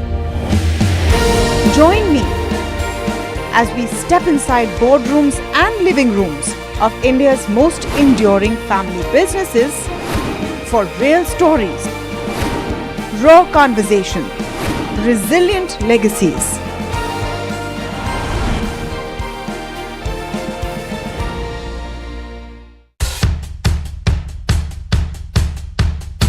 The markets move fast. And so should your portfolio. Expert insights, real-time stock picks. Do I buy Ola? Should I hold CDSL for the long term? Buy, sell or hold. The answers you need, straight from the experts. Callers from India and across the world. Connect live, ask, decide and invest wisely. Your portfolio, your future. Ask Profit.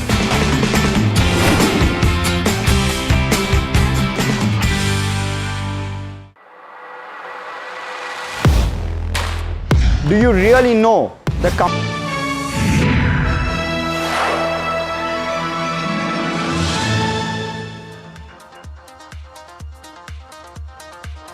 Hello and welcome. You're watching KYC. I'm Harsh Saita. With me is Puneet Javeri, and we're going to today talk about an auto company which is guiding for 20% sustainable growth, or rather, let me change that a bit, tweak that a bit. They're talking about 2x the growth of their industry, and it's on a very small base. They're tapping into export as well.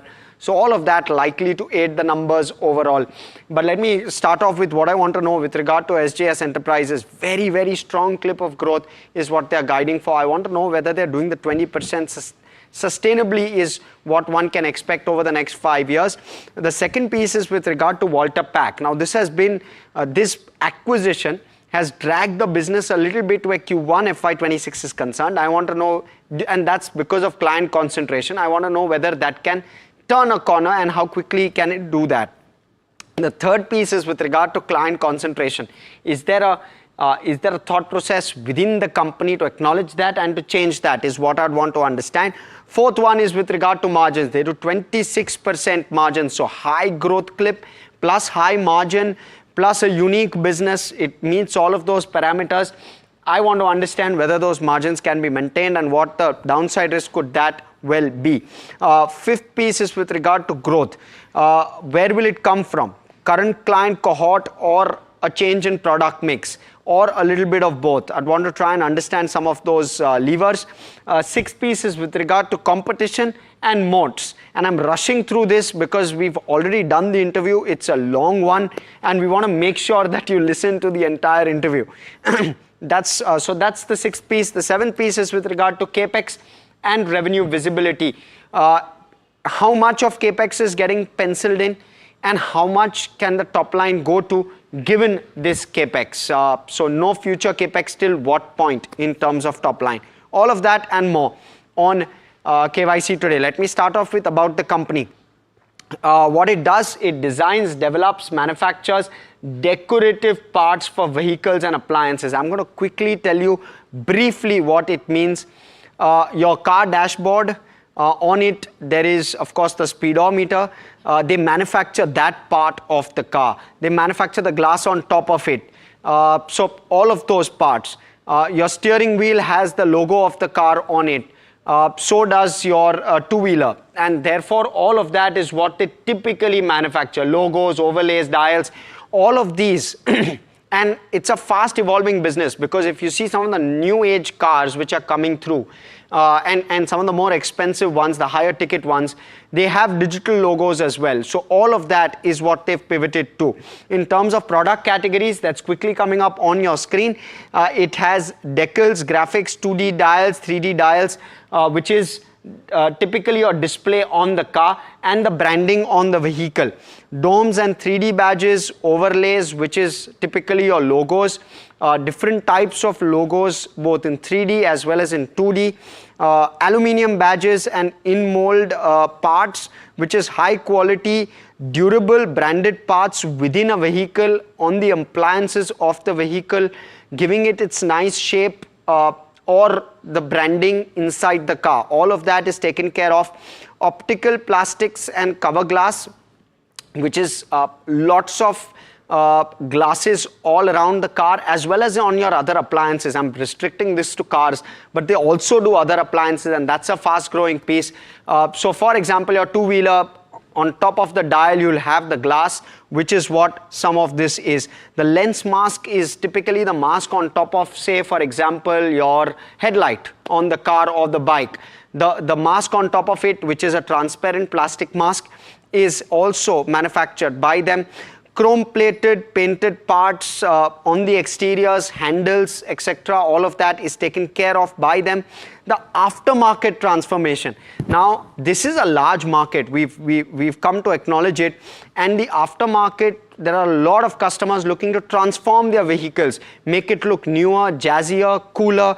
All of that is taken care of by them. And illuminated logos. I did speak about that. The revenue mix quickly coming up on your screen. Two-wheelers is around 39%, currently was at 34% in FY25. Passenger vehicles around the 37 to 40% number. Consumer is around 18 to 20%, and others is around 6% odd. That's the broad breakup of the revenue. The geographic mix, currently domestic is around 92% with exports of around 8%. Exports expected to double in terms of overall mix in the next few years is what they're targeting. They're targeting a 15% export number very, very quickly. Now let me allow Puneet to start off with the income statement in terms of the metrics. Well, definitely. It's been a very strong performance by the company over the last 3 to 4 years. From FY22, the revenue has grown at 27% CAGR, and that's passed on to the margins as well. Over 26 to 27% is what they've done in this particular time frame. Profits subsequently have grown at 28%. So this acoustic as well as aesthetic products that they manufacture for automobiles has been working very well, essentially with the premiumization of this particular space, and that's visible in the company's numbers as well. So there's no doubt it is a big thumbs up given on this particular metric. Balance sheet, Harsh.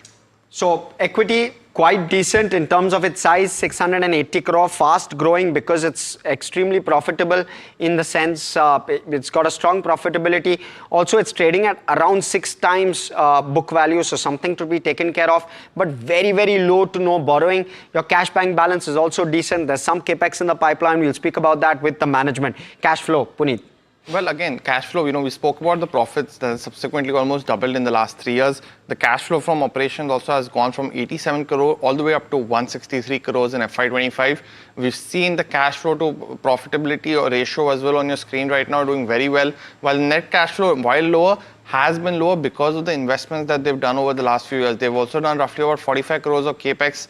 They're expecting to do that in FY26, but that largely seems to be investing for the future. So we've given this a thumbs up as well based on the company's future outlook, as well as the efficiency with investments, which is showcasing in the numbers as well. Excellent. Let's talk about return ratios, and you see that above the 20% mark, no questions asked, and therefore a thumbs up. It's a sustainable 20% given that there is some bit of confidence with regard to margins, and if that continues, top line growth, margins, well, no reason why this should not be sustainable. Shareholding, Puneet. Now, shareholding has largely been stable from the promoter family. We've seen from roughly about March of 24 when they've held 21.8% stake. We've just seen in the previous year that private equity firm Everstone had actually sold roughly 29 to 30% of their shareholding. So you see the promoter holding has actually gone down from 50% to 21%, but that's largely the exit of the private equity investor. Promoter family continues to have confidence in the business. We've also seen subsequently this selling by the PE fund lapped up by foreign investors. Roughly from 5%, they've gone to 17% in terms of their shareholding, while the investors, roughly 1/3, remains with the general public as well. So keeping an eye on these niche businesses has been one of the key aspects of individual investors, and that seems to be visible in the numbers as well. Street cred, you look at a 12% 1 month return, 60% 6 months, year to date is 21%, and 1 year is 38%. Since November 2021, since listing, it's a 3-bagger for investors. Clearly a thumbs up, no concerns here. Puneet, I'll allow you to take both valuations and coverage. Well, let's start with street coverage first. It has 8 buy calls and none of them are hold. The other key aspect is that currently, out of the 8, we've picked out a few brokerages like JM Financial, Elara, as well as IIFL. These were some of the ones which were very well known to the street as well. All of these have a very positive outlook on the company.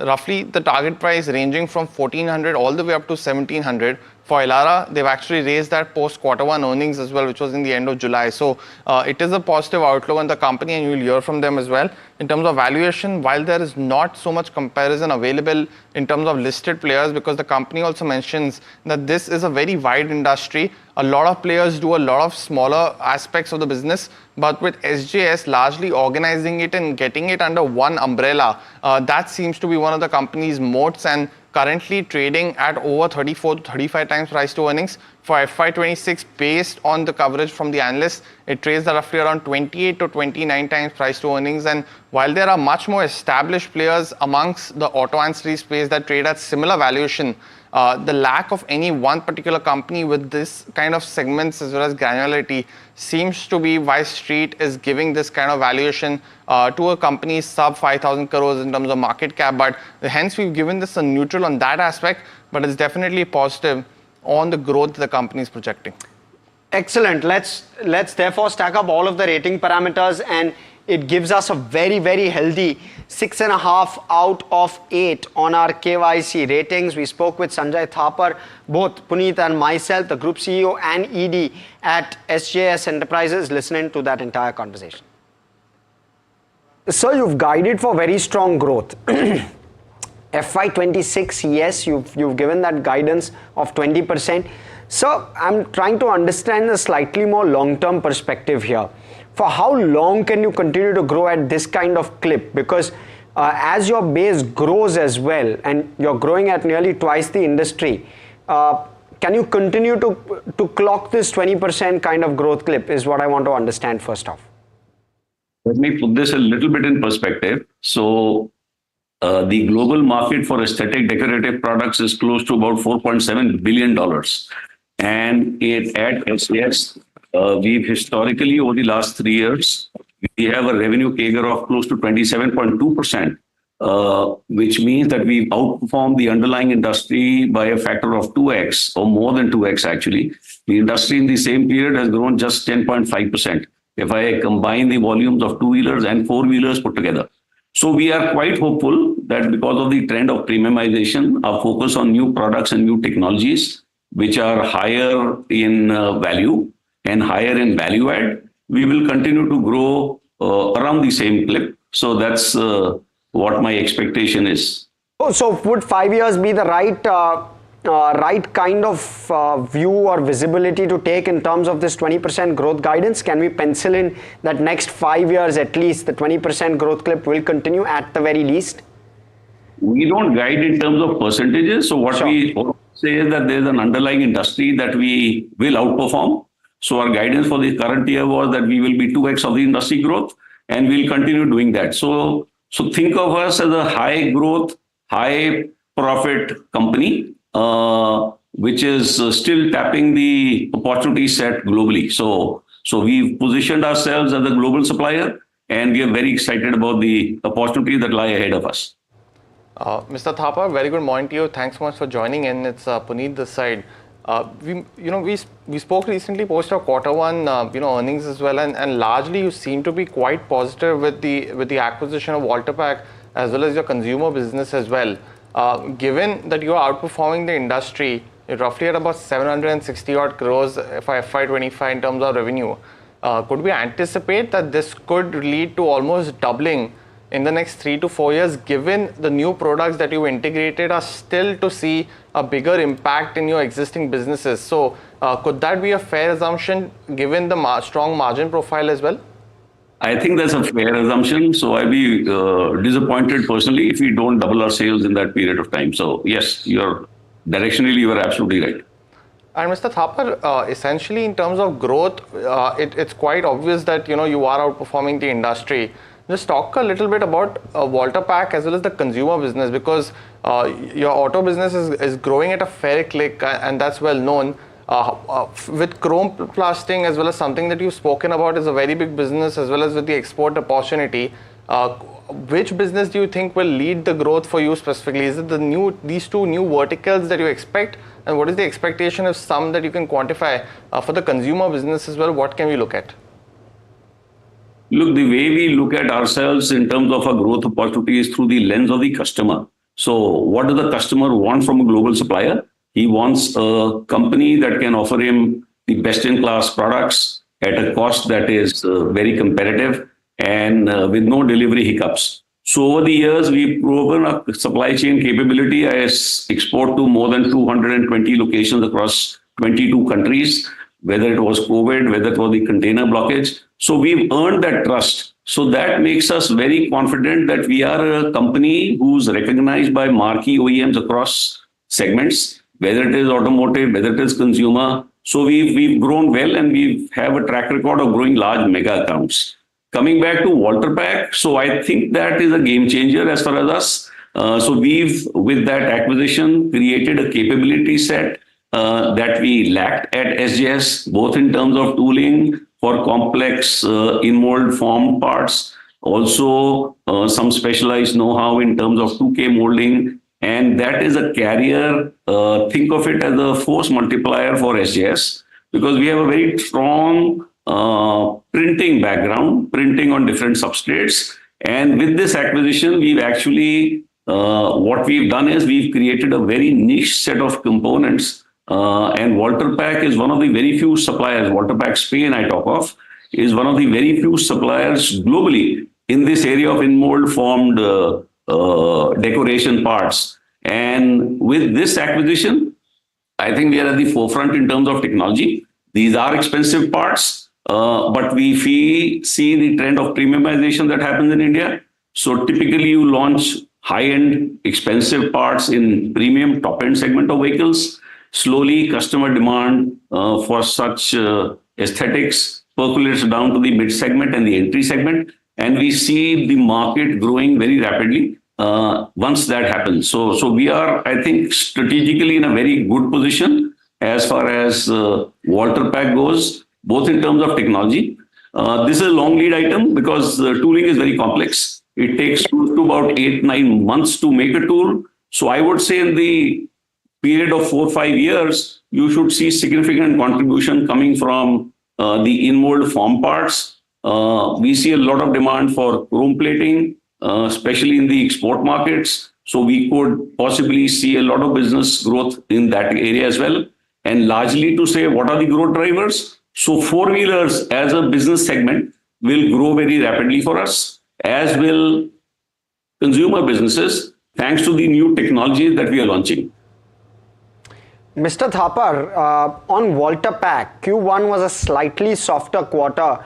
When do you start to see recovery there? Of course, reasons well known. There's some bit of drag coming in with regard to clients. When do you see a recovery there in terms of your top line? And what does Volta Pack do to your margins? Are you able to maintain that 25-26% kind of margin number? I think we've proven that. So historically, we've maintained margins north of 25%. So 25-26% is what historically we've delivered. Maybe 3 years or 5 years now, and after the acquisition of Volta Pack as well. So I think the truth lies in the numbers. So Volta Pack is an important component to our overall strategy. Where do we see? So since this was an acquired business, there's a legacy set of customers that we have. So as a company, we de-risk ourselves by saying we should not be too dependent on one single customer. So in fact, consolidated basis, no customer constitutes more than 15% of my top line. But that is not true for these subsidiaries that we have. These are basically acquisitions. So there is a legacy set of customers. So we are fast gaining traction with other customers as well. And I expect that that balance of customer concentration should also reduce over time. And we already have good visibility for orders that are coming in. But as I said earlier, Volta Pack parts are large in-mold form parts which require tooling time. So I would imagine that over the next 1 year or so, we should see Volta Pack coming back and it being a more diversified play, reducing the customer concentration that we currently have. Mr. Thapar, one question on your kit value specifically, because we've spoken about this in the past. You were at somewhere around 1,200 to 1,500 for passenger vehicles. You've now gone to roughly between 4,000 to 5,000 post Volta Pack's acquisition. Now, you've had some huge guidance. You're mentioning that this will double in the next 3 to 4 years. Could you specify if this will be done via new products like cover glass amongst others? Or will this be with increasing your current business with your current clients, the top 7 to 8 that you cater to? So where should the growth come from? So growth comes from both these areas that you mentioned. So yes, displays continue to be a very strong opportunity set. SJS is well poised to address this market because of our inherent nature of the products that we've done for a number of years. So aesthetic parts, and cover glass is also an aesthetic part that requires printing. And we are in the process of examining what more can we do in the cover glass business. So we don't want to restrict ourselves to cover glass. The overall displays as a category is very interesting for us. And we are positioning ourselves to address that market. The kit value that you mentioned, you're right, from 5,500 odd rupees potentially per four-wheeler. It is likely to go up to 10,000 per vehicle over the next 3 to 4 years. And SJS is, I think, strategically absolutely in the right direction.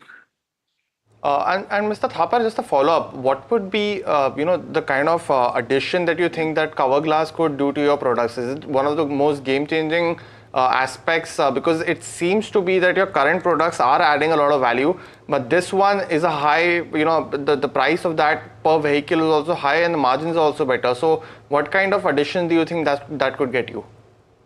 So my guidance really is that we continue adding new products. So cover glass is one, in-molded electronics is another area that we are working on. So all these are new technologies. At the moment, there's nobody who makes cover glass in India. So as we move forward, I think we will have an early mover advantage and they will continue to deliver revenues for us. But our revenue growth, even in the other lines of businesses, are very strong. So we have a great opportunity for cross-selling. So every time that I order new customer, I have maybe 14 different product technologies that I can offer to them. So our ramp up is pretty rapid. And every time that we acquire a new customer location, so there's a lot of opportunity for growth.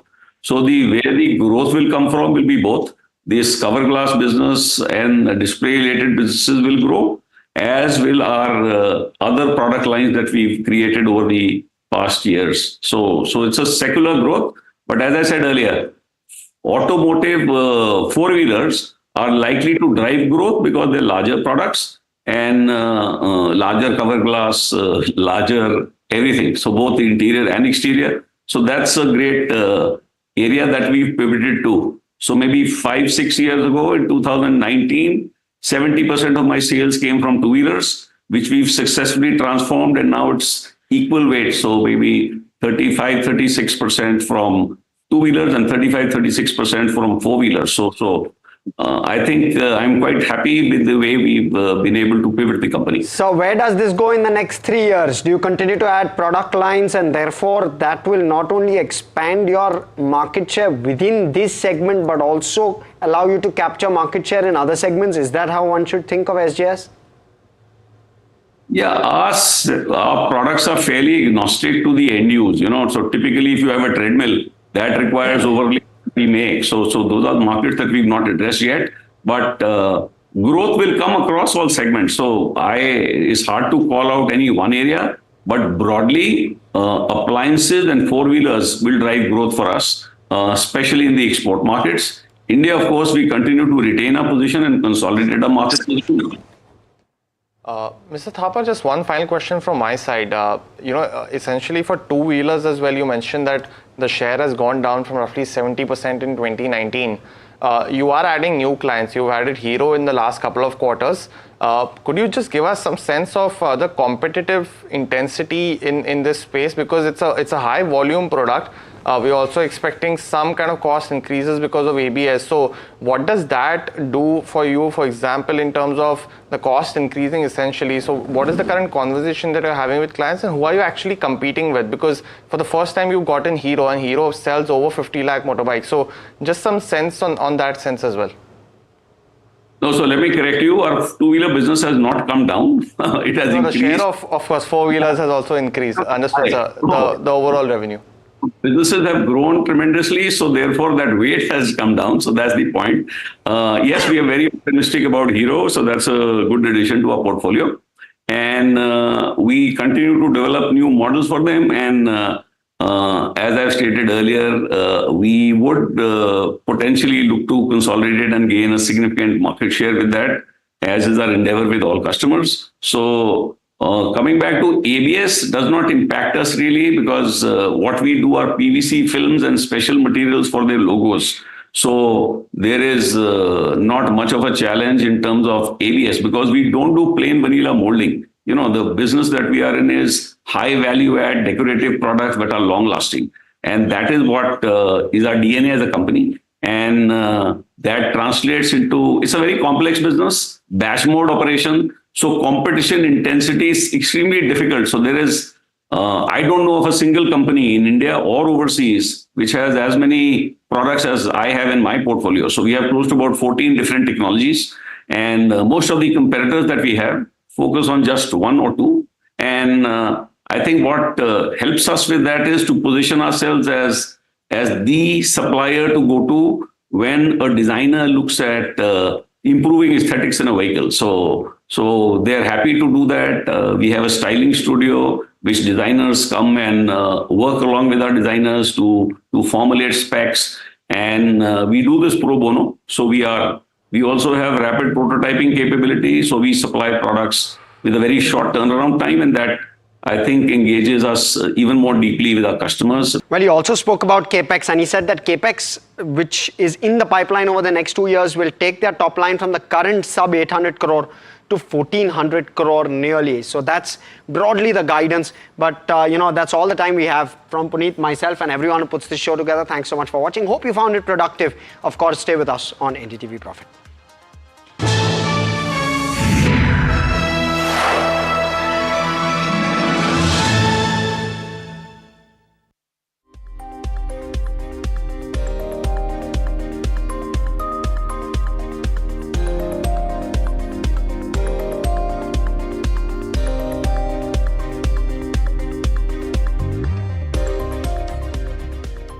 Tech has changed. So should your tech show.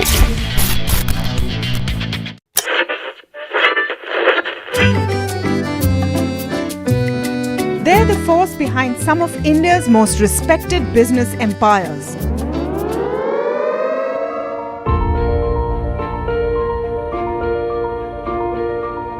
But you've rarely heard them speak. Now, for the first time, these leaders open up on succession, conflict, governance, and inheritance. Join me as we step inside boardrooms and living rooms of India's most enduring family businesses for real stories, raw conversation, resilient legacies.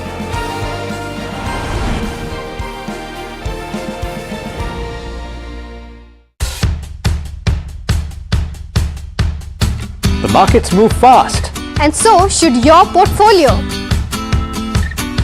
Expert insights, real-time stock picks. Do I buy Ola? Should I hold CDSL for the long term? Buy, sell or hold. The answers you need, straight from the experts. Callers from India and across the world. Connect live, ask, decide and invest wisely. Your portfolio, your future. Ask Profit.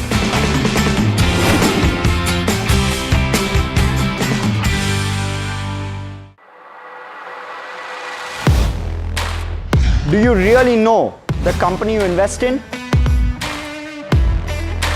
What is the real picture behind presentations and claims? Is the outlook as rosy as the company claims? Know Your Company, powered by NDTV Profit Research, shines a light on the biggest stock market movers.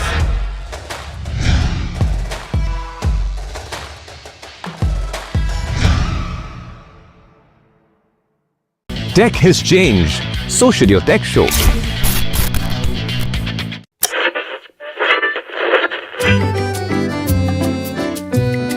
They're the force behind some of India's most respected business empires.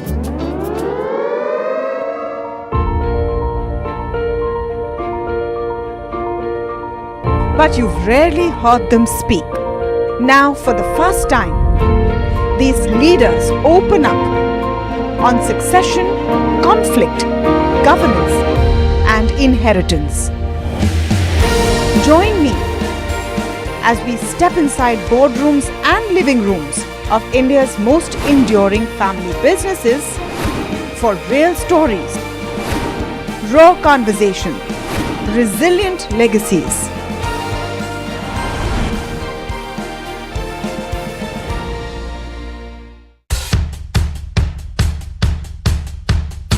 The markets move fast. And so should your portfolio. Expert insights, real-time stock picks. Do I buy Ola? Should I hold CDSL for the long term? Buy, sell or hold. The answers you need, straight from the experts. Callers from India and across the world. Connect live, ask, decide and invest wisely. Your portfolio, your future. Ask Profit.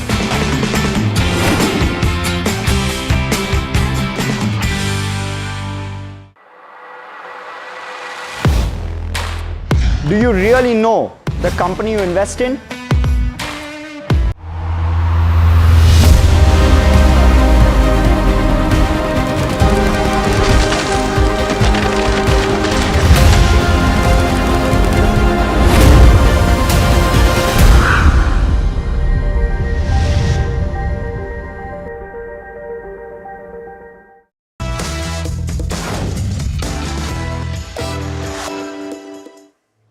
Hi, we're talking about Your Money Matters on NDTV Profit, and my name is Alex Matthew. Today, it's all about calculations. On the one hand, we're going to talk about how you should pay back your loans. When is it beneficial for you to prepay your loans? And what is the order that you should consider prepaying your loans or getting rid of your loans if you are paying different rates of interest. That is, if you have a personal loan and a home loan or some other type of loan. There are a few strategies that you can employ. And the second part of this conversation is a very interesting calculation which actually might throw up a situation where you can earn more on an EPF in your employee provident fund than you could earn in equity post-tax. I know that it's not a like-to-like comparison, but still it's an interesting calculation to consider and to look at.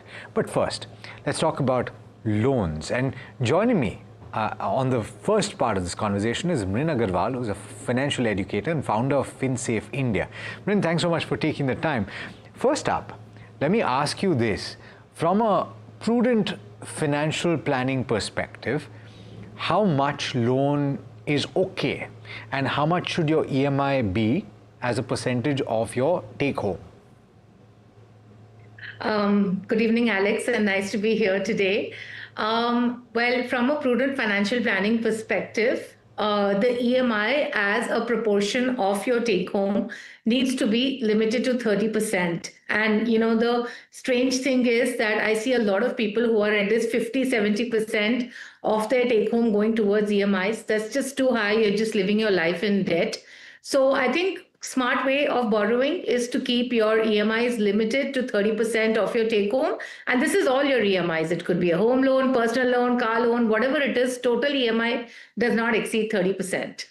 As much as the prudence makes a lot of sense, I think, and a lot of young people, Mrin, are buying into this idea of prudence, and they want to live their lives on their own terms. But the old situation was that you start earning, you work towards buying a home.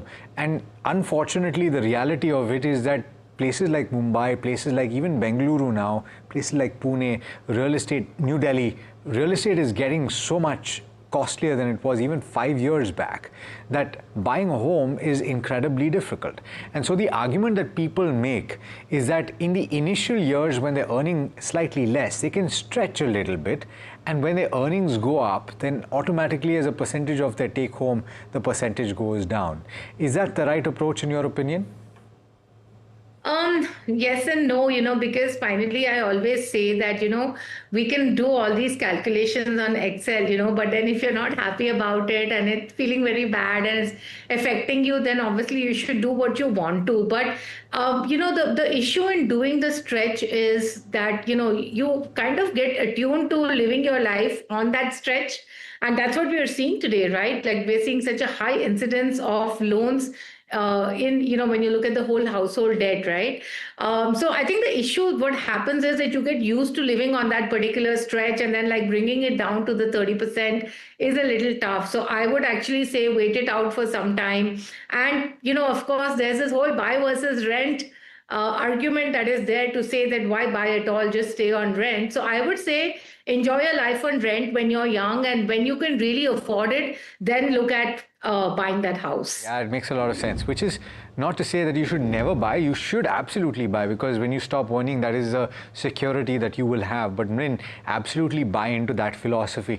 But what if you have a home loan? And this comes to the first calculation that you've shared with me. Can you take me through it? Because you've assumed a loan amount of 80 lakhs, which I think is normal in a city like Mumbai. You can't get away with not taking a large loan. And I'm glad that you've taken a slightly larger loan, because I think a lot more people can relate to this then.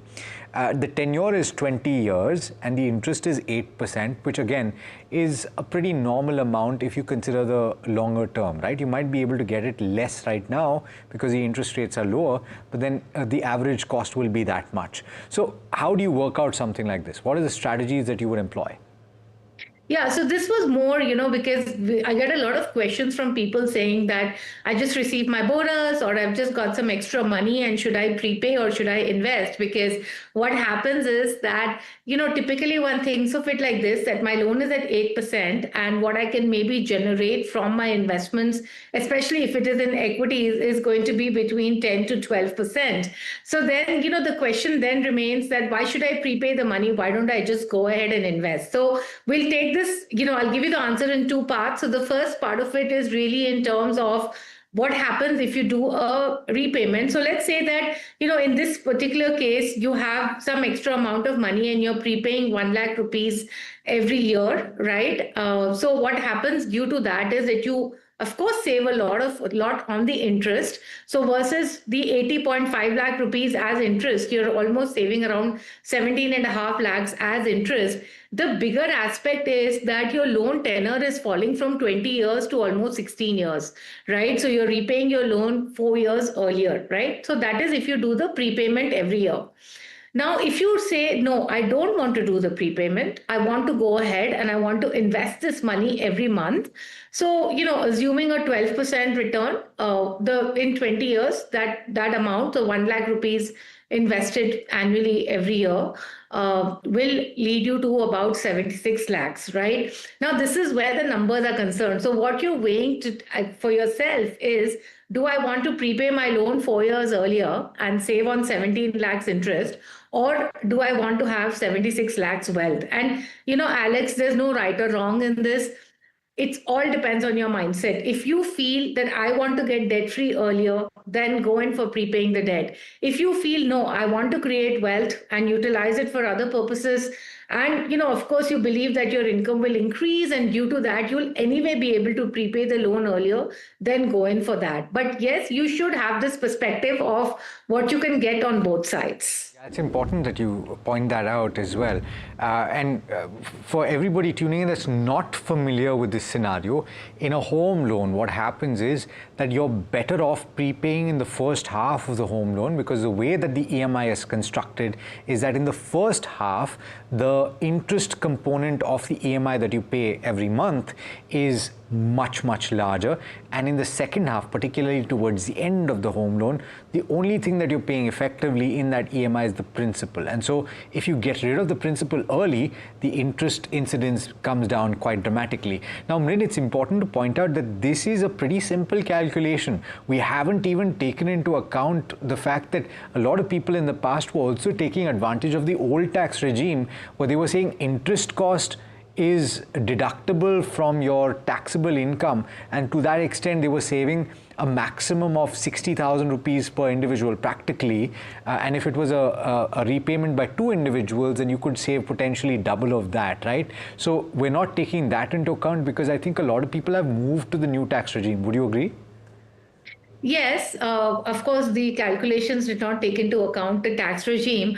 And the other point that I do want to point out is that at the end of the day, you're still paying the interest, right? So even if you're getting the tax benefit, there is still an interest outgo that is happening.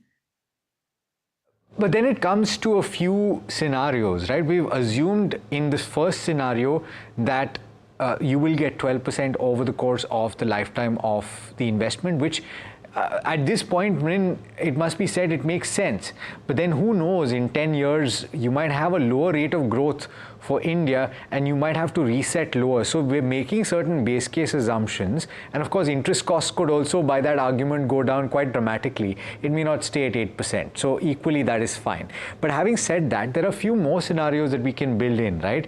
To say that apart from this home loan, you might have other loans as well. So if you have multiple loans, what kind of strategies would you employ if you're trying to pay them off? Yeah, so the typical strategy always when people have multiple loans is to always focus on the high interest loans first. So like credit card loans or like personal loans, right? Because you always believe, okay, I'm paying 17%, 40% out here as interest. So let me first get rid of these loans. But I think that strategy works when you have only like high interest loans, and typically most of them are lower tenor in nature. But when you have a combination of loans, so for example, when you have like a personal loan and you have a home loan together, that strategy may not work because, by the very fact that the home loan, the actual absolute outgo that you have every month and for a longer tenor as well, creates a very big impact. So if I can just explain this through an example, that let us say you have a home loan for 50 lakhs at 8% for the next 20 years. And you also have a personal loan for 12% for the next 5 years, right? So the total outgo, the total interest outgo that you're going to have in both the cases is, put together is going to be about 52 lakhs over this 20-year period, right? Now, typically, if somebody has money and they decide that I want to prepay the personal loan first, and of course, everything is assumptions here that we've taken. And, one of the things that I want to call out is that each person really needs to sit down with their financial advisor and work this out for themselves, because there are so many different situations that can happen. And, and it all depends on which is the year that you want to do the repayment as well. But let's say we've assumed over here that the repayment is going to be in year 3. And then from year 4 onwards, you're utilizing that extra amount to repay the home loan, right? So in this case, what happens is that your total interest outgo from 52 lakhs becomes 41 lakhs, right? Now, let us assume that you think that I am going to close the home loan first, right? Because there's a higher amount of outgo. So you're going to close the home loan from the second year onwards. You're going to start paying 2 EMIs. So of course, here what happens is that because you're closing the home loan first, and again, as you explained, that in the first 5 years, it is basically the interest component that is higher than the principal component. So due to that, the total outgo on interest will reduce to about 38 lakhs. So as I said, there could be a lot of permutations. It all depends upon what are the loans that a person has. Ideally, what you need to do is make a list of all of these loans and then, work on an Excel to really see what makes sense to basically pay off first. But I would think that when you have high value loans, your focus should actually be on paying off the high amount loans first. Okay, so that makes sense. Let's talk about a couple more things. One in particular, right? Because in the current juncture, you have the interest rate regime, which is moving to a lower rate regime, right? So the Reserve Bank of India has been cutting interest rates. It is possible that you might have another couple of rate cuts. And a lot of people are assuming that a further 0.5 percentage points or 50 basis points will be shaved off. And that means that home loans will be heading lower, the cost of home loans, interest cost. So therefore, the question arises that in a falling interest rate regime, what should your approach be? Because the two levers that you can use to adjust, one is the amount that you pay every month, and the other is the duration or the tenor that you pay. And that is true either when the rates are going up or when the rates are going down, right? So what is beneficial? So when the interest rates are falling, clearly maintaining the same EMI is good, because what will happen is that the tenor is going to reduce. Since the interest rate has gone down, you're still paying a higher amount. So if you were to recalculate the EMI, then it will be a lower EMI, but you have decided to keep the higher EMI, which means that the tenor is going down. And it also really means that you're going to have a lower amount of interest outgo, and you're also going to close your loan faster, right? So of course, in the falling interest rate environment, it does make sense to ensure that you keep the EMI the same and let the tenor reduce. And of course, it's always helpful, irrespective of whether rates are going up or rates are going down, it's always helpful to make part payments, because part payments will always ensure that your interest outgo reduces. And, Alex, I think this is one of the things, right? Like, people don't realize that, even though the interest rate is at 8%, one feels that it's a very low rate and I'm generating a higher return on my investments. But the reality today is that the principal of the loan and the interest outgo is the same. So, for something that's worth 100 rupees, you're actually paying 200 rupees, right? And that's where I think the focus on any loan repayment really needs to be on reducing that absolute number. Yeah, 100%. I think it's a very important point that you raise. When you're thinking of your returns from investments, you think about how quickly it will double, right? And that simple rule of 72 formula. So in a very simple example, you divide your 72 by the rate of interest that you're earning. So if you're earning 7.2%, then you're doubling in 10 years. This is true when you're paying something as well. So I think you raise a very, very important point. The last point has to do with how to, a few things to get debt-free faster. You want to run through the list? Yeah, I think taking a loan only if it's necessary. These days you have all sorts of loans. So of course, I would say just try to stick to the home loan. And certainly you don't need early wage access and BNPL and these sort of things. And of course, like keep increasing your repayments with the increasing income, and look at using windfall gains also to repay loans, and of course keep that whole this whole aspect of getting debt free should be at top of your mind. Got it. Absolutely. So, Mrin, thanks so much for this very important conversation. Hopefully, we've got people to look at their finances and drop their own calculations, because ultimately that's what you'll have to do. Thanks so much for taking the time. All right, now let's go to our second calculation, moving from a calculation on loans, which is on expenses, to returns, which is investments. And we're talking about the Employee Provident Fund, which is something that employees have to do. Of course, you can bring it to the minimum, but that's not something that most people talk about what you should do. And joining me now is CA Nitesh Buddhadev, who's a founder of Nimit Consultancy. Thanks so much, Nitesh, for taking the time. I saw this post that you had done on social media, and I thought it was an interesting conversation. Let's get into the scenario building first. What is the thesis that you are presenting? Thanks a lot. Thanks a lot, Alex, for having me.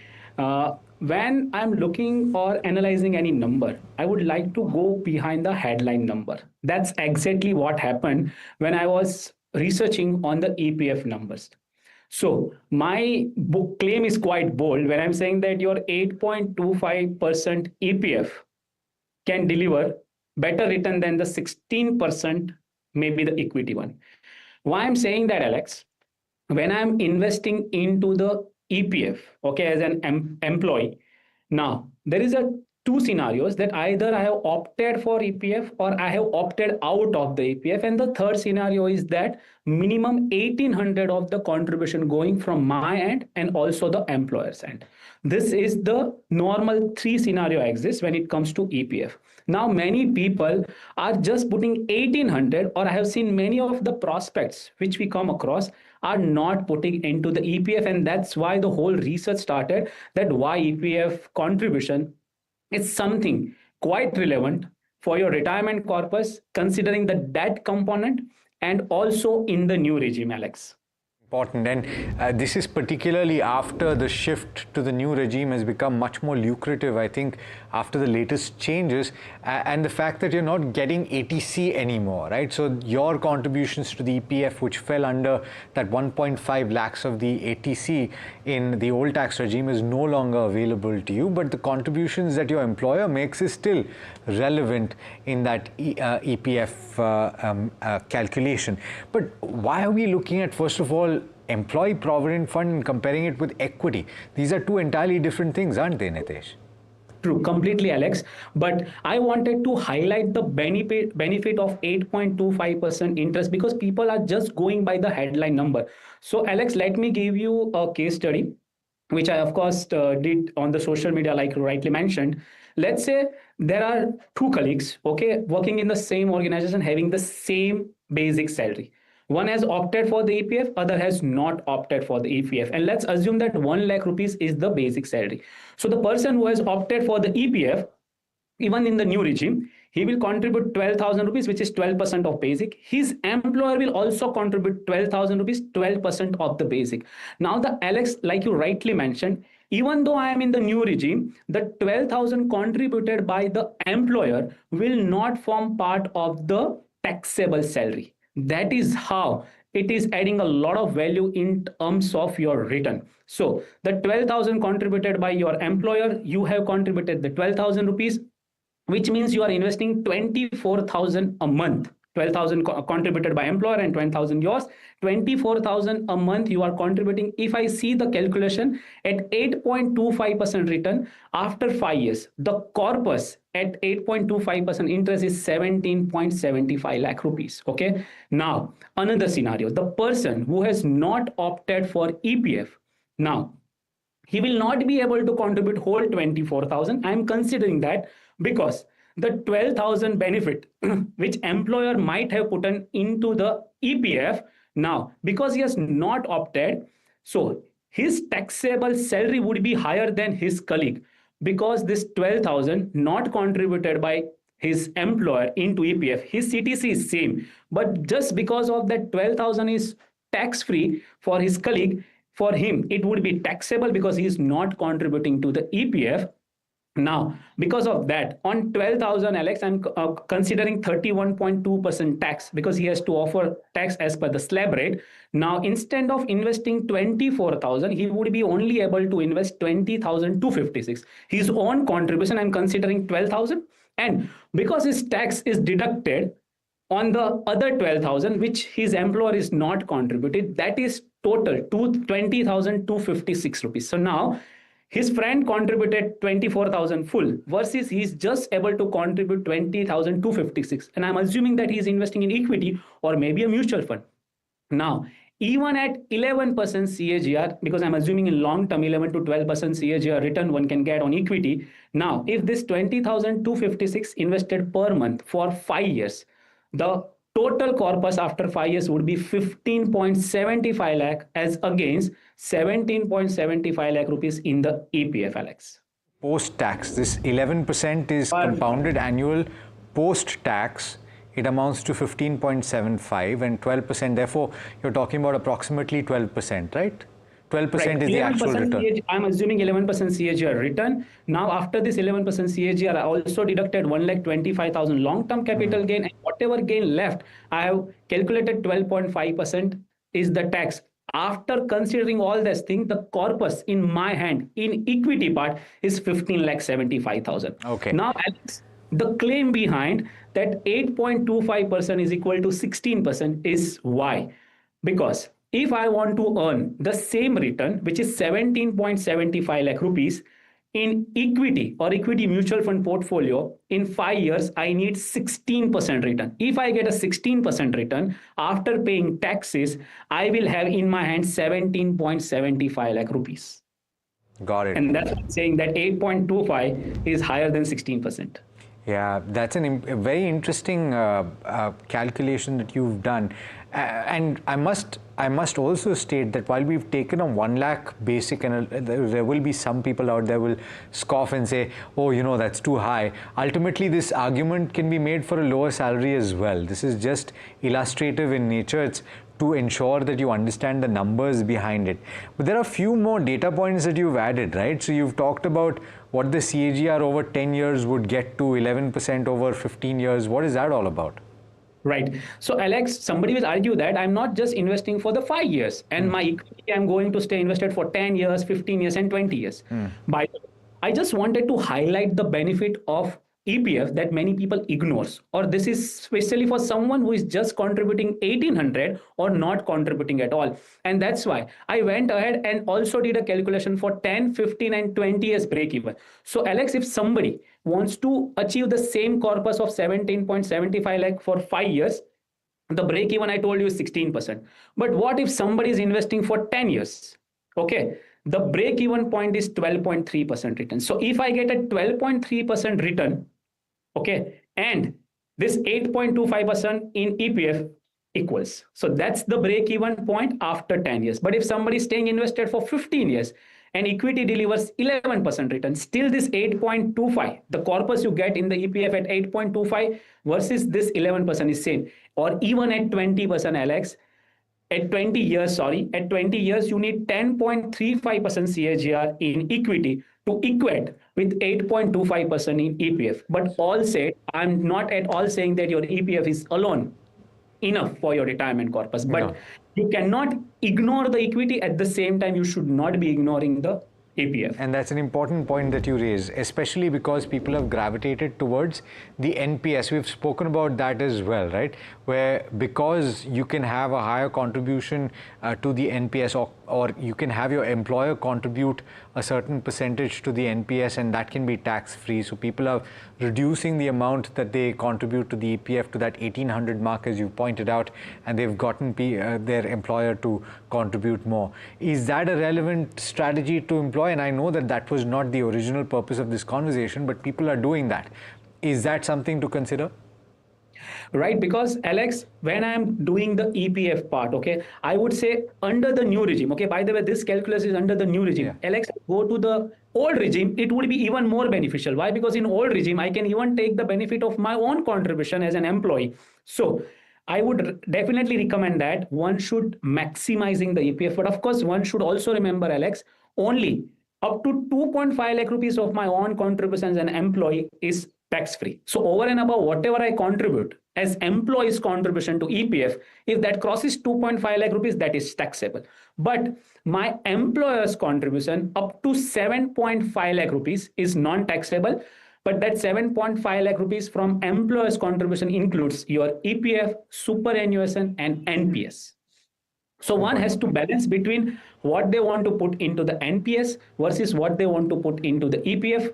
But I say that only triple E status exempt is only EPF, which is available under the new regime, because your contribution when you are doing might be taxable, but you are not getting the benefit, but your employer's contribution is tax-free. Interest you earn up to 2.5 lakh rupees is tax-free. The whole corpus you withdraw at the end of the tenure is also tax-free. And that's why only triple E status is with the EPF. And of course, we've taken 8.25%. In a lower interest rate scenario, the argument can be made that that will go lower, but it has traditionally been relatively high. So Nitesh, I think the case to retain your investment in EPF is a strong one, and it's certainly something that people should consider. And you've provided the numbers to back it up as well. Thanks so much as always for taking the time. Thank you so much, Alex, for having me. All right, that brings us to the end of this edition of Your Money Matters. Tell us what you think, whether the numbers work for you as well, or if you have a different calculation, let us know in the comment section. And do stay tuned. This is NDTV Profit.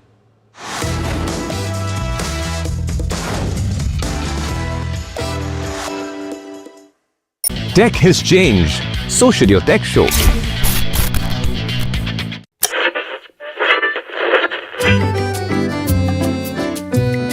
They're the force behind some of India's most respected business empires.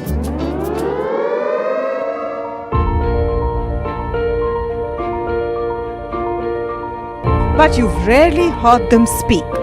Now, for the first time, these leaders open up on succession, conflict, governance, and inheritance. Join me as we step inside boardrooms and living rooms of India's most enduring family businesses for real stories, raw conversation, resilient legacies.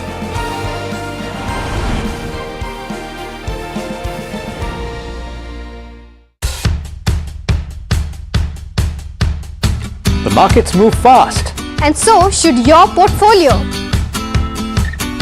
Expert insights, real-time stock picks. Do I buy Ola? Should I hold CDSL for the long term? Buy, sell or hold. The answers you need, straight from the experts. Callers from India and across the world. Connect live, ask, decide and invest wisely. Your portfolio, your future. Ask Profit.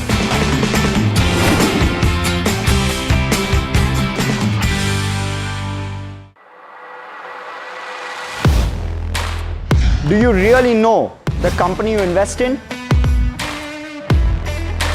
What is the real picture behind presentations and claims? Is the outlook as rosy as the company claims? Know Your Company, powered by NDTV Profit Research, shines a light on the biggest stock market movers.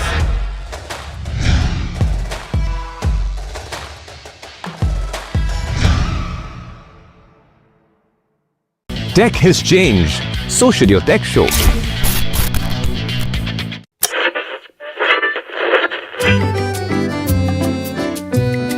They're the force behind some of India's most respected business empires.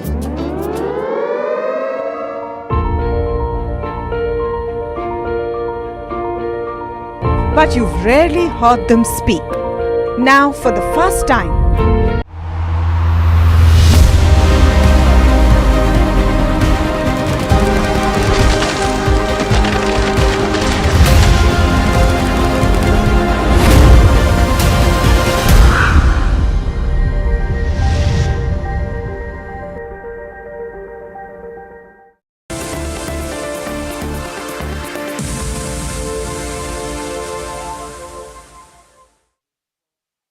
Viewers, all eyes are out on what do the additional tariffs mean for India. And I think we're trying to speak to as many global voices to try and understand how do they think about it. Somebody who looks at India very closely is Trin Nguyen. She's senior economist Emerging Asia at Natixis, and she's put out a tweet which we would like to highlight before we get to that conversation with her.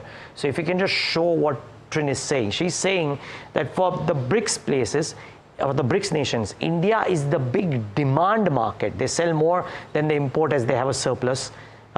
Trump threatening 50% tariff on India makes Modi turn towards Russia and China and BRICS to solve the crisis, but India is the big demand market for BRICS.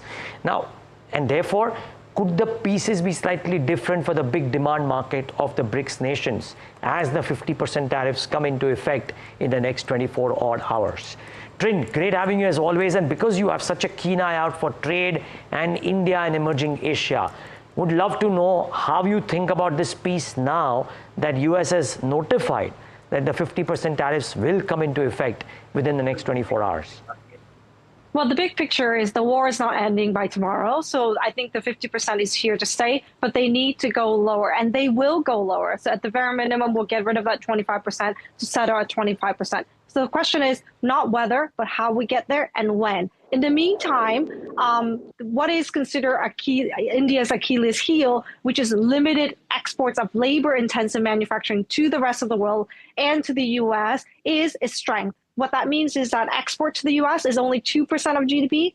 The affected, which is removing exemptions such as ICT, pharma, it's only 1.2% of GDP. So assuming that we get a reduction of 50% of that, of 1.2, which is roughly 60 basis points hit to growth, as you mentioned. Now, that's a minor point, which means that for the Indian government to offset that, they will need to do tax cuts. And of course, the Indian banks will need to help the affected sectors. So what that means is that it's not a free lunch. There are costs. So the bond market is digesting this extra issuance that will need to come if they need to offset that.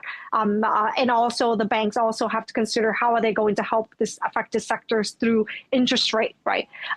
But we think that fundamentally, even if the short term is manageable, the long term is that India wants to change. It wants to grow this labor-intensive manufacturing part. It wants to export more to the world. And to export more to the world, it needs to export to high margin and big markets. That is the US and the EU. BRICS are important, but fundamentally, India imports more than exports. For example, its deficit with China is greater than 100 billion, right? While it has a surplus with the US.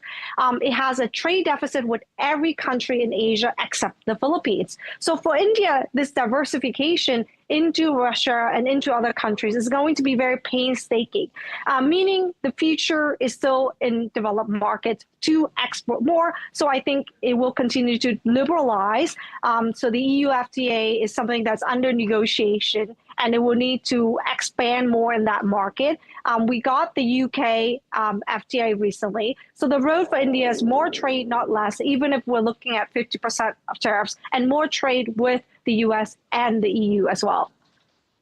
Trin, point well made. The only question is we've waited multiple years, 4 years if I'm not mistaken, for that UK deal to take place, and we all know that there's a lot of back and forth in these trade negotiations. So what you're essentially saying is that in the next couple of years to 3 years, there's nothing dramatic that will shift on the external front for India. Is that the right interpretation? Unless something dramatically shifts with negotiations.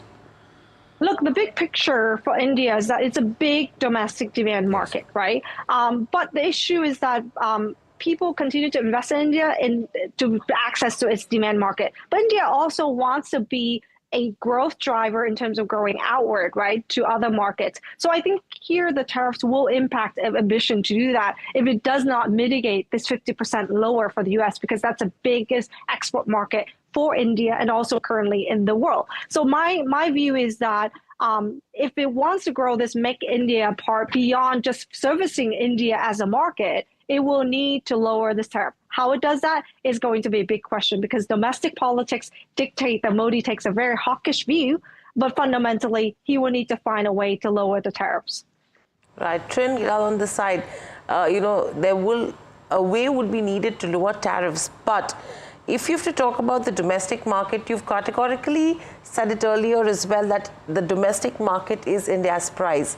Now, how much of a buffer does the domestic demand provide against this direct economic impact of the 50% tariffs that we're talking about in terms of exports? How much will it be able to cover up for? Well, the affected sectors are labor intensive, right? Which means a lot of jobs will be lost. Obviously, these are jobs that don't pay a lot. So one way to offset that, of course, is what the government's doing is with GST. Well, of course, they can do rate cuts as well, but rate cuts don't filter through to these lower income brackets that depend on labor intensive manufacturing. So fundamentally, there'll be some export supporting packages will need it for the local governments or the central government. What that means is this is not a free lunch to offset, right? There will be costs borne to India. And this is just a short-term cost. The longer-term cost, of course, is job growth that's needed to absorb jobs that are incoming, demand for jobs, which is underemployed at the moment because informal job is most of the jobs, and formalization, even though it's increasing, is only 11%. And we have the largest population in the world growing massively. So demand pressure will be there. So the cost for India is not the short term, but the longer term. And I think that there's only so much the government can do to limit this because you need the middle class to grow. And you can't really grow that if you have job losses. Trin, so some things are unfathomable. They will be dependent on a lot of moves that the government would make and reciprocal moves that other governments will make. So let's wait for those. For the near term, therefore, do you believe that if the economic growth impact is not so high, and because the Indian government, via both monetary and fiscal policies, so both the RBI and the government are taking steps, and we hear there are more steps in the offing to counterbalance the impact of tariffs as well as spur middle class demand. If all of those take effect, would the markets perceive that to be a net neutral to tariffs? And would you believe, Trin, that the economic impact too could get negated to an extent by stimuli provided by the Indian government? Well, it depends on who you look at. The macroeconomic impact may be neutral, right? So you say, well, look, we're looking at 60 basis point hit. We're going to cut GST, and also we're going to perhaps front load rate cuts, targeted support for the sectors. All of this will neutralize GDP growth. But on a sectoral level, obviously, that's not going to be the case, right? Export-oriented sectors, particularly those geared towards the U.S., will feel a significant brunt. And the question is, how much support will they get? There will be some support, but is it going to be total? I highly doubt that. So therefore, I do think that the picture is the big picture. The devil is in the detail, of course. Macroeconomically, not a big deal. However, if you look at the bond market, it's digesting this, right? India was upgraded. So it should enjoy a significant rally from that because real rates are very high. But it's digesting on what the government's going to do if it cuts GST, right? And so that means that there is going to be more issues. So therefore, I think the response in the Indian market is going to be very nuanced, even if the macroeconomic environment is neutralized, so to speak.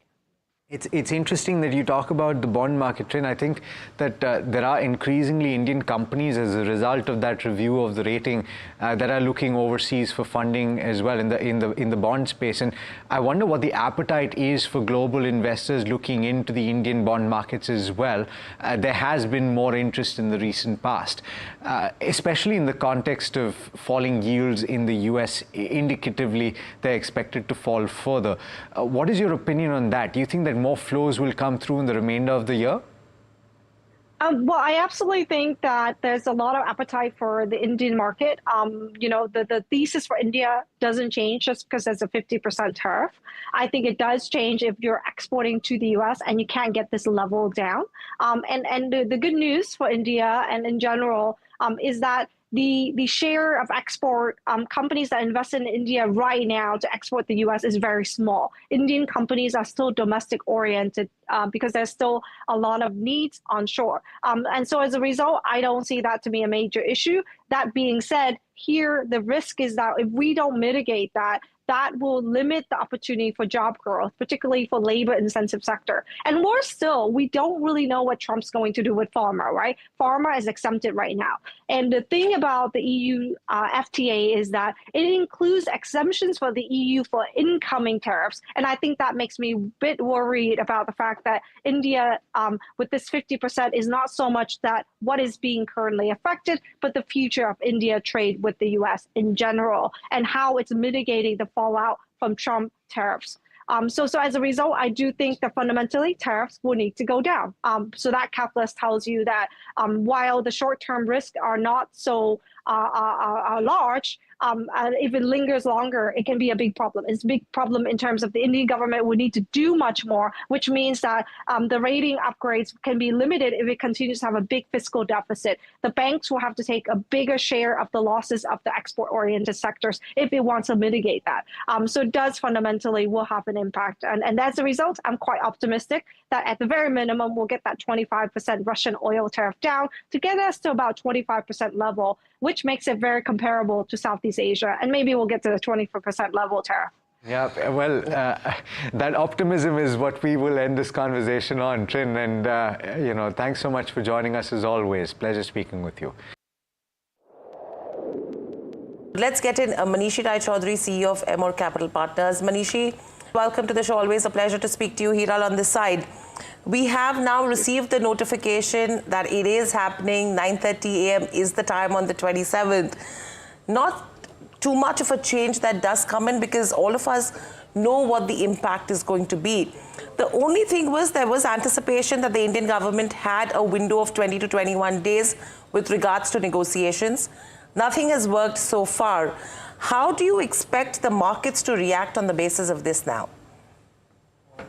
Well, the markets have already had, a flavor of, the kind of, sentiment depression, if I may use that word, could occur. So this has been well telegraphed. So I wouldn't think that the market would react immediately. But what may happen is that, gradually with diminution of India's geopolitical clout, which is quite obvious from what has happened over the past few weeks, there can be second and third order impact on capex, on investments, on several other products that India is exporting. And those things may actually impact corporate revenues and earnings going forward over the next few quarters, maybe not immediately. And the market may actually be quite, sort of adept, or, the market may actually anticipate that going forward. So, the long-winded response but in a nutshell, I would say that one would have to brace for, further underperformance on the part of India. India has already underperformed quite a bit compared to the global emerging markets. And I would think that, at least in the near term, that might continue. The only saving grace might be the large, domestic stimuli that's coming through. We have already seen that in both in monetary and fiscal measures. We could see more of that from what we are hearing. Got it. Manishi, one thing is the economic impact on specific sectors. The other is how much would it impact the markets as well? And my question to you is this underperformance of India relative to the EMs baking some of this in? Because I would guess the problem was twofold. Growth was suffering and the tariff piece didn't work out as we thought. Now, growth is being tackled. Is this discounted enough, or do you reckon it can have a further impact on markets? When you say growth is being tackled, yes. I mean, there has been monetary and fiscal stimuli being pumped in. We have seen a jumbo rate cut from RBI. RBI has a lot of avenue to cut rates further. The real policy rate of India is about 4%. It's almost never been this high, except for 1 or 2 occasions in the past decade. So RBI has a lot of room to cut rates going forward.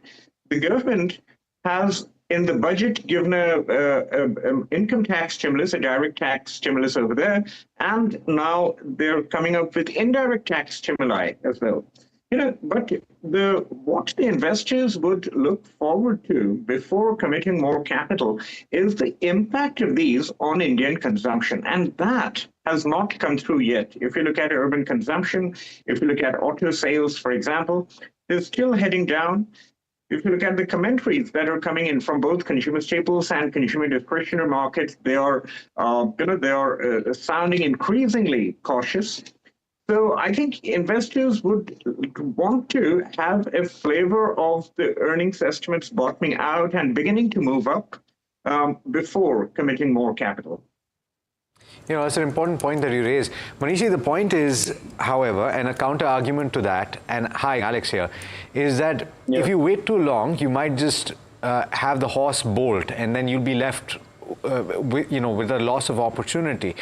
In the context that you have major global markets that are running significantly hotter than India, and so there is a valuation gap to that extent, is there a case to say purely on the back of that foreign institutions must look at India with more attention than they have in the recent past?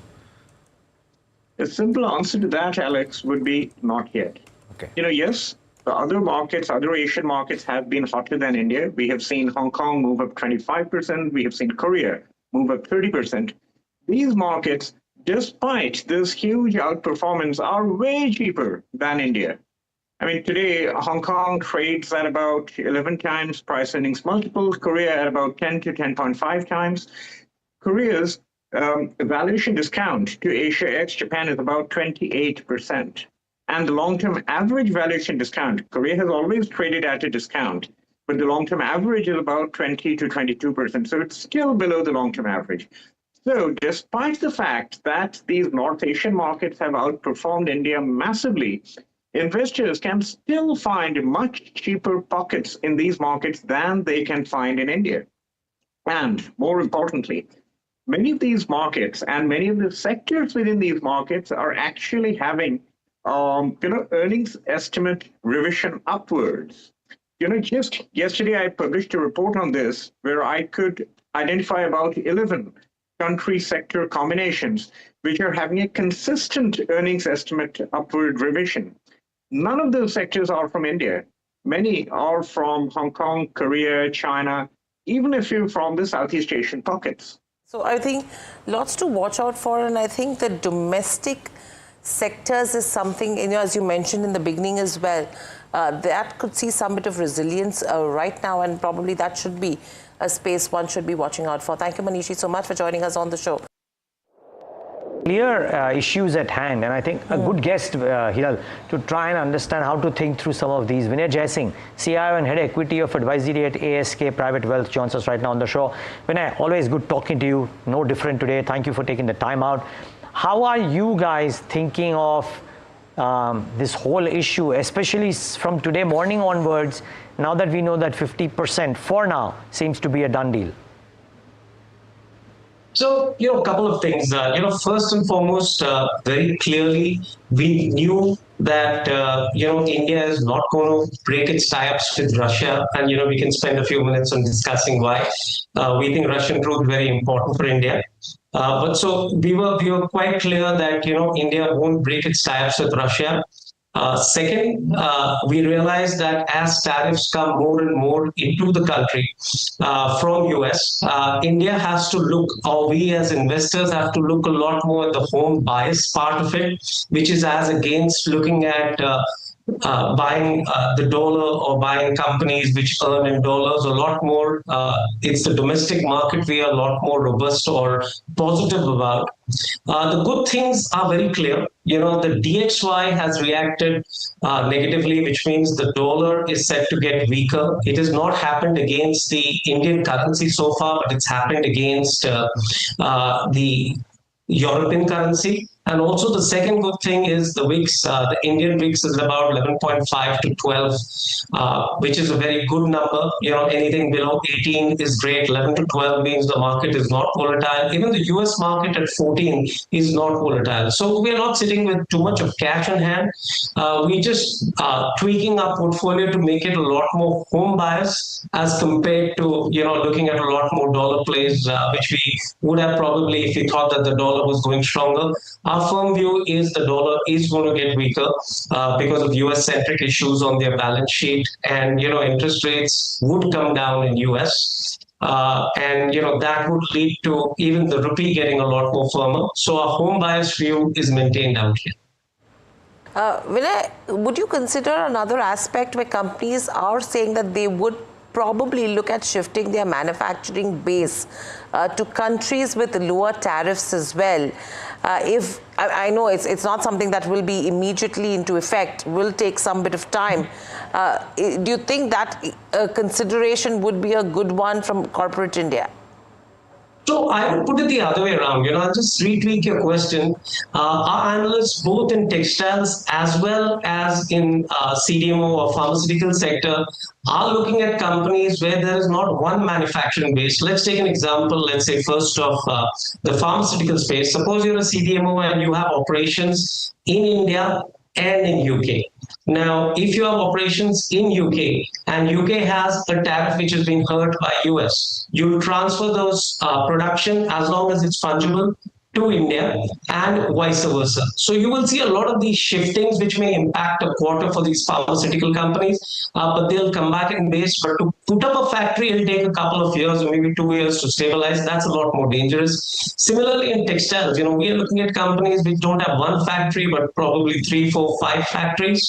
So whatever you were doing earlier from India, selling it to US, you'll probably sell it from Bangladesh to US. And India's assets, so whatever India produces would go to, let's say, UK. And that's kind of companies which we want to buy, which already have assets of factories across the globe where they can be fungible as well.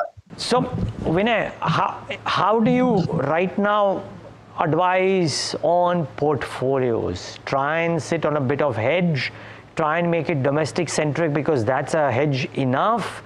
How does that work? Part one of my question is that. Part two of my question is, should portfolios position themselves for a potential return of FII flows at some point of time in the year if this issue gets resolved? Because when FIs and DIs both compete with each other, the tape really moves swiftly and you don't have the ability to buy. Again, very, very interesting questions. If I can take your second question first. If you were to turn back the clock by 20 years, the currency was 30 to 35. The currency has moved up by as much as almost 2.5 to 3 times. So even if the market made a 5-time return, the 3 times part of it, the FII did not get back, and which is why, let's say over a decade, the overall FII ownership peaked at about 20% and is now sub 16%. With my previous comment which I made, the DXY is getting weaker because of US-centric issues and the dollar gets weaker versus the rupee. What you may see is what you saw in April, May, June. In April, May, June, you saw a lot of inflows of FI come into the country. And as inflows of FI came into the country, you started seeing a lot more robust market. But in the month of July and first half of August, whatever $4.5 billion which the FI has got into the country, they took back. So now it's a big fat zero. The net FI flow which has come from April 1st. That number, according to me, is certainly going to change, whether it's 3 months, 6 months, or 12 months. India as an economy is doing exceptionally well. The crude environment is relatively weak. The advantage which we get from Russian crude consumption is as much as close to $5.5 or $6 billion in dollars, but it also saves us forex reserves. So forex reserves itself is very, very high. The Indian government has done what it takes to one of the weakest elements India had, which was consumption. They've tried to they've tried to restructure the entire GST. In the last 8 years, this is the first time there's a massive change. You're making it into 2 slabs. You're trying to make products cheaper for the masses, and probably the syntax products may be a little more costlier. So what that means is the inflation levels too would go lower, which already I think the inflation levels are low in the country.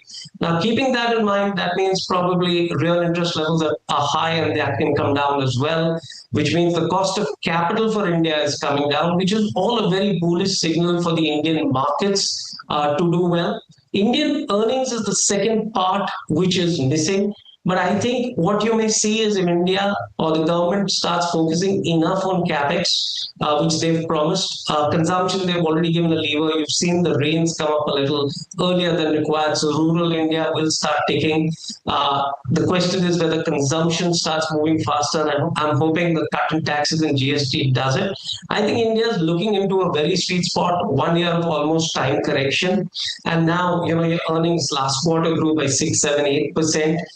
Can they grow by 10 to 15%, or can you look at stocks which are growing at 15% and make your own portfolio? I would come in that, and I think potentially FIIs would look into that and come into the country. Again, timing, I am not very clear when that would happen. I was hoping that it happens by April, May, June.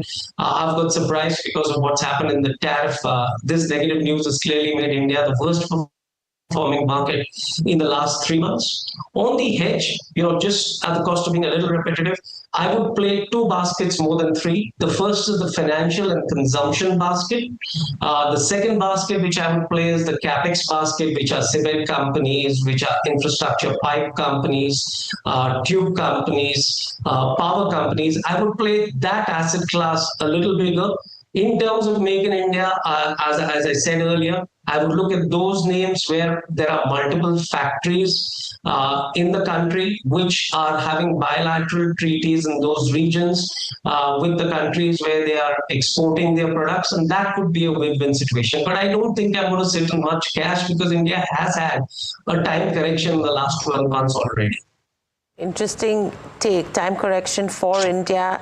2 baskets that you're looking at, consumption, BFSI, and the capex theme that Vinay would be playing out. But thank you, Vinay, so much for joining us on the show and sharing your views.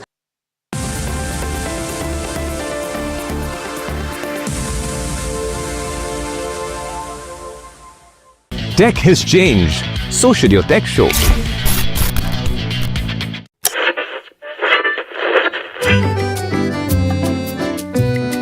They're the force behind some of India's most respected business empires.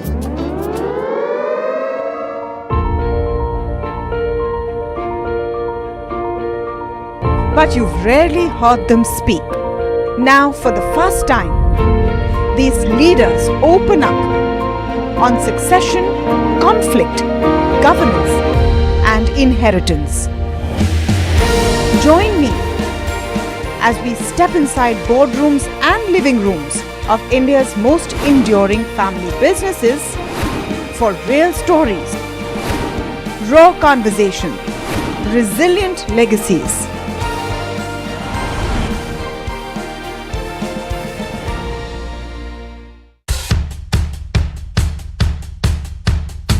The markets move fast. And so should your portfolio. Expert insights, real-time stock picks. Do I buy Ola? Should I hold CDSL for the long term? Buy, sell or hold. The answers you need, straight from the experts. Callers from India and across the world. Connect live, ask, decide and invest wisely. Your portfolio, your future. Ask Profit.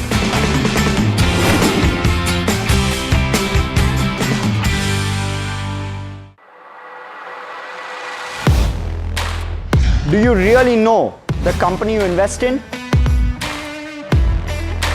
What is the real picture behind presentations and claims? Is the outlook as rosy as the company claims?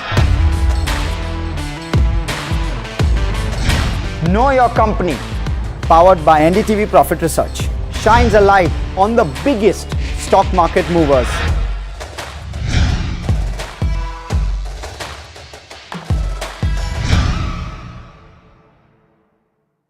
Tech has changed. So should your tech show.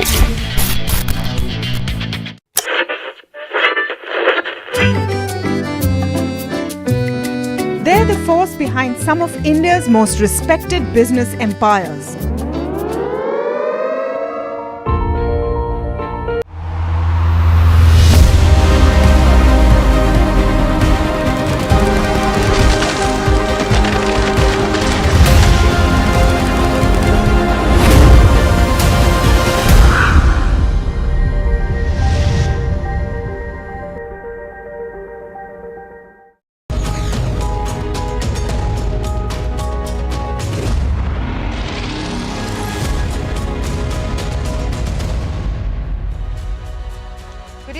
watching The Big Question. I'm Sanjana.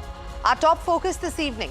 Can India's GST bonanza really cushion the blow of an incoming US tariff storm? Now, the backdrop is stark.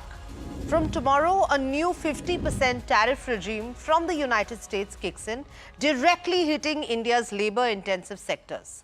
Textiles, gems, jewelry, shrimp, carpets and furniture. Together, these industries fuel jobs and export growth, and a squeeze here could mean a deeper strain on India's external trade balance. On the other side of this equation, the government is pushing ahead with a GST cut that could put more money in your hands ahead of the festive season. The hope is that stronger domestic demand, fueled by a GST bonanza, may cushion the shock of shrinking external markets.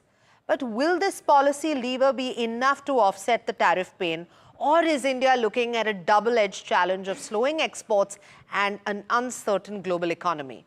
To unpack this, we have with us an eminent panel. Joining us from London, David Morrison, Senior Market Analyst at Trade Nation, who brings the global investor perspective.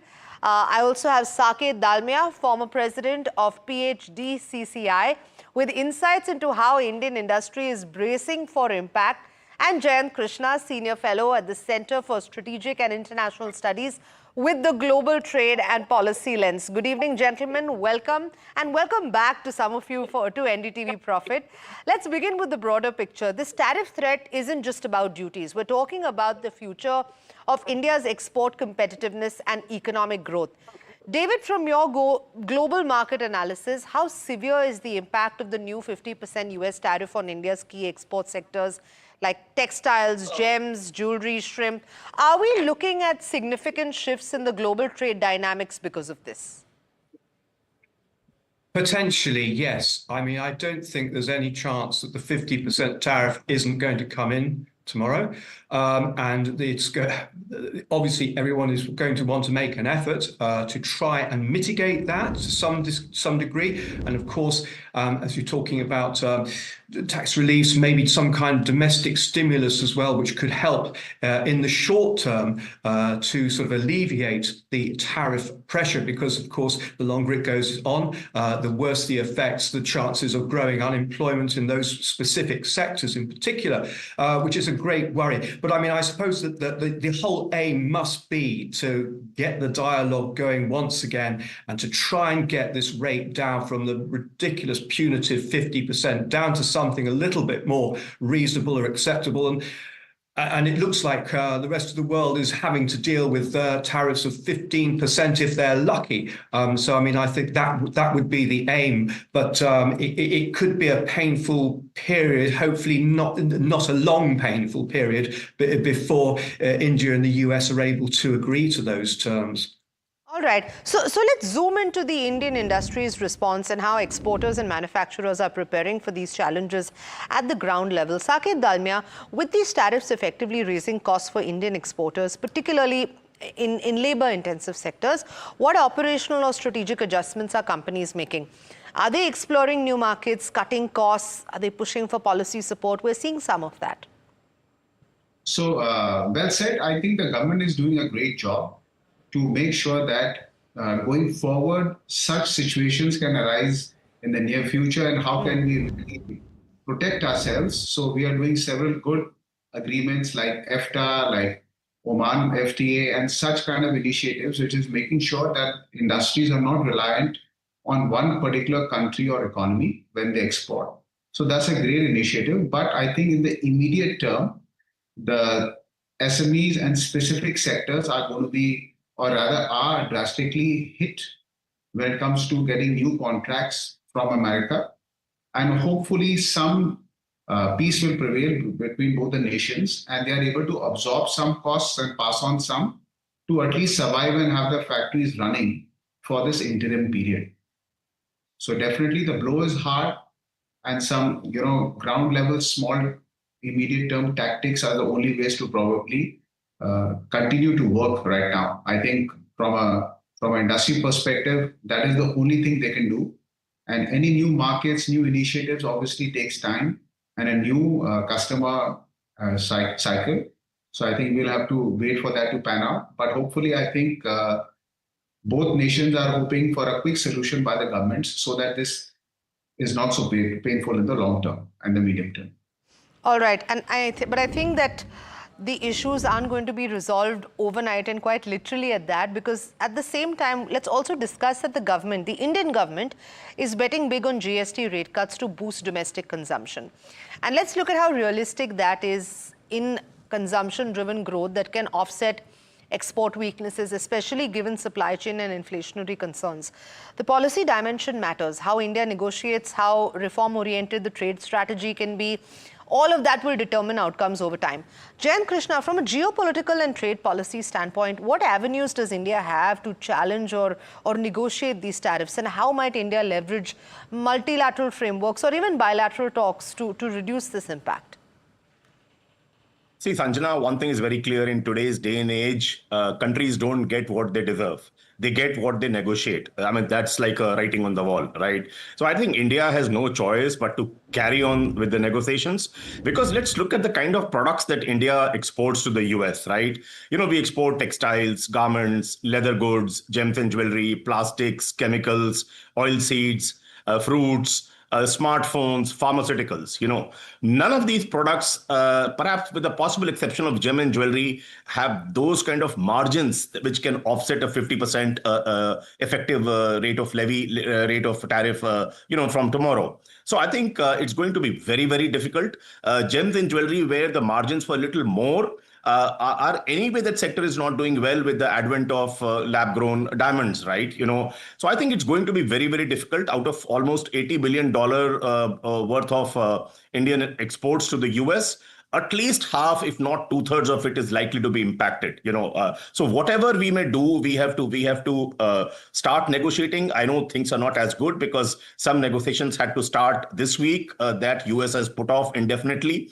But I mean, whatever it takes. But US is too large a country. It is our second largest trading partner. And also, let's not forget, the country where we get our the maximum FDI that India gets is the US. And last several years in a row, it has been like that. So you can't neglect them at all. Domestic stimulus or tax reforms like GST reforms, 4 slabs getting rolled into 2. Those are all good. Those would stimulate some domestic demand. But let's also look at it. It will also result into some loss of revenue by way of GST collection, at the government end, right? So it remains to be seen how cost neutral that reform would be. But surely some demand stimulation would happen. So some volumes which are getting compromised because of exports slowdown, I think will get compensated by domestic, consumption. But I think we have no alternative but to keep on negotiating and also, try that, how do we, how do we bring logic in the way US looks at India?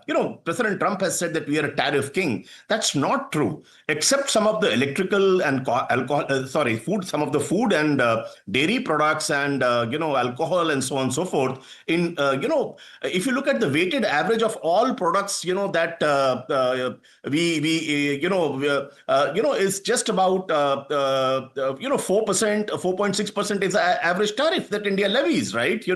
And almost half the products that US exports to India, the average tariff is less than 5%. So it's not that bad if you keep the food and dairy products outside, and which we have to protect because it's after all the livelihood of a large number of small and marginal farmers and small dairy entrepreneurs and so on and so forth.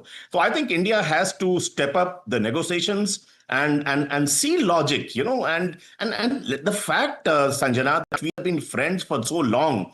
I mean, we are no ordinary friends, no ordinary, partners. Our partnership is quite strategic, the way, there are mutual dependencies, the way India is a member of Quad, how, US has been wanting a greater market access for its goods in India. We are possibly the best answer to the quest for alternate supply chains, terminating not in China but other parts. India is the front runner there. And also look at our diaspora in the US, Indian diaspora in the US. It is so strong. And of course, we are best placed to address the Chinese economic aggression, which we have been saying. So looking at all this, I think India has to go back on the negotiation table and keep on, step up the dialogue. That's the only alternative to my mind, because exports are going to be hit. And you may say that impact to the GDP growth will get negated by spurt in the domestic demand, but that's not everything. It's a reputational damage, which India will suffer as the exports fall. And US is among the very few major countries with whom we have an export surplus in favor of India. But I think looking at all this, a lot of domestic, business boost efforts like GST tax reforms are good, undoubtedly. But I think we have to go back on the negotiation table and see that the logic and sanity and rationality prevails on the negotiation table on tariff issues with the US, Sanjana. All right.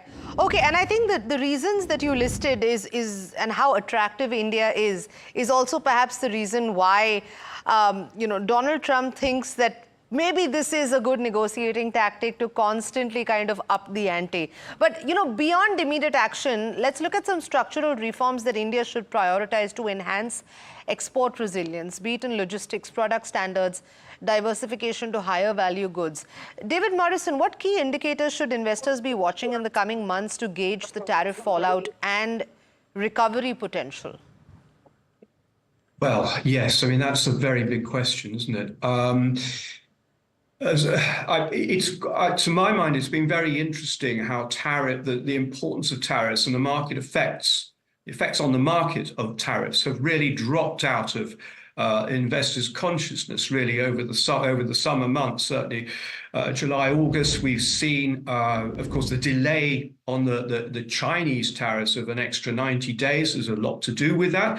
But really, as tariffs have sort of very, very slowly trickled through into the markets, and bear in mind that sort of the reciprocal tariffs that President Trump was threatening back at the beginning of April, it has been a question. So that these have been watered down repeatedly. Tariff deadlines have been pushed forward, and so I would say that we haven't really seen the full effects of tariffs, but it's going to show up, I think, in the US data. There's still very much an expectation that tariffs will push up US inflation. And because, I mean, who is paying these tariffs ultimately? Well, it's going to be the US importer, manufacturer, and ultimately the consumer who will. Those are costs to individuals in the US. So we want to keep an eye on inflation. So far, it has been tame, but it is US inflation is still a long, long way above the 2% Fed target, and it isn't going in the right direction at the moment. So that's sort of something to watch. And I just wonder whether, if we start looking at stock markets, there are a few things now that the market is getting concerned as we sort of come back to towards the last quarter of the year. And we're going to be looking certainly at US jobless numbers just as much as I think Indian ones, as a sign of whether we are in a situation where we consider sort of what President Trump is doing in terms of undermining the independence of the Federal Reserve, putting the tariffs on top of that. I do think the tariff situation is a bit of a mess, and I just wonder whether we should be preparing for a bit of a fallout as we go, as we head into the year end, as far as equity markets may be concerned. And maybe we'll see, although sort of the bond market is the yields are down a long way at the moment from where they were sort of a few weeks ago. We'll just have to keep an eye on those as well and see if the market is taking any signs of strain. At the moment, the one to watch, of course, is the US dollar, which has come under renewed selling pressure. Absolutely. I'm going to discuss the currency with you as well, David. But, Saket, David highlighting that while the full impact of tariffs is yet to be felt, the potential inflationary pressures in the US could translate into challenges for Indian exporters. From the industry's perspective, how prepared are exporters for this delayed but possibly significant shock? And what immediate steps are they taking to mitigate these risks? I think the Indian industry at large is very well prepared. I think in a competitive world where we are very connected to the entire supply chain of the world, may it be small, medium, or micro, We are very versatile as Indian exporters, and they are continuously trying to expand their markets irrespective of this tariff which is coming on board right now on us. I think for the last 6 months, this fear has been on everybody's mind, and the industry is responding to it, is expanding, and I think soon enough they will find some alternate market in the world, and that could also be the Indian market to expand their business to survive this onslaught. Definitely, the Indian industry is of age, and they will survive and grow. This is my personal feeling. Yes, some part of the industry which are very small would have a tough time, and there could be some people who would have to perish because they are heavily reliant on one market, one customer. But overall, I think every industry, irrespective of the impact which it has on that industry, immediately will survive and thrive. All right. Okay. So then, in that scenario, if you're saying that Indian industry is proactively expanding and exploring alternative markets, that's something that we've seen to counter this kind of tariff impact. From a trade policy standpoint, then, Jayant Krishna, how can the government support and accelerate this market diversification? I think we're already seeing it, right? We're already seeing a multi-pronged approach when it comes to India and diversifying that, with or without whether these relationships with the US are strained or not. Are there any diplomatic or trade tools for India that we should be leveraging a little more aggressively to open up new avenues for exporters? So absolutely, Sanjana. I mean, we are not, sitting idle and thinking that US things tariff issues will get resolved amicably. And the process did not start in January this year when President Trump came to power. It started much before that. Our FTA, FTA equivalent with Australia, is more or less, in shape. Only some final, deal points are to be settled. If you look at, we have a FTA with the United Kingdom. We have an FTA with United Arab Emirates.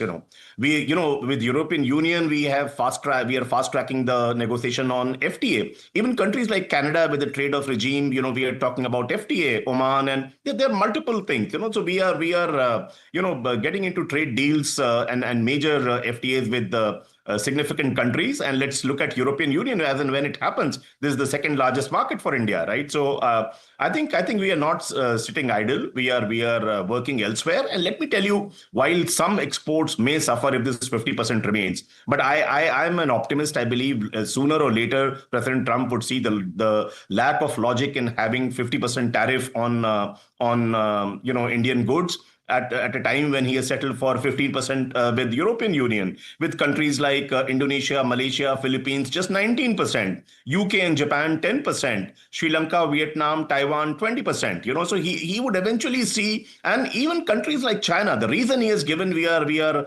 importing crude oil from Russia, right? I mean, very clearly China imports much more crude oil than what India does. And yet the tariff for China is not as ugly as 50%. So I think, sooner or later, US and some, wise people in President Trump's office and in the tariff negotiation team will see logic in what India has been seeing, and also realize that, we are not denying access to our markets when it comes to food and dairy products. It is just that the kind of people who need to be supported, they're very vulnerable, right? They can't meet both ends that easily. So if any major concessions, some marginal concessions are possible, but any major concession on that front will be like a nail in their coffin, right? So I think India can't take that risk at all, and sooner or later, US will see logic, and the tariff will become less than 25%. I'm very hopeful.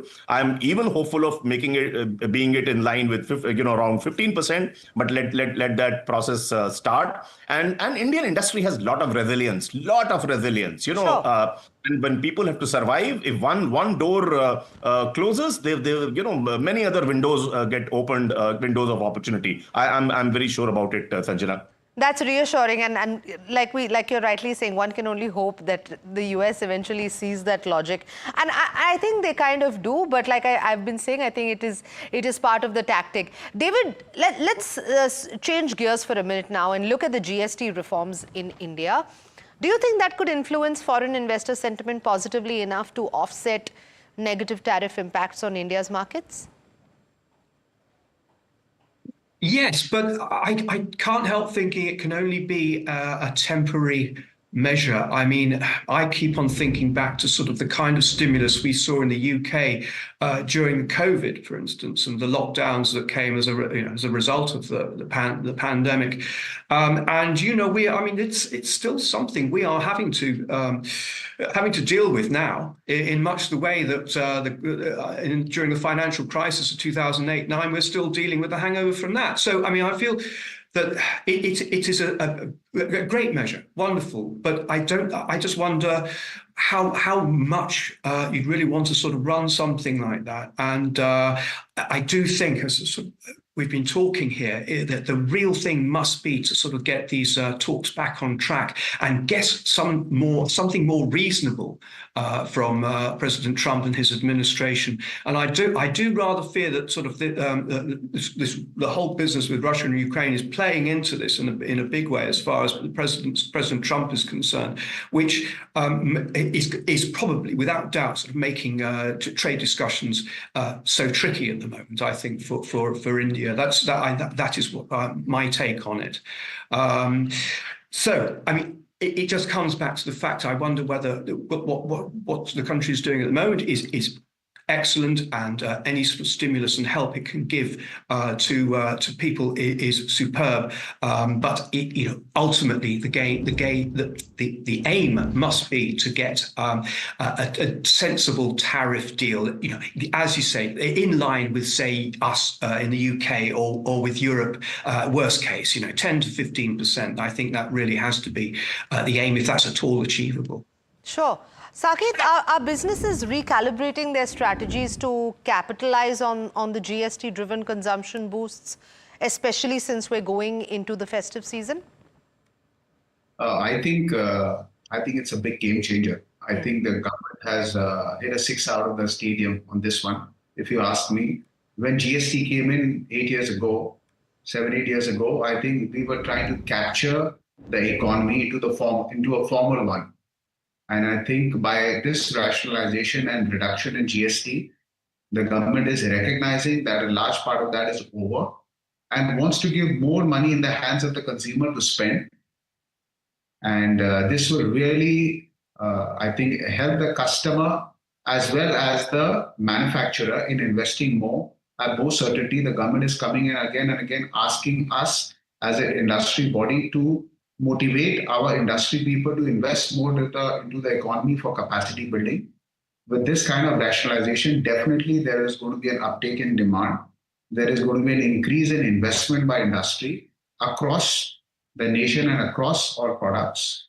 And I think it will largely give a big boost to the economy, which was having signs of a slight slowdown in the last since the last elections. So I think we needed a game changer, and this could well be that. Okay. So, Jayant Krishna, final thoughts? Considering India's dual challenge of external tariffs and the domestic tax reforms, how can now India ensure that the GST policy complements trade strategies to strengthen our overall economic resilience, especially in volatile times like this? So, Sanjana, I mean, these GST reforms were long overdue anyway. I mean, we had 4 slabs of 5%, 12%, 18%, and 28%. Sure. Those are being, channeled to 2 slabs of 5% and 18%. And the way it is being done, 99% of goods in 12% slab will transition to 5%. And almost 90% of goods currently in 28% slab will transition to 18%. So some of the product categories where there'll be a huge stimulus in domestic demand, are two-wheelers, small cars, commercial vehicles, where cement, air conditioners, where the tariff will change from 28% to 18%. A lot of food and essential commodity items, which will transition from 12% to 5%. I think so. A lot of FMCG goods, if you look at, they will transition from 12% to 5%. So I think there'll be a huge stimuli in so far as the demand creation is concerned. And only one category perhaps still being talked about as demerit goods or sin goods would remain, and there'll not be many products there of 5 to 7% like tobacco, gutkhas, online gaming, pan masalas. They'll be there, and as expected, petrol and alcohol, it will be kept outside the purview of GST, which is the case even now. So I think this volume wise and impact on GDP wise, I see GST reforms itself will be able to more than offset what will be the loss because of fall in Indian exports to the US. I'm very, very clear about it. But, Indian economy has to grow. If we have to become a developed country by 2047 or earlier, I think we have to grow at 8.5 or 9% per annum. And therefore, we'll have both. We'll have a stimulus for in domestic demand, as well as, we'll bring the trade ties back to normal as soon as possible. I'm very optimistic, and I see that happening sooner or later. Right, that's reassuring. Jayant, Krishna, David and Saket, thank you so much for joining me this evening. As always, very insightful and a very, very interesting discussion as we are on the cusp of these tariffs. As we've heard tonight, the challenge posed by rising tariffs is multifaceted, touching global trade dynamics, domestic industry resilience and strategic policy maneuvering. While the GST bonanza offers hope to fuel domestic consumption, experts, like we heard this evening, are warning that it's not a silver bullet to offset the tariff shock fully. Navigating this will require coordinated action across government, industry, and diplomatic fronts. A big thank you to our panel, David Morrison, Saket Dalmia, and Jayant Krishna, for sharing their valuable insights. And thank you for joining us once again on NDTV Profit. This is The Big Question.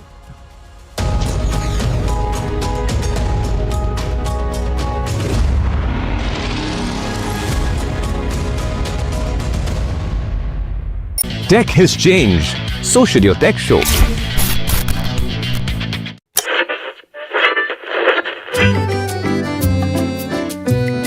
They're the force behind some of India's most respected business empires.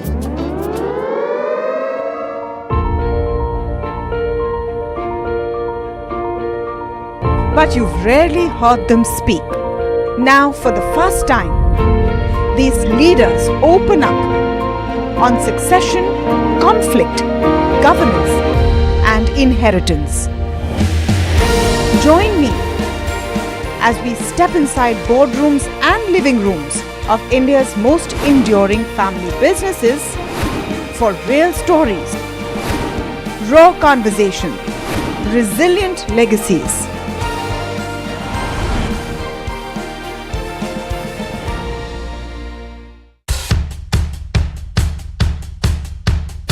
The markets move fast. And so should your portfolio. Expert insights, real-time stock picks. Do I buy Ola? Should I hold CDSL for the long term? Buy, sell or hold. The answers you need, straight from the experts. Callers from India and across the world. Connect live, ask, decide and invest wisely. Your portfolio, your future. Ask Profit.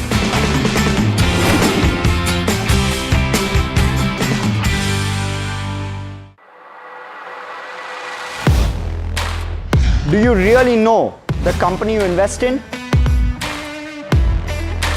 What is the real picture behind presentations and claims? Is the outlook as rosy as the company claims? Know Your Company, powered by NDTV Profit Research, shines a light on the biggest stock market movers.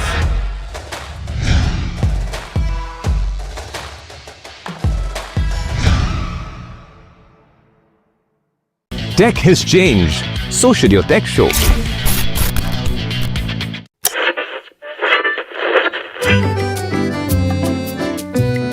They're the force behind some of India's most respected business empires.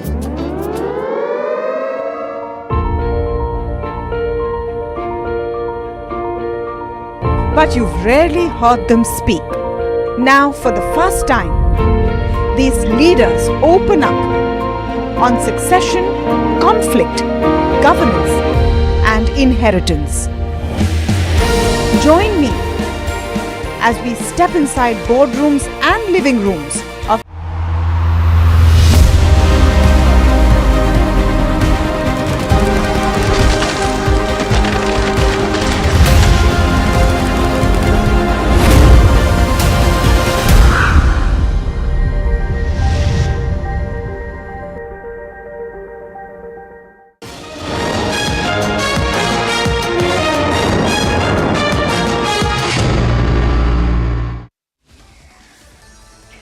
welcome viewers. You're watching Market Express and I'm your host Himakshi Bahugna, and firstly wishing you all a very happy Ganesh Chaturthi.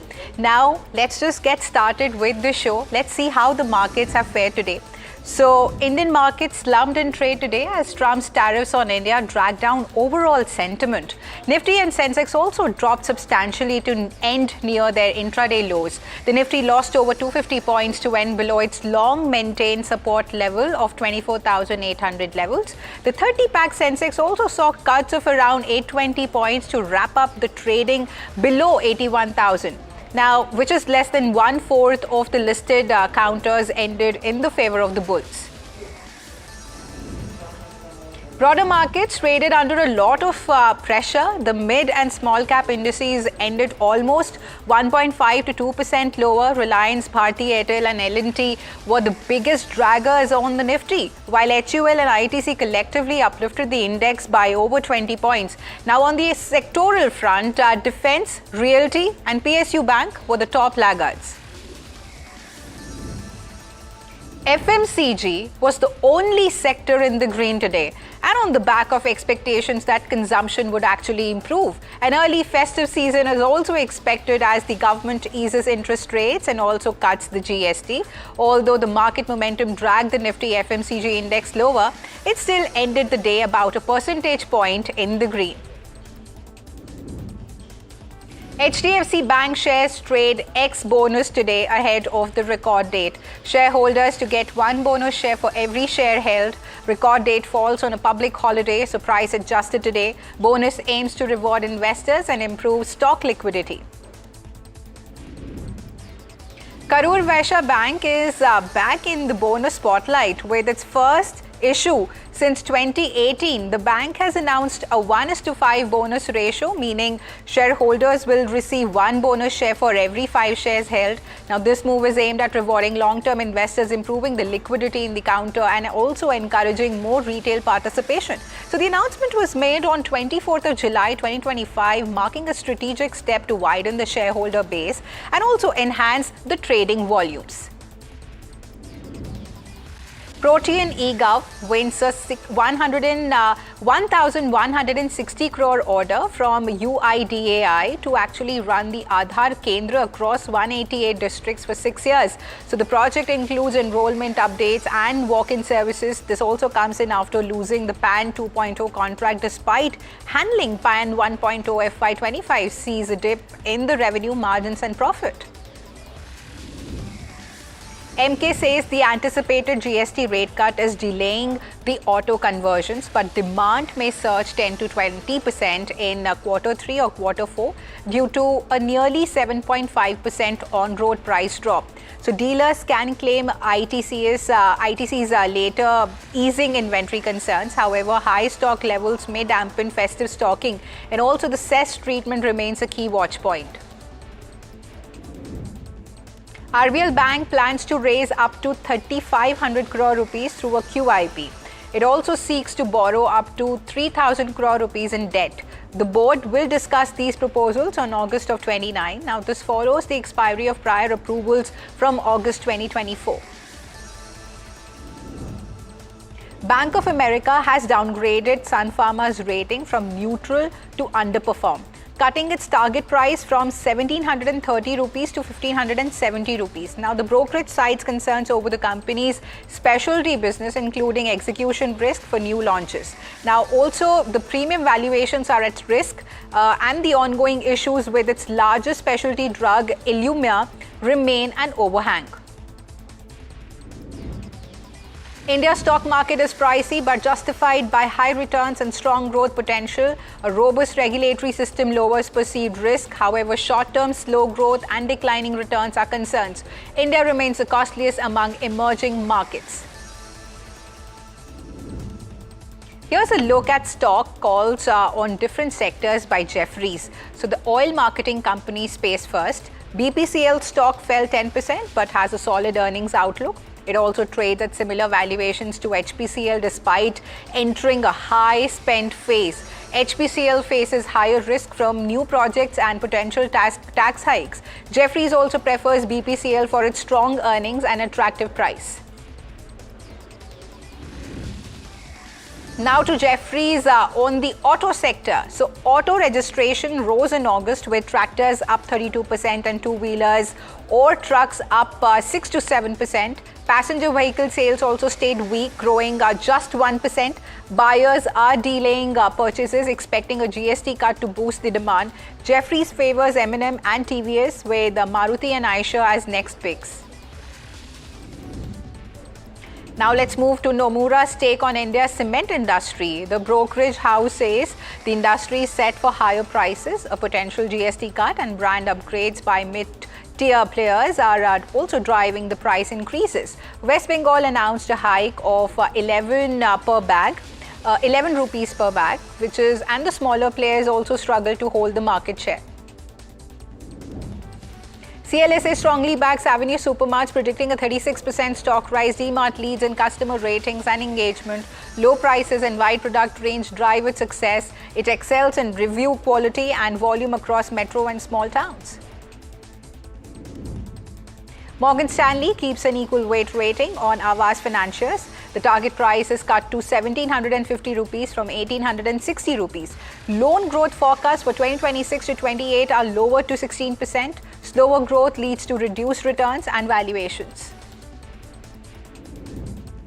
Morgan Stanley boosts target prices for HDFC Life and SBI Life. HDFC Life's target rises to 890 rupees, SBI Life's to 2,250 rupees. Now both maintain overweight ratings. ICICI Lombard's target increases to 1,910 rupees with an equal weight rating.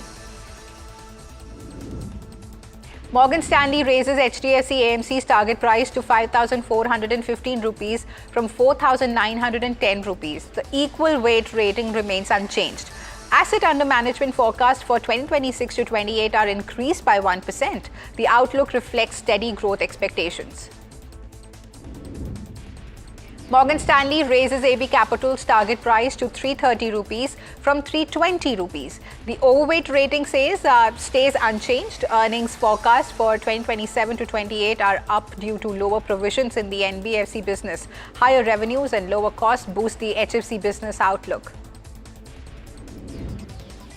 BofA retains an underperform rating on Siemens, raising the target price to 2,800 rupees from 2,564 rupees. So BofA views that one round of earnings cut is done, but anticipates another due to ongoing challenges. The brokerage sees the smart infrastructure segment as overly optimistic by the street, while the digital industry segment suffers from weak private capital expenditure.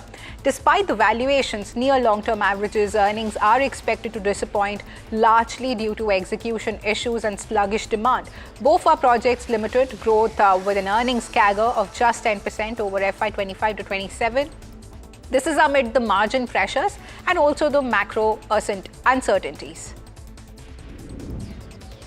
Bernstein initiated coverage on Titan Company with an outperform rating and a target price of 4,200 rupees. Titan, originally a watchmaker, has expanded into jewelry and also aims to become a global lifestyle brand. Bernstein notes the jewelry market is evolving formal contemporary styles amid the growing competition. Despite this, Titan has underleveraged growth opportunities. A key long-term risk is the rising share of the natural diamond and lab-grown diamond dynamics, which could hurt margins on studded jewelry sales. However, Bernstein expects the near-term 1 to 2 year impact to be muted, with growth driven by product innovation and brand strength. Prime Minister Narendra Modi has inaugurated Maruti Suzuki's production line for the e-Vitara, a battery electric vehicle to be exported to 100 countries. He also launched the TDS lithium-ion battery plant, a joint venture between Toshiba, Denso and Suzuki. So the plant will manufacture lithium-ion battery cells and electrodes for hybrid EVs. PM Modi also hailed the occasion as a significant step towards India's self-reliance and green mobility goals. Blue Smart, the electric vehicle startup, is facing insolvency proceedings. Nearly 200 applicants, including Catalyst Trusteeship and IREDA, have staked claims worth over 500 crore rupees for Blue Smart's assets. The company's co-founder, Puneet Goyal, and former executives have also filed claims. Bids for settling these claims are likely to be invited in 4 weeks. The Association of Healthcare Providers of India has reached out to the Insurance Regulatory and Development Authority of India to address several issues faced by its members. However, AHPI is currently waiting for IRDAI chairperson Ajay Seth to formally take charge before actively engaging with the regulator. AHPI plans to approach the Competition Commission of India shortly and host a summit on September 13 to discuss the ongoing concerns with insurance companies and regulators. Gamescraft has announced it won't challenge the recently enacted online gaming bill. The company has stopped all real money gaming services and cleared regulatory dues. Gamescraft is also committed to operating within the law and has initiated internal discussions to explore new opportunities. Now, this move comes after the government has passed the Promotion and Regulation of Online Gaming Bill 2025, which bans all forms of real money online games. Bihar has launched a new scheme to promote entrepreneurs' HIP among specially abled persons. Now, under this initiative, the state government